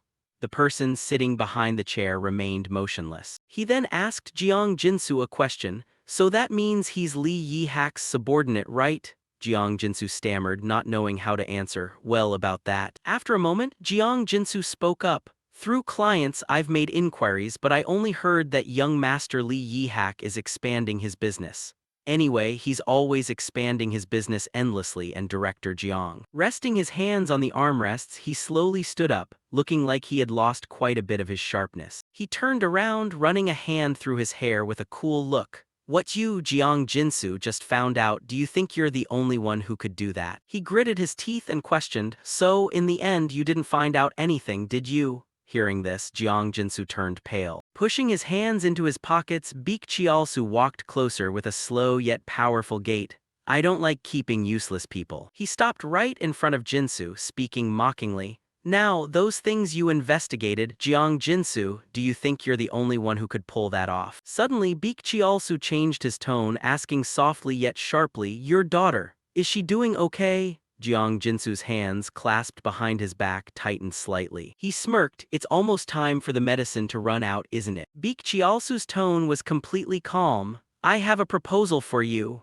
As soon as those words left his lips, Jiang Jinsu's face twitched, tension evident in every feature. Flashing back to a few hours earlier, the man sitting across from him had proposed a plan. I plan to crash the black market and of course, eliminate Beak Chialsu as well. The other person slowly removed his mask, revealing his true face. And for that, I plan to use my master no. Finally, Li Qial's face appeared, his voice steady. I plan to use my older brother. Returning to the present, Jiang Jinsu's face was half in light and half in shadow as he swallowed hard, wrestling internally. After a heavy silence passed, Jiang Jinsu finally lifted his head, his voice trembling yet resolute in the cold room. I have something to report. Early the next morning, the city woke up amidst a dim dawn. From a high-rise building, a man silently observed two people approaching below through the transparent glass. Li Qial, currently in disguise, looked down and from behind, a voice spoke up. For security and safety, the location of the black market event changes every time. Beak Chialsu and Jiang Jinsu walked up and explained further. The location of the black market is only sent to those with an entry ticket at exactly midnight on the day of the event. If lost, it cannot be reissued. He rubbed his hands together with a flattering tone. In addition, we've set up barrier arrays and guards. Everything is prepared very thoroughly. Li Qial glanced back at the person behind him, making a silent mental assessment. Indeed, even though they're just a bunch of drifters, they have strict organization. All of this must be Jiang Jinsu's handiwork. His eyes drifted back toward the window, his eyebrows furrowing slightly. However, watching the group walking below, Qial couldn't help finding it ironic. Even my eyes can easily spot the openings. He could confidently assert that due to Beak Chialsu's incompetence, Jiang Jinsu couldn't unleash his true capabilities. If Beak had trusted Jiang Jinsu, the black market would have been much larger. Seeing Li Qial remain silent, Beak Chialsu spoke up again. This is feasible because the entire northern slum district is under my control. He even boasted confidently, I am confident I will be utterly loyal to your agenda. Li Qial suddenly let out a remark that made him freeze in a start. You, loyal. Beak Chialsu cast a sideways glance at Jiang Jinsu behind him. Unlike others, I don't care whether something is clean or dirty, just give me any job. Standing to the side and taking in every action, Li Qial quickly deduced. Is he wary of Jiang Jinsu? Looks like he minds not being let into the storage room. He curled the corner of his mouth into a smile. On the contrary, I welcome that even more. At that moment, Beak Chialsu gestured in a certain direction. The auction is about to begin, so I'll lead the way. Li Qial nodded, all right. Just as he brushed past him, Qial instructed, I don't intend to draw attention, so once we're inside, don't stick right by my side. Beak Chialsu bowed in acknowledgement, understood. A short while later in the auction hall, the spacious venue was clearly divided into sections, with VIP customers assigned to separate private rooms up high. Li Qial removed his disguise but put on another mask covering the lower half of his face, looking down. Are the organizers putting items on the first floor table to auction them off? He swept his gaze across the guests, stopping at a tier where two guys sat lazily and boastfully, sneering internally, participating in an illegal auction while putting on such high-end mighty airs. Looking in another direction to assess, the martial artists stationed around are only around tier 6 to tier 5. The White Bone sect has more internal energy than expected. Li Qial silently concluded, the purpose is probably more for surveillance than protection. At that moment, steady footsteps echoed. Before seeing his face, his voice was already heard, esteemed guest. At that moment, the stage lights flashed on, focusing entirely on the man leading the auction below. Today, we have gathered only the most exceptionally rare items. Surely many of you have been eagerly looking forward to today. If you see what we've prepared, I guarantee you will be immensely satisfied. So, without further ado, let's begin right now. In his private room, Li Qial sat lazily in a chair with an indifferent expression after hearing those words. Down below, the host gestured to the side, introducing, The first item is an ancient spell book. Light shone onto the pedestal, revealing a cushion holding a tortoise shell-like tablet covered in inscriptions. This is a stone tablet inscribed with ancient magic. The starting price is 10 million won. He excitedly announced, "A pretty gentle start, it seems." Li Qiao observed calmly, "Just in case of anything strange, I'll use my demonic eye to observe." Below, the host's voice babbled on continuously, but with just a glance, Li Qiao recognized that this so-called ancient magic tablet was merely an antique that looked somewhat mystical. "Well, I don't have any intention of bidding on anything anyway." Just like that, item after item was brought up, and after a long auction, the final item finally arrived. The host smiled mysteriously. "The item that many of you have been eagerly waiting for is the final piece of today." He dragged out the suspense, adding, "Even though we've had quite a few treasures today." Meanwhile, in the wings, two people were carefully moving a wooden box covered completely with a cloth. They cautiously brought it step by step to the center of the stage, and at that moment the MC raised his voice. "None of them can compare to the value of this item. It is the piece personally brought back by Li Yihak, the seventh son of Sungmu, all the way from the North Sea." With that, he reached out and gripped the covering cloth. Then, with a decisive pull, he yanked it away, officially unveiling the object inside, the demonic spear beach hull. The bidders below instantly erupted into chatter. "Good lord, is that really beach hull? Doesn't it look exactly like the one published in the reports?" Everyone's expressions turned tense as they whispered among themselves. Sitting there, Li Qiao noticed a commotion coming from beside him. He smirked, channeling a stream of blue energy in his hand. "It's starting. Well then, I should get ready too." Shifting scenes to the surveillance room, all live footage was being recorded and broadcasted on the monitoring screens. Baek Chialsu sat lazily with his arms crossed, remarking, "Even though I've been here quite a few times, this is the first time I've seen such a large scale." Jiang Jinsu stepped forward to report, "I've sent private messages to the VIP guests telling them today's auction would be a bit more special." Hearing that, he chuckled coldly. "Hard work, Director Jiang." He emphasized, "Once we wrap this up smoothly, joining Sungmu's faction is only natural, isn't it?" Baek Chialsu looked up with a mocking gaze. "Looks like Director Jiang has regained his composure and is full of enthusiasm again. Once you get a hold of Sungmu's lifeline, you'll be free to do all those jobs that suit your noble tastes." Hearing these words, Jiang Jinsu remained silent, clenching his fists in forbearance. Seeing this, Baek Chialsu became even more smug. "Jiang Jinsu, no matter how much you struggle, you're still in the palm of my hand. All those things you used to dislike, you're doing so eagerly now, probably wanting to cling to Sungmu to escape this place. But will things really go that smoothly? No matter how much Jiang Jinsu wants to run away. Once your hands are stained, they only get dirtier, you can never clean them again. No matter how hard you try, it's useless." Baek Chialsu carefully deliberated. "Li Yihak approached us because he wants to dominate the underworld economy, not because he saw any grand potential in this little black market. Anyway, Director Jiang personally confirmed that he really is Li Yihak's subordinate, so if this succeeds, I'll secure a massive lifeline." Thinking this, he smiled confidently, certain he had calculated everything thoroughly. Suddenly, a system monitoring employee uttered a confused exclamation. He immediately frowned and demanded, "What is it?" Unable to sit still, Baek Chialsu jumped up and asked, "What happened?" The system audio stuttered, "This is Sector A's entrance by the northern wall, some strangers suddenly." As soon as he finished speaking, the room shook violently as if struck by something. After a few seconds of stabilization, Baek Chialsu grabbed the monitor by the collar and roared, "Hey, you bastards, what on earth is going on?" The employee stammered, "I am not sure. They don't look like cops or government special forces." Hearing this, a furious Baek Chialsu let go, shoving the employee backward as he gave the order, "Cops or whatever, I don't care, clear them all out right now." He turned and yelled, "Director Jiang, grab the roster and ledgers first." But when he turned around, the space before him was completely empty, lacking the person he was looking for. Baek Chialsu froze in place, muttering, "It's Sungmu, Jiang Jinsu you." At that moment, realizing he had been tricked, he shouted with supreme frustration, "You bastard! Catch Jiang Jinsu and those people and bring them back to me." Outside, chaos reigned as dust and smoke filled the air from every direction. Amidst the ruins, a figure slowly walked forward. A man wearing intellectual glasses calmly kept one hand in his pocket while surveying the entire situation. Footsteps gradually drew closer. Two attendants bowed respectfully to report, The outer perimeter is completely secured and all recording equipment has been cut off. Chial turned back and gave his command.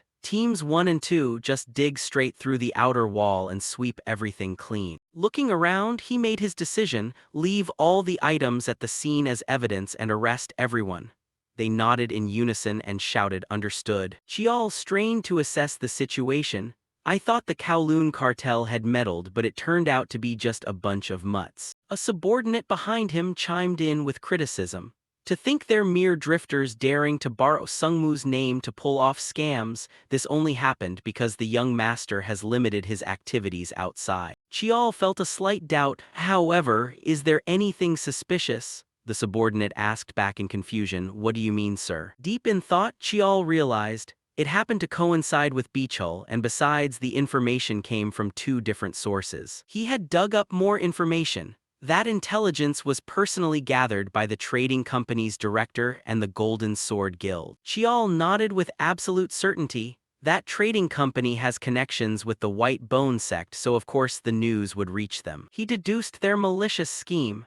It seems the other side deliberately used the Golden Sword Guild's name to let that news reach my ears. A subordinate turned to ask, so someone lured the young master here? Chial nodded firmly. That's right. The subordinate guessed, so you thought this was a trap set by the Kowloon cartel? In his mind, Chial still wondered. I figured they broke Beechul's seal and took it away just to draw me in. The subordinate reported further. However, Beechul is still sealed and there's no intelligence showing any unusual movement from the Kowloon cartel. Chial's face darkened as he thought hard. Who on earth stands to gain from this? Suddenly his eyes lit up as if discovering something. Ah. The subordinate turned to ask, what is it? Chial waved a hand dismissively. Oh, nothing. He let out a sigh of relief. Turns out it was just that kid. Chial crossed his arms, his expression turning dangerous. If it hadn't been discovered, that would be one thing, but once exposed, the price to pay is going to be quite steep. On stage, the host fumbled.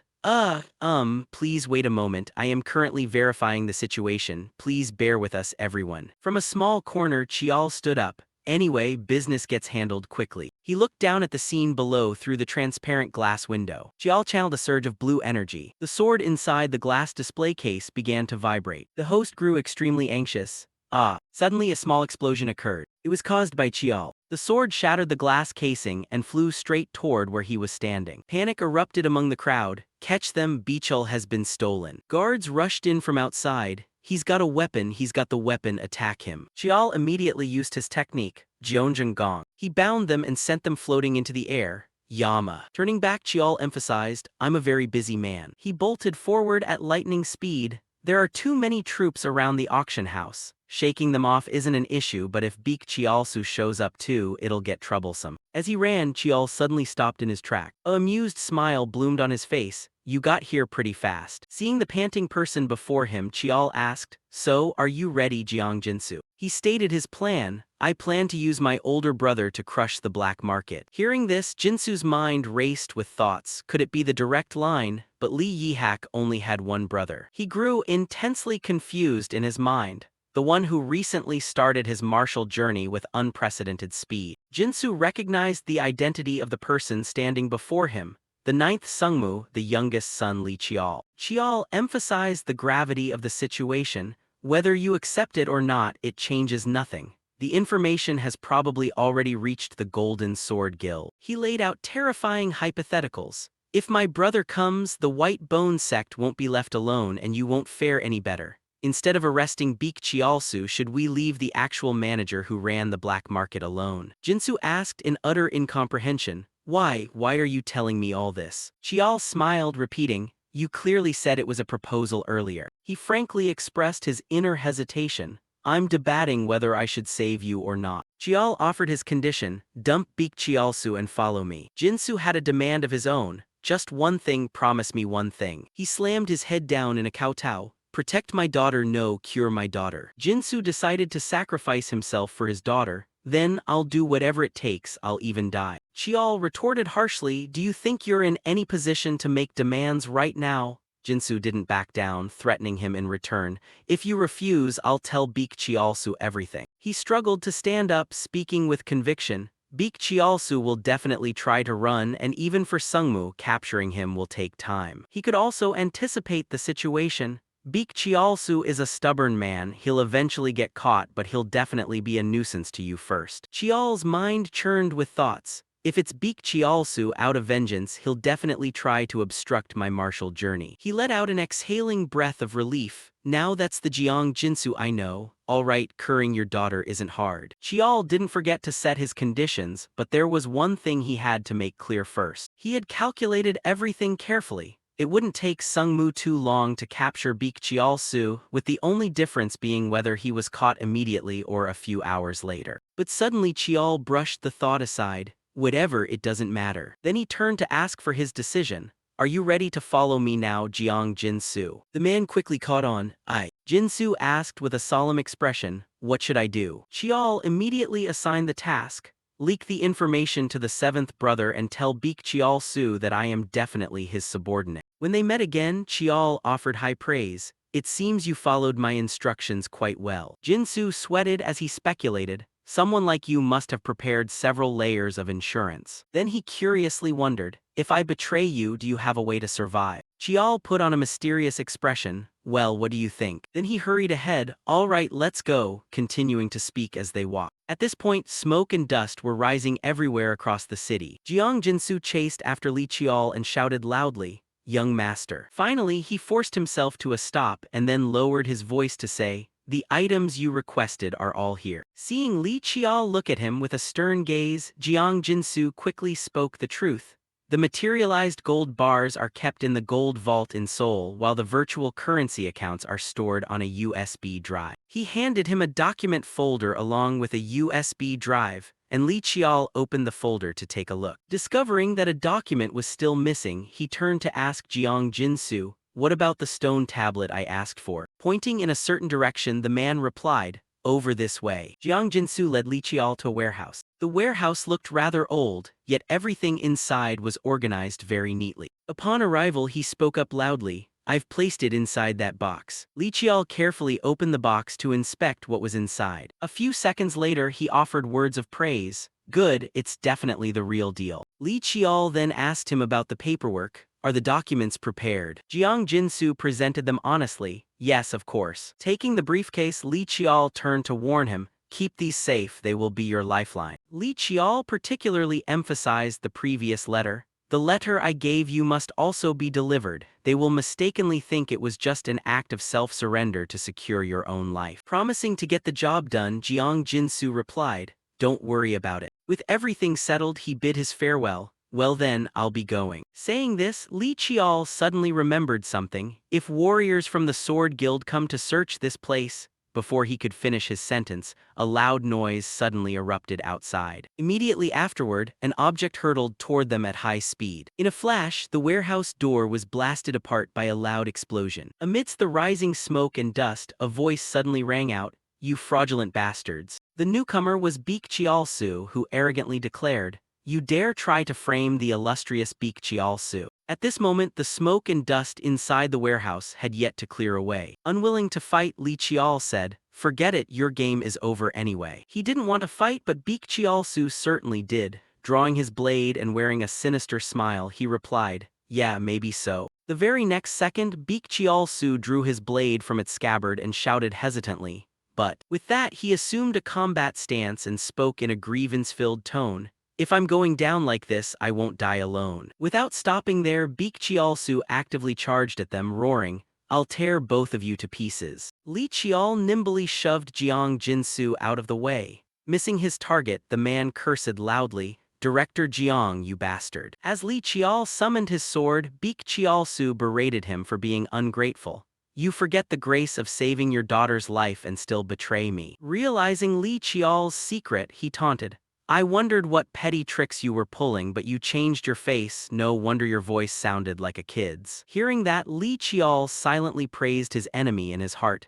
To figure it out with just this much information, he's certainly no pushover. Driven by his competitive nature, Beek Chialsu lunged forward and yelled, die. His blade technique was lightning fast and dead accurate, yet Li Chial managed to dodge cleanly. Reluctantly offering praise, Beek Chialsu muttered, so you're not entirely useless. Who the hell are you and what are you playing at? Without a trace of fear, Li Qiao loudly announced his name. I am Li Qiao of Sungmu. Recognizing the pedigree instantly, the man burst into mocking laughter. Ha ha ha, am I really getting played by an illegitimate brat? Beak Chialsu heavily ridiculed Li Qiao, a greenhouse flower, thinking it's the terror of the underworld just because it got a drop of good blood. Irritated by the condescension, Li Qiao thought to himself, a greenhouse flower of Sungmu, if Sungmu is a greenhouse, this world is already doomed. Ultimately deciding to teach his enemy a lesson, he waved his hand and provoked, done talking, bring it on. Beak Chialsu rushed forward, cursing, insolent little brat. The two clashed fiercely, the man arrogantly boasting,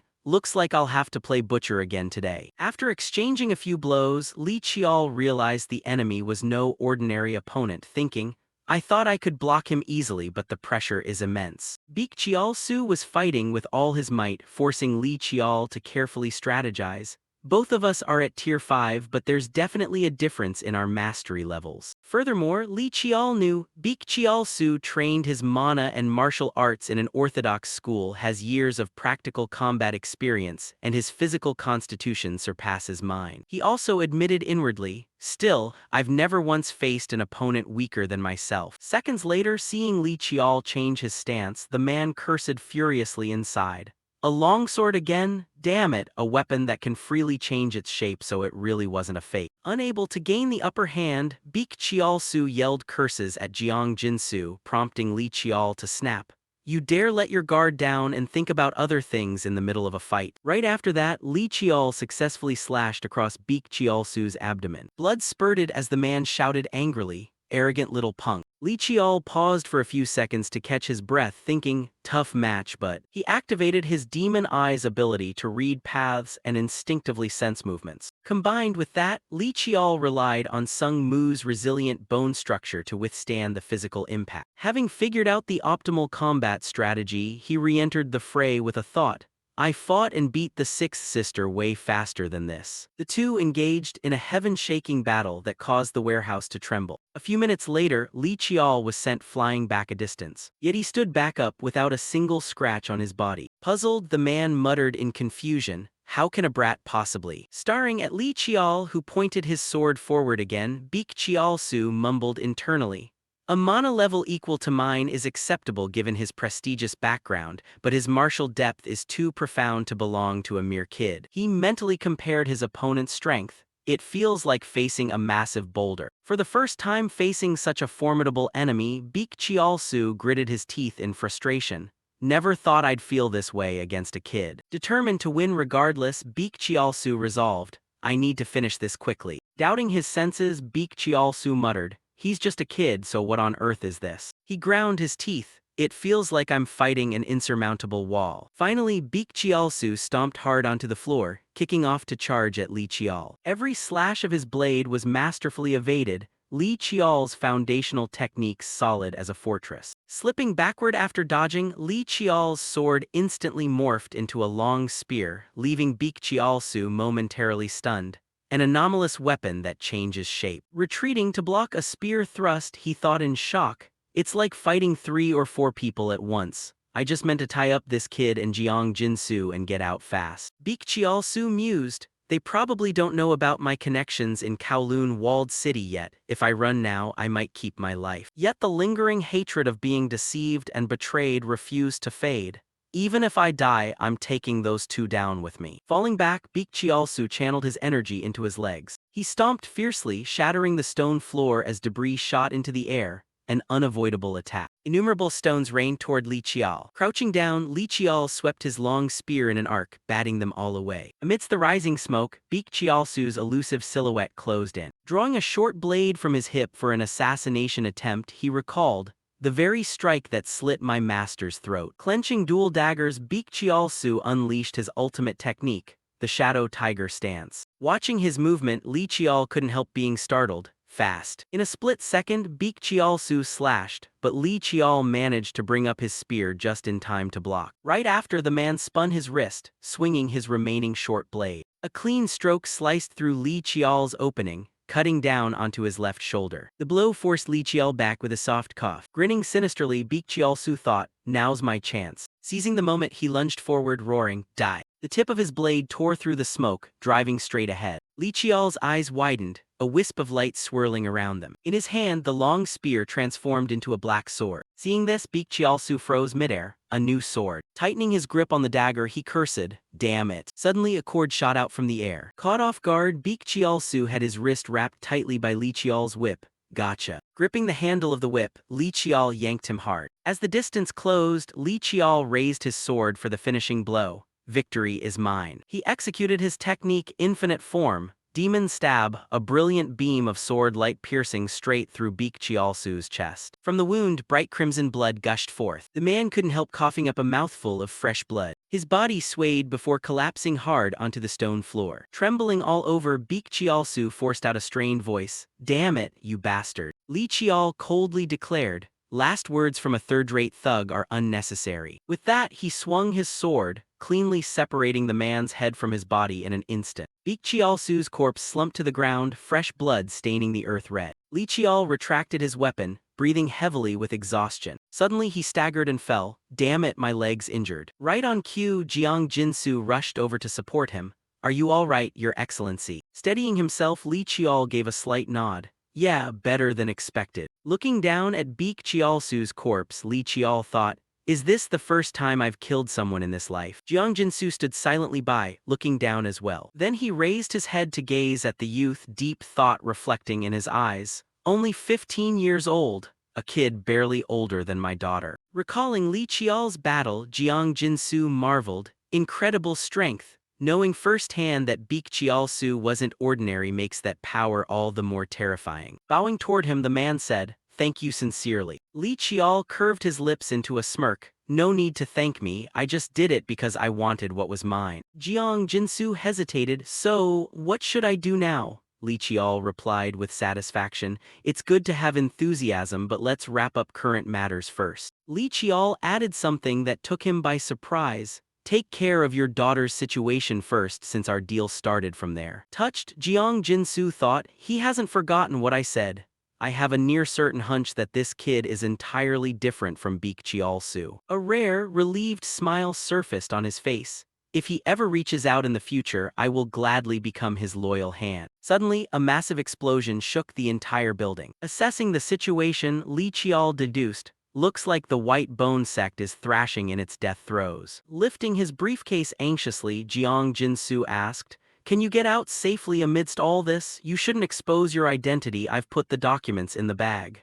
Accepting the bag, Li Qiao nodded. Right. Li Qiao reassured him. Don't worry, I'll slip out as soon as the timing is right. He calculated internally. The Sword Guild's capability is extraordinary, but with my silver form technique and myriad lightning flying iron. Just then, Jiang Jinsu interrupted. There's an underground escape tunnel. He explained, there's a drainage channel running through, but it's wide enough for people to walk through. Offering sincerely, Jiang Jinsu said, I'll guide you. Seeing this, Li Qiao smiled slightly. Has he made up his mind? Remembering their previous transaction, he knew the man understood he couldn't back out of their deal, meaning he was fulfilling his promise in earnest. Comparing the man's current gaze to the past, Li Qiao noted, it's no longer out of helplessness but a display of genuine sincerity. A wave of triumph washed over him. Before the regression, he was known as a rare genius brain. I've secured Jiang Jinsu. Finally, Li Qiao spoke, then I'll leave it to you. Nodding firmly, Jiang Jinsu replied,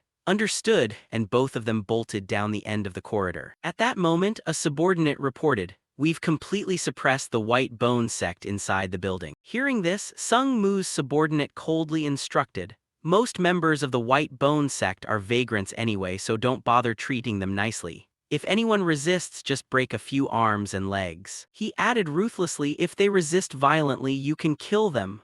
Bowing his head, the subordinate answered, understood. Smiling, the subordinate asked further, what should we do with the black market attendees? They're screaming for lawyers and causing a ruckus. Chuckling, he remarked, hearing the name Li Yihak and still acting like that means they haven't figured out the situation yet, young master. With a mocking tone, he continued, The state granted us the authority to handle them, though that only applies to targets possessing special armed forces. Lee Yi-hak said in a dark, gloomy tone. Looks like they don't realize going to court will only put their necks in greater danger. Bursting into laughter, Lee Yi-hak wait, he turned his head to look back. Three bound individuals listened tensely as the man continued. Just mobilize the young master's personal defense team and the lawsuit will be settled instantly. At that moment, another lackey walked up to report, the fleeing White Bone members have all been caught. Hearing this, he asked, what about the evidence? He then handed over a stack of papers and said, this is everything inside the black market. Lee Yi-hak took them, looked over the information inside the documents, and fell into thought. Afterward, he handed them back to the other person and said, there are no ledgers or visitor logs to be found anywhere. They must have hidden them somewhere else, huh? Lee Yi-hak fell silent for a moment, thinking that it would be cleaner to sweep away those places too, but doing so would scatter the vagrants everywhere. Suddenly, a subordinate nearby hesitated and said, about that. He recounted while searching the Golden Sword Guild caught someone. Hearing that, Lee Yi-hak asked, just one person. Then pointing over to the side, the subordinate said, they say he's the one who was directly in charge of operations here, but he brought this with him. Another person was hugging a handbag, insisting that the young master had to look at this. Lee Yi-hak immediately pulled out the stacks of papers inside the bag to inspect them. After reading through the contents, he couldn't help showing utter astonishment inwardly. This, before Lee Yi-hak, was a data table. Fund transfer histories and transaction names, numerous proxy accounts, personal information of incoming guests, along with cargo smuggling routes and origins. Only then did he raise his head and say, bring him here. The subordinate immediately replied, yes. A short while later, amidst the ruined landscape of broken rocks and debris, a man walked forward. The man appeared respectful, stating, I request an audience with the one bearing the bloodline of the great clan. Looking up, he introduced himself. My name is Jiang Jinsu. A subordinate of Yi-hak grew furious and barked, impudent wretch, where do you think you're pulling that arrogant attitude? But Lee Yi-hak raised a hand to signal, enough. He thought to himself, what a waste of such an appearance if he only works for the White Bone sect. Lee Yi-hak began assessing his opponent. Clear eyes, upright posture, completely devoid of any magical aura, yet carrying a disciplined presence. Then he spoke up, I am Sungmu's young master Lee Yi-hak, I have a few things to ask. Hearing this, Jiang Jinsu nodded seriously and replied, yes, I will answer honestly. Holding out the stack of papers, Yi-hak asked, why didn't you destroy these instead of keeping them? It looks like a mere trick to dodge the immediate situation. Hearing that, Jinsu reminded him, there is a letter in the briefcase. The person said that just showing you that letter would suffice.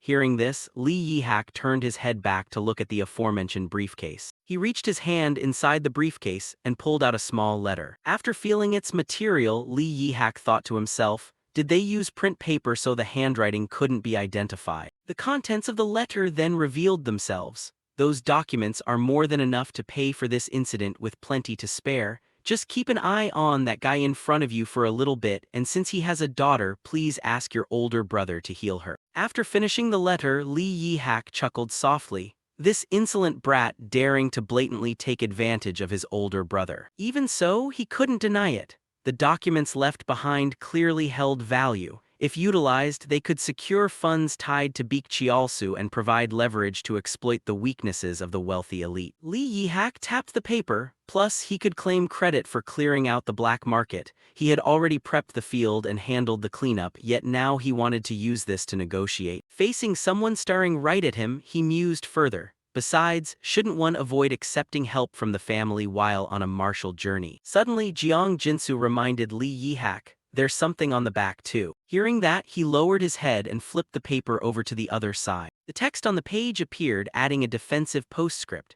Did you hold the spoon before the rice was cooked and leave your mind wandering somewhere else? Besides, you've already reaped all the major benefits, so you probably don't care who I am.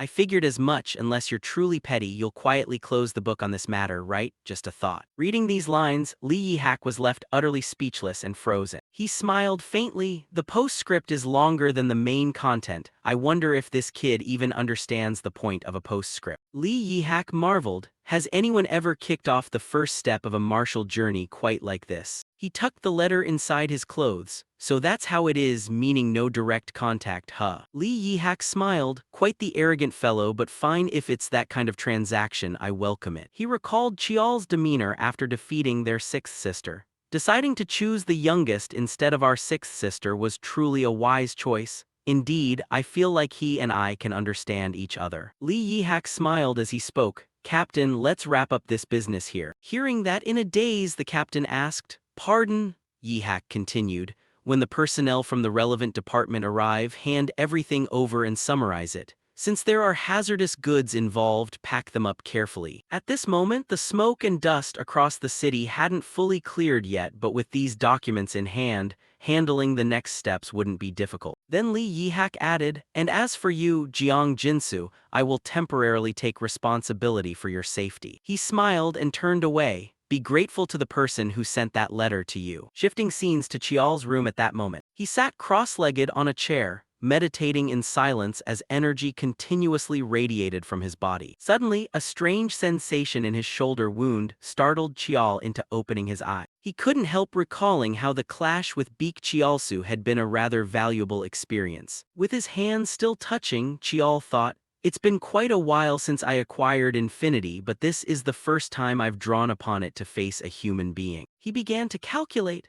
I've used it against the instructor at Jiakchengdu and during sparring with my father, but never against a martial artist of equal or even superior strength without placing any restrictions on it. At that moment, a stream of aura gradually drifted from Chial's body as stray sunlight pierced through from outside. The outcome of the battle was largely decided by Beak Chialsu's arrogance and mistakes, but even without that, I was confident I'd win. Only then did he shift and sit up, propping his leg. During this martial journey, practical combat experiences like this are what truly matter. Up until now, it's all been bound by constraints. He smiled as he put his shirt back on. With things this quiet now, it seems the senior elders have accepted the trade. Chial made his decision. Well then, I should call that person out now. Flashing back to Seoul, South Korea, with its bustling traffic and crisp air. In a quiet alley lined with eateries, Chial stopped in front of a building and looked up. Staring at the simple structure, he mused, no sign outside, it looks more like a residential home than a restaurant. Then Chial slowly pushed the door open and stepped inside. Approaching the front desk, he spoke up. I have a reservation under the name Jiang Jinsu. The receptionist immediately replied, yes, I will guide you to your room. He quietly followed the receptionist to the reserved room. Moments later, the door to a room opened. A middle-aged man waiting inside stood up to greet him. You've arrived. Chial slowly stepped in and remarked, I didn't expect a place like this to exist.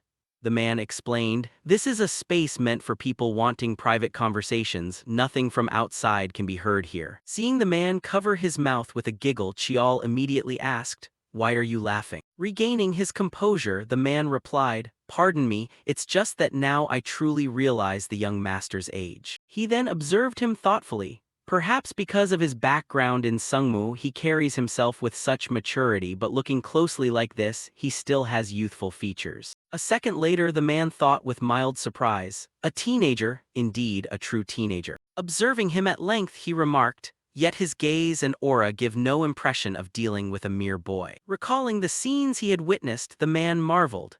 A 15-year-old child managed to manipulate Lee Yihak, the golden swordsman of the Sungmu family, capture Beak Chialsu and bring down the entire black market. After a brief reflection, the middle-aged man politely said, first of all, I want to express my gratitude. Both my daughter and I have received a massive grace from young master Li Chial. Sipping his tea calmly, Chial replied with polite formality, no need to thank me so profusely, it was just a business transaction. Expressing his gratitude further, the man continued, the very fact that you proposed that deal was already a favor. Without you, I'd probably still be shackled by Beak Chialsu. Seeing the man's stubbornness, Chial sighed and asked, is that so? How is your daughter now? Hearing that, the man updated him, yes, though she hasn't fully recovered, she's much better. He even praised, the medical center of the Sungmu family truly lives up to its legendary reputation.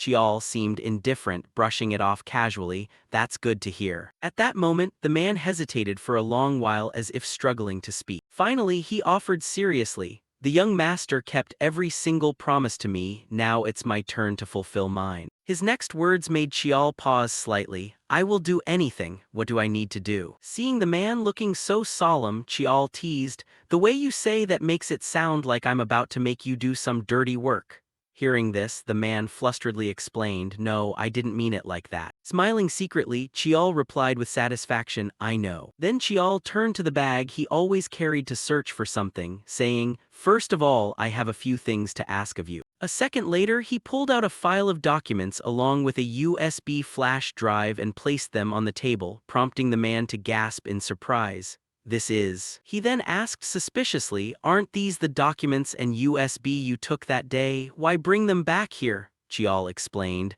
"I only borrowed them to look over for a bit." Pushing the items closer to the man, he requested, "I'm handing them over to you, so handle them skillfully. It looks like I'm going to need a lot of funds soon." Hearing those words, the man stared in sheer disbelief. The hand resting on his thigh tightened as he asked, "What trust do you have in me to hand over a task like this?" With a grave tone, the man pressed further, "These funds no longer have an owner, don't you think I could just run away with the money?" Calmly, Chial countered, "What's this, planning to run?" The man anxiously explained, "It's not like that." Explaining seriously, Chial said, "Of course I don't trust you because you haven't given me any reason to trust you yet." With a profound gaze, he continued, "However, I trust the circumstances surrounding you right now," while pondering inwardly about the two things entangling Jiang Jinsu. Mentally listing the man's burdens, Chial noted, first, the ongoing mana treatment for his daughter. Next, considering the man's connections. Second, his ties to the White Bone sect. Thanks to the deal with the seventh brother, he was granted freedom, but if that person changed their mind, he could drag up the past to shackle him at any moment. Concluding his thoughts, the man bowed his head slightly and answered, "Yes." Suddenly, Chial added a remark that startled him, "However, I just can't bring myself to fully trust you yet." Extending his hand forward with an amicable expression, Chial voiced his sentiment, "I hope that one day I can truly trust you from the heart." His words touched the man's reason and soul. How wonderful it would be if they could trust one another without having to think about transactions or complicated circumstances. Looking down at the outstretched hand, the man wondered in disbelief, "Just what on earth does he believe in regarding me to be this sincere?" Contrasting Chial with his former boss, the man analyzed further. "I thought he'd be just like Beek Chialsu, seizing weaknesses and exploiting people." Even though young Master Li Chial constantly drew boundaries with the word transaction, his relationship with him ultimately remained a debt he carried. After a long while, he finally arrived at his own conclusion. "Yet now, the way he treats me makes me feel like he views me as a true, equal relationship." Without hesitation, the man reached out and grabbed his hand, speaking up, "Understood, I will prove it step by step, it won't take too much time." Satisfied, Chial replied, "I genuinely look forward to it." Observing the person before him, Chial reflected, "Now I no longer see him as the man who lost his light under Beek Chialsu, but rather the silhouette of Sial Jium overlapping onto him." Seeing him pick up the bag, the man asked, "Where are you heading now?" Chial replied with a hint of mystery, "Southward." After leaving the restaurant, as Chial walked down the street, a child's voice suddenly rang out, "Mom, look, that guy must be a martial artist, he's so handsome." The mother immediately pulled her boy along and said, "What are you talking about? No, come here." Standing nearby and overhearing, Chial froze in his tracks and murmured anxiously, "I thought I hid it well, but it seems I still let something slip." Refusing to waste time, Chial resumed walking. Amidst the bustling crowds, Chial stood watching his surrounding. Elsewhere, at a minimalist cafe filled with drifting wisps of smoke from an unknown source, a brown-haired woman was smoking a cigarette. When a staff member brought her coffee, she let out an exclamation of apparent surprise. Glancing out the clear window into the blue sky, she muttered, "What's this now? Looks like I've caught something interesting." With her cigarette still burning, the woman commented with amusement, "This is the first time I've ever seen readings like this." Standing up, she headed outside, remarking, "Let's go see who that is." Revealing a bewitching gaze hiding unsolved mysteries, the woman continued excitedly, "With these very eyes." Chial sat cross-legged inside a luxury train carriage, holding something in his hand. Resting his chin on his hand, he muttered, "A deposit of around 100 million. This should cover operational costs for the time being. Raising his head, Chial thought, thanks to Jiang Jinsu I was able to travel comfortably. Closing the bank book, he wondered, I wonder what kind of demeanor Jiang Jinsu will show this time. Lifting his golf bag to prepare, an idea formed in his mind. His talent has already been proven. For now, I'll let him freely unleash his abilities and see what happens. A plan gradually took shape in his mind. If Jiang Jinsu displays capabilities similar to Xiao Jiom's in the past, he will be strong enough to help me build a supportive foundation. Chial's eyes flashed, and making it known that such a foundation stands behind me is essential. Past events flashed through his mind. Up until now, both luck and excuses have been on my side. Being someone who knows the future allows for many things, but from now on I must be more cautious when using information from my past life. His thick eyebrows knitted slightly. Whatever I do from here on out must look like predictions based purely on sound reasoning. Suddenly an announcement chimed over the loudspeaker. The next stop is... Chial sighed and slowly stood up. First, I need to take care of my own matters rather than worrying about Jiang Jinsu. Evening sunlight blanketed the train station as the black-haired youth's long strides carried him forward. Standing amidst the crowd, Chial glanced around as he finally arrived in Jeonju, Gyeongsangbuk-do. A sudden stabbing pain caught Chial completely off guard. Supporting his head tiredly with a hand, he thought, ever since my training at Chinwison, I haven't lost control even once. Jeonju held countless relics and historical sites, making it a place where antiquity and modernity coexisted. Items carrying a long history all contained power, and within that power lay mysteries the modern era could never explain. An artificially achieved sacred land that miraculously attained balance, Jeonju. Thinking of the item he carried, he mused, this very place hides the traces of that person. The legendary ancestor of the Sungmu bloodline, Lee Hyulhyun, stories about him were passed down primarily through oral tradition, to the point where academic circles once rumored he was merely a fictional character. Even on Mount Sungmu, only a memorial tablet was enshrined in the ancestral hall, with no actual remains of Lee Hyulhyun. Until in his past life, a ruin connected to Lee Hyulhyun was discovered. After who knows how long, Chial walked and thought. Materials related to Hyugia were also discovered there. Just as his train of thought reached a crucial juncture along with another underlying objective, someone suddenly interrupted. Hey, kid. She exhaled a puff of smoke from plump red lips. A beautiful blonde woman holding a smoking pipe spoke up. Who on earth are you? Meeting her was part of Chial's plan all along. She smiled. How fascinating. Wisps of smoke drifted closer with her footsteps enveloping him. My magic detector suddenly picked up a strange signal, so I came to check it out. A strange light flashed in her eyes. Who would have thought you'd have the exact same thing on your eyes as me? Possessing a demonic eye that rarely revealed itself to the world, yet by sheer coincidence, aside from her, there was someone else in South Korea. Valerie de Belle, a grand mage from the Eiffel Tower of magic in France, born to French nobility and one of the rare grand mages to reach Tier 2 in his past life. Her demonic eye possessed the ability to read and comprehend all hidden information within objects, the explanatory eye. Chial was somewhat caught off guard by this turn of events. I intended to seek this woman out, but I didn't expect to run into her like this. Valerie stepped in close. Hey, are you scared of me? Seeing him stay silent, she pressed further. Or are you a foreigner? He had no choice but to sigh. I'm Korean. At that, she immediately chuckled. Oh, thank goodness, actually I only know how to speak Korean. Another silent sigh escaped him. I knew it beforehand, but this woman really is unpredictable. Rumors flashed through Chial's mind. Her future moniker was the eccentric of the Magic Tower, no, more accurately, the madwoman of the Magic Tower. What baffled him wasn't just that. The reason she came to Korea was also utterly ridiculous. She suddenly wanted to learn spellcraft, so she packed up and headed to Korea, saying bye-bye, and what's more, she didn't even bother asking the Magic Tower master for permission before leaving. The more he thought about it, the paler he turned.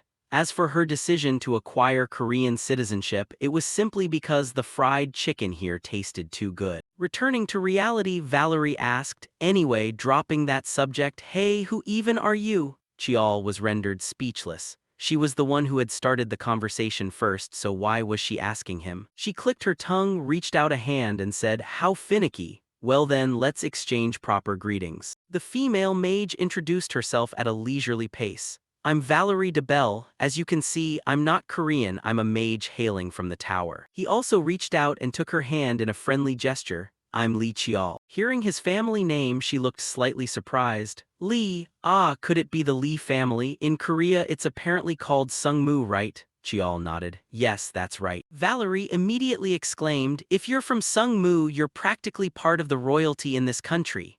Chial wasn't arrogant enough to think that way. True, they held immense power, but they were still far removed from actual royalty. Her smoking pipe waved through the air. Is that so? Pointing her pipe straight at Chial, she bluntly exposed him. Then why hide that cute face behind a mask? Are you running away from something? Not intending to deny it, he slowly removed his mask. His demon eyes possess a nature similar to mine, and on top of that, he opened them much earlier than I did, though neither of those things is particularly surprising. She smiled, not surprised, even though I've dug up quite a bit of background. Keeping his real face bared, Chial continued the conversation. Because I've already seen eyes identical to yours. Valerie's interest was instantly piqued. I've never heard of anyone in Sungmu possessing demon eyes. What kind of ability do your eyes have? He thought it absurd that he should just expose his own abilities like that. Squinting with a smile, she said, my eyes are the deciphering eyes. They can read and express any object or phenomenon in the form of data. And yours? Faced with that expression, Chial didn't know what else to say. The female mage's seemingly harmless smile remained, yet something about her seemed to shift. Well then, I suppose we're out of options. In the blink of an eye, her eyes changed color and her voice deepened. I'll just have to find out for myself. An intense surge of power radiated outward. Chial's eyes seemed to be stimulated, changing color in response as well. Collapsing to his knees and shielding his eyes, he asked angrily, what on earth are you doing? Seeing his miserable state, Valerie softened her tone. Sorry, I was just too curious, but this is weird. She stepped closer. I can't read anything at all. Glaring at the dark-haired youth whose anger had yet to subside, the female mage coaxed him. Don't be so mad. Consider this a peace offering. I'll tell you something interesting. She flashed a fake smile again. In exchange, chat with me for a little while longer, deal. The sky had now grown dim as twilight cast a faint, lingering light into the large apartment tucked away in the corner of the street. Valerie and Chial stopped before the weathered gates of a villa, hesitating as they probed. You invited me out for coffee, but we're drinking it here. Chial looked around, silently musing that it just looked like an ordinary abandoned house on the outside, but Valerie didn't care and smiled.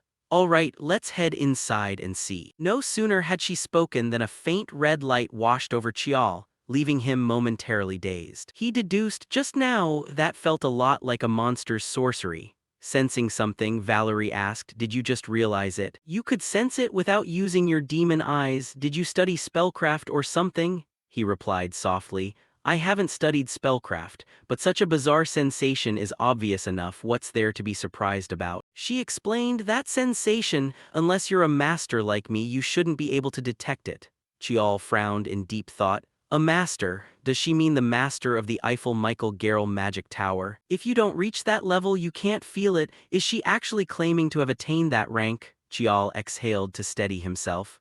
I've already been through something similar before. Valerie rubbed her chin and muttered in a low voice, no, this is different. Even if you've experienced something similar, you normally shouldn't be able to feel it. A dangerous glint flashed in her eyes, unless you've trained spellcraft to its absolute limit. Breaking into a cold sweat, Chial involuntarily swallowed hard. I've had this weirdly familiar feeling since earlier. He turned pale as he remembered Jiohwa. She looks just like my aunt. The image of Jiohwa flashed in his mind, waving at him with a bright smile. Hey kid, let's go, time for some fun training. Composing himself, Chial asked, so is this teleportation? Valerie pushed the door open and explained with a calm demeanor, no, I might have quite a bit of money, but not that much. Stepping inside with a smug, self-satisfied look, she added, to put it more accurately, I used both mana and inner energy to forge a connected tunnel. The house was covered in dust from top to bottom, but Valerie warmly welcomed him.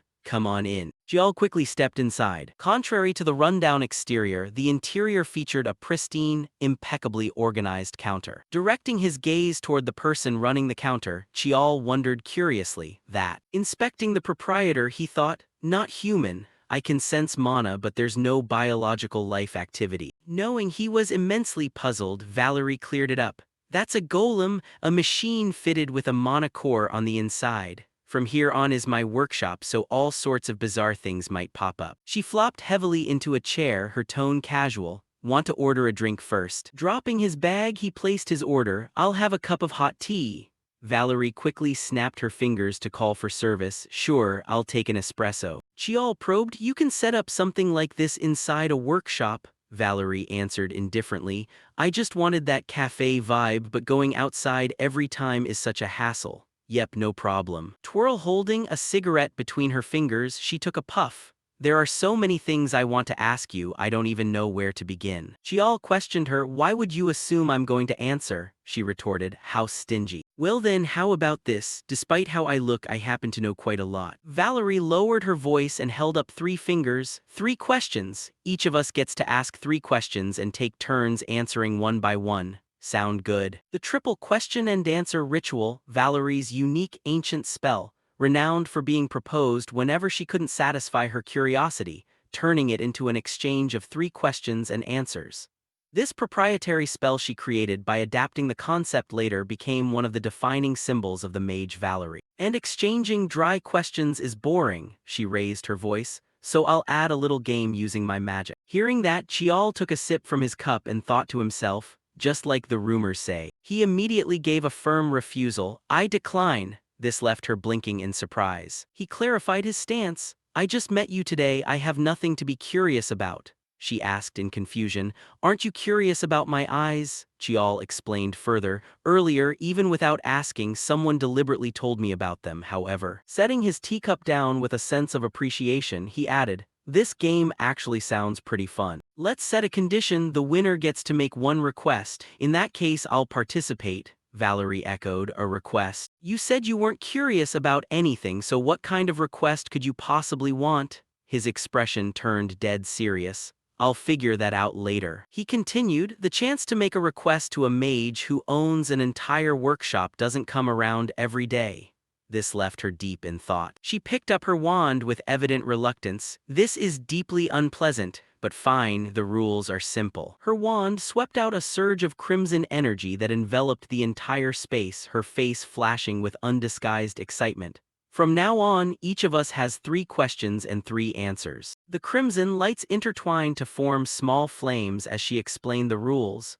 The questions can be anything, ask whatever you like. The answers too can be either the truth or a lie. However, you have to guess whether the answer is true or false. Whoever guesses correctly more times wins. And the loser has to truthfully answer 3 detailed questions from the victor. She chuckled to ease the atmosphere. Obvious questions are banned, like gender or names. He promptly asked, how are we supposed to tell what's true and what's false? Pointing to her head, she said, this spell belongs to mental magic. It reads the subconscious wave patterns of intent. She answered, even if the loser desperately tries to hide the truth, the spell forces them to naturally blurt it out. And then from within her chest, a glowing orb of light condensed as Valerie spoke in a solemn tone.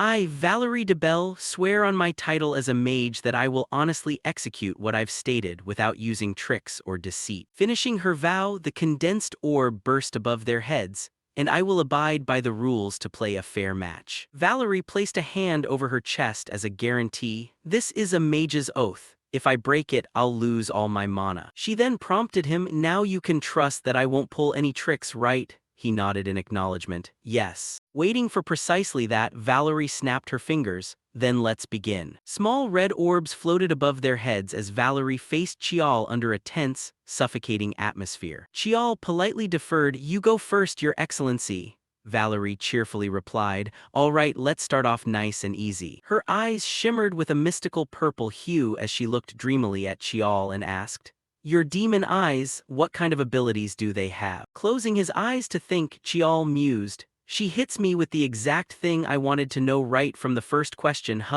before answering promptly. I possess a power similar to yours. The moment his answer ceased, one of the flames above Chiol's head flickered out. Valerie jumped up in sheer astonishment. What is that supposed to mean? Can I count this as my second question? Sighing, she conceded, fine, whatever, it's your turn to ask. Wasting no time, he asked, Why are you so curious about my demon eyes? She fell into deep contemplation. After a brief pause, she answered decisively, out of a thirst for knowledge purely driven by curiosity as a mage.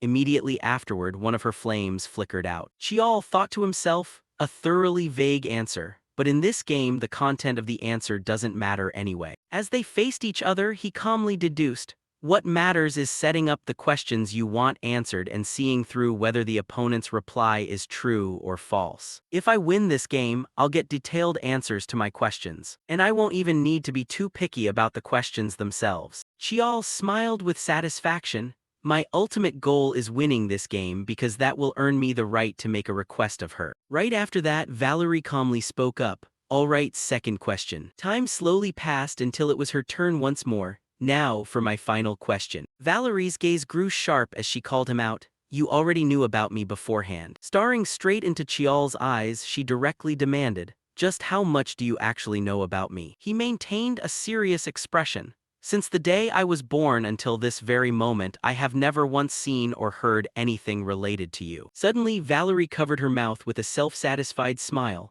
I win. Observing Chial's expression with overflowing joy, she noted that while he kept a decent poker face for his age, the muscles in his face had twitched just a fraction. Now it was his turn to probe. It's my turn to ask the final question, I suppose, Valerie calmly replied. Go ahead and ask. Hearing that, a smile touched his lip. Resting his chin on his hand, he posed his problem. In your opinion, did I win? Do you think you're going to lose? Valerie let out a sigh of assessment. Is that really how you want to spend your last question? Without offering an opinion, Chial urged her on, just answer. Reaching into her makeup box, she replied, fine, whatever. Following that, she confidently declared, you lost because I won. But abruptly, the orb of fire above Valerie's head exploded, leaving her terrified. Looking around in utter confusion, she muttered, I was wrong, but clearly. Chial spoke up leisurely. Would you like me to explain why? He calmly analyzed. First question, your curiosity about the demon eyes stems from a thirst for knowledge, that was the truth. But regarding the next point, he pointedly stated, second question, on that one you lied.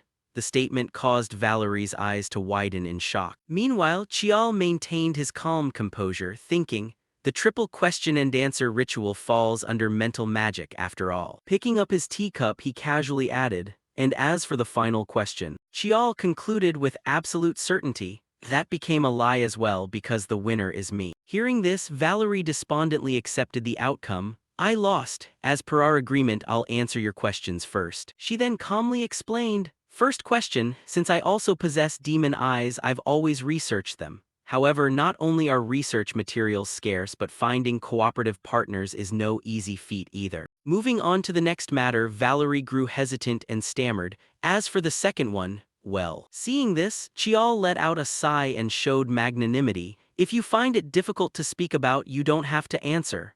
In truth, he didn't care to pry into everything. A proprietary spell was deeply personal, so it was only natural for her to hesitate. Hearing those words, Valerie blurted out in astonishment. Really? Are you seriously okay with that? Chial casually tossed out a counter-request. In exchange, do me one more favor. Raising her hands defensively across her chest, she cried out, what kind of favor are you asking for? Instantly, he knitted his brows in clear disgust. Seeing his expression, Valerie hurriedly clarified. No, I was just joking, do you have to look so disgusted? Chial reined in his emotions and explained, it's nothing like that, I just happened to think of someone exactly like you, so my reaction was a bit strong. So what's your decision? Hearing that, she rubbed her head dejectedly. Fine, looks like I don't have any room to refuse. Valerie calmly announced, then the game ends here. She then stood up and said, in that case, let's head deeper into the workshop so we can discuss the favor you want. Walking past Chial, Valerie offered a cautious warning, don't touch anything, just follow behind me. She then took the lead and opened the door. Valerie introduced as she guided him, this is the heart of my workshop. After looking around, Chial thought to himself with inner surprise, unlike the cafe, this truly feels like where a real mage lives and works. Turning to her with curiosity, he asked, I heard mages usually don't let outsiders step foot into their workshops though. Valerie smugly revealed, that's right, if you accidentally touch a barrier or spell array, disaster strikes instantly right, but I'm talented enough that such things aren't a problem, have a seat over here. Chial replied helplessly. Ah, sure. Following him, she asked with lingering interest. All right then, what is this favor you want to ask? Pulling out a stone tablet, he made his request in a solemn tone. I want you to decipher this stone tablet for me, and of course, I expect you to keep all its contents strictly confidential. Seeing this, Valerie slipped on her gloves and muttered to herself, a stone tablet, ancient artifacts are a bit complicated, but I should be able to handle it. Right after she picked up the tablet to inspect it, suddenly a spark of purple lightning manifested. It violently lashed out at Valerie's eyes, cutting her investigation short. HK. Struck by the backlash, Valerie covered her eyes before laboriously forcing out each word. This is an ancient artifact dating back at least to the 3rd or 4th century, if not older. Chial expressed respectful admiration. You figured that out immediately. Meanwhile, gripping the stone tablet tightly, she wailed in inner terror. Are you insane? An artifact this ancient, I almost lost my life. Her previous thoughts and words echoed in her mind. You were so confident earlier, but it seems the spellcraft in your workshop is shoddier than I thought. You have demon eyes, but your spellcraft? Even I could manage this level. I'm starting to wonder if I should even ask you for help anymore. The more she recalled, the angrier she became. With an artifact like this, the least he could have done was give me a heads up. Valerie glared irritably at Chial, mentally cursing up a storm. An item measured in millennia. I almost had to redraw every single spell array in my workshop from scratch, and he was sitting there bragging about his skills just a moment ago. A few seconds later, she managed to normalize her expression and spoke up. Let me examine it once more. Once again, Valerie's eyes shifted to a purple hue as she analyzed it in deep thought. This doesn't look like anything from nearly 2,000 years ago at all. Valerie focused intently on analyzing the tablet. Is this really as far as I can read? After a moment, she rested her chin on her hand in contemplation. I can grasp the movements of the moon, the sun, and the operation of the stars, but that's where it stops. Valerie thought helplessly. If it were ancient writing or simple cryptography, I would have cracked it instantly. She turned to Chial and probed. It seems to record Eastern astronomy, dates, and a few basic scripts. What on earth is this thing? He calmly answered, it's a map and at the same time a key. Hearing that, Valerie finally conceded, it'll probably take me some time to fully decode this. Seeing an opening, Chial hesitated before speaking. Then, while we wait, can I state my second request? She agreed without the slightest hesitation. Sure. Outside, the sky had shifted to dusk. The last rays of sunlight filtered through the glass window, illuminating the room. After hearing Chial's proposition, Valerie looked startled and repeated, your second request is for me to tell you about demon eyes? He affirmed it and added, if it can benefit both of us, even better. He then calmly inquired, by the way, does your workshop happen to have a training room? Instantly, Valerie's face beamed with overwhelming confidence and boastfulness. Well, mages naturally need a place to train, don't they? Naturally, what workshop doesn't have a training ground, though? Mine happens to be a bit larger than usual. Chial was left speechless, silently thinking, is she flexing right now? For a mage's workshop to be this spacious means both her skill and wealth are at the very top tier. This is giving me flashbacks to someone else. He asked calmly, looks like you're quite wealthy then. Valerie answered with a puzzled look, didn't you know I come from an ancient aristocratic family? Following that, she proudly added, anyway, that's my second request. Don't go back on your word, a promise is a promise. Chial awkwardly corrected her grammar. Good grief, the expression is a man's word is worth 1,000 pieces of gold, but understood. Valerie didn't care to dwell on it as she channeled her energy. Then let's start right away. Show me your demon eyes. He obediently closed his eyes and activated his demonic eye. Right after that, Chial snapped his eyes wide open as a flash of light suddenly darted from within them. Once Chial opened his eyes, he saw illusory rings hovering behind Valerie. Chial startled, letting out a cry as his face expressed agony. He clutched his face and dropped to one knee on the ground, prompting Valerie to ask in a hurry, what's wrong? Chial explained, no, it's nothing. There are just too many spell techniques in this room, so I got a bit dizzy. She looked thoughtful, just seeing a few spells and your eyes hurt already. Then Valerie seemed to realize something with a start. Wait, don't tell me you can see every single magic array and spell technique present in this place. Chial admitted it and slowly stood up. Yes, my eyes can read the flow of power as well as things that normally can't be seen, though it's a bit hard to control. Valerie wanted to verify. First of all, can you deactivate your demonic eye? She offered, explain your demonic eye more clearly. Does it give you clairvoyance or the ability to see magic power? Chial stated clearly, I don't have clairvoyance, but I can deduce things like an opponent's movements or hidden presences, for instance. Valerie felt deeply skeptical. Do you have any idea how absurd what you just said sounds? She pointed at him and told Chial, if all of that is true, your eyes are no ordinary demonic eye. No demonic eye in the world can see that many things. This sounds like a long story. Let's head back to the research room first. Inside the research room, a cup of hot tea sat on the table. Valerie gave Chial a preliminary warning. Before I explain, there's one thing you need to know. Demonic eyes and mind's eyes are completely different concepts. He affirmed, I know that. Then she went on a long tangent. And furthermore, demonic eyes might look like mere visual enhancements, but they're actually nothing of the sort. Even if you magically visualize what a demonic eye sees, it ultimately remains just an image that a human mind can process. Hearing this, Chial awkwardly scratched his head and requested, pardon me, could you explain it a bit more simply? Korean is really hard. Valerie tapped her fingers and said, what I mean is this. After that, she had to talk at length, constantly gesturing with her hands and arms to make him understand clearly. Valerie puffed on a cigarette with an annoyed expression as she recalled. And that's why demonic eyes are more special than any supernatural ability. I once took an fMRI scan while my demonic eye was active. The moment the demonic eye triggered, the blood flow to my brain spiked dramatically and my nerves were hyperactivated. Chial understood. No wonder when I couldn't control my demonic eye, I felt such intense pain. She emphasized, right, because you have to process sensations humans aren't meant to handle, you get overloaded. Valerie spoke thoughtfully. Demonic eyes are a power dangerous enough to be like that.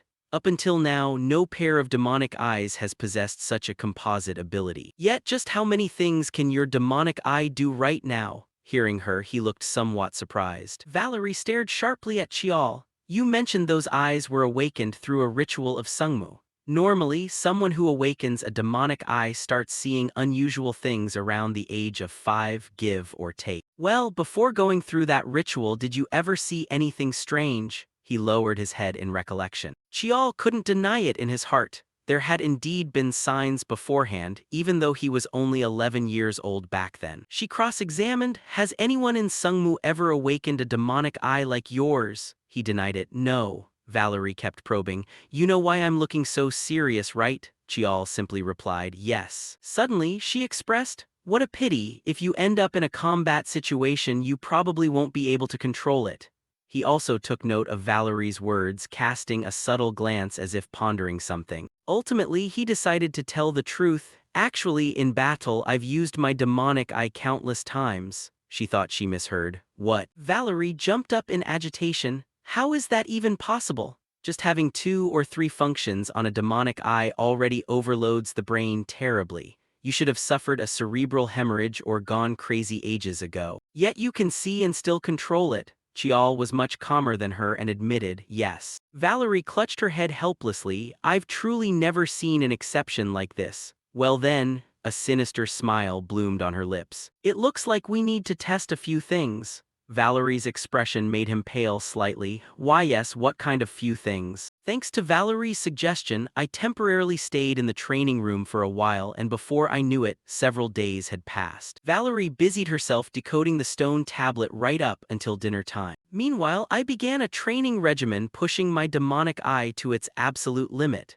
Chial lay on a wooden plank with his limbs restrained, gritting his teeth in agony from the surrounding electrical sparks. Finally, a device chimed, signaling the end of the measurement. Chial lay there dazed, nearly drifting off to sleep. It was manageable at first, but the difficulty keeps ramping up. He recalled what she had put him through. To test how much direct stimulation I could endure, she shoved masses of tangled, chaotic magic power right in front of me. Her smile back then had been genuinely terrifying. Come on, just a little more, while Chial could only scream out, you demon. Right on cue, Valerie walked into the room to check on him. How is it, holding up okay? He thought to himself, she acts no different from a mad scientist.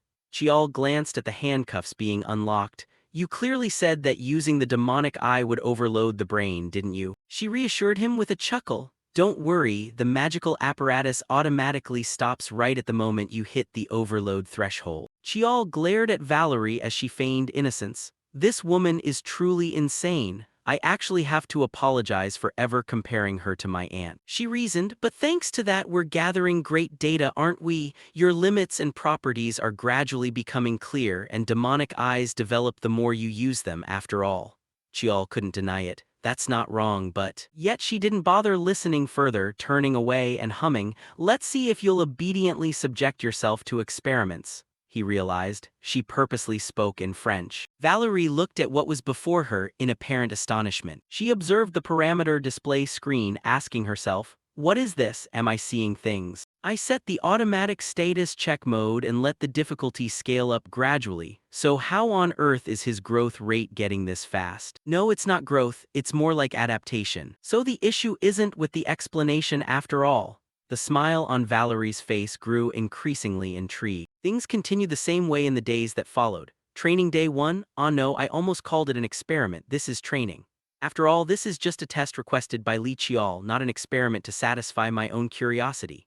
Even so, since I've painstakingly gathered enough data, I'll save it as a file. Confirmed that the demonic eye can easily read unidirectional mana circuits. Pain started creeping in from Tier 6 magic and above, but Tier 7 magic could still be read without too much trouble. Maybe I should bring in a CT scanner to help out. Training day 3, to test his clairvoyance capability, I deliberately hid a spell behind a metal plate and told him to read it. The results showed it wasn't clairvoyance, but rather reading the energy radiating from the object. It was just a pencil, yet I still have no clue what he read or how he read it. Afterward, I experimented with moving objects. At that point, he demonstrated the ability to predict blood flow and muscle movement. Faint glimpses of limited precognition showed up too, but he couldn't keep his demonic eye open for more than 2 hours. If only his brain and eye durability were a bit higher. More experiments, no, more training. Experiment day 8, he keeps breaking speed records while cranking up the difficulty to a crazy degree. I tried secretly spiking the difficulty to see what would happen, and he still caught up. Even I can't reach this level. I should have bought that CT scanner sooner. At this rate, I might have to dissect him and look directly inside. His demonic eye belongs to a completely different resolution system than mine. Li Qiao's visual capability is on an absurdly high tier. Well, if I had to describe it. Hearing a noise, Valerie hurriedly whipped her head around. What is it? She thought to herself, why didn't I just pretend I didn't know? Look at that glare of his. Chial explained nonchalantly, the machine just stopped, so I stepped out. The alarm's blaring loudly, didn't you hear it? She turned back to her desk in disbelief. An alarm. Valerie felt somewhat surprised. All the training phases I prepared were supposed to be completed later though. I thought it would take at least 2 more days. He stepped closer to peer at the computer monitor. Looks like I'm completely done. She was startled. What, you know how to speak French? Chial looked at Valerie and explained. Direct descendants of Sungmu are required to learn the languages of major nations so I can manage daily conversation. Her face suddenly flushed red. Then does that mean? He smiled brightly as if completely unbothered. Those things you muttered and cursed about to yourself, you don't need to worry too much. It happens, I understand. I'm different from a certain someone. Valerie yelled out in embarrassment. You damn brat. Chial walked closer from afar. Did you call me for something? Valerie picked up her smoking pipe and turned to look at him. Yeah, the preliminary training phase is over. She probed for his thoughts. Honestly, I'd love to keep practicing in the lab, but what you need is practical combat application, right? So now I plan to start proper combat training. He seemed very agreeable. I'm always ready. But Valerie suddenly stopped him. Wait. A magic circle erupted beneath their feet with her at the center. Valerie explained. I've reinforced the training area's magic array. It's going to be much more complex than before. She added a warning. And another thing, you'd better completely drop the habit of closing and opening your eyes when activating the demonic eye. Little habits repeated over time become second nature. It might help with temporary control, but it'll cause bad side effects later on. Following her advice, he frowned and forced himself not to close his eyes. Finally, Chial successfully summoned his demonic eye. He stared intently at the room riddled with magic circles. Even though the training area's magic array has been enhanced, I only feel a mild headache. A few days ago, right in the middle of Jeonju, I couldn't even control my demonic eye. Chial observed his surroundings slowly. Yet the mana current is this complex, it's exactly like looking at a human's mana system. I don't know much about magic, but she's definitely an extraordinary grand mage. Seeing him standing still, Valerie asked, "What is it?" But Chial brushed it off, "It's nothing." She handed him a circular headband with a request. "Now we're going to train you on how to control the demonic eye in real-world situations. Stick this on your head to clearly feel the mana flow." Chial took it, put it on his head, and asked, "How are we going to train?" Valerie grinned. "Well, we're training the demonic eye, aren't we?" That made the method pretty obvious. Flames burst up behind Valerie. She sent them flying, shouting out a warning. "Better dodge well." Chial summoned his sword and cursed under his breath. "Damn it," Valerie called out loudly. "Hey, you're only allowed to use the demonic eye." He had to dodge the fireball quickly, grumbling to himself. "Shouldn't you mention things like that beforehand? What a crazy scientist." He glanced backward, managed to dodge it. "If this were when I first stepped into the training room, I probably wouldn't have been able to." Valerie offered a friendly reminder. "Not done yet." The fireball hadn't stopped. It changed direction and flew back toward him. Jial widened his eyes in shock. The fireball suddenly exploded. She didn't seem to intend to hold back. "Evade and listen up. I've grasped the nature of your demonic eye now. Your demonic eye, to put it bluntly, is quite similar to my decoding system, but a tier higher." Chial looked soot-stained after the recent blast. She calmly lit her pipe. "Your demonic eye doesn't read a multitude of things. Like every other demonic eye, it only reads one single thing." The entire room was surrounded by red flames. Objects before your eyes, flora and fauna, mana, physical force, countless supernatural forces alike, and the exact present state of each of those pieces of information. "If I had to name it, maybe we could call it the present eye, an eye that reads every phenomenon currently existing at this exact moment." Valerie manipulated the spheres to move. Chial stepped back to avoid a mocking attack. "I feel like you're terrible at naming things." She ignored him and continued. "Your eyes read all the present information right before you, and once you can analyze the present, deducing a reasonable future naturally follows. Similarly, you can deduce the past. There was a really nice term for that, wasn't there? Right, the law of causality." Valerie smiled brightly as an explosion behind her generated a massive shockwave. Chial managed to stay standing despite the blast, looking thoroughly grimy. She informed him, "Anyway, your demonic eye is so high-tiered that it becomes a burden in itself. Even if your control improves, you could still get swallowed whole by your demonic eye in the blink of an eye." "SOL, all of this is for your own benefit." Fireballs were summoned once more. Valerie shouted out, "All right, let's go," as successive fireballs lunged at him. Once the session ended, Chial sat slumped on the ground, pitch black from head to toe, prompting Valerie to tease.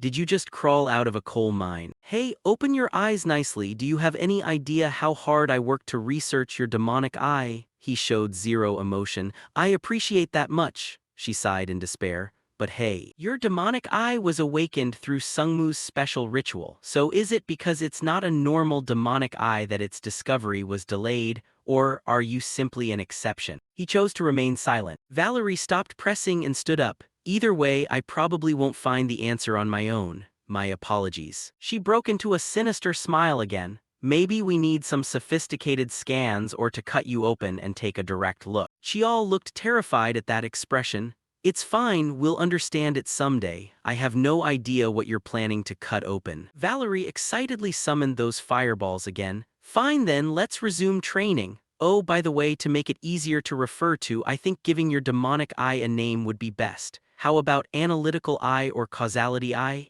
Sounds a bit lame." He frowned and refused, "Leave out the names." But she stubbornly insisted. "No way, for a demonic eye this terrifying, it definitely needs a name. How about the divine eye, the all-seeing eye of Solomon, or in an Eastern flavor, the true eye of the demon king?" Chial resolutely rejected it. "Not needed." But Valerie locked it in. "Yama's eye, that sounds cool, right? You must have had a hard time fighting off those continuous barrage attacks." Right then, Chial panted heavily, exhausted after days of this. Prediction, analysis, choice, and focus. When he utilized the full capability of his demonic eye, his growth rate spiked frantically, though his expression couldn't hide his excitement. The phone in his pocket suddenly buzzed. Valerie looked down and realized, it's gotten this late already. She walked up to Chial and teased, "At least you don't turn into a charred lump of coal like before, what a shame. Don't train on your own today, take a shower and head straight to the research room." He looked confused. What do you mean? Valerie winked and announced, well, because the decoding work is all done. Several books sat atop the table. The entire room was littered with carelessly scattered books. Chial asked suspiciously, I've only been away for a month, so how did everything change like this? Valerie replied nonchalantly, all of these are just research materials, we can throw them away now. She complained, back at the Magic Tower, ordering around senior scholars was so convenient. There isn't a single slave here, how boring. Valerie used magic to make the books float and called out, since ancient times, the Korean peninsula has preserved historical records very well, so decoding the language and writing wasn't too hard, it was actually quite fun. Come on, sit down here and check this out first. Chial picked up an object and remarked, the shape of the stone tablet looks different than before, she recounted. Since some constellations and characters faded away, I did some restoration work. From now on, I'll explain it to you. Valerie placed a document onto the tabletop. She pointed at an image on it and asked, have you ever seen this constellation? He immediately answered, no, I haven't. So Valerie laid out 2 more photos of the kind. Figures, right now this constellation has this shape. She pointed to one of them. Here lies the problem. Why did the ancients group these constellations together? Look down here, this thing was actually a fictional constellation all along. The sequence of these stars is the decryption key. Even though I was tricked by the disguise for a bit, it's neither a lunar orbit nor a star chart, so what on earth is it? Chial began to ponder. I feel like I've seen this somewhere before. Then he snapped his fingers as if remembering. Chial asked, can I try tearing this? Valerie offered a relieved smile. No need to tear it, it's right here. This is a map of the entire dragon vein across the Korean peninsula, not constellations, but a network of vital energy points spread all over the land of Korea. Marked points on the map were connected by striking black ink lines. Valerie's voice echoed through the quiet room. This isn't a constellation map, it's a meridian map of Korea. She continued, in Eastern philosophy, the world is viewed as a single living organism. Dragon veins are just like the human meridian system, they're the pathways where mana flows. Li Chial stared at the photo, stroking his chin in thought. But this stone tablet was created way back in ancient times. Back then, they couldn't have possibly expanded their territory all the way up north like this. Valerie replied, that's exactly why this is such an important historical document. Her words left Li Chial stunned, as it was concrete proof that the ancients had extended their domain all the way to this region, before Valerie finally left him to figure it out on his own. I can only explain up to the location part. You're better off reading the interpretation guide for the rest. Li Chial stared at the photos she handed him, pondering silently. This is the chant for the ancient mana technique of the blurred star constellation. It's a type of magic that operates on revealed mana lines. Nobody practices it anymore, but I memorized the incantation while researching with my aunt. He placed the map and the photograph of the constellations side by side. If dragon veins really are the meridian system, could it possibly be? Li Chial began to sense the energy from it according to the exact incantation, channeling his mana and tracing the pressure points based on those locations. After a few seconds of sensing, he couldn't hide his joy and let out a faint smile. I found it. His heart swelled with joy. Dongju, Tohamsan Mountain. That was where the tomb of the second head of the blurred star Hyangseong was located. A few days later, Valerie sat holding her magic wand, turned to look at him and asked, what, are you leaving? Li Chial had his travel backpack slung over his shoulder, and without turning back he answered, yes. Valerie asked during those final moments of preparation, before you go during that interrogation, can you at least tell me the trick to solving it? To which Li Chial replied, didn't you say I should figure it out myself? Valerie frowned, her expression twisted in annoyance. You really are stubborn to the very end, I give up on you. But unable to stay mad at him, she offered some words of encouragement. Be careful out there, Tohamsan Mountain is pretty dangerous. Li Chial replied, I know, even though it's a sacred mountain, it's special in a lot of ways. Valerie stood up, pointing as she lectured, you'd better stay away from the historical ruins. I heard one of the disciples from Bulguksa temple went missing recently. You never know when you'll get tangled up with spirits or phantoms and end up cursed. Do you even have any idea how terrifying curses are? Monsters can show up there too. Li Chial waited blankly for her to finish before speaking up. Calm down, Valerie, are you actually worried about me right now? At that moment, Valerie's face flushed red with embarrassment. What? Li Qiao looked at the flustered, embarrassed expression on her face and gave a soft cough, prompting a defensive outburst from Valerie. Worried? Who the hell is worried about an insolent brat like you? I'm going to go out and have a blast.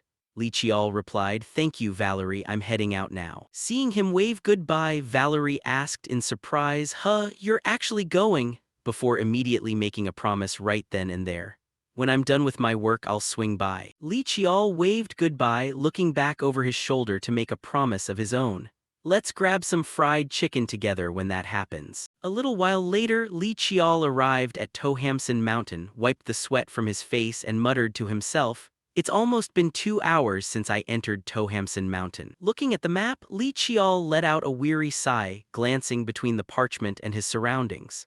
Even though this map was made over 1,000 years ago and I knew the terrain might have changed, it's definitely way harder to find than I thought. He let out a frustrated sigh. It's pretty brute force, but since I've gotten so good at using my demon eyes, I can keep them active for a really long time. Despite how hard it was to find, Li Qiao couldn't just give up halfway, so he fumbled along the path marked on the map, wondering to himself as he noticed 3 orange-red threads along his way, acting almost like a guiding trail. Combining his observations of the external landscape with the map, he just kept walking until he spotted an orange-amber vortex. Discovering it, Li Qiao silently guessed, no way. He placed his hand on the nearest stone and felt it, realizing with excitement, this really is the place. A pale aquamarine aura surrounded him as Li Qiao stood up and shouted aloud, bowing. That blue light wrapped around the area around him, shining brightest right at the circle beneath his feet. The light clung to the grass and the stones scattered around, after which Li Qiao reeled the light back in and deduced,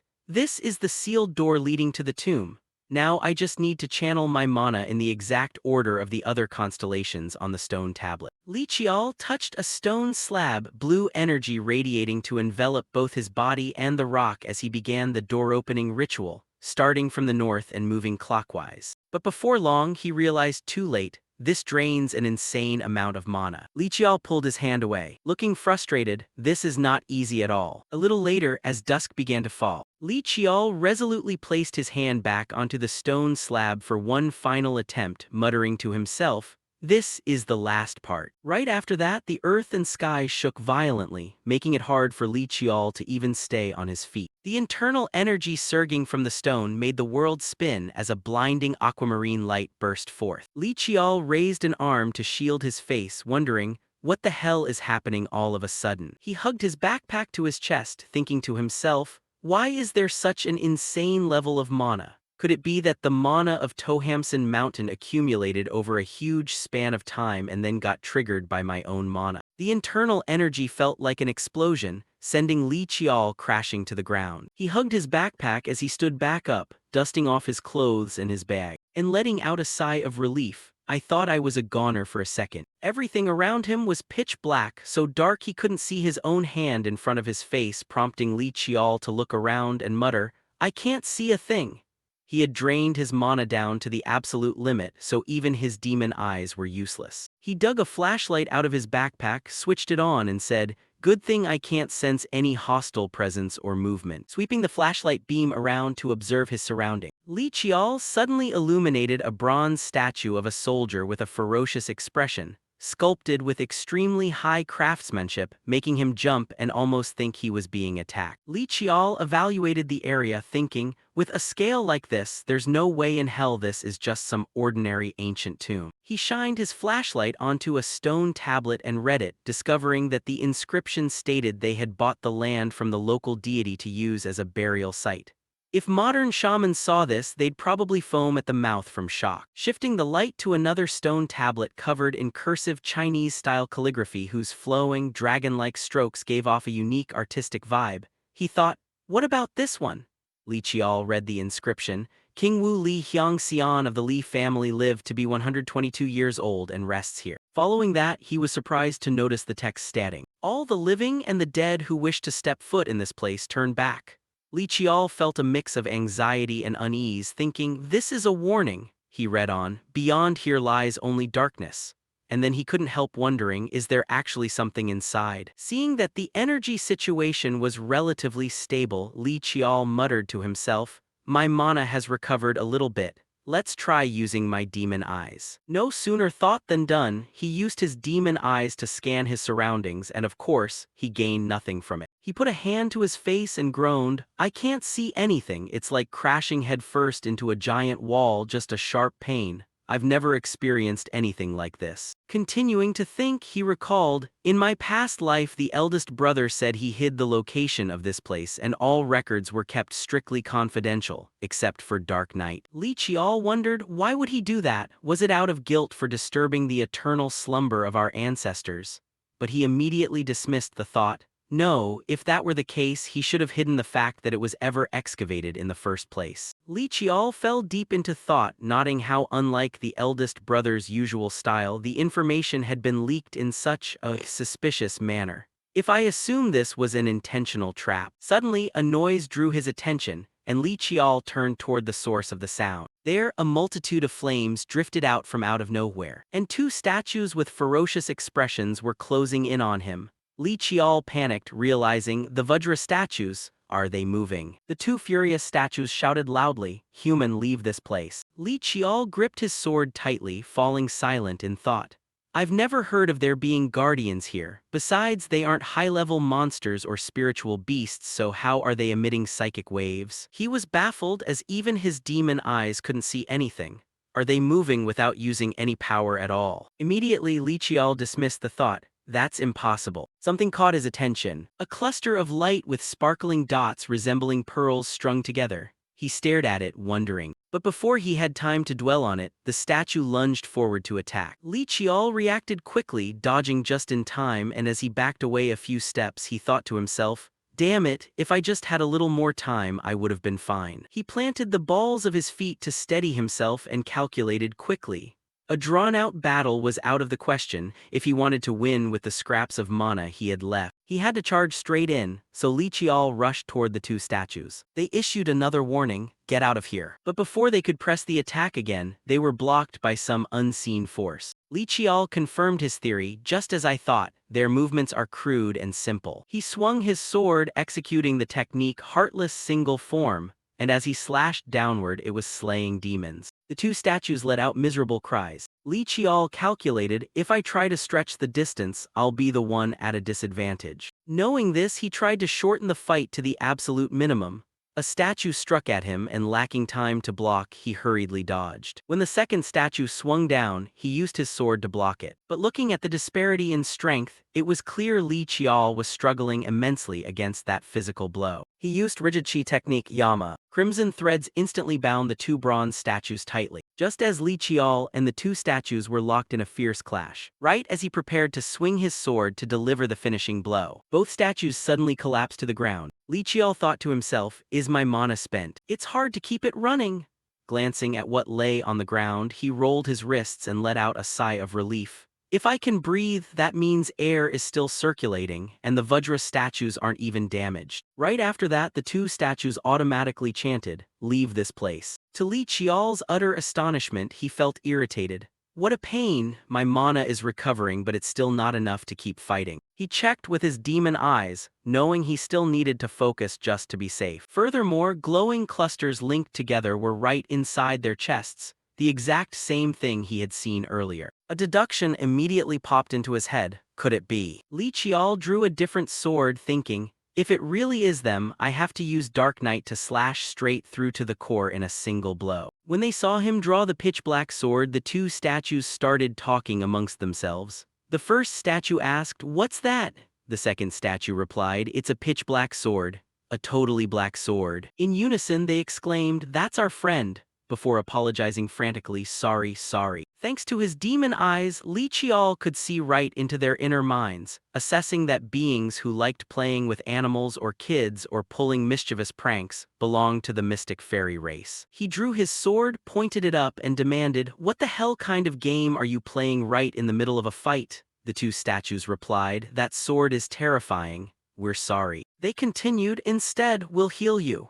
Immediately, they projected rays of light onto his body and Li Qiao felt his injuries healing rapidly. Li Qiao asked, "So why are you guys here?" They answered, "We don't know, we won't tell." He started threatening them. "I suddenly feel like swinging this thing around. Do you want to answer nicely or not?" they wailed, a scary human. Then the two statues began to explain, we made a pact, for 1,000 years, it's been over 1,000 years. Hearing this, Li Qiao found it strange since mystic beings were supposed to live in harmony with nature, yet he spoke up, it must have been tough since you've been guarding this place ever since then. Receiving his encouragement and comfort, the two statues touched him with their words of thanks. Thank you. As long as you aren't holding that sword, you're a good person. By the way, is that thing actually a sword? Li Qiao asked further, whose pact did you sign anyway? The person holding that black sword, should we say it? We can probably say it. Their hair and eyes were the same color, that's right. They agreed and said, the one we made a pact with is the person who went inside there. We were in so much pain, but that person said if we guarded this place, they would protect us too. The two statues pointed at a tightly sealed door nearby. Li Qiao asked, protect you from what? We said, the scary thing, the thing that can't die, terrifying, incredibly terrifying.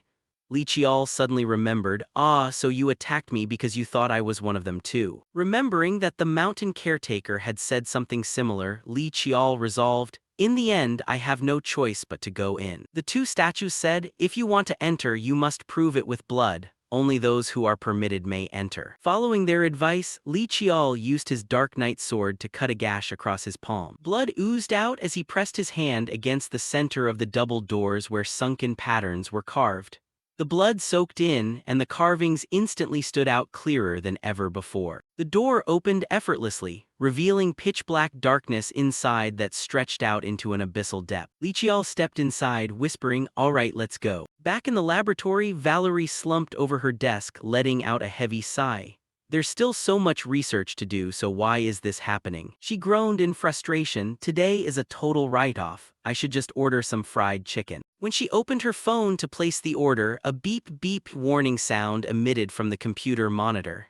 Valerie turned back to look. Is that the detector alarm? Glancing at the map on the screen, a red dot suddenly appeared at a central point in the city of Jeonju.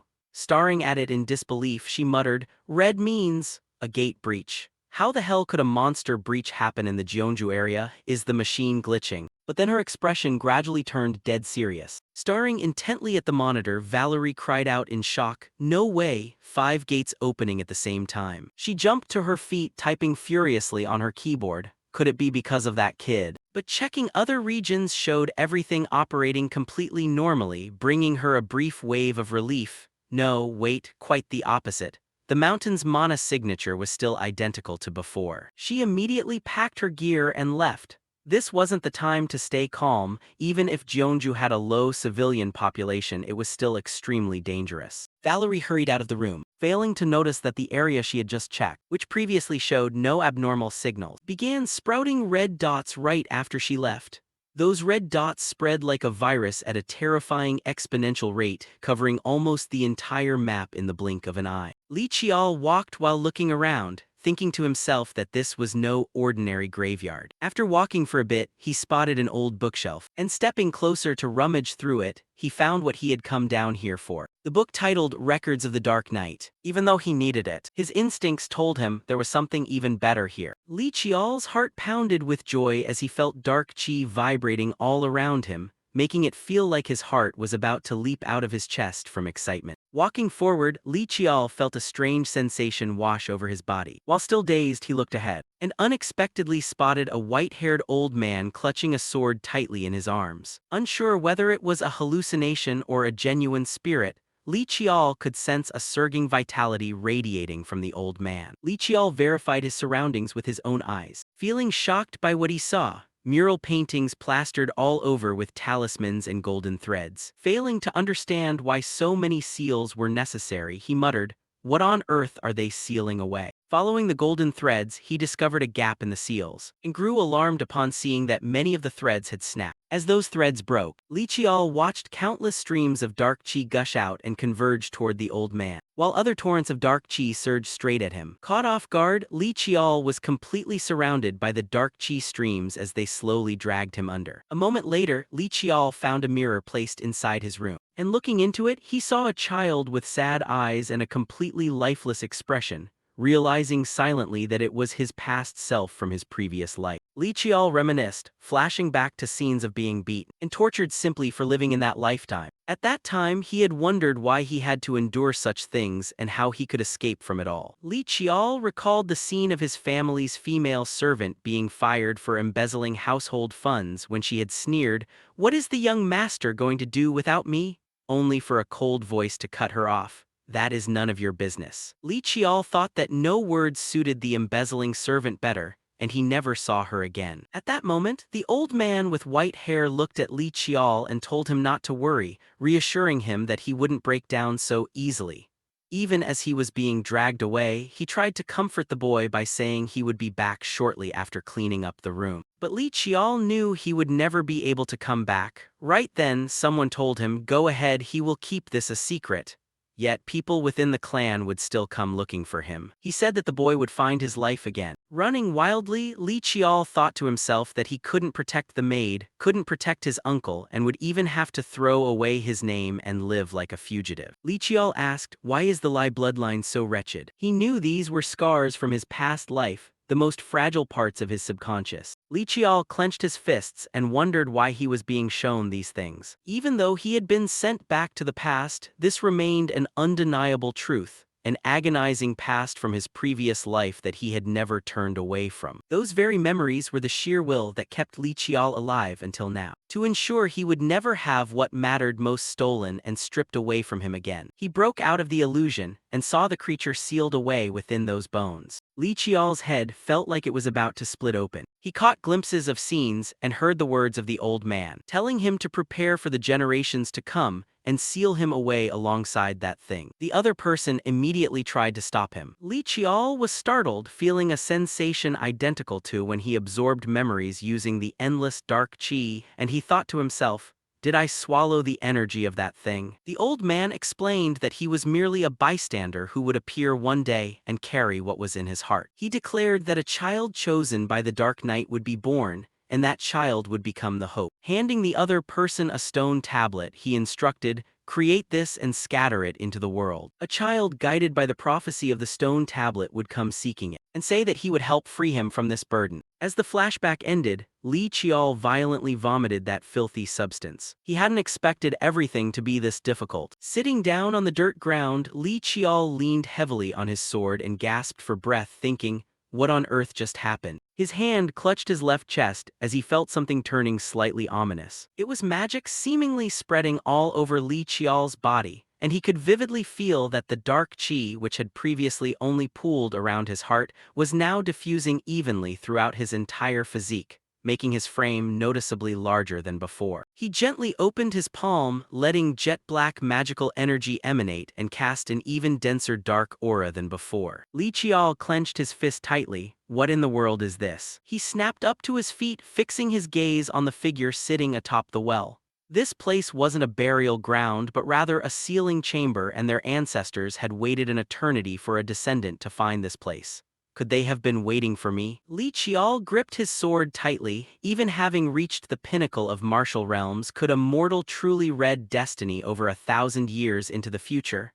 There was something. He slowly straightened his attire. But now, Li Qiao solemnly turned toward that senior predecessor and bowed respectfully, saying, "Please forgive this junior for the disrespectful delay in paying my respects." Raising his hands in a gesture of profound reverence, he added, "As a descendant of the Li family, I pay my deepest respects to my ancestor." Bowing low once more, Li Qiao continued, "Though it is far too late following the Immortals' arrangement, I have finally found this place. From now on, allow me to shoulder this burden." The predecessor did not utter a word, but his body slowly faded away, leaving behind only a single outer robe as he murmured, "May the 9 Abysses ancestor rest in peace." That robe drifted gently toward where he was kneeling. Catching it, Li Qiao smiled wryly and muttered, "It's almost like receiving a gift." "Very well, I gladly accept." Time lost all meaning in this pitch-black, deserted void as Li Qiao's footsteps echoed steadily, accompanied by a voice ringing out, "We're out, we actually did it.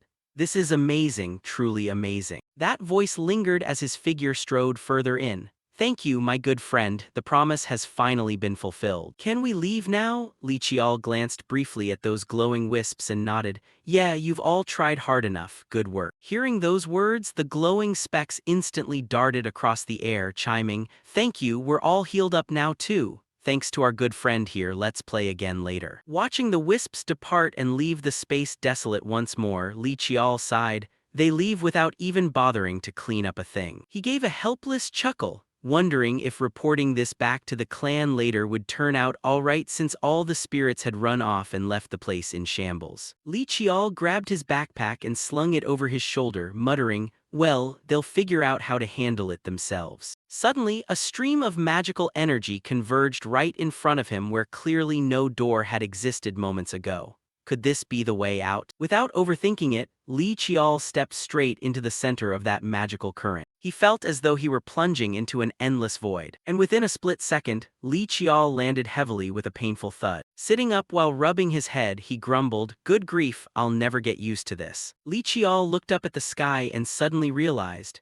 has it really already grown bright? Yet he froze, sensing an unnatural presence in the air. Because of this, Li Qiao drew his sword and dropped into a combat-ready stance. He took a slight step back, his boots crunching loudly against the tall grass. Formed in a circle around him were hooded figures with obscured faces. Trapped right in the center, Li Qiao gripped his sword with utmost vigilance, thinking, Who are these bastards? If it weren't for my intuition, I wouldn't have even noticed them. Suddenly, something hurtled toward him at breakneck speed, making him flinch. That projectile directly shattered a nearby boulder. With lightning-fast reflexes, Li Qiao leaped a good distance away to dodge the flying arrow. He heightened his guard even further and shouted, Who's there? What are you monsters? They acted like a pack of unhinged maniacs wearing eerie, pale expressions, screeching, Found it, the fragments. Piece by piece, peel off the mask, peel it off, peel it away. The chaotic noise momentarily silenced Li Qiao, sounding like a bizarre voice spoken by multiple people at once as he stammered,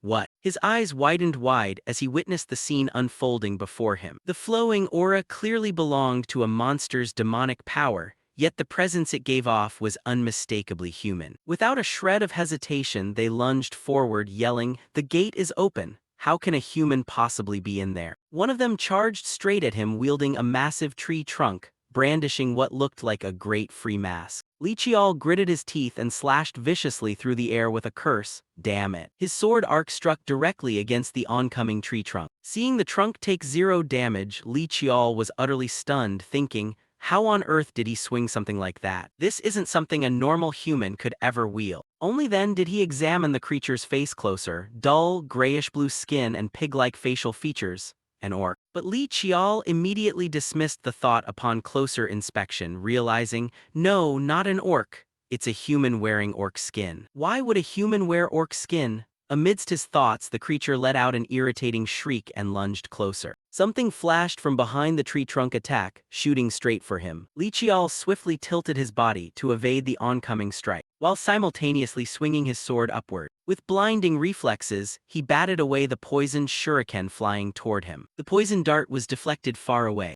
and he finally figured out how the bastard had launched it. Whatever kind of freaks these were, this place wasn't ideal for handling such large numbers. With that thought, Li Qiao poured his power straight into his sword, sending a violent shockwave through the surrounding space as he roared, Chi Art Ba Luo. Capitalizing on the chaos he had created, he zipped away from the spot at top speed. As he ran, Li Qiao thought to himself that he needed to change locations first. The sky still hadn't fully brightened, yet over the desolate mountain forest, where a figure wearing a white mask stood silently observing from atop a towering rock formation. With jet black hair and golden eyes, the figure spoke in a terrifying voice, descendant of Sungmu. I rushed here because the tomb gate opened, but what on earth was that thing? You damn bastard, how hateful. Oh, you souls who have attained true freedom, I will help you peel away that very last remaining mask. The mountain forest trembled as a grotesque sound echoed through the air. As the dawn began to break across the sparse woods, Li Qiao ran until he was completely out of breath, thinking, about 30 enemies. They're clearly human, yet they're wielding monster strength. It's impossible to tell whether humans turned into monsters or vice versa. Fortunately, they weren't moving in an organized fashion, and their patrol routes frequently crossed over one another. Although they wielded human weapons, their movements were clumsy like rookies who only knew how to rush in blindly. As for the rest of the information, I'll just capture one alive and find out myself. Currently in his hand was a shield, one of the rewards he received from sparring with the Sixth Sister, the masterpiece grade sacred shield Ansel.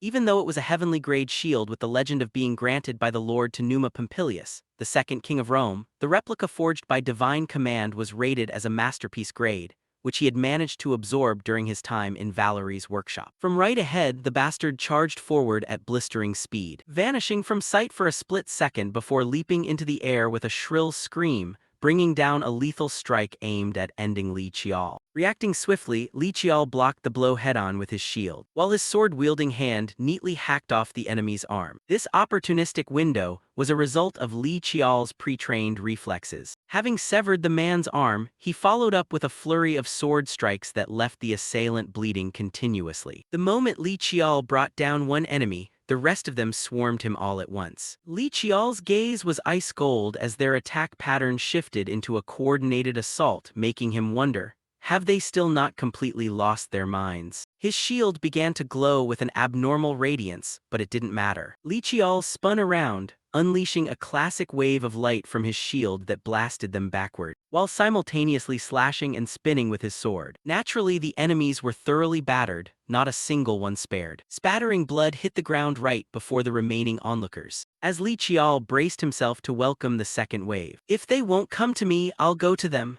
He bolted forward like a flash of lightning wrapped in surging green energy. A short while later, back in the same forest, Li Qiao had effortlessly bound 3 of them up, remarking, "I've snapped their arms and legs so there's no way they can pull any stunts now." He fell into deep thought as he observed them more closely. Their eyes were murky and clouded, and the aura emitting from them belonged to monsters.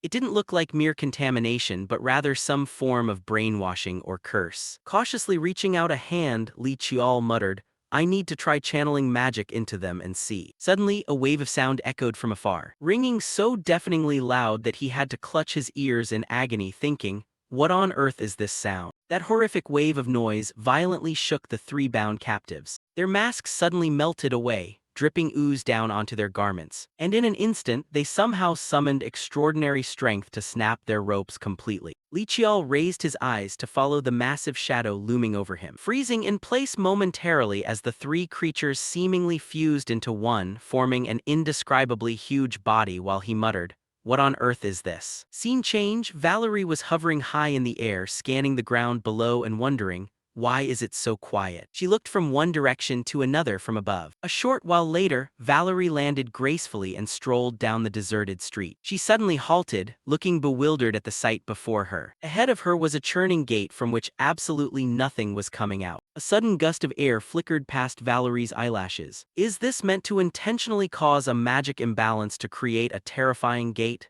There's a limit to being crazy. Looking around anxiously, she found it completely incomprehensible that a gate meant for terror would be this dead silent. Valerie stopped once more as she felt another strange sensation. Wait, what is this? Isn't this a regular gate? The pathway looks a lot like a teleportation magic circle, doesn't it? Valerie's expression darkened, her eyebrows knitted tightly in deep thought as she murmured, "Is this just a one-way passage across to here?" Right at that moment, another stream of aura grazed the top of her head, eliciting a sharp gasp of pain from her. Clutching her head with a dizzy expression, she muttered, "This isn't magic, it's beyond my comprehension. I can't completely decode it right now. I have to go check out other places." With that, she cautiously took flight, circling across the entire street. Passing through a certain area, Valerie spotted a crowd surrounding a magical gate and wondered, has the military already arrived? She ducked quietly behind a large wall, debating, should I just charge in and say I want to inspect the gate? But she quickly dismissed the idea, thinking, no, the fact that I'm in South Korea hasn't been made public yet, and Master told me not to reveal my identity either. So what on earth is that thing? Unable to linger for long, she turned back hurriedly, deciding she needed to head home and research it further first. A short while later, Valerie sprawled out exhaustedly on the sofa, thinking, now that the tension's gone and I'm relaxing, I'm suddenly starving. I really want some fried chicken. Her eyes were suddenly drawn to her computer screen, causing her to bounce right back up. Could there be another gate? Rushing back to her desk, she stared intently at the computer monitor. What in the world is this? This is the first time I've ever seen this mana frequency. What on earth are these things? The gates are red, the monsters are black, so why is this gray? Why is it showing unknown like this? Her fingers flew across the computer keys. There are a total of 31 mana frequencies that I don't recognize. Wait, could it be? Valerie's eyes suddenly lit up. It's these guys, they're either the ones who crossed through the gate or the ones who created it. And that very realization made her blurt out, that bastard Li Qiao clearly said he was going to Tohamson Mountain. The yellow dots indicate people who possess demon eyes. After scanning for a moment, Valerie's expression clearly revealed her intense anxiety. This is dangerous. Right now, Li Qiao was clashing with that giant monster, and it had even transformed into a beast. He observed the creature and began to quietly evaluate it. It looked somewhat like a lizardman, yet had slight differences. It clearly had the body of a monster, but the way its mana moved resembled a human. Its tail lashed out suddenly, delivering a terrifying strike that forced Li Qiao to quickly throw himself back to dodge. At first, it felt like he was trying to mimic a monster's fighting style, but now it felt as natural as if he had reclaimed his own original body. On top of that, it even fought just like a human. Yet there was some spell suppressing things right inside his body. Damn it, my mana is being suppressed. And even the hand holding my sword won't budge. An endless aura surged forward the moment he let his guard down, rushing in to strike him hard, sending Li Qiao flying from the impact and crashing straight into a nearby large tree. Even splintering parts of the trunk, Li Qiao panted heavily, damn it. Beneath his feet was a puddle of slime clinging tightly. When did that slime get there? Is my mana being drained? Could this be energy absorption? Li Qiao clicked his tongue and immediately kicked the disgusting mass away. What a pain. The monster stood still without any intention of attacking. It didn't charge in right away like before, its intelligence had definitely increased. If it won't come to me, I'll go to it. With that thought, Li Qiao's eyes suddenly glowed. Mana welled up as he charged forward like a god, executing his specialized rigid chi technique, Swift Wind, leaving a decisive sword arc flashing horizontally across its body. After landing the blow, Li Qiao smirked. I sliced straight into the core but before he could finish his thought, his eyes widened in utter shock. Not only was the monster completely fine, but it swung its massive tail straight at him. Li Qiao spotted the slash mark on its body. Has it already regenerated? The slime uses energy absorption, the lizardman regenerates, and the wailing of the wraith suppresses mana. Facing a situation like this that he had never heard of in either his past or present life made him grind his teeth in frustration. I don't give a damn about the amount of mana or whatever else. Li Qiao swept his arm out decisively and shouted at the top of his lungs, I'll cut down everything. Mystical blue energy condensed and was unleashed right toward it, a technique known as balling. The monster was left reeling and dizzy from taking the continuous barrage of energy. Right behind it, Li Qiao shot forward like a deity, a fierce killing intent flashing deep within his eyes. Let's see if you can regenerate once your head is separated from your neck. With that, Li Qiao slashed directly through the monster's neck, sending its head flying. The body dropped to the ground with a heavy thud, leaving Li Qiao momentarily frozen as he heard a strange sound. What is that noise? He spun around in a start with a pale face. Could there still be leftovers? Yet the sight before him left him even more dumbfounded as something suddenly burst into flames.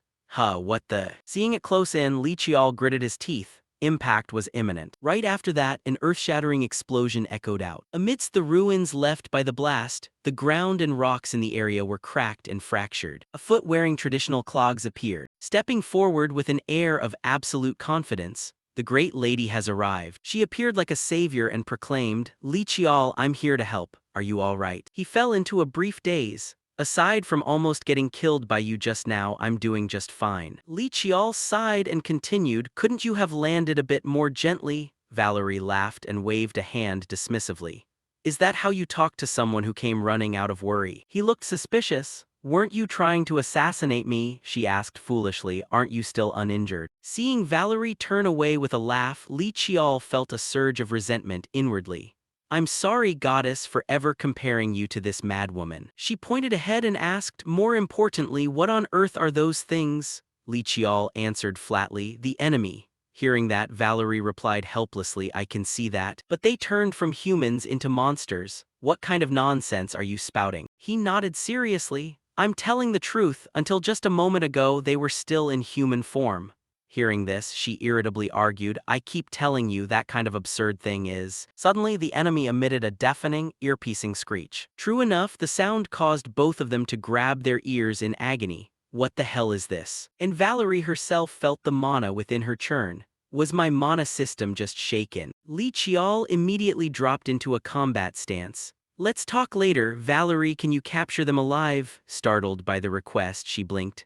I suppose so. The moment a sharp glint flashed in his eyes, he declared, I need to capture 2 of them alive. When I give the signal, make your move. Before Valerie could even process what was happening, wait, why are you? Li Qiao brushed it off and charged straight in. His hand gripped his sword tightly, channeling extraordinary energy. If it's an aura that can even grasp spiritual entities. Li Qiao executed the rigid chi technique, Yama, directly lashing out with crimson threads that wrapped tightly around the opponent's body. It's time, he whipped around and spoke up just as Valerie swiftly raised her magic wand. A magnificent formation burst forth right above its head. The 6th rank sealing magic 100-square array. Conjuring talismans with supreme confidence, she chanted, when it comes to dealing with evil spirits, incantations are always best. Obey the law as commanded. With those words, a terrifying, swirling torrent of energy continuously erupted from Valerie's hands. Right at that moment, Li Qiao used his own magic. Only the slime remained. Even if it has special abilities, a slime is still just a slime. Thinking this, he decisively swung his fist and punched hard into the mass of sludge right beneath his feet. Li Qiao's hand plunged through the muck, firmly grasping a blue gem, and decisively yanked it out of the vile sludge. Looking at it, he let out a brief breath of relief. Li Qiao handed it over to her and said, hold onto this for me. Valerie looked displeased. Why would you take this thing? He replied, because I might need Valerie to analyze it. She let out a sigh. I'll take your word for it for now, besides that there's something else. He replied, because I might need Valerie to analyze it. She let out a sigh. I'll take your word for it for now, besides that there's something else. After Valerie recounted everything, the sky outside had already grown completely bright. She asked, so spatial gates appeared in the center of Jeonju? That's right, artificial gates. Valerie turned serious. But they aren't normal gates, they're more like pathways. Li Qiao crossed his arms calmly. How is that any different from a teleportation array? She carefully and clearly explained, a teleportation array requires preparation at both point A and point B, much like 2 people reaching out to grasp each other's hands. But this time is different. It unilaterally teleports instantly from point A to point B. And what's more, it does so using a spatial gate rather than any other method. Valerie rubbed her chin with an extremely grave expression.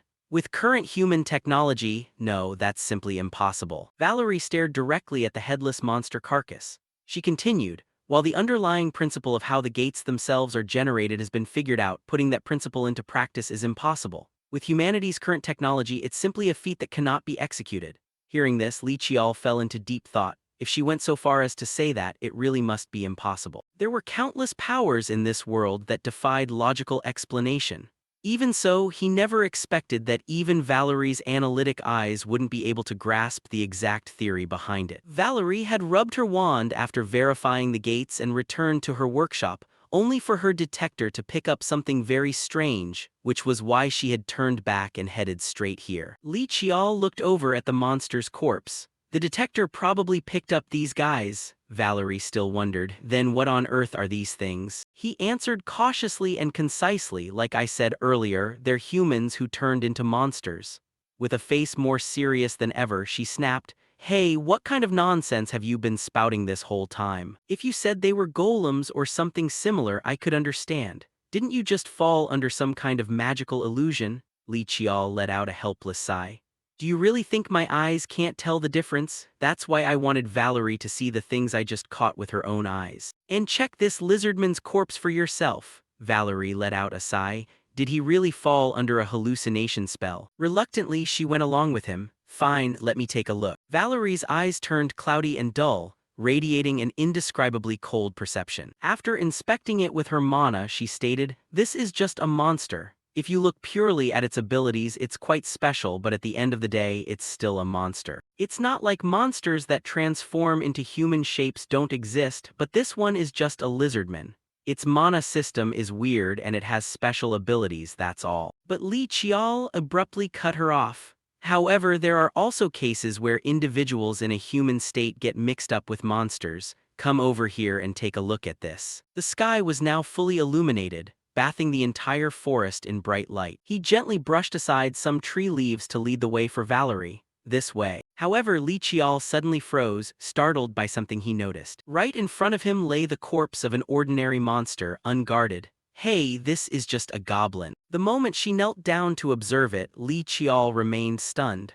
When I took it down, it clearly still had a human shape. As Valerie was casting her inspection spell, she suddenly discovered something, and looked down at the goblin's feet. Wait, why is this thing on a monster's feet? She herself recognized the footprint patterns from when it was still human. Along with the clothes it was wearing, visible traces showing it had once been a person. Valerie's brows furrowed instantly. Could it actually be true? She slowly stood up and said gravely, I'll need to investigate this further. I've collected enough samples, so I'll look into it on my own. Li Qiao asked once more, do you believe me now? She scratched her head awkwardly. Since these monsters are all bizarre anyway, the evidence is already sufficient. For now, it's best to incinerate all the corpses. Then she asked, have you taken care of all of them? He lowered his gaze and answered nonchalantly, yes, I handled all 30 of them.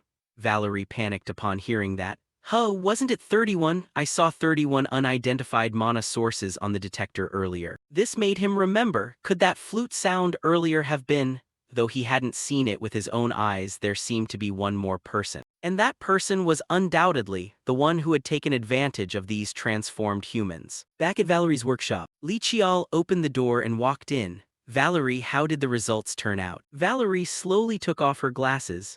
I couldn't find much. It's pretty much the same as what I saw with my demon eyes back then. After a brief silence, he called her name. She replied, what? He continued, you remember I won the game of 3Q and A, right? Startled, Valerie slammed her hand down on the desk. I remember, what about it? Li Qiao crossed his arms calmly. Didn't I say that when you lie, it's very easy to tell? Her face soured. You little brat. Valerie snapped, if you knew what I was like back in France, you wouldn't stand here arguing with me. Yeah, I know. Yet she stubbornly insisted, no, it's true, I used to be the famous Rose of the Magic University of Paris. This caused Li Qiao to pause. A rose, weren't you more like a madwoman? Urging her onward, he said, I get it, so stop beating around the bush and just spit it out. Valerie pressed her lips together, her entire body instantly trembling with agitation. Seeing her shake like that, Li Qiao understood. Things were about to get messy. Therefore, he decided to soothe her. How could someone of Valerie's caliber not find anything? No need to stall, I already know how brilliant Valerie is. Hearing that, she was taken aback. Li Qiao awkwardly continued, not only are you the master of analytic eyes, but you also helped me elevate my mana technique realm, and you even deciphered the secret of the stone tablet my ancestors hid. Surely only Valerie could read something like that. After rattling off a long praise, he realized, oh no, that sounded so long-winded it felt like reciting a school textbook passage. She probably isn't annoyed, right? Suddenly, Valerie propped herself up and stood. After his compliments, she crossed her arms with utter confidence. Well, obviously, there's no such thing as something I can't figure out. Seeing this, Li Qiao felt satisfied. Simple enough. Valerie turned serious again. Before I explain, I have a question to ask. Her expression involuntarily shifted. Those mutated freaks that attacked you this time, they were targeting you from the very beginning, weren't they? Li Qiao pondered for a moment. Probably, but since we couldn't communicate, I can't know for sure. But seeing her cut off mid-sentence, Valerie grew even more curious. What did you discover at the place with that stone tablet? Do you know what those people are after? He sat down beside the space she had just mentioned. Wait, were those people? With a calm demeanor, Li Qiao replied, I did gather a few things, but it's a bit hard to explain everything. I trust Valerie, but this matter is different. As you know, that stone tablet belongs to my family. I can't just casually disclose it to anyone. This caused her to fall silent in deep thought for quite a while. He couldn't help wondering slightly why she had asked such a thing. Valerie leaned back in her chair, Keep in mind that this is just my speculation. You can treat it like listening to a sci-fi novel. During the era of war, there was once a massive organization that took part in the Grand Conflict. That war, also known as the World War, began with a large-scale invasion of monsters. But as the war escalated, it stopped being a simple conflict between humans and beasts. Humans, demi-humans, and monsters, their interests and losses all converged in one place, turning the world into a sea of blood. In that blood-soaked era, obeying the call of the times, countless things that had been slumbering beneath the surface emerged into the light. 6 organizations stepped out into the world like that. They were bizarre and deeply mysterious, yet endlessly captivating. Each organization had a different location, form, and unique impact on the world. Because of that eerie commonality, people lumped them together and called them the Six Knights. Valerie sat cross-legged. They're organizations that are very hard to find in history books. Honestly, even that name is just something my master told me about. Even though people grouped them together, I heard they didn't consider each other to be of the same kind. Li Qiao asked. Are you saying the things I encountered belong to one of the organizations you just mentioned? She pressed her lips together and said, among them is an organization called Behemoth. The story I heard from my master sounds quite similar to the tale you told. Their ideology is actually very simple. Break away from rationality. Valerie rubbed her chin. Humans should live by the unconscious or instinct. Li Qiao clicked his tongue. Isn't that the thesis that scholars and thinkers of that era talked about? She nodded. If it stopped there, then yes, human form is ultimately just a mask, and by shedding that mask one can attain true freedom. And to achieve that freedom they reportedly operated in the guise of monsters. This caused him to let out a surprised huh. Valerie explained further, they believed that monsters acting purely on the unconscious were the truest form of living creatures. Hearing this, Li Qiao couldn't help wondering, does that mean they were already turning humans into monsters back then? If there was a precedent, why did Valerie say it was impossible? Addressing his question, she waved a hand dismissively. No, what my master said and what you're saying are different. They talked about people wearing masks or donning mock monster skin, not people actually turning into monsters. Valerie pulled out a cigarette and struck a match. Behemoth believed their ideology was absolutely right. They poured all their effort into spreading it and created a huge following. It was an organization powerful enough to wage war against entire nations. It's still unclear whether those culprits were Behemoth, but some organization definitely targeted you and caused this incident. Hearing that, Li Qiao remained calm. Yes, I know. The cigarette in her hand flared with wisps of white smoke. So what? Valerie asked, what do you plan to do next? To be honest, I'm a bit worried. Retaining his composure, he stated his strategy in a resolute tone. I'll continue my training journey just like before. If I were going to run back to my family just because of an undefined danger, I wouldn't have stepped outside in the first place. Hearing this, Valerie let out an involuntary sigh while the corners of her lips curved into a satisfied smile. Her attitude was calmer than ever. Yeah, I knew you'd say that. Back in his room, Li Qiao examined the cloak hanging on his wardrobe. Looking closely, the garment didn't resemble ordinary clothing in the slightest. He gently rubbed the fabric of the cloak and thought deeply. As expected, this isn't from the temple, and from the very beginning it wasn't made of ordinary cloth. The moment I first put it on, I felt. Accordingly, Li Qiao cautiously put on the cloak, neatly slipping his arms through the sleeve, and wore it over his body. Li Qiao felt extremely comfortable. As expected, the size adjusted automatically. He walked over to the mirror and observed, this isn't bad at all. The elasticity is great, so moving around is super comfortable. Right at that moment, the door suddenly swung open. Valerie barged in from outside, waving cheerfully as she said, let's order some fried chicken for tonight. The moment she spoke was also when she noticed him checking himself out in the mirror. She caught the look in his eyes, and the atmosphere instantly fell into silence. Valerie then burst into a hearty laugh, saying, well, typical for that age, staring in the mirror and spinning around.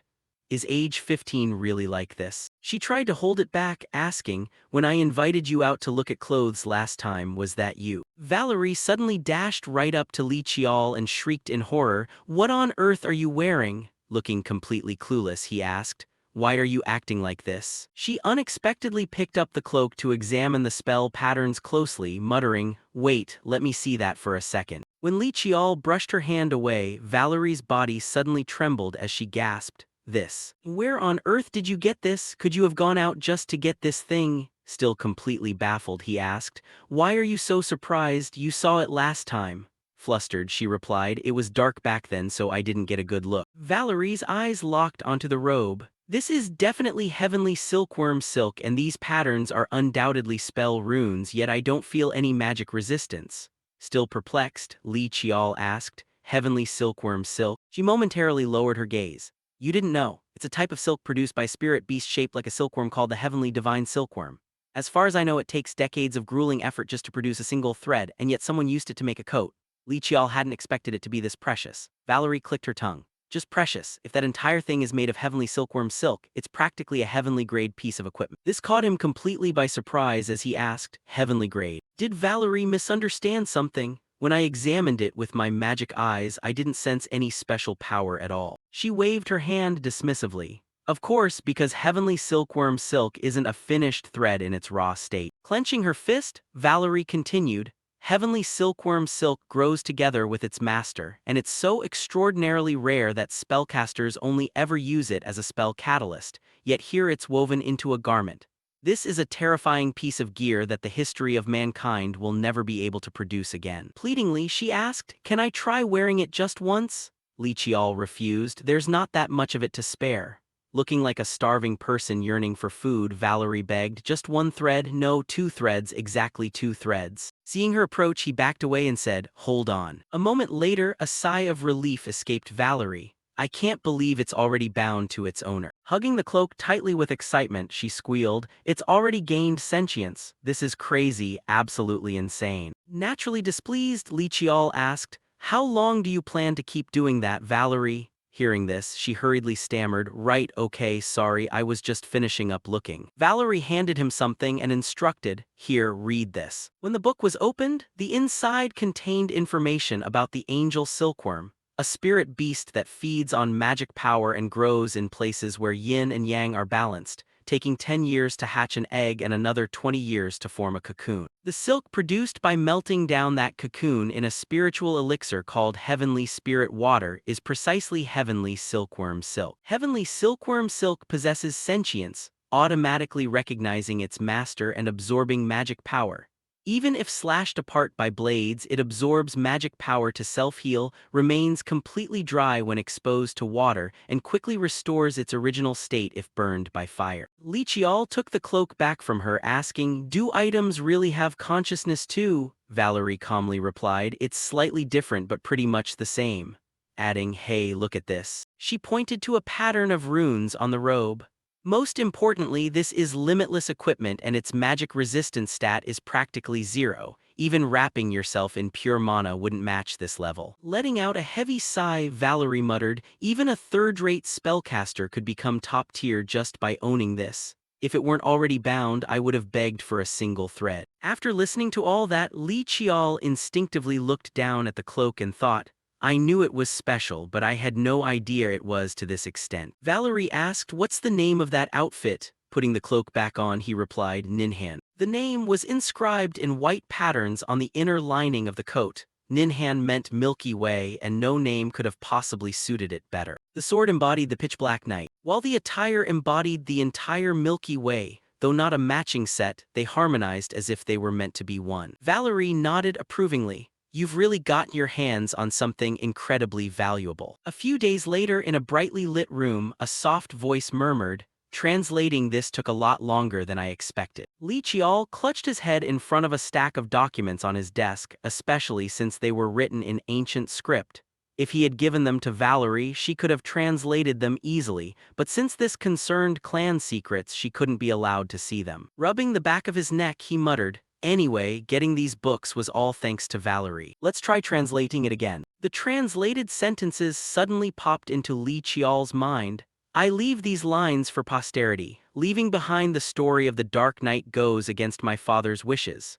This made him ponder, was this written by the second ancestor Li Xiangxian? The book recorded, I cannot guarantee whether this record will be safely passed down to future generations. If someone were to do so, it would be. Reading this, Li Qiao pulled out another bamboo scroll. The rest of the contents were completely intact. Why are only these parts? Except for a few specific words, none of the text is blurred. Did someone intentionally erase them? Did someone raid the tomb even before I did? No, that's impossible, because there were no traces left behind in the ancestor's tomb. A deep, unreadable contemplation settled on his face, especially since the ancestor had written as if anticipating this very thing. The contents written as notes might not survive. Rubbing his chin, Li Qiao continued thinking, the explanations regarding the sword's seals aren't as extensive as I thought, only reaching the level that the eldest brother discovered and made public. Was this written by ancestor Li Xiangxian? No wonder it only records up to seal. Reaching this thought, Li Qiao let out a sigh. Turns out the eldest brother didn't intentionally hide anything after all. Li Qiao's fingers gently brushed across the bamboo book. As he instinctively muttered aloud, the Dark Knight is a sword forged by the gods to sever down to this point. Stunned into silence, Li Qiao thought, did I misread that? A sword forged by the gods. Right at that moment his phone vibrated. What the hell is this? He quickly pulled it out. The name displaying the incoming message startled Li Qiao slightly. Jinsu Jiang, out of nowhere. A text message popped up on the screen. An issue has come up. I'd like to meet with you for a moment. By this time, he had already packed his belongings and started preparing for a new journey, sending a note of gratitude to Valerie. Thanks for everything lately. Smugly puffing out her chest, she replied, of course, researching the magic eyes, deciphering the stone tablet, and even the stuff about the outfit. That was all thanks to me telling you, you know. Watching her act like this, he frowned and thought to himself, here she goes again. Then he sighed, I'll introduce you to some people later. This offer made her slightly curious. Introduce who? He continued. One of them is my aunt. Well, I think the two of you would get along great. Having said that, he turned around to leave, bidding farewell. Well then, I'm heading out. Just as he was about to leave, she immediately called out, wait. Shyly pulling out a gemstone, she offered, take this. It's not like it's anything amazing. Well, actually, it is pretty amazing. It's a stone I poured my heart into making, embedding a spell praying for peace. I'm not sure how effective it is, it's just a simple warding talisman. Accepting the stone, he smiled and replied, thanks, I always end up receiving things from Valerie. Shaking her head in denial, she protested, no, actually I didn't even manage to. Before she could finish her sentence, he interrupted, what, Valerie too, are you hiding something from me? Looking away shyly, she shook her head and muttered, ah, it's nothing. She thought to herself, I can't possibly tell him. In my thesis on Li Qiao's magic eyes, I named them Ultimate Superhero and Magical Evil Eye True Sight.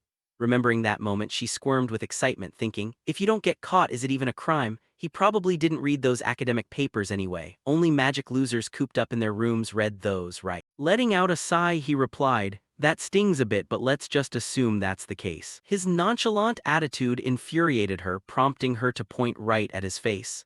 I already told you I'm not hiding anything. What do you mean, assume that's the case? She quickly steered the conversation back to the main point. More importantly, what are you planning to do now? He answered, I probably need to head back to Seoul for a bit. Hearing this, she held out her hand and offered, all right then, see you next time. He smiled warmly and shook her hand, saying, thanks again for everything. Scene changed to the outskirts of Seoul. The moment they met, Jinsu Jiang greeted him with a weary expression. Long time no see, young master. Hiro scanned Jinsu Jiang with a probing gaze and asked, you don't look so good, do you? Jinsu Jiang replied, it's just due to a bit too much work. Gesturing toward the interior of the office, he said, please, this way. Looking slightly embarrassed, he added, I'm a bit ashamed to let you see this state, but everything is gradually getting on track. Observing around, Li Qiao thought to himself, it's a bit small for an office. I thought the investment capital was enough. But the employees' expressions look really good. Noticing him standing in deep contemplative observation, Jinsu Jiang turned back and asked,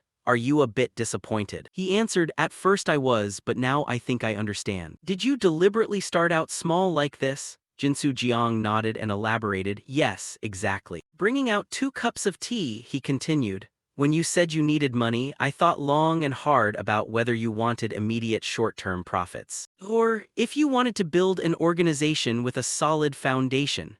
That's why I recruited people who have knowledge and talent but lack practical combat experience. I plan to nurture them step by step so they can handle major business deals later. We haven't achieved anything massive yet, but we're growing slowly and steadily. Observing him, Li Qiao thought to himself, Even though I handed him a huge sum of money, it looks like he chose to reinforce the foundation. And that's precisely what I wanted.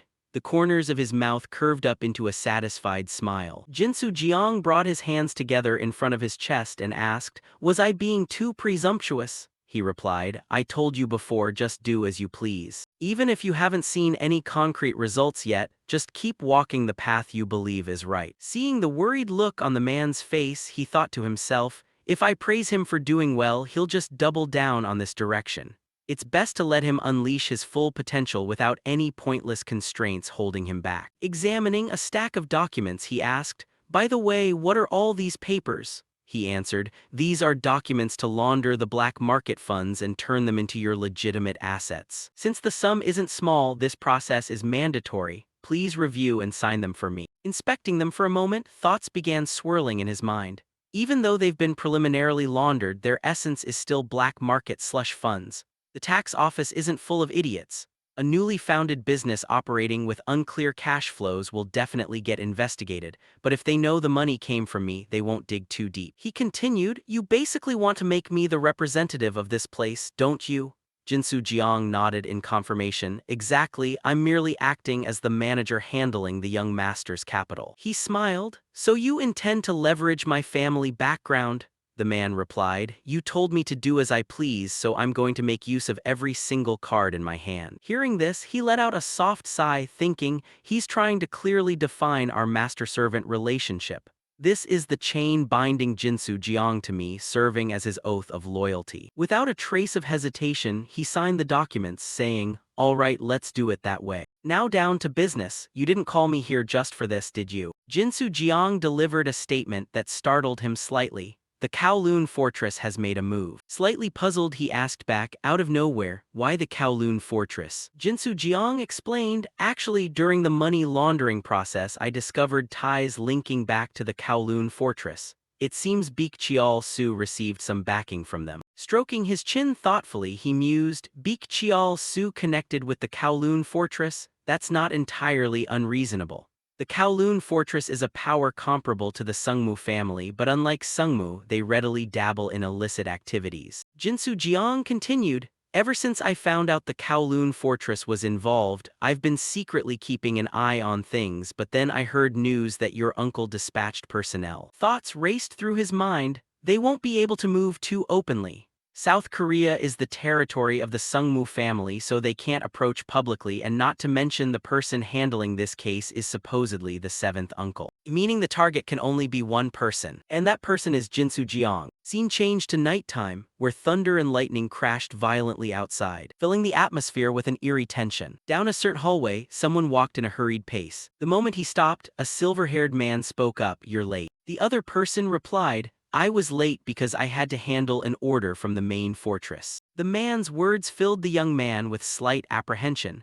"I know full well that the main fortress never issued any official orders." The young man answered, "It was a commission from the elders." The man continued, "That brat who used to survive by scavenging through trash heaps has really grown up now, wanting to wield a sword when you can barely even live by one." Responding boldly, he said, "Precisely because I used to scavenge trash, I'm curious to see what's on top of it." The man scoffed, "Just like that, you've started playing politics along with those old folks. Your glib tongue is way better than your swordsmanship now." He tossed a letter straight at the young man, who caught it and began examining it. Explaining the move, the man said, "Anyway, as your master, I should help foster my disciples' ambitions. This is a commission from the main fortress. It seems the Elder Council messed something up big time. Unfortunately, it got entangled with the Sungmu family, so they want to grasp the situation. Looks like that punk in charge of this needs a blade to boss around. Want to take a trip over?" Pondering for a few seconds, the young man cupped his hands in a bow and said, "This incompetent disciple, Jang Han, deeply thanks Master for your concern." Gazing at the teacup in his hand, the elder warned, "Be careful.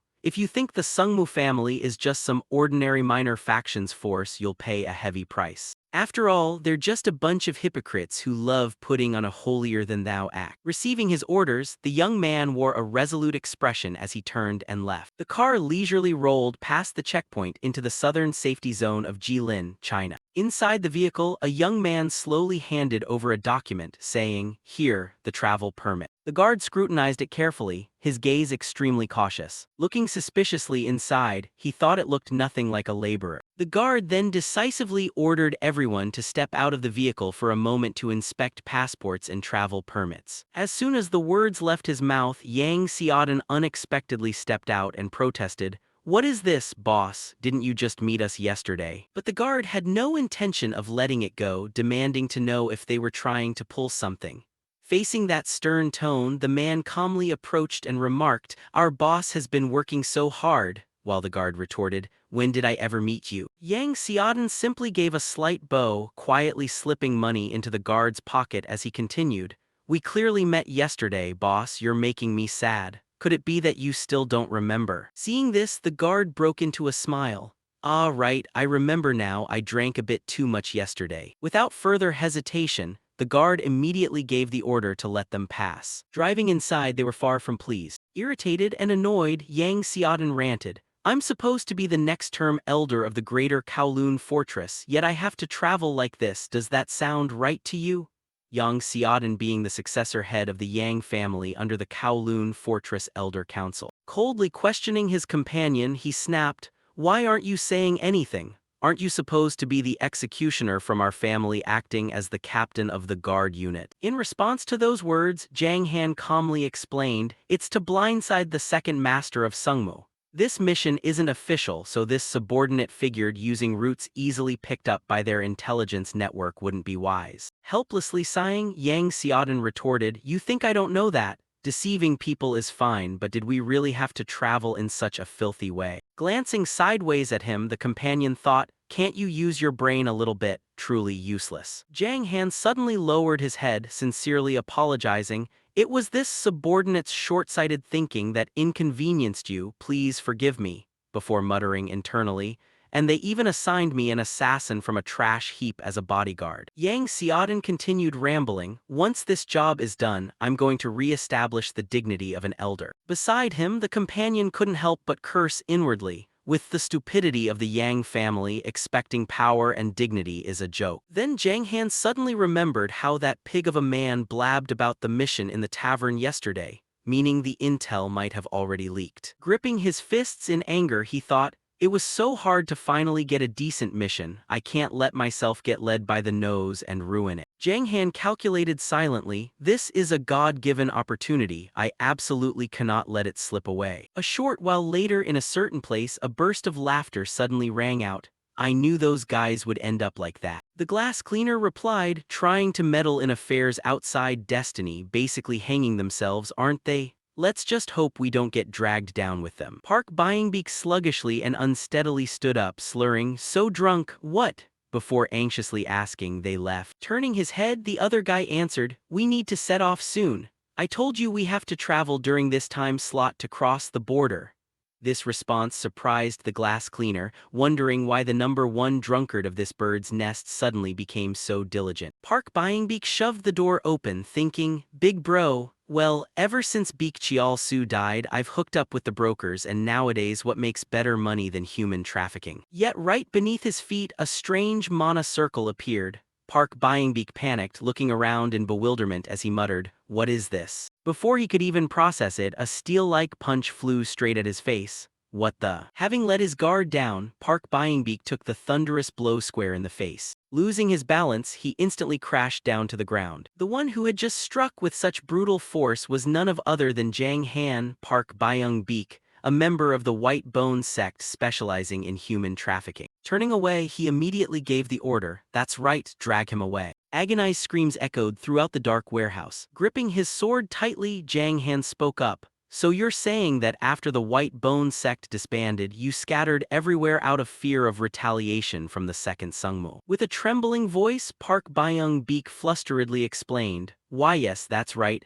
Young Master Lee Yi-hak is the seventh member of the second Sungmu." However, he coldly cut him off, "We already covered that. If you plan on stalling any longer, I'll chop off your other hand." Stammering, the man uttered every sincere word, "Yes, I'll confess everything I know." Right after saying that, Park Byung-beek cried out in agony, "He manages both the dark funds and all the other financial accounts." Without a shred of courtesy, Jang Han coldly stomped down hard on him. "Who is that person? Captain Jiang, it's Captain Jinsu Jiang. Park Byung-beek desperately begged for mercy. I really don't know anything else now, please spare my life. Hearing this, he lifted his foot, thinking to himself, this is the third time that name has come up and it's the same name written on the mission order. That means as long as I find this person, the mission is basically over. Thinking he had been spared, the man stammered as he raised his head, please spare me now. But unexpectedly, Jang Han decisively finished off Park Byung-beek. Glancing down at the head on the ground, he muttered, killed just like a bug. Right at that moment, Yang Seo-dan quietly approached from behind.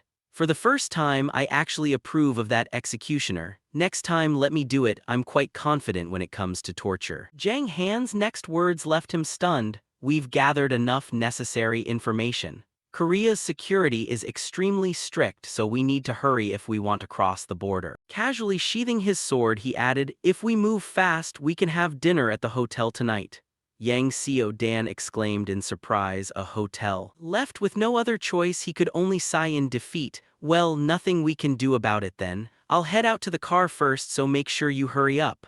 The moment he received the order, Jang Han replied, understood. On the other side, Lee Chial gently flipped through the files, thinking, sure enough, the person Baek Chial Su hooked up with belongs to the Elders' Council faction. Jinsu Jiang, sitting across from him, continued handing over another stack of documents. Yes, it seems they are providing moderate support while observing the situation. Hearing this, Lee Chial remarked, if it were major support, the family would have noticed from the very beginning. Suddenly, Lee Chial recalled that the Nine Dragons Fortress still had too many shortcomings to be considered a unified force.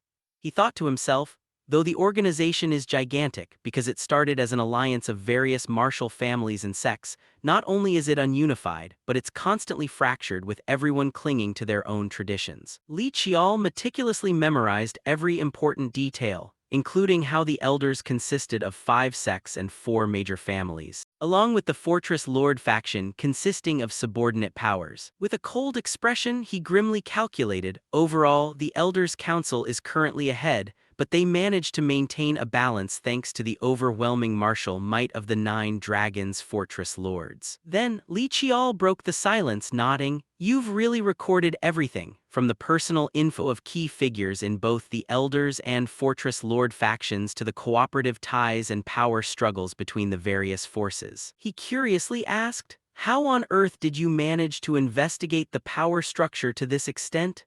Jinsu Jiang honestly replied, I happen to know an information broker from the Swallow organization, so I bought the intelligence from them. Li Chial calculated quietly, being able to sell this level of intelligence means the merchant belongs to this side of the underworld and the only merchants holding this kind of high-tier info. Could it be the Black Crow Society? He smiled faintly. You figured it out right away, my lord. Pondering slowly over those words, Li Chial thought, the Black Crow Society, an organization with influence spanning all across East Asia, an intelligence broker renowned for reliability and espionage networks. If it's information from the Black Crow Society, it can be trusted. However, Jinsu Jiang unexpectedly brought up the next topic. As for the individual from the 9 Dragons Fortress handling this mission, Li Chial looked over in surprise. Yang Seo-dan, that idiot whose only redeeming quality is politics, is he the one who came here? Resting his chin on his hand, he figured, he probably caused all sorts of trouble and got sidelined by the Fortress Lords faction, so they must have sent him here to pick up some easy achievements. Seeing that expression, Jinsu Jiang awkwardly explained, it seems he's been going around bragging to everyone that he's personally coming to Korea to handle the mission, and he's scheduled to illegally enter the country sometime this week.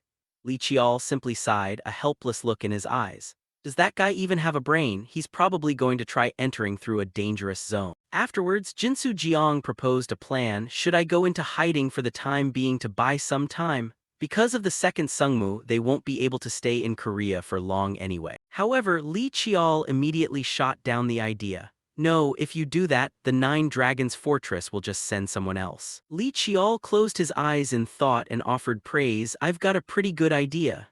Jinsu Jiang blankly asked, what kind of idea? He expressed, just me alone won't cut it, I'll need to borrow a bit of your clout.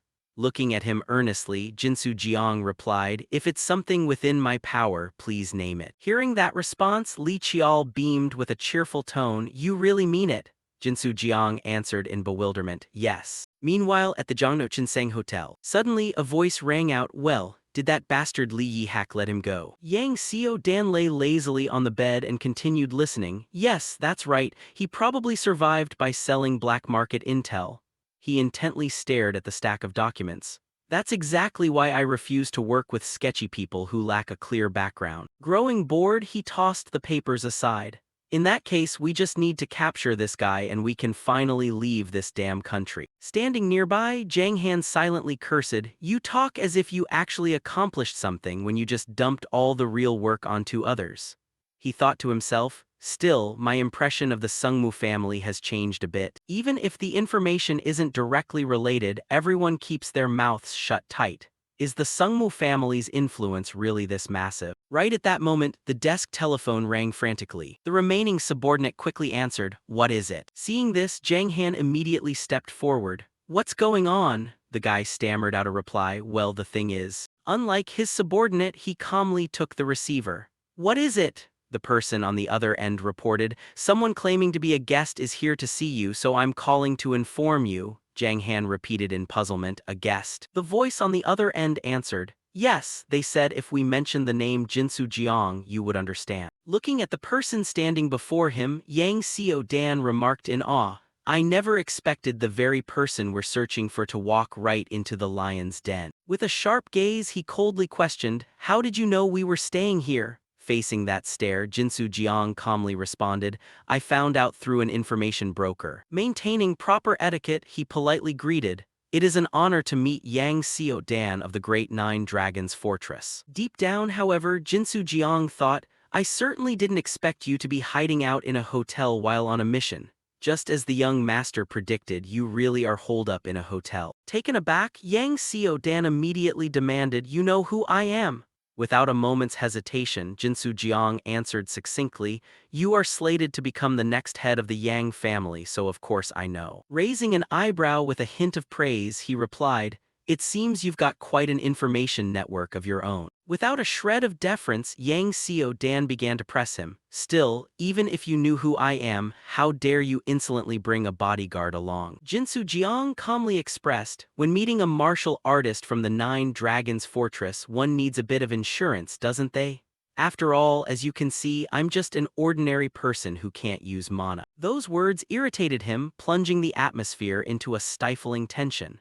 Just a crafty merchant from a petty nation getting this arrogant? Well, since you've delivered yourself right to my doorstep, follow me back to the Nine Dragons Fortress immediately. Refusing to show any respect, Yang Xiao Dan stood up. You'll have to explain what happened at the black market. I'm tired, let's end it here. Despite the threat, Jinsu Jiang simply remained silent. Breaking the stillness, he frankly challenged, I'm afraid that won't do. Struck right where it hurt, Yang Xiao Dan blankly asked, what? But Jinsu Jiang only gave a slight bow. My sincere apologies, but I have no reason to follow you. Losing his last shred of patience, he raged, insolent fool, do you think I came here to negotiate with you? This isn't an invitation, it's an order. Confronted with that attitude, he coldly replied, I didn't come here to negotiate either. I came here strictly for a business transaction. Yang Xiao Dan slammed the table in anger. I am the next generation elder of the Nine Dragons Fortress. Do you honestly think scum like you has the right to trade with me? Jinsu Jiang gently placed a hand over his chest and assured, I am well aware of why you came to Korea. The Nine Dragons Fortress has no valid reason to deliberately target me anyway. Doing this surely won't bring any harm to you, Yang Xiao Dan. Yet unable to accept it, he snapped, shut your trap. If you won't go willingly, I'll just drag your carcass along myself. With an authoritative tone, Yang Xiao Dan commanded, hey, swordsman. From the back, Zhang Han gave a slight nod. Yes. Pointing decisively at the man standing beside Jinsu Jiang, he ordered, first, kill that guy. The moment the words left his mouth, a blade lunged forward, tearing through the air. Reacting with lightning speed, Li Qiao nimbly parried the attack. Hidden behind his mask, his eyes couldn't hide his shock. Fast. Taking advantage of the chaos, Yang Xiao Dan made his move to retreat, yelling, who gave you permission to swing your sword so recklessly, you stupid swordsman? Grasping his sword, Li Qiao thought to himself, things are getting troublesome. Yang Xiao-dan is arrogant and stupid. I thought it would be easy to manipulate him just by saying a few sweet words. He blankly wondered to himself, I never expected him to be even more pathetic than imagined. Before my regression, I clearly remember his political acumen being widely recognized. Filled with skepticism, Li Qiao's gaze narrowed as he evaluated. More importantly, who on earth is this guy? Calmly observing Zhang Han, he noted, at most, he's around 17 to 19 years old, yet he radiates the scent of iron, gunpowder, and blood. Li Qiao gripped his sword tighter. That's an aura I've never encountered before. Sword pressure naturally forged through countless real combat battles. He's strong. Witnessing that strength, Zhang Han inwardly marveled. I intended to slice his head off in a single stroke, but he sensed that exact moment and reacted. He's strong. Beneath his mask, his voice was going through puberty. He could feel it himself. The opponent was definitely no older than him. Suddenly, Zhang Han muttered to himself, 10 steps. If I let him get any closer than that distance, I'm not confident I can control the situation. But this room is so cramped, the distance is already less than 10 steps. Shaking off his panic, he comforted himself, it's fine. Without a word of warning, Zhang Han suddenly lunged toward Li Qiao. I just need to complete my mission like I always do. Rushing forward swiftly like a bolt of black lightning. Despite the blade closing in, Li Qiao remained deep in thought. He's coming, the heart, the head. As he hurriedly blocked the strike, he realized, if I use my Demon Man skills, my identity will be exposed. I have to rely entirely on my sixth sense. The deafening sound of a collision reverberated throughout the room. The two began testing each other's swordsmanship as the sound of clashing blades rang out continuously. In a split second, Li Qiao nimbly evaded Zhang Han's sword arc. This isn't orthodox martial arts. The opponent is aiming strictly for my vital weak points, weaknesses where a single hit would result in severe injury. He silently analyzed his opponent. If it's an assassin's martial arts, naturally they hold the advantage in many aspects. While thinking, Li Qiao circulated his mana. Still, if that's all. Mysterious blue mana wrapped around his blade, then I'm guaranteed to win. Rigid chi technique, swift win. Seeing this, Zhang Han scrambled to block the incoming technique with his sword. However, Li Qiao quickly followed up with another strike. Zhang Han struggled to hold his ground, moving at angles his body could barely endure.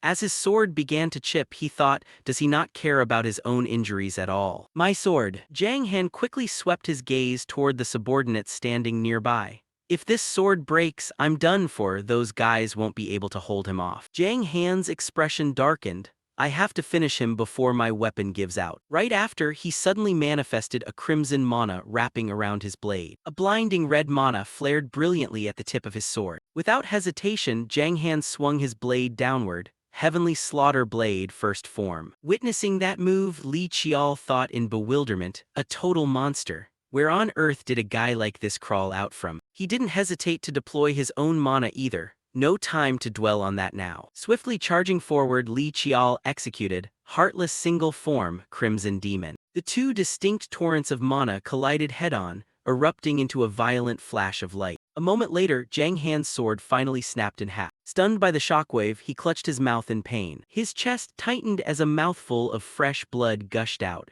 I lost. Remembering the stench of that garbage dump, this was a sword I've swung tens of thousands of times. Glancing up at Li Qiao with a bitter look, he thought, and yet, I still couldn't reach him. However, Li Qiao suddenly broke the silence, asking, what is your name? Summoning what was left of his willpower, Zhang Han panted out a response, Zhang Han. A moment later, Yang Xiao-dan finally stepped out, demanding, what on earth is? Retreating in panic, he thought to himself, I thought he was just some small-time assassin, so how the hell is that brat so insanely strong? While Yang Xiao-dan was lost in thought, the sound of clapping echoed out.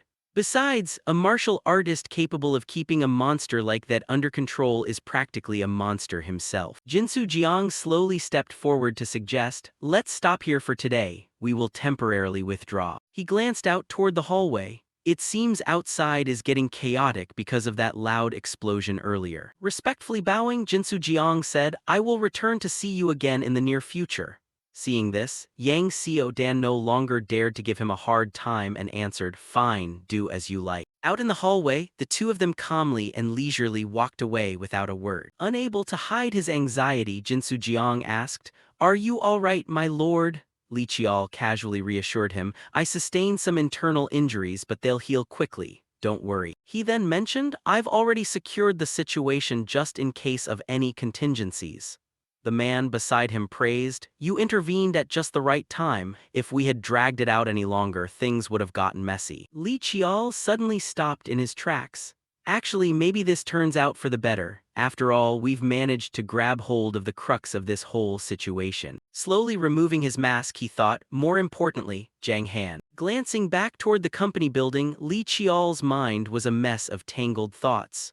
I figured I'd cross paths with him eventually, but I never expected it to be now. Memories gradually resurfaced. Zhang Han, the heavenly slaughter blade born in a garbage dump, raised to be an assassin, whose proven prowess eventually caught the eye of the Nine Dragons Fortress Lord. Etched deeply into his memory, that figure was unforgettable.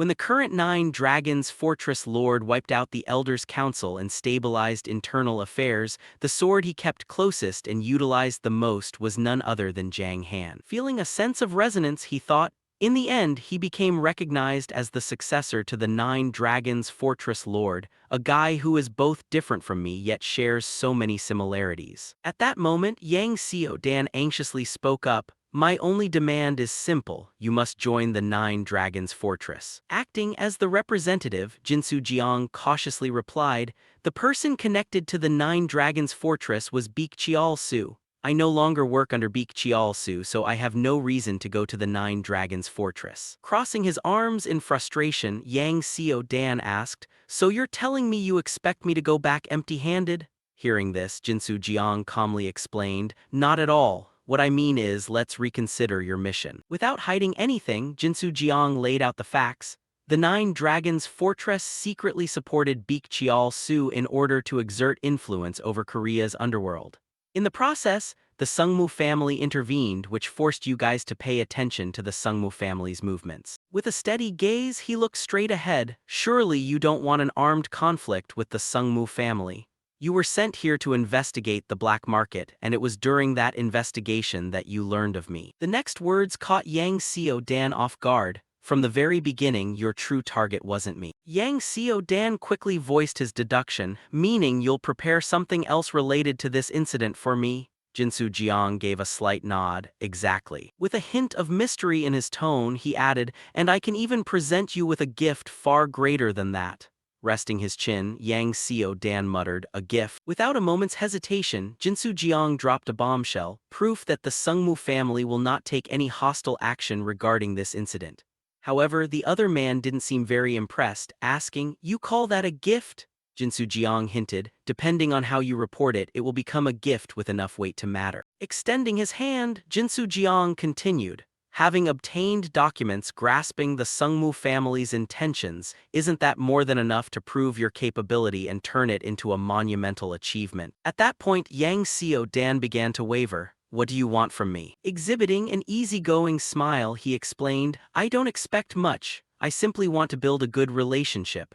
After all, you're going to become an elder of the Nine Dragons Fortress. Hearing that answer, he burst into loud laughter. Impressive, I never expected a guy like you to exist in such a tiny country. Afterward, Yang Xiao Dan waved his hand to dismiss his subordinates. In that case, we need to have a more private chat. All of you, get out. The sound of a latch clicking echoed as the door closed shut. Li Qiao asked in puzzlement, what's this about? With a changed expression, Zhang Han stammered out a request, can I speak with you for a moment? Faced with that persuasive tone, he accepted, very well. In another room, Zhang Han honestly expressed, can you tell me your name? Li Qiao shoved his hands into his pockets and coldly responded, why ask? His face tightening, Zhang Han frowned, to confirm whether you're the person I suspect you are. I'll stake my life on the line that I won't tell a single soul. As soon as the words left his mouth, he coldly removed his mask. Li Qiao stated seriously, I am Li Qiao of the Sungmu family. Yet Zhang Han showed no surprise, calmly holding his mask.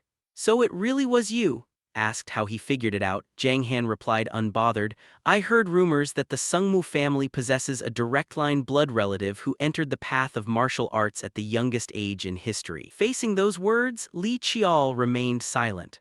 Frowning slightly, Jiang Han added, and if it weren't for someone like that you wouldn't have been able to block my sword, especially since you clearly look younger than me. Suddenly he spoke up, you're strong. This is my first time encountering an opponent like you. Inwardly, he replayed every detail of the technique, the slaughter sword.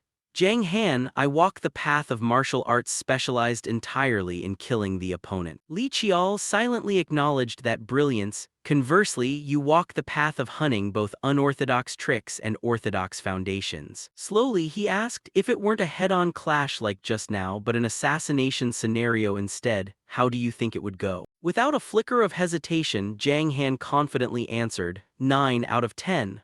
I'd succeed with a 90% success rate. Bluntly voicing his thoughts, he added, though I'm sure both of us are hiding a few things. Crossing his arms, Jiang Han added leisurely, the rate I just gave was calculated purely based on what you've shown so far. Realizing his cover was blown, Li Qiao could only let out a helpless sigh. Looking closely at him, Jiang Han asked, you figured it out? If I hadn't realized it, I'd be a complete idiot. Right after, Jiang Han abruptly dropped a hint, next year a massive tournament will be held in Germany. Let's meet there. In contrast, he nonchalantly replied, if I'm free, I'll go. Eyebrows twitching, Jiang Han quietly muttered, the Sungmu family truly impossible to like. Hearing that, Li Qiao quickly chimed in, tell me about it, I don't care much for the Nine Dragons Fortress either. Jiang Han declared with resolute certainty, next time we fight I'll show you everything I've been hiding.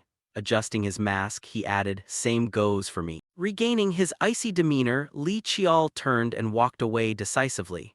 Just make sure you don't drag that idiot along with you next time. Just like that, a short while passed as Jinsu Jiang let out a quiet sigh, drenched in exhaustion. Taking it all in, Li Qiao couldn't help teasing, that was a close one, you and Yang Xiaodan seemed to hit it off pretty well.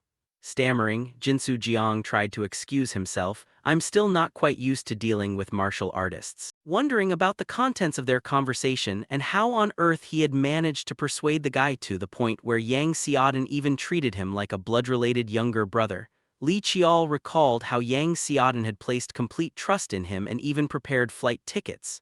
You really are slick. Jinsu Jiang's expression suddenly brightened. If you've survived the South Korean corporate rat race, it's not that hard.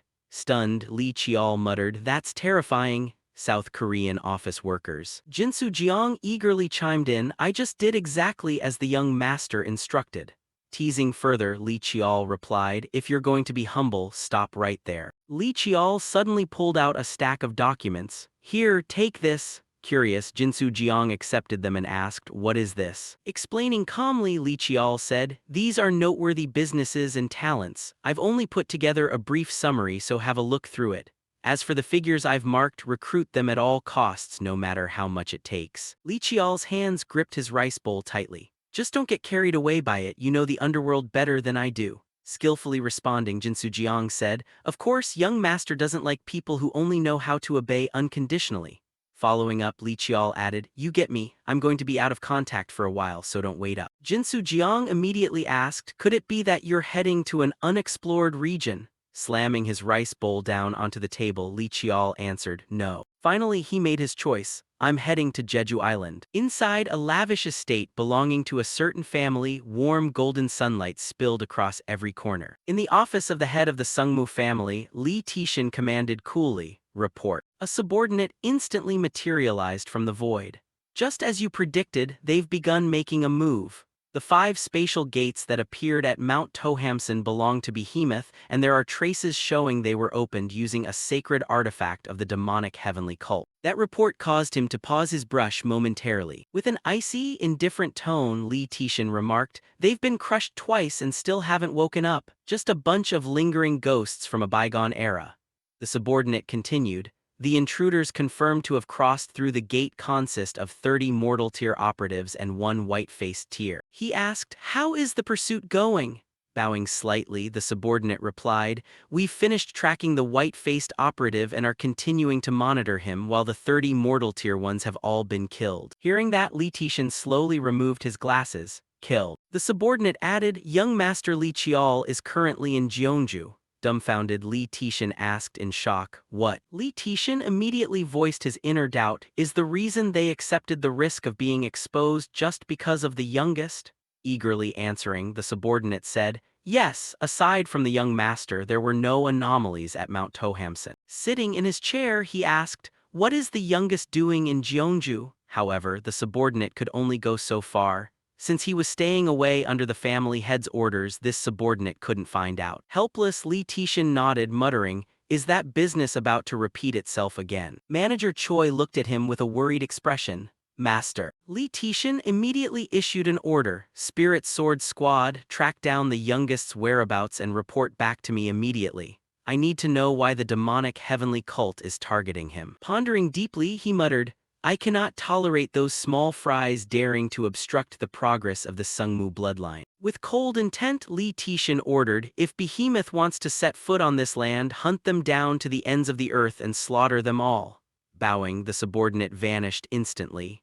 "As you command." He quietly praised his son internally for managing to take down 30 mortal-tier enemies. Meanwhile, at Jeju International Airport, Lee Chiol shielded his eyes against the glare, muttering, "As expected of Jeju Island, the heat is completely different even though it's just early summer." He sensed the surroundings quietly, and we're still just at the airport, yet the ambient mana in the air is already this overflowing. Right at that moment, a sudden voice called out, "Hey there, student." The man greeted him warmly, "Traveling, or here for university research? Where are you headed? Hop in and I'll give you a cheap fare." Yet Li Chial didn't reply at all. Puzzled, the man asked, "What is something on my face?" Li Chial responded coldly with an imposing tone, "Get lost." Yanking his bag, he noticed the only taxi at the airport driving straight toward him. That response left the fellow flustered as he quickly withdrew his hands that clearly didn't belong to a normal cab driver. Li Chial bluntly exposed him. "The Dark Crow Guild is losing its touch, sending agents like this."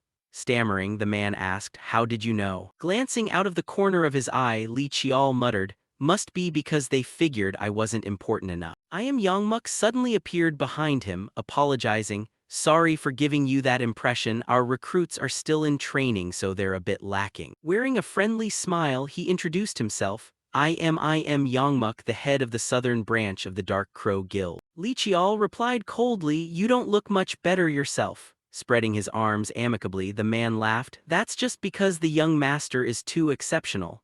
Without hesitation, Li Chial asked straight to the point, "What business does the Dark Crow Guild have with me?" I Am Yongmuk quickly opened the car door. "This isn't a convenient place to talk, let's get moving, I'll take you right to our destination." Li Chial stared back apathetically without moving. A moment later, he reluctantly agreed, "Fine, take me to the entrance of Mount Halasan." Inside the car, I Am Yongmuk chattered continuously, "I really messed up that crucial first impression." Glancing over indifferently, Li Chial said, "Time is money, state your reason for seeking me out first." Placing a hand over his chest with a friendly smile, I Am Yongmuk said, "I like your straightforwardness. Very well, we want to sign an official contract with the young master." Li Chial recalled the symbol and scale of that organization. Its vast sphere of influence, communication methods, and intelligence broker network that operated entirely in secret, proudly boasting a formidable intelligence web across East Asia. Even Li Chial couldn't hide his surprise at crossing paths with them this way.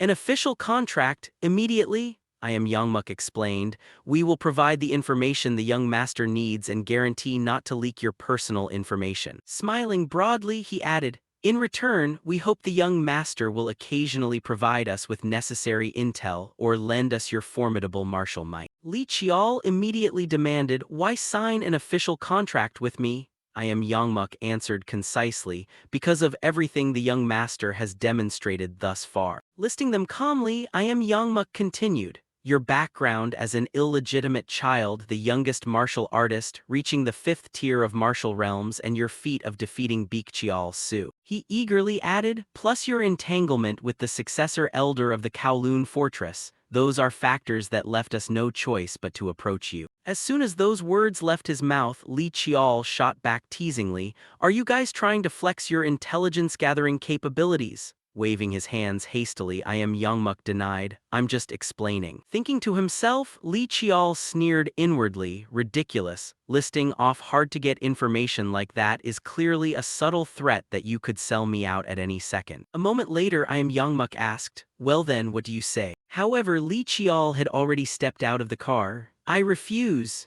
A look of bewilderment flashed across the man's face. Huh. Standing beside the car, Yangmuk tried to persuade him patiently. If the young master aims for the pinnacle of the Sungmu family, you'd best accept our offer. Walking away coldly, Li Qiao replied, no matter what you say. My answer remains the same. Unable to persuade him further, Yangmuk resorted to veiled threats. You'll regret this. Turning back abruptly, Li Qiao fired back, regret? Who? I was actually going to offer a cure for that condition, but I've changed my mind. Pass along a message to your guild master that I'm terribly sorry, just say that and he'll understand. Flustered, the man stammered, how can you be so sure we're the Dark Crow Guild? Smiling faintly as he started up the mountain slope, Li Qiao replied, sure of what? I was just testing the waters. Staring blankly after him, Yangmuk muttered, huh. Cutting him off before he could speak, Li Qiao scoffed, finish your training properly, you're way sloppier than I thought. How disappointing, is the whole Dark Crow Guild like this? Even the disciples back at my place aren't this bad. Provoked by those words, Yangmuk muttered angrily, or maybe it's just the head of the southern branch who's a clown, how about that? After Li Qiao walked away, Yangmuk vented his frustration by kicking hard against a nearby fence. Damn it. Panting with a furious expression, a subordinate nearby asked gently, are you all right, branch head? Glancing sideways with an inward curse, Yangmuk thought, I just wanted to bring some free-roaming punk in to play with for a bit. And because of this idiot, my dignity is completely gone. Pulling out his phone hastily, Yangmuk fumed. Why on earth did upper management make me come handle this contract personally anyway? Relaying his report slowly, he said, reporting the situation, he doesn't read the room the way I expected, the negotiation has failed. Stunned on the other end, the voice repeated, what, it's over? Yangmuk stammered, yes, exactly. Recounting the whole ordeal, he added, and well, he had a message for the guild master. Hearing that, the person on the other end stammered in disbelief. Did he really say that? Urgently demanding answers, the caller ordered, chase after him right now. No, wait, where is he right now? Gripping his phone tightly, Yangmuk answered, he's currently heading through the northern checkpoint of the Mount Halasan danger zone. Ordering frantically from the other side, the superior shouted, mobilize all personnel of the southern branch immediately, don't lose track of him, and as for you, prepare to resign from your post. Helplessly shouting back, Yangmuk protested, what, why? The caller warned ominously, if things had stopped there, you'd be lucky. If he truly knows about that matter, this isn't going to end simply. Meanwhile, a worried voice called out, are you alright, kid? The guard explained further, even though you're a 6th-tier hunter and probably know your way around, places like this are completely different from the northern danger zones.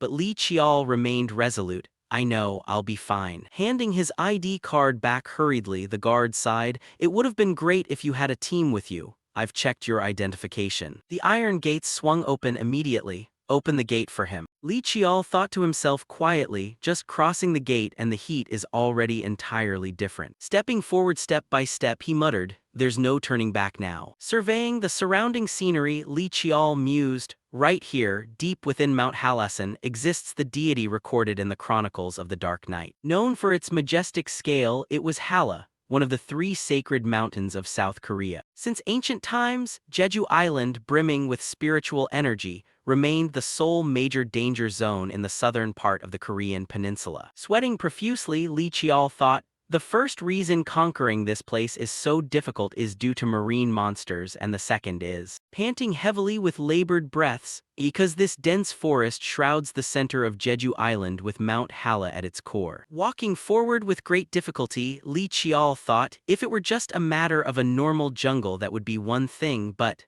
observing his surroundings carefully, he muttered, I'm in. Staring deep into the thicket, Li Qiao realized this is the phenomenon known as the devil's prank or goblin's trick, like a spatial teleportation magic array. Even without a physical gate, the scenery shifts in the blink of an eye. Glancing upward, he murmured, a pine forest this time. Calculating silently in his head, Li Qiao thought, until recently, I didn't know much about Mount Hala until I read the Chronicles of the Dark Night. Flashes of imagery appeared in his mind.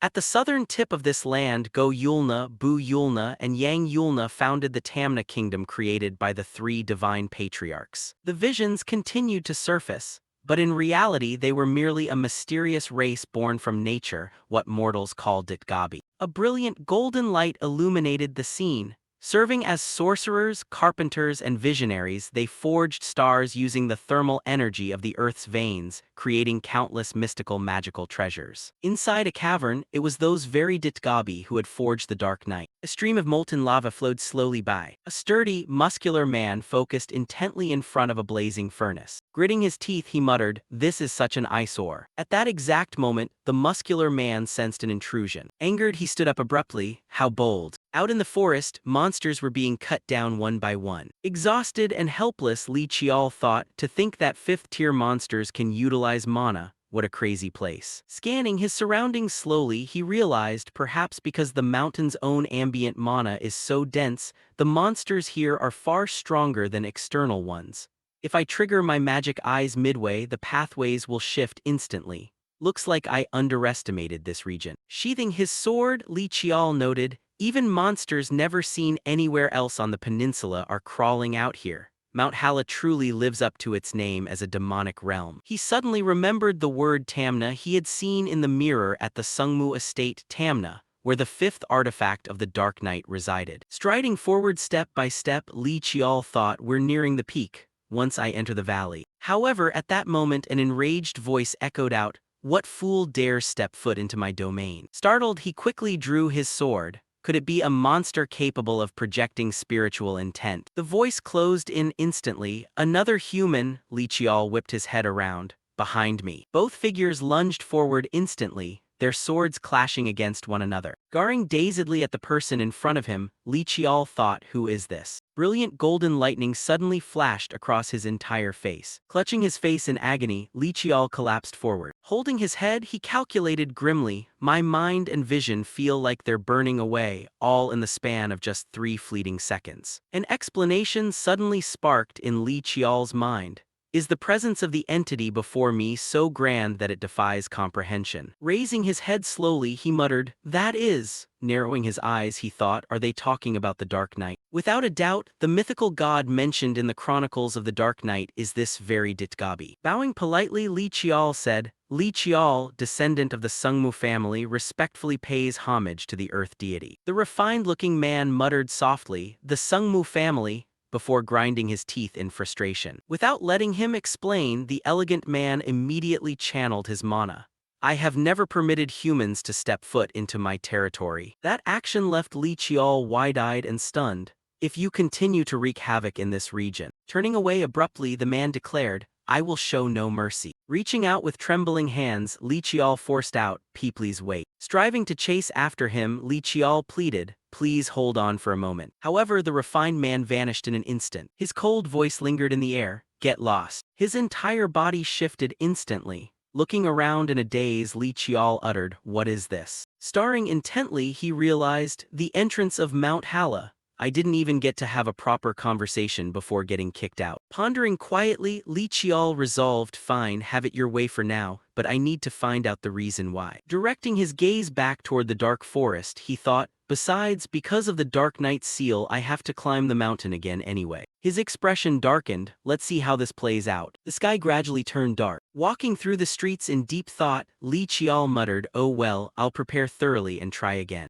Lowering his gaze gently, he thought, wait a minute. Scanning his surroundings quietly, Li Qiao realized the Dark Crow Guild, they move pretty fast. With that thought, he immediately turned into an alleyway. I have no intention of dealing with them right now. The pursuer chasing Li Qiao ultimately lost his trail. Running past in a hurry, the agent spoke into his comms. This is Unit 17, lost visual on the target near Alley 19, Sector A, continuing to check the surrounding area. The alley fell silent once more. An invisible set of footsteps departed quietly. The person moving unseen was none other than Li Qiao, Qi Art Spirit Light. I tried applying concealment techniques to my aura technique, but it's still a bit rough around the edges. Holding the mask in his hand, he figured that walking out like this would definitely get him tracked down again, but thankfully he had already used Dark Qi to absorb the myriad face device beforehand. Li Qiao's entire body was suddenly enveloped in a layer of mana, well, As for his face, that problem was solved. Watching his facial features instantly morph, he muttered that this should do the trick, and then set off to buy the necessary supplies. Returning to that checkpoint area, the guard looked at him in bewilderment and spoke up. "You're going back in there again? You just went in this morning. Is your business going bankrupt or something?" Stammering, the guard hurriedly waved his hands. "Or are you drowning in massive debts? Good grief, you're still so young, please rethink this carefully." Looking confused, Li Qiao replied, "Huh." Finally, Li Qiao explained with a bright smile, "It's nothing like that. Someone looking for a death wish wouldn't carry this much gear." The guard finally began to look a little less worried, adding, "Now that you mention it, you sure do have a lot of luggage." However, he suddenly dropped a casual remark, "Yeah, because I plan on staying in there for a few days." The guard stared blankly, completely failing to understand. "What?" As Li Qiao resolutely declared, "Well then, I'll be heading back. This time I'm not backing down easily." Li Qiao continued wandering deep through the forest. He thought to himself with a strain, "It's already been 2 days since I entered this mountain and I've searched everywhere without finding a single water source." Li Qiao suddenly came to a halt. "I'll keep looking until the end of today. If I still find nothing, I'll just have to head back into the city to resupply." Slowly, he sensed a strange mana current rising, thinking, "Even though it's very faint, I can sense a different kind of aura." Without stopping, Li Qiao's pace grew increasingly hurried. Unable to suppress his excitement, he exclaimed eagerly, "Found it." Li Qiao gently bent down, thinking, "The water is kind of warm. Even if there's plenty of solar energy on the mountain, it shouldn't be to this extent." He abruptly stood straight up with a determined look on his face. "The demonic energy here feels extremely diluted. It must be because this is a water source." As soon as he finished speaking, Li Qiao turned around. "Let's take a short break for now." From right behind his back, a blue mana current slowly rippled. Before long, Li Qiao had a sturdy tent set up. Exhausted, he collapsed inside, thinking, "Keeping my demon eyes active for so long really wears the body out. I'll just close my eyes for a quick nap first." Scarcely had he laid down when a scream suddenly echoed out. Li Qiao quickly grabbed his sword. A scream. Looking anxious with his sword close at hand, he muttered, "Is it a monster?" After that, Li Qiao cautiously peeked outside. 2 evil spirits abruptly appeared near his tent. "No way are they fiends, but this is a sacred mountain where spiritual energy gathers." Staying calm, he mentally calculated all the options before him based on the number of horns and wings. At the very least, it has to be a rank 5. And since the other monsters on the mountain are tougher than usual, this is most likely a rank 4. While thinking, Li Qiao glanced outside cautiously. There's no need to provoke them for no reason. Another scream rang out, causing him to instantly leap to his feet. Is that a kid crying? 3 trembling figures panicked and sprinted forward. No way. The young boy squeezed his eyes shut in terror, yelling, "You nasty demons, get away, hurry up and get away."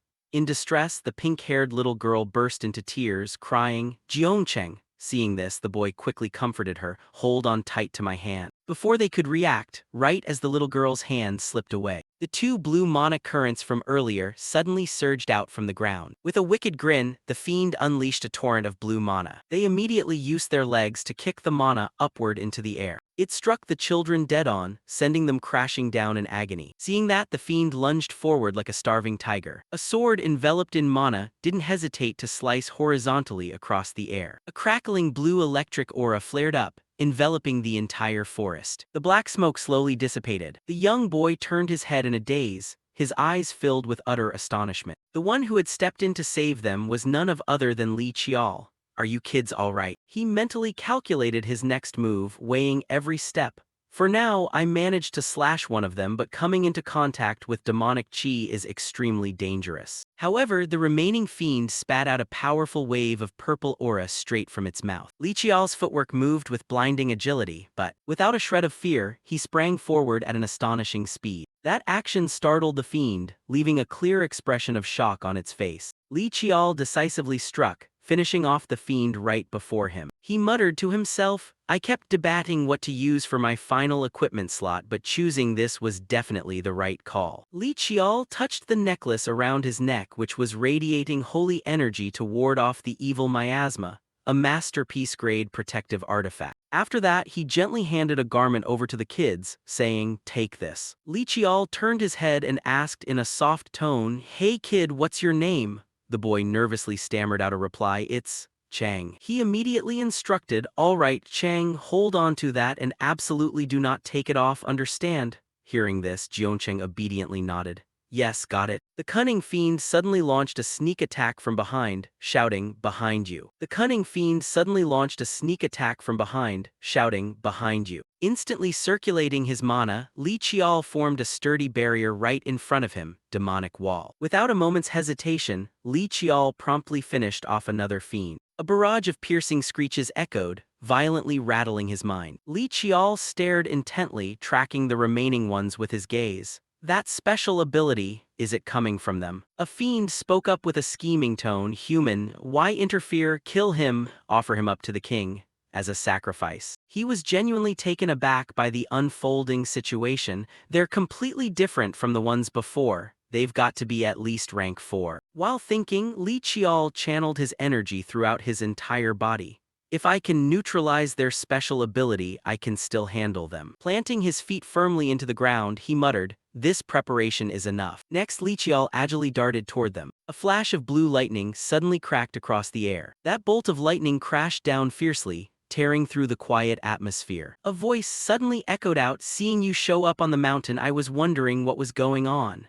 Looking bewildered and thoroughly confused, he thought, "What just flashed by?" A sturdy figure with blonde hair abruptly appeared before his eyes. "Looks like it was you, kid." She immediately expressed herself clearly. "Thank you so much, human. Thanks to you, the kid survived." Seeing this, the pink-haired little girl burst into tears and rushed straight toward her, crying, "Granny." Showing no restraint whatsoever, she gave each of them a whack. "You brats, I told you not to run off on your own." The chilling sound of a fiend echoed quietly, startling both of them into turning around. She looked surprised at their tenacity, muttering, "My word, what persistent little pests." Without missing a beat, she offered, "Leave the rest to me from here on out." In a flash, those hands manipulated Chi. "He told me not to do this, but I can't just ignore anyone daring to target the children." A dazzling bolt of blue lightning flared up right in the palm of her hand. Gripping it tightly, she smiled gently. Without a shred of hesitation, she resolutely charged forward, declaring, "I won't kill them." An azure lightning bolt lashed out ahead amid fierce flashes of thunder. In the blink of an eye, mystical azure lightning spread across the vast expanse of the forest. The Dakibai kids tagged along closely behind Li Qiao,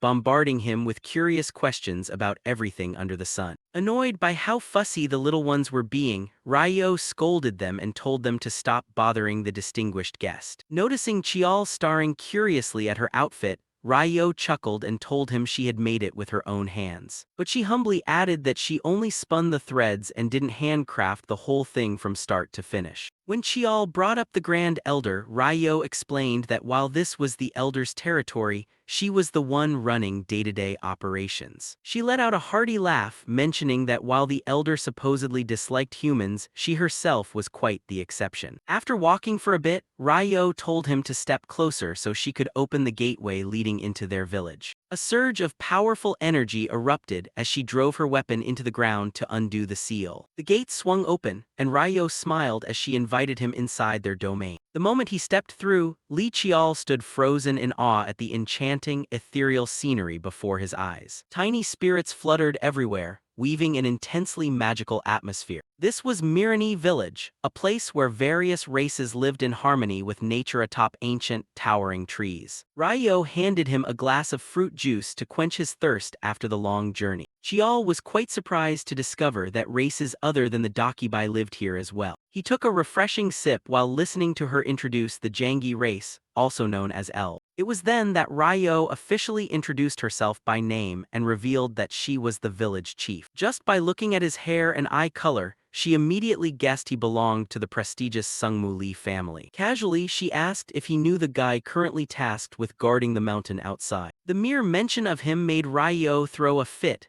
calling the guy a fool who tortured himself just because he got mixed up with humans. Seeing her heated reaction, Chial offered a wry smile, assuring her that the guy was doing fine, save for a slight drinking problem. Regaining her composure, she sincerely thanked him for saving the mischievous kids of the village. In true Dakibai fashion, a debt must always be repaid, so she wanted to return the favor by helping him with something. Though Chial tried to decline, Ryo insisted that he voice whatever was on his mind. Hearing that, he smiled and nodded, seemingly knowing exactly what he needed to ask. Chial placed the Hukia sword down on the table, instantly making the atmosphere heavy and serious. Ryo's expression shifted the moment she recognized the familiar weapon. He curiously asked if she had personally participated in forging the sword. Ryo revealed that numerous Dakibai had contributed to it in various ways. She explained that she and 63 other Dakibai only prepared the materials and cast the mold, while the Grand Elder handled the final completion. Looking at the sword, she let out a sigh of relief that it had finally found its true master. However, she asked if he felt anything strange when holding it in his hands. Chial wondered aloud whether some sort of soul was sealed inside the blade. Ryo's face grew dead serious. She told him that this wasn't a sword, it was pure destruction taking the shape of a weapon. She explained that all things possess their own energy. Even when it weakens, it never simply vanishes into thin air. He nodded in understanding, realizing that the energy she referred to was mana. Ryo warned him that Hukia had the ability to completely erase that energy, meaning anything slashed by it would never recover. If it was that dangerous, Chial didn't understand why anyone would bother creating such a sword in the first place. She shrugged, saying that only his ancestors or the Grand Elder would know the answer to that. But Ryo believed that everything in existence has a purpose, and this sword was undoubtedly born to be wielded. She quietly pondered how a sword that had stayed dormant for thousands of years suddenly reacted to a teenage boy with a mysterious destiny. Chial touched the scabbard, mentioning that it was currently suppressed by 9 layers of seals. He asked Ryo if she knew anything about the 5th seal. She nodded in confirmation, though warning him that it would be quite difficult. Li Chial curiously wondered what kind of trial it could be for Ryo to look that serious. Upon hearing that he had to defeat 100 Dakibai to pass the test, the young man froze for several seconds. Seeing that her guest didn't quite grasp the situation, she asked if he had ever heard of her race's wrestling sport, Siram. Chial replied that he knew the theory. It was a spiritual ritual where the strength of souls clashed directly. Ryo nodded, saying that was close enough, but to be precise, it was a battle fought entirely with spiritual strength. To help him picture it, she called young Jeong over to prep for an immediate, hands-on practical lesson. Hearing his name called, little Jeong cheerfully bounced up and demanded to go first, much to the envy of the surrounding kids. Looking at the tiny child standing before him, Chial couldn't help doubting himself, asking the village chief if he really had to fight the kid. Ryo chuckled knowingly, asking if he was afraid of losing to a mere toddler, seeing how pale his face was turning. She introduced Jeong and 2 other kids as the youngest members of Mirani village. Ryo gave the signal to begin, while Chial still naively thought to himself that things seemed much simpler than he'd expected. She told young Jeong to pull his punches a bit, but also warned Chial that once he tasted it, he'd realize it was no walk in the park. Per instructions, the two sat facing each other and closed their eyes to dive into the mental showdown. Suddenly, Li Chial felt an invisible wave of pressure slam directly into his brain. When he opened his eyes, he found himself standing in the middle of an endless, blinding white space with no people or obstacles in sight. A burst of laughter echoed from above, making him shudder as he realized he was no longer in the village. A giant version of little Jeong loomed over him, mocking him for looking as tiny as an ant. Without a word of warning, the giant Jeong lunged straight at him as if trying to snatch him up. Chial panicked and yelled at him to stop, since he hadn't mentally prepared for this absurd scenario. But it was too late. A colossal foot came crashing down from above, unleashing crushing pressure meant to flatten him instantly. Snapping awake with his eyes dilated, Li Chial gasped for air like a drowning man dragged back from the grave. He panted heavily, drenched in sweat, feeling as though his mind had just survived a brutal execution. Sitting flat on the ground, Li Chial dazed around, trying to collect his wits and figure out where he was. He clutched his forehead, his breathing still ragged from the ordeal. Ryo sat nearby with a smile, asking how he felt and if he could take the heat. Li Chial questioned the bizarre space where everything seemed to shift according to sheer willpower. In his memory, that giant foot had just come down, creating a terrifying shockwave. Ryo's eyes betrayed surprise at his sharp deduction. She nodded in acknowledgement, genuinely impressed that Li Chial figured out the nature of the mental plane so quickly. In the distance, little Jeong was jumping up and down celebrating his victory, while Ryo could only offer a wry smile. Li Qiao stared at the tiny kid who packed such monstrous strength in that realm, marveling at the boy's perspective. He asked about the time dilation since it felt like only seconds had passed while everything had played out over there. Exhausted as he was, Li Qiao still wanted to try again. His willpower was truly no joke. Ryo patted his shoulder and advised him to rest, explaining that wrestling with the Dakibai was mentally exhausting. But seeing the determined look on his face, she knew there was no stopping him. Ryo's jaw dropped as she watched Li Qiao dive straight into the next battle without a moment's hesitation. As soon as the match started, he was swatted away by an invisible hand. Little Jiong won again, grinning cheerfully while Li Qiao was sent flying into the air. The little kid won yet again. Crawling back up, Li Qiao felt that despite losing repeatedly, he was getting closer to a breakthrough. He panted heavily, sweat dripping down his face, yet his eyes still burned with fighting spirit. Ryo stood with her arms crossed, secretly admiring this unbelievable level of grit and perseverance. The sight of Li Qiao right now reminded her of a legendary predecessor within her clan. The training ground fell silent as everyone turned their gaze toward him. The elder of the Jangi tribe and the young women approached, unable to hide their astonishment at his rapid progress. Li Qiao wiped away his sweat and offered a humble smile, wanting to finish his chores properly to earn the meals they provided him. Power surged from his hands, radiating a cool, storm-like blue aura. With a single strike, Li Qiao resolved everything, creating a powerful blast that shook the earth. He realized his thought-processing speed had grown noticeably faster thanks to those mental wrestling matches. Elder Jangi smiled and offered him a refreshing drink to restore his stamina. Chugging the can down, Li Qiao felt his mind clear up completely as all his fatigue melted away. Ryo watched in surprise as the Jangi villagers cared for Li Qiao, knowing how notoriously strict they were with outsiders. Yet here he was, effortlessly helping them heave massive boulders around. Li Qiao stopped working as Ryo approached, scratching the back of his neck in embarrassment for getting a bit too carried away. Ryo asked the elder if she could take him along now that the chores were mostly done. When the elder scolded her for slacking off, Ryo playfully covered her ears and pretended not to hear a thing to brush it off. Turning back to Li Qiao, Ryo chuckled at how quickly he had integrated into the village, even helping out with odd jobs. Ryo explained that offering him that drink was a huge honor, as the Jangi people didn't accept just anyone. Li Qiao nodded in realization. No wonder his mental stamina had recovered miraculously fast. It turned out to be a precious elixir crafted from soul essence and herbs aged for decades. Li Qiao wondered why they lived such secluded lives, but hesitated to ask directly. He figured that as an outsider, he shouldn't pry into the tribe's private matters unless they brought it up themselves. Her question led back to the fiery memories of the Great War,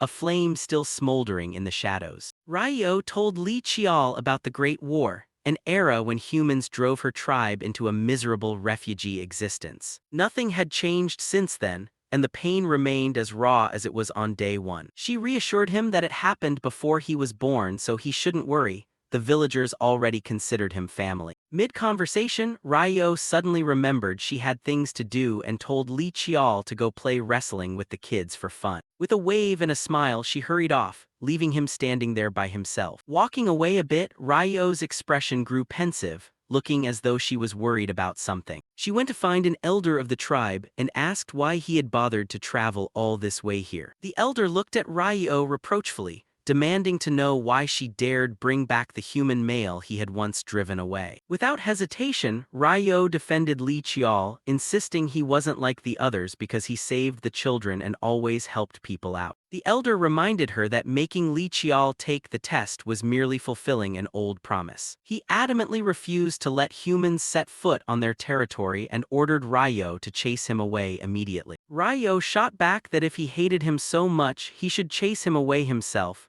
teasing that he was getting old yet still as hot-tempered as ever. She pointed out Li Qiao getting along with the kids, reminding him of the days when both sides were good friends. But the elder held onto his prejudices, firmly stating that humans and the Jangi tribe could never coexist. Ryo warned him with a stern voice that the seal was weakening, and the tribe desperately needed human help to survive. Her eyes revealed deep anxiety as she noticed frightening cracks forming on the seal. The elder turned his back and walked away, dropping a cold remark that humans were selfish and would never sacrifice themselves for others. Ryo stood alone with an irritated expression, clearly disagreeing with the elder's stubbornness. Back at the training ground, Li Qiao sat motionless, as if concentrating his mental focus on something. Standing up with confident strides, he showed that he was ready for the next phase of his journey. The kids grew excited the moment he stood up, shouting noisily and demanding to conquer all future challenges alongside him. Li Qiao simply smiled gently,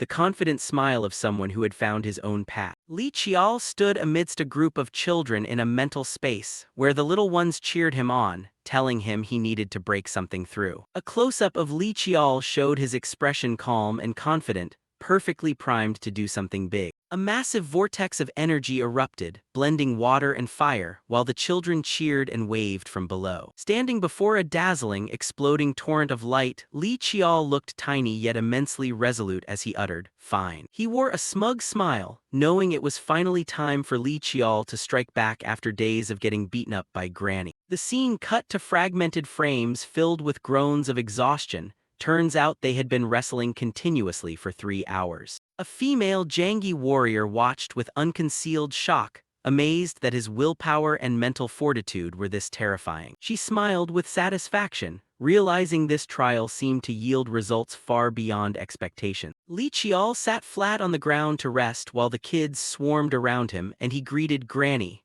the woman standing right in front of him. The little ones eagerly snitched on Li Qiao to Grandma, complaining that he used her exact moves, fought endlessly without getting tired, and didn't even feel hot when burned by fire. The female Jangi warrior just smiled silently as she listened to the kids rat him out. She announced that training with the kids was done for now, leaving Li Qiao dazed and confused about what was happening next. It turned out the real trial was about to begin, wrestling 100 opponents, which actually hyped Li Qiao up. But it wasn't happening right away, as she told him they needed about a week to gather enough people. Gazing toward the distant mountain range, she explained that it took time to summon wandering Dakibai back here. 3 days later, a large-scale festival took place, with crowds gathering to watch the long-awaited wrestling match between a human and the Dakibai. Li Qiao stood amid the noisy crowd with a slightly dazed look, still unaccustomed to such a lively atmosphere. The people around him chattered animatedly about old times,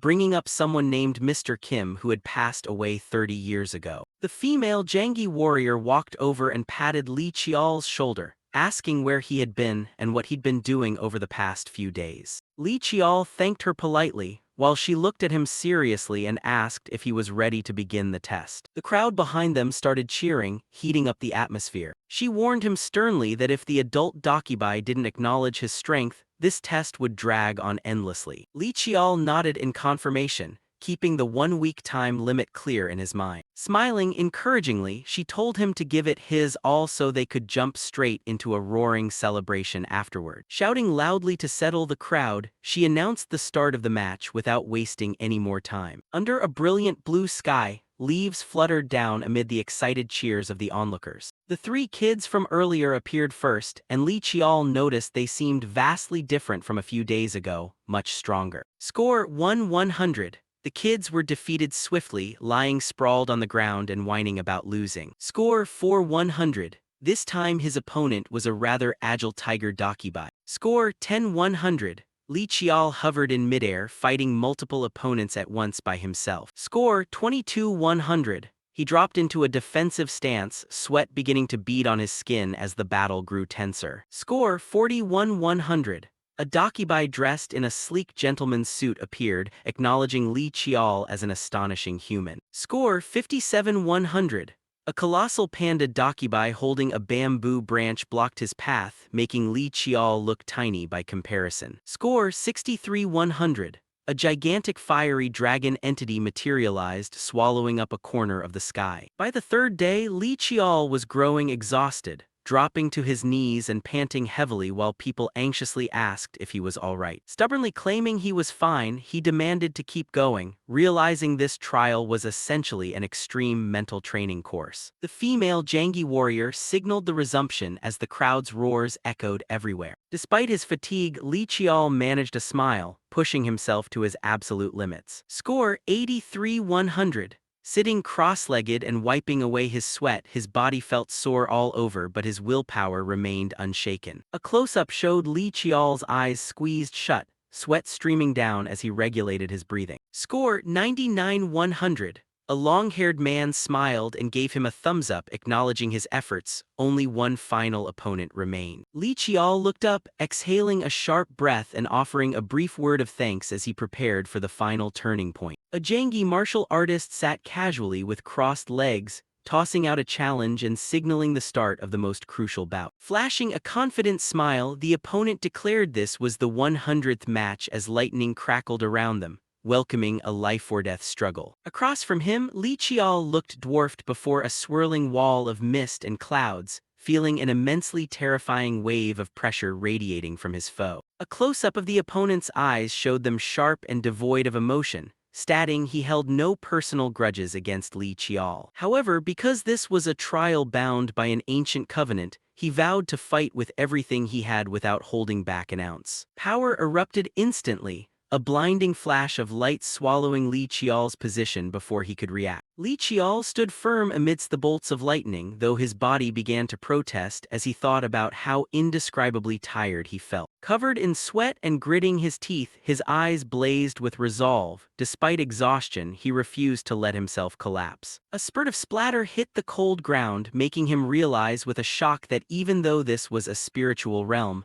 the damage taken felt terrifyingly real. Li Qiao buckled completely, clutching his chest and coughing up blood as the pain tortured his mind. Defying everything, he clenched his fists and forced himself back up, past caring about his injuries as he begged to fight just once more. The opponent let out a startled gasp at his stubbornness, never expecting a human to possess such ironclad willpower. A colossal mountain suddenly collapsed right before his eyes, leaving Li Qiao dazed as massive boulders rained down without warning. With rubble flying everywhere, he realized with a jolt that all previous challenges were merely an opening act. Gritting his teeth with a tense expression, Li Qiao acknowledged that the scale of this trial vastly exceeded his imagination. The opponent began lecturing him, asserting that persistent human effort could eventually level a massive mountain. A cataclysmic beam of light descended from the sky, symbolizing an unrivaled power capable of destroying everything. Li Qiao braced himself to block the direct attack head-on,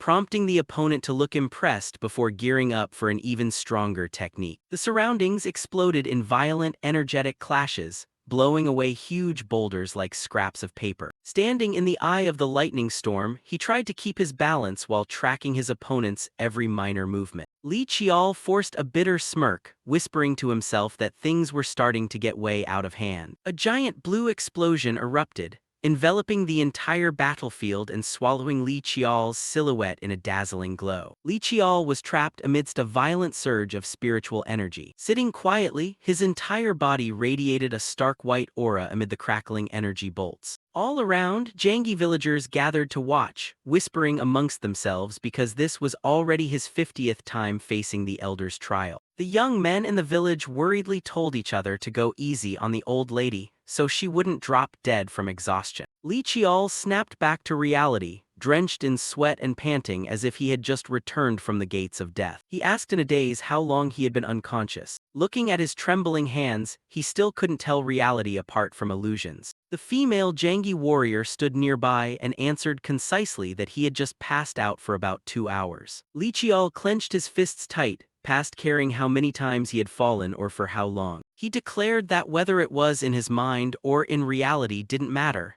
He would keep going until he succeeded. The female Jangi warrior was stunned by his insane, iron-willed determination. She watched in silence, sweating as she felt the immense pressure radiating from him. Li Qiao turned and walked away, leaving the female warrior behind with a pensive look on her face. She silently admired the fact that he was fighting continuously, without taking a single second to rest. Elder Jangi stood with the crowd behind them, equally doubting whether a normal human could endure to this extent. Li Qiao stood firmly within the spiritual vortex, questioning why he had to push himself this far. Power surged wildly, shattering the surrounding earth and stone as he cast away thoughts of when this trial would ever end. He stopped caring who his opponent was, his mind completely cleansed. Eradicating all stray thoughts, he fixed his burning gaze straight ahead. His mind now held only a single objective: to win at all costs. A brilliant burst of light erupted from Li Qiao, enveloping the entire surrounding space. The female Jangi warrior thought it was almost over, convinced he would pull through this time. But then she suddenly froze, her expression turning frantic. Li Qiao had reached the state of selflessness, entirely forgetting his own existence. His eyes rolled up blankly, devoid of any human life, making her wonder if he was driving himself to self-destruction. The female Jangi warrior gritted her teeth, sweat rolling down her cheek at this terrifying transformation. She screamed out in horror, believing this wasn't a path any human should ever walk down. Li Qiao's expression was as cold as ice,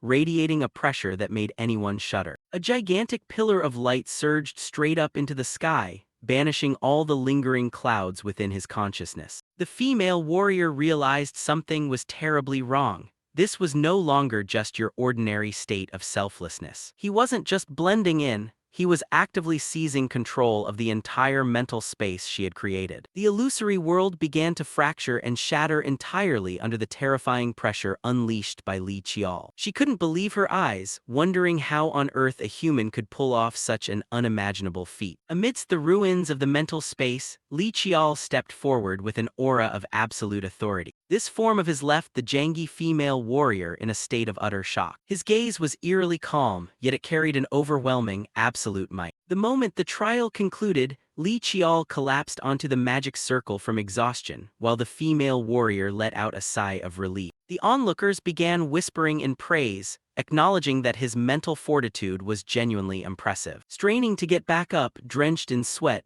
Li Qiao tiredly asked if everything was over. The Jangi female warrior broke into a bright smile, firmly confirming that he had passed the test. Li Qiao bowed his head in deep thought, asking with a naive expression, "Did I lose?" The girl looked at him speechlessly, wondering if he had any idea just how earth-shattering of a feat he had just accomplished. A definitive declaration, "You won," rang out, putting an end to his grueling mental torment and training. Li Qiao blinked open his eyes with a strange, lingering sense of satisfaction plastered across his face. Standing in the middle of the infinite void, he wondered if everything he had just experienced was just a lucid dream. Every single movement and sword technique from that space remained deeply engraved in his mind. Everything felt so vivid, as if he had literally just experienced it firsthand. The entire process of combat and enlightenment within the spiritual realm flashed clearly before his eyes. Even the imposing figure of that powerful black sword didn't fade away in his memory in the slightest. The ring on his finger suddenly flashed, radiating a current of dark qi as if intensely resonating with its master. Gasp! Li Qiao jolted awake, his breathing ragged and tense as if he had just escaped a long nightmare. He propped himself up inside a wooden cabin, with a male Jangi tribesman sitting nearby who had been staying by his side to take care of him. The man handed him a bowl of medicine, letting out a sigh of relief because he thought Li Qiao wouldn't wake up today either. Word of his awakening quickly spread, and the Jangi villagers rushed over to cheer, never having seen anyone with such iron willpower before. Outside, a lively festival was underway, with everyone sharing drinks to celebrate his achievement. The Jangi female warrior suddenly appeared, scolding the young men for making a ruckus right in front of someone who had just woken up. She checked up on his condition and then dropped a shocking truth.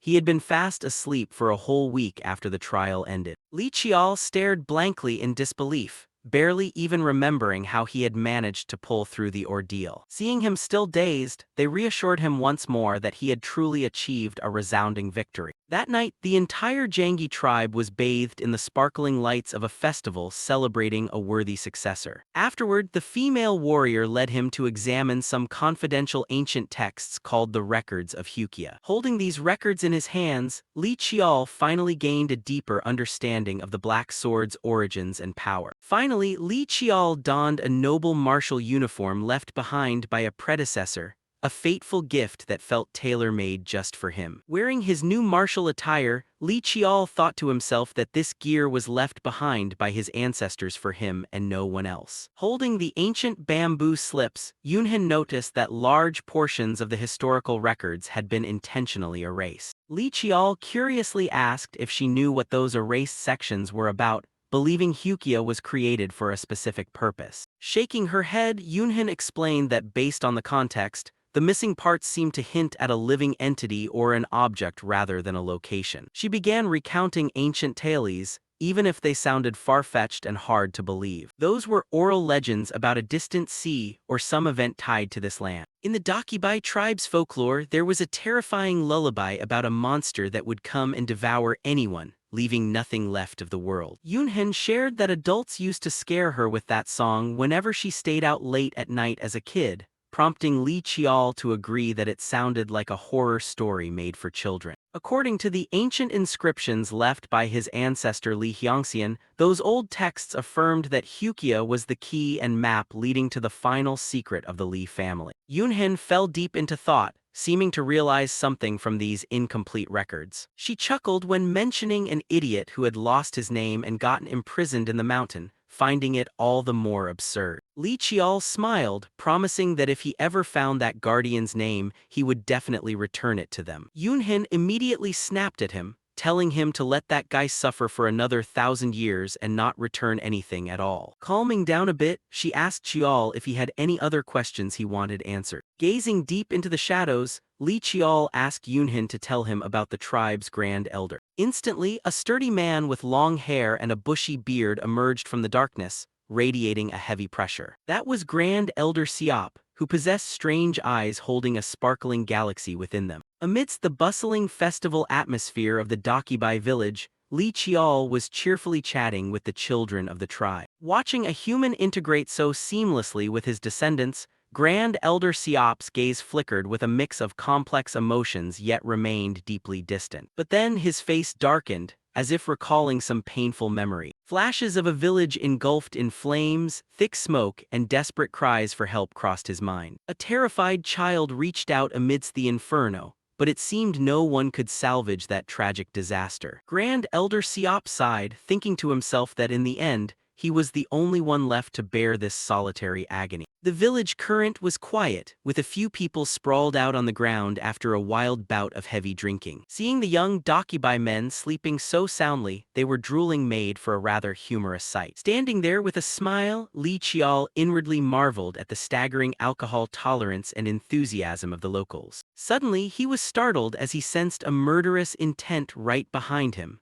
The sheer aura of Grand Elder Siop made Li Qiao break out in a cold sweat. Staring right at him, Grand Elder Siop coldly remarked that humans were always as stubborn and thick-headed as ever. Under the blazing moonlight, he bluntly ordered Li Qiao never to set foot in his territory ever again. Qiao remained calm, asserting that he came here based on an old pact as the rightful successor of the Black Sword Hukia. Grand Elder Siop acknowledged that a promise, no matter how old, remained a promise, which was why he had allowed him to stay here until now. However, since the village's children had fulfilled their duty, he declared there was no reason for Li Qiao to linger here for another second. His aura erupting, Grand Elder Siop let out a roar ordering him to leave immediately. The immense pressure knocked Li Qiao back, leaving him shaken by the elder's overwhelming might. He dazed around, still struggling to process everything that had just happened. Suddenly, the ground shook violently as a massive explosion echoed,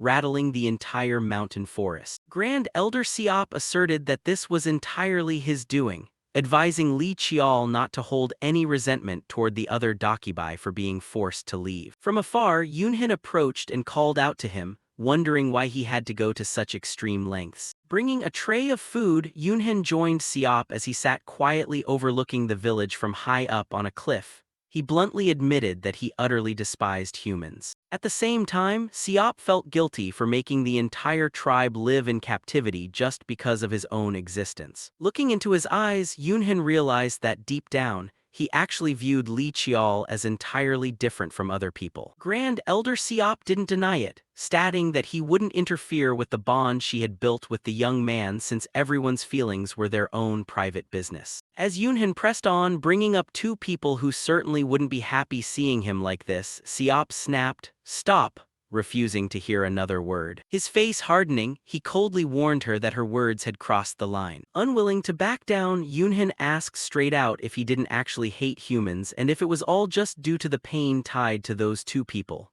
Siop could only sigh and call her child. He intended to say something, but his words seemed choked up in his throat facing the harsh reality. Suddenly, a massive tremor erupted, an ear-splitting sound tearing through the night that terrified them both. Yunhen gasped in shock, "No way," refusing to believe the ancient seal could experience such a violent upheaval. From the rubble, piercing beams of green spiritual energy flared brilliantly straight up into the night sky as if trying to rip it apart. An abyssal black hole split open right in the middle of the tribe's sacred land, radiating wicked and oppressive energy. The ground cracked into massive chunks as searing heat surged from deep within the shattered rock crevices. Yunhin winced at the sudden spike in temperature, while Grand Elder Siop kept a grim, anxious gaze locked on the widening fissure. Glowing bright orange-red cracks signaled that molten lava was about to erupt onto the surface. The entire geological structure completely collapsed, exposing a rushing torrent of blazing red lava right beneath their feet. Grand Elder Siop stretched out his hand to cast a spell, wrapping his body in a mystical glow. An ancient stone staircase materialized amid the swirling vortex of energy.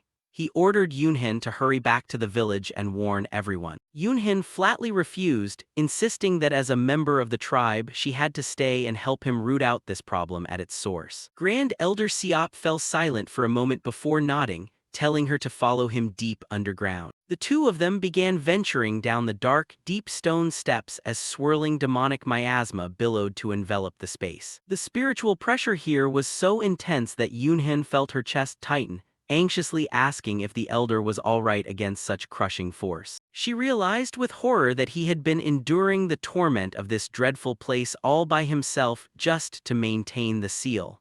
Siop simply gave a quiet nod confirming that painful truth. He revealed that corrupted energy from the north had started affecting the seal years ago, and now everything had spun out of control. Stepping out of the dark tunnel, they entered a vast, sprawling chamber filled with the blazing, fiery glow of lava. Before them stood the majestic lava-ceiling underground shrine, where an ancient stone altar sat isolated amid a churning sea of glowing molten rock. Li Qiao put on his new martial arts uniform, thinking to himself that this item was handed down to him by his ancestors and no one else. Yunhen held the ancient bamboo slips in her hands, realizing that a huge portion of the content in the historical records had been deliberately erased. Li Qiao curiously asked if she knew what the erased parts were about, as he believed the Hukia sword was created for a specific purpose. Yunhin shook her head, explaining that based on the context, the erased parts seemed to hint at a living entity or an object rather than a geographical location. She began recounting tales of old,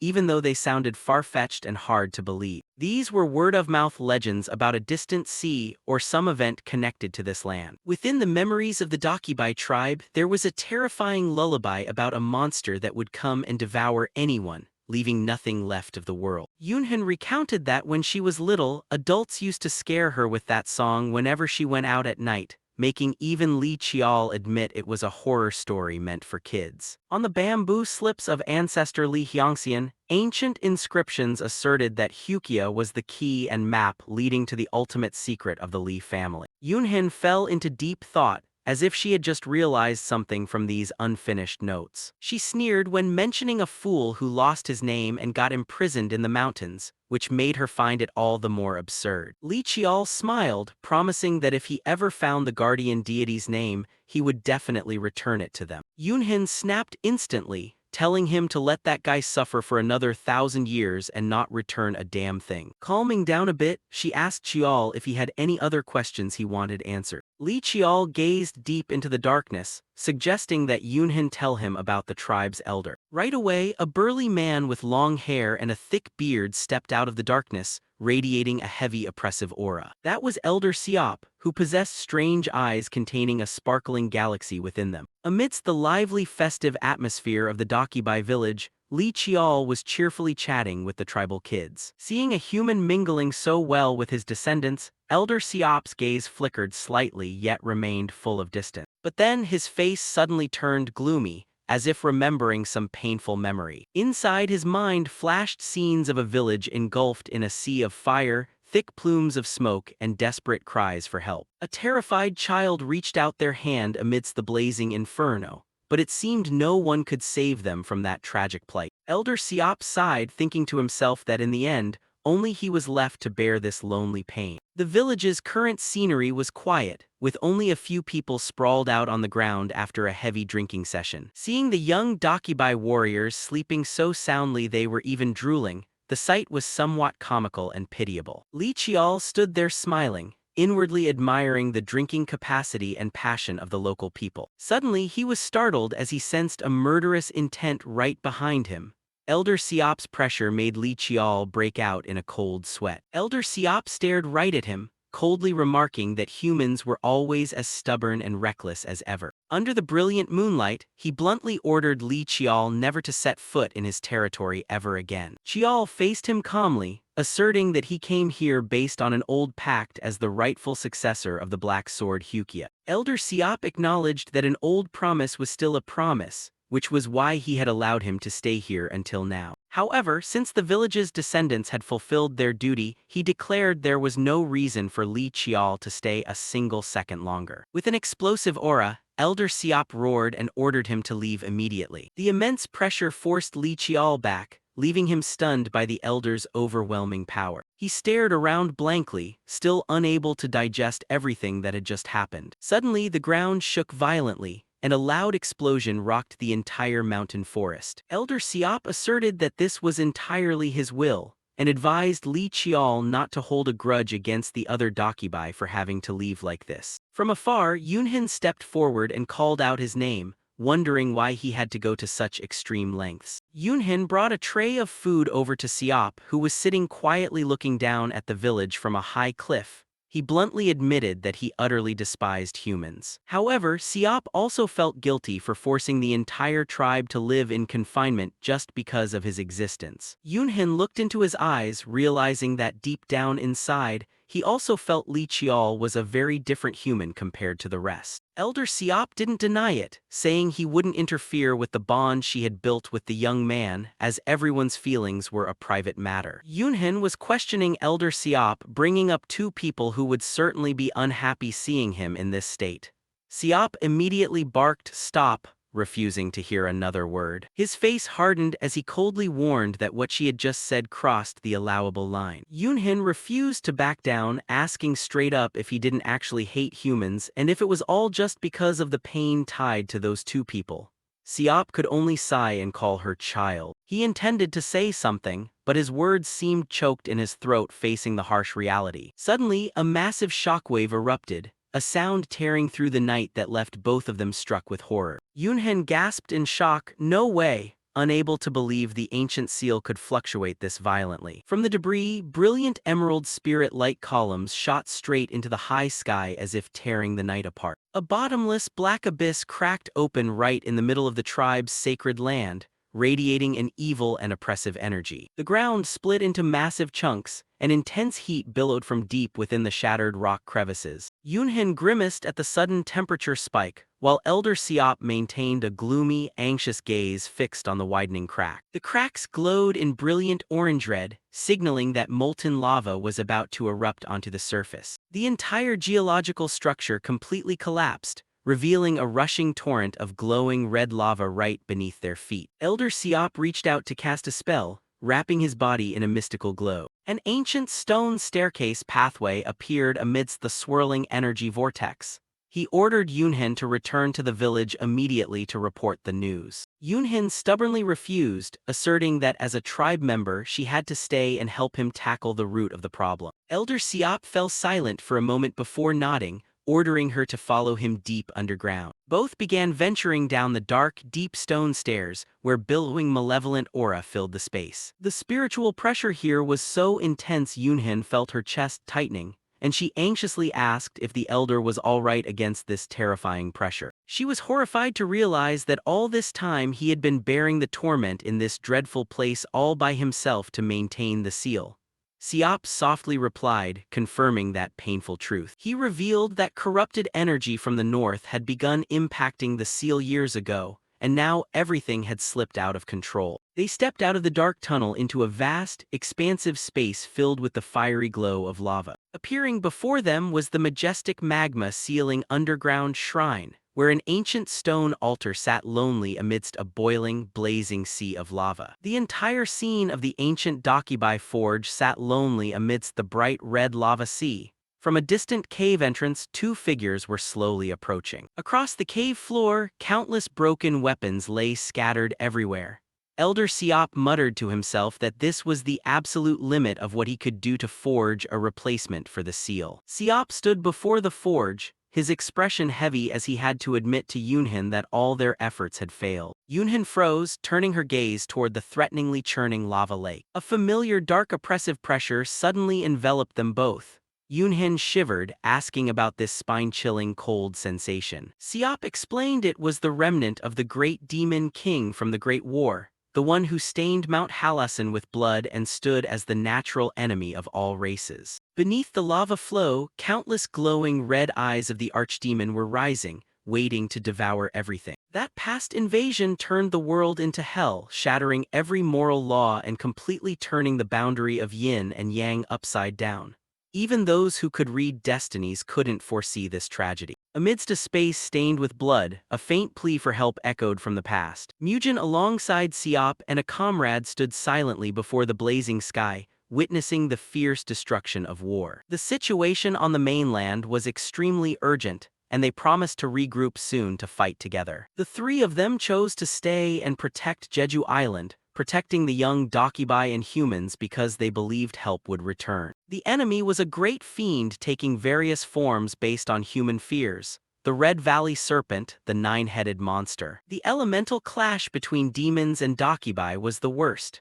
That serpent continuously used illusions to torment their minds over a long, painful period. Exhausted as they were, they stubbornly held their ground because they placed their absolute trust in humans. To keep himself sane against the crafty illusions, Siop stabbed his weapon straight into his own leg, using pain to maintain his sanity. He roared in agony as his body trembled under the corrosion of darkness. Yoonhin stood nearby, helplessly watching her comrade suffer. She screamed through her tears, begging him not to walk into a death trap. Siop grabbed Yoonhin's hand tightly, shouting at her to snap out of it. He bitterly realized the fateful moment he had feared the most had finally arrived. The entire cave shook violently and lava erupted furiously, threatening to incinerate everything. Siop urged Yoonhin to evacuate the villagers immediately. Yoonhin asked in shock what he planned to do staying behind alone. Siop's gaze was resolute. He considered himself a man belonging to a past era, and finishing off this evil entity was an old debt he had to settle himself. A burst of power blew Yoonhin away, and Siop pushed her out of the cave amidst desperate cries. Left all alone to face the firestorm, Siop kept his burning gaze full of hatred. Behind the wall of fire, the Demon King's eyes mocked his faith. Siop stubbornly believed humans would surely come to rescue them. Yet the harsh reality answered everything. Humans didn't come. Siop collapsed to his knees, his heart shattered upon realizing human promises were just fleeting wind. A bitter sense of betrayal washed over him. He bitterly realized the Dakibai tribe were actually just disposable scapegoats thrown away without mercy. A hand reached out to grab a sword radiating a gentle emerald spirit glow amidst the swirling energy torrent. Flames burst from the spiked club, blazing directly against the swirling dark aura. Young Mujin smiled arrogantly, declaring he would drag that monster's corpse down to hell with him. But his teammate knew that thing couldn't die so easily. Ryo looked at Siop with a resolute yet sorrowful gaze. She decided to transform into a mist blanketing this mountain to protect the tribe. The three friends' eyes met one last time before parting.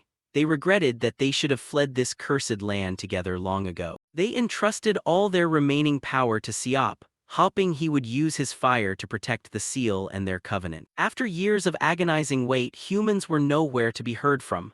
Siop still stood there, waiting in vain. Siop bowed before the graves of his old friends, his lonely back reflecting an unquenchable pain of betrayal. An evil voice echoed in his mind, mocking that humans merely used the Dakibai tribe as a shield to protect themselves. Siop gritted his teeth, yelling at the malicious entity to shut up. He stood firm before the sea of lava fire, holding his spiked club, facing the dark, evil temptation. Despite being betrayed, Siop still fulfilled his final covenant with Lee Hyulhyun. He accepted this as his destiny. Soon, he looked into the void, ready for whatever came next to end the millennium-old debt. Elder Siop threw himself into the sea of fire, holding his spiked club, roaring a vow to follow his fallen comrades down to hell. Returning to reality, monsters were howling wildly in the forest darkness, their eyes glowing with malice. The Dakibai village plunged into utter chaos. People frantically called out to protect the mother tree at all costs against the continuous onslaught. A monster lunged forward, its fangs nearly catching a young man. Amidst piercing screams, someone was desperately calling for their grandmother. The defense squad leader gritted his teeth looking ahead. He knew the elder's situation was critical, but the battlefield here wasn't looking any better. He ordered the wounded to be taken to the healing lake immediately, while mobilizing all Dakibai with combat stamina to quickly sweep away these monsters. A powerful spiritual explosion occurred in the forest, blowing everything back and creating a fierce shockwave. The warriors struggled to stand firm amidst the thick smoke and dust to protect their formation. Sweat rolled down the commander's forehead as he clearly sensed the worst moment unfolding right before his eyes. The monsters howled disgustedly, flashing sharp fangs ready to tear apart anyone in their way. The villagers grew even more terrified, seeing the monsters turning increasingly frantic and completely out of control. The commander realized all these monsters were affected by the Demon King's demonic aura. This battle wouldn't end unless its true body was destroyed. A pack of ferocious monsters surrounded a lone warrior holding his ground. A fierce slam knocked him tumbling to the ground, only managing a helpless cry before impending death. The monster in front of him opened its jaws wide, preparing to finish off the poor soldier's life. Suddenly, an emerald sword chi slashed through the air, unleashing a fatal strike against the beast's neck. The razor-sharp slash severed the monster's head in a split second, black blood splattering across the ground. The soldier stared in shock at the figure clad in a dark green cloak who had just swept past him so valiantly. He blinked upward in disbelief at what he had just witnessed. The person who had just appeared was none other than Li Qiao. With a sword in hand and the poise of a master, he announced he was here to help everyone.